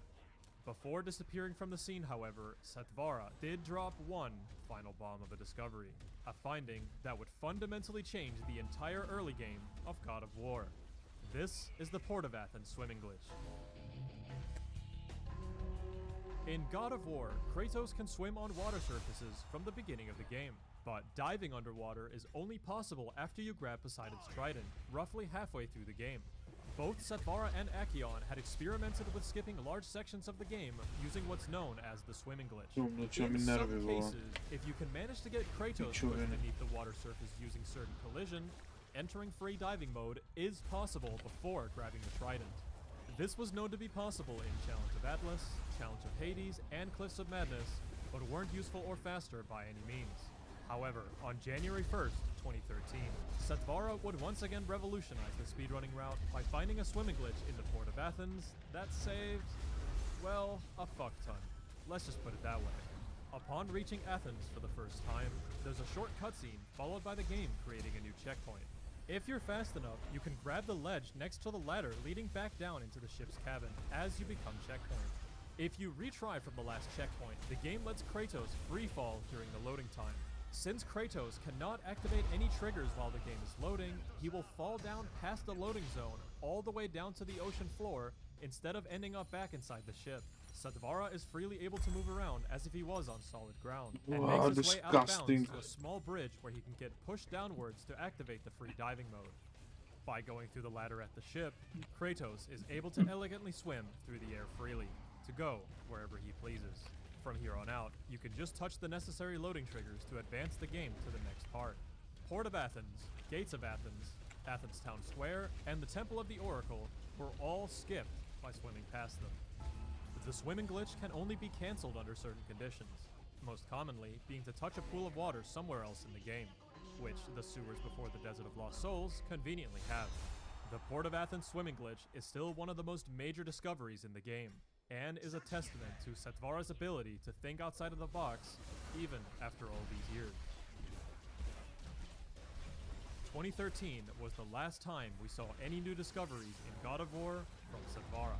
While God of War 1 is certainly Setvara's greatest body of work when it comes to sequence breaking, he has also found plenty of notable discoveries in Prince of Persia: The Sands of Time, Castlevania: Lords of Shadow, another Metroid 2 remake, and Fast RMX, just to name a few.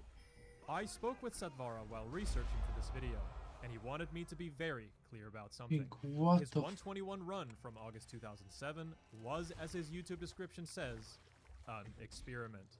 He wanted to see what strategies he could discover in complete isolation, and he wanted to see what time he was able to achieve with the limited knowledge of his own discoveries. It just so happens that the knowledge he possessed was greater than any other player. In his own words, "When I was doing the run in isolation, I didn't necessarily think I was breaking new ground, even with regen magic or the rooftop skip. I thought there could have already been something way under an hour or something, like how the game would look in 2008. That was a distinct possibility all throughout the run. I would think God of War is a popular game, selling millions of copies. Surely, there's a real speedrun community out there." And yeah, despite a logical train of thought, one of the only speedrun communities out there for God of War was the Ultimate God of War Union forum. Setvara's entrance was definitely explosive, but he felt it was necessary to hype up the run a little bit. I mean, after all, the forum users had no idea what was coming. I asked Setvara if there was still tension between himself and God Mode God after all these years.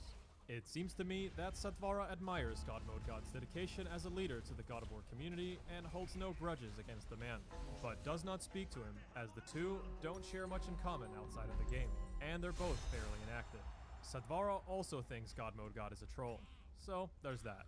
Setvara did suggest that I reach out to God Mode God to get his side of the story and to see if he felt the same way. I messaged him on Game FAQs and was greeted with some pretty lengthy messages detailing his thoughts on the whole situation back then. From what I gathered, God Mode God does not discredit the work Setvara put into God of War 1, but on a more personal level, he claims there's no bad blood, as he, quote, doubt Setvara ever really cared. But God Mode God still seems to hold a grudge, and says that Setvara should not be let off the hook just because time has passed. His entry into the forum was rude, and he has no respect for Setvara. And that's where that stands as of now. If you wish to learn more about the history of God of War speedrunning and Setvara, Akion has a 2-part speedrun history series on YouTube that has a painfully low amount of views, so please go show the video some love. Multiple segments in this video were inspired thanks to his amazing coverage. Akion is also a glitch hunter and runner who I really want to shed a bit of light on as well. He has broken so many different games, it's not even funny.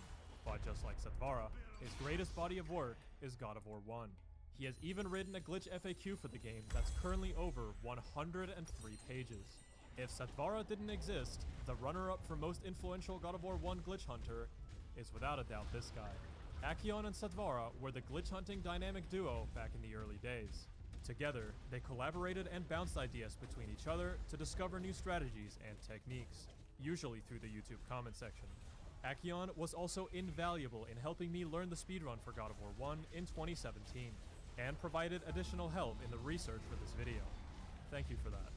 All this coverage would also not have been possible without the man himself. It's truly an honor to be able to cover such a rich story like his on my channel. When I asked Setvara what skips he's the most proud of, he had this to say. There are no particular skips that I'm more proud of over others, as each was found by engaging in and trusting the process. I learned to take whatever the game gave back to me, whether I liked it or not.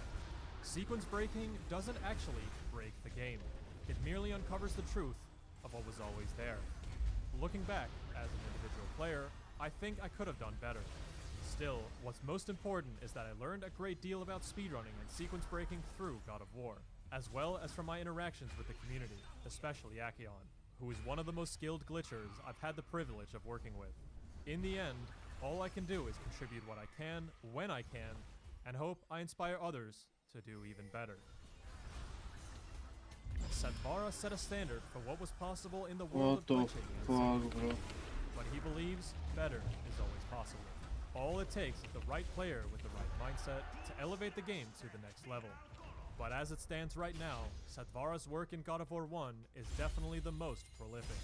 The magnitude of his impact extends all the way up until our modern year of 2022. If we closely analyze the current single segment world record by Traj, one can find that 25 out of a total 41 skiffs were initially found and weaponized by Satvara. You can safely say that 60% of the run is directly influenced by a single individual, who all found the skips 10 or more years ago. 60% is already crazy enough, but had Satvara kept playing, who knows where that statistic would lie. A game that took almost 3 hours to complete in a speedy setting is now down to a third of that, and who knows how much further it could be pushed with its seemingly infinite potential. Satvara really exploited this game through and through, at a time when breaking games to this level of advancement was not very present online. His goal all along was to fundamentally change the way speedrunners ran and how sequence breakers broke, and I hope this video will spread awareness to that exact goal. He was a man dead set on playing outside of the parameters of the game, all to showcase the beauty that is God of War. It just so happens that in the process, he broke the game in half. Thanks for watching. If you like the content, please consider subscribing and supporting me on Patreon. Take care, and have a good one.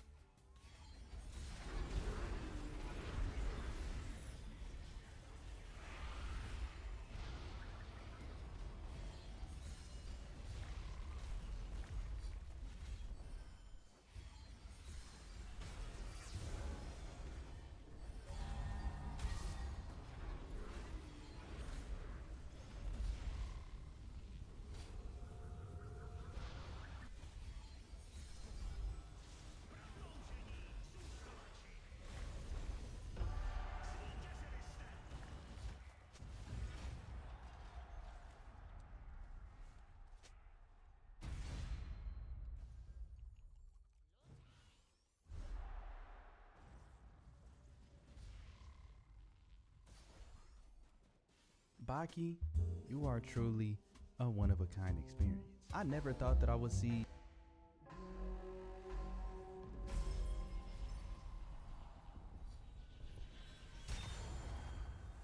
Today, we are going to push the limits of what is possible for the PlayStation 3. We're going to dissect this gaming legend, give it a Holy whole bunch fuck. of upgrades, and overhaul its cooling system to figure out just how much performance we can squeeze out of this. For science, of course. See, the problem with modern hardware is that it comes really aggressively tuned from the factory. Outside of a few choice examples like the Nintendo Switch here, you're unlikely to get anything more than a 3 to 10% boost in performance by modding your system. Now, this is good in a lot of ways because it means out of the box you're getting all of the performance, but back in my day, you used to be able to get like 20 to 30% more performance, and maybe even more than that just by tinkering with the hardware. And that was really fun. So I was feeling nostalgic the other day and I was researching the PS3 when I found out that you can overclock these things for really big gains in performance. In fact, they even used to sell full-on water cooling kits for people who wanted to turn things up to 11. Now, unfortunately, you can't buy those anymore, but I have a feeling that we might just be able to build our own. So, step number one is going to be tearing into this console. But picking the right PS3 for this project was incredibly important. By my count, Sony released 19 different versions of the PS3, and they're each special in their own unique way. What we have here is a CECH2501B, and this is a Goldilocks PS3. See, later versions of the PS3 run cooler and more efficiently due to improvements in how Sony made their chips. So naturally, you might be wondering why I'm not working on a super slim PS3. If those were the last major hardware revision, then they should run cooler and be the best for overclocking, right? Well, yes and also no. They are the most efficient, but you can't overclock them due to changes that Sony made in their Obrana security pojebana. setup. Hence why I'm working on a middle child. This is the most efficient generation of the PS3 that's still completely hackable. So now that we've got this thing completely torn down, let's take a closer look at those chips. This is for all my fellow geeks at home, but when the PS3 first launched, they used a 90nm architecture for both the CPU and the GPU. This later PS3 uses a 45nm process for the CPU and a 40nm process for the GPU. Practically, what that means is that this PS3 uses about 50% less power than the launch PS3, and that makes it significantly easier to cool. However, this PS3, and almost all PS3s of a similar vintage, are anything but cool these days, because they suffer from a serious problem. These little covers are called the integrated heat spreaders, and their job is to help spread the heat from the chips they cover to a wider surface area. On both their top and bottom surfaces, they're covered in a thermal interface that helps to facilitate that heat transfer. The problem is, it dries out over time, which then leads to overheating. Now, the stuff on top is super easy to fix. You can just wipe it away with some isopropyl alcohol. But the stuff underneath, well, that's where things start to get a bit dangerous. For some reason, Sony thought it was a good idea to glue the GPU's heat spreader in place. So, to help loosen it, I'm using a stream of really hot air and then just attempting to pry it off. This was super nerve-wracking though, because I had no idea how much force to use, and I wasn't sure if this cracking you're hearing right now was the glue letting go, or me bricking my console. I guess we'll find out later, but removing the IHS revealed just how dried out things had gotten. Over on the CPU side of things, Sony did things a little differently. This time, they used a ring of silicone to hold the IHS in place, so that means we have to cut through it using a small knife. The only catch is, if you push your knife too far in, you can again brick your console. Thankfully, this one wasn't as bad in my opinion, and after some careful cutting, I eventually got it to move away. So after spending a bit of time removing the old thermal paste and adhesives, I was ready to install our new thermal interface, which should dramatically reduce temperatures and in turn allow us to squeeze even more performance out of this PS3. This is PTM7950, and while it might look like a sheet of boring gray plastic, it's actually the state-of-the-art when it comes to thermal interfaces. Once it warms up, it melts into goop that is extremely good at transferring heat. So this alone should give us a huge drop in temperatures, but after I was done installing it on all the heat generating components, I was left with a bit of a puzzle. I needed something that was strong, flexible, and heat resistant to reinstall those spreaders. Enter high temp RTV sealant. It's silicone based, so it should have plenty of hold, and it can withstand temperatures of over 300 degrees. It takes 90 minutes to cure, so that gave me plenty of time to reassemble everything and make sure that those spreaders were fully compressed and making good contact with their dies below. Because the tighter we can get that bond, the better everything is going to perform later. Alright, it is a couple hours later. Our gasket should now be fully cured. Now the next thing that I want to do is completely break this thing down again and then 3D scan this entire motherboard. Now, that might sound like Star Trek technology, but in 2025, you'd be surprised at just how affordable and user-friendly 3D scanning has become. Within an hour, I can have a complete digital replica of any part that's accurate down to the width of a human hair. And that dramatically reduces the amount of time that I had to spend prototyping new parts for these old systems. This scan in particular should make it way easier for me to design a mounting solution for our new water block. But I'm getting ahead of myself. With the scan now complete, let me introduce you to the said water block. Or should I...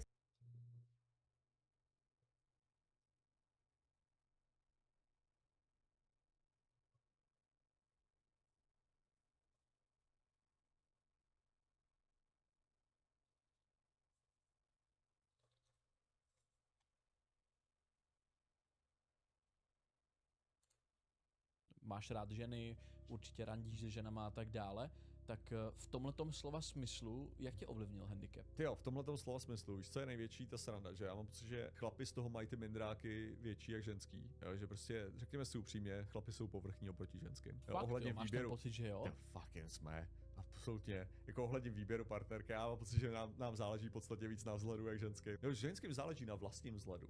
Jo, jako jasně.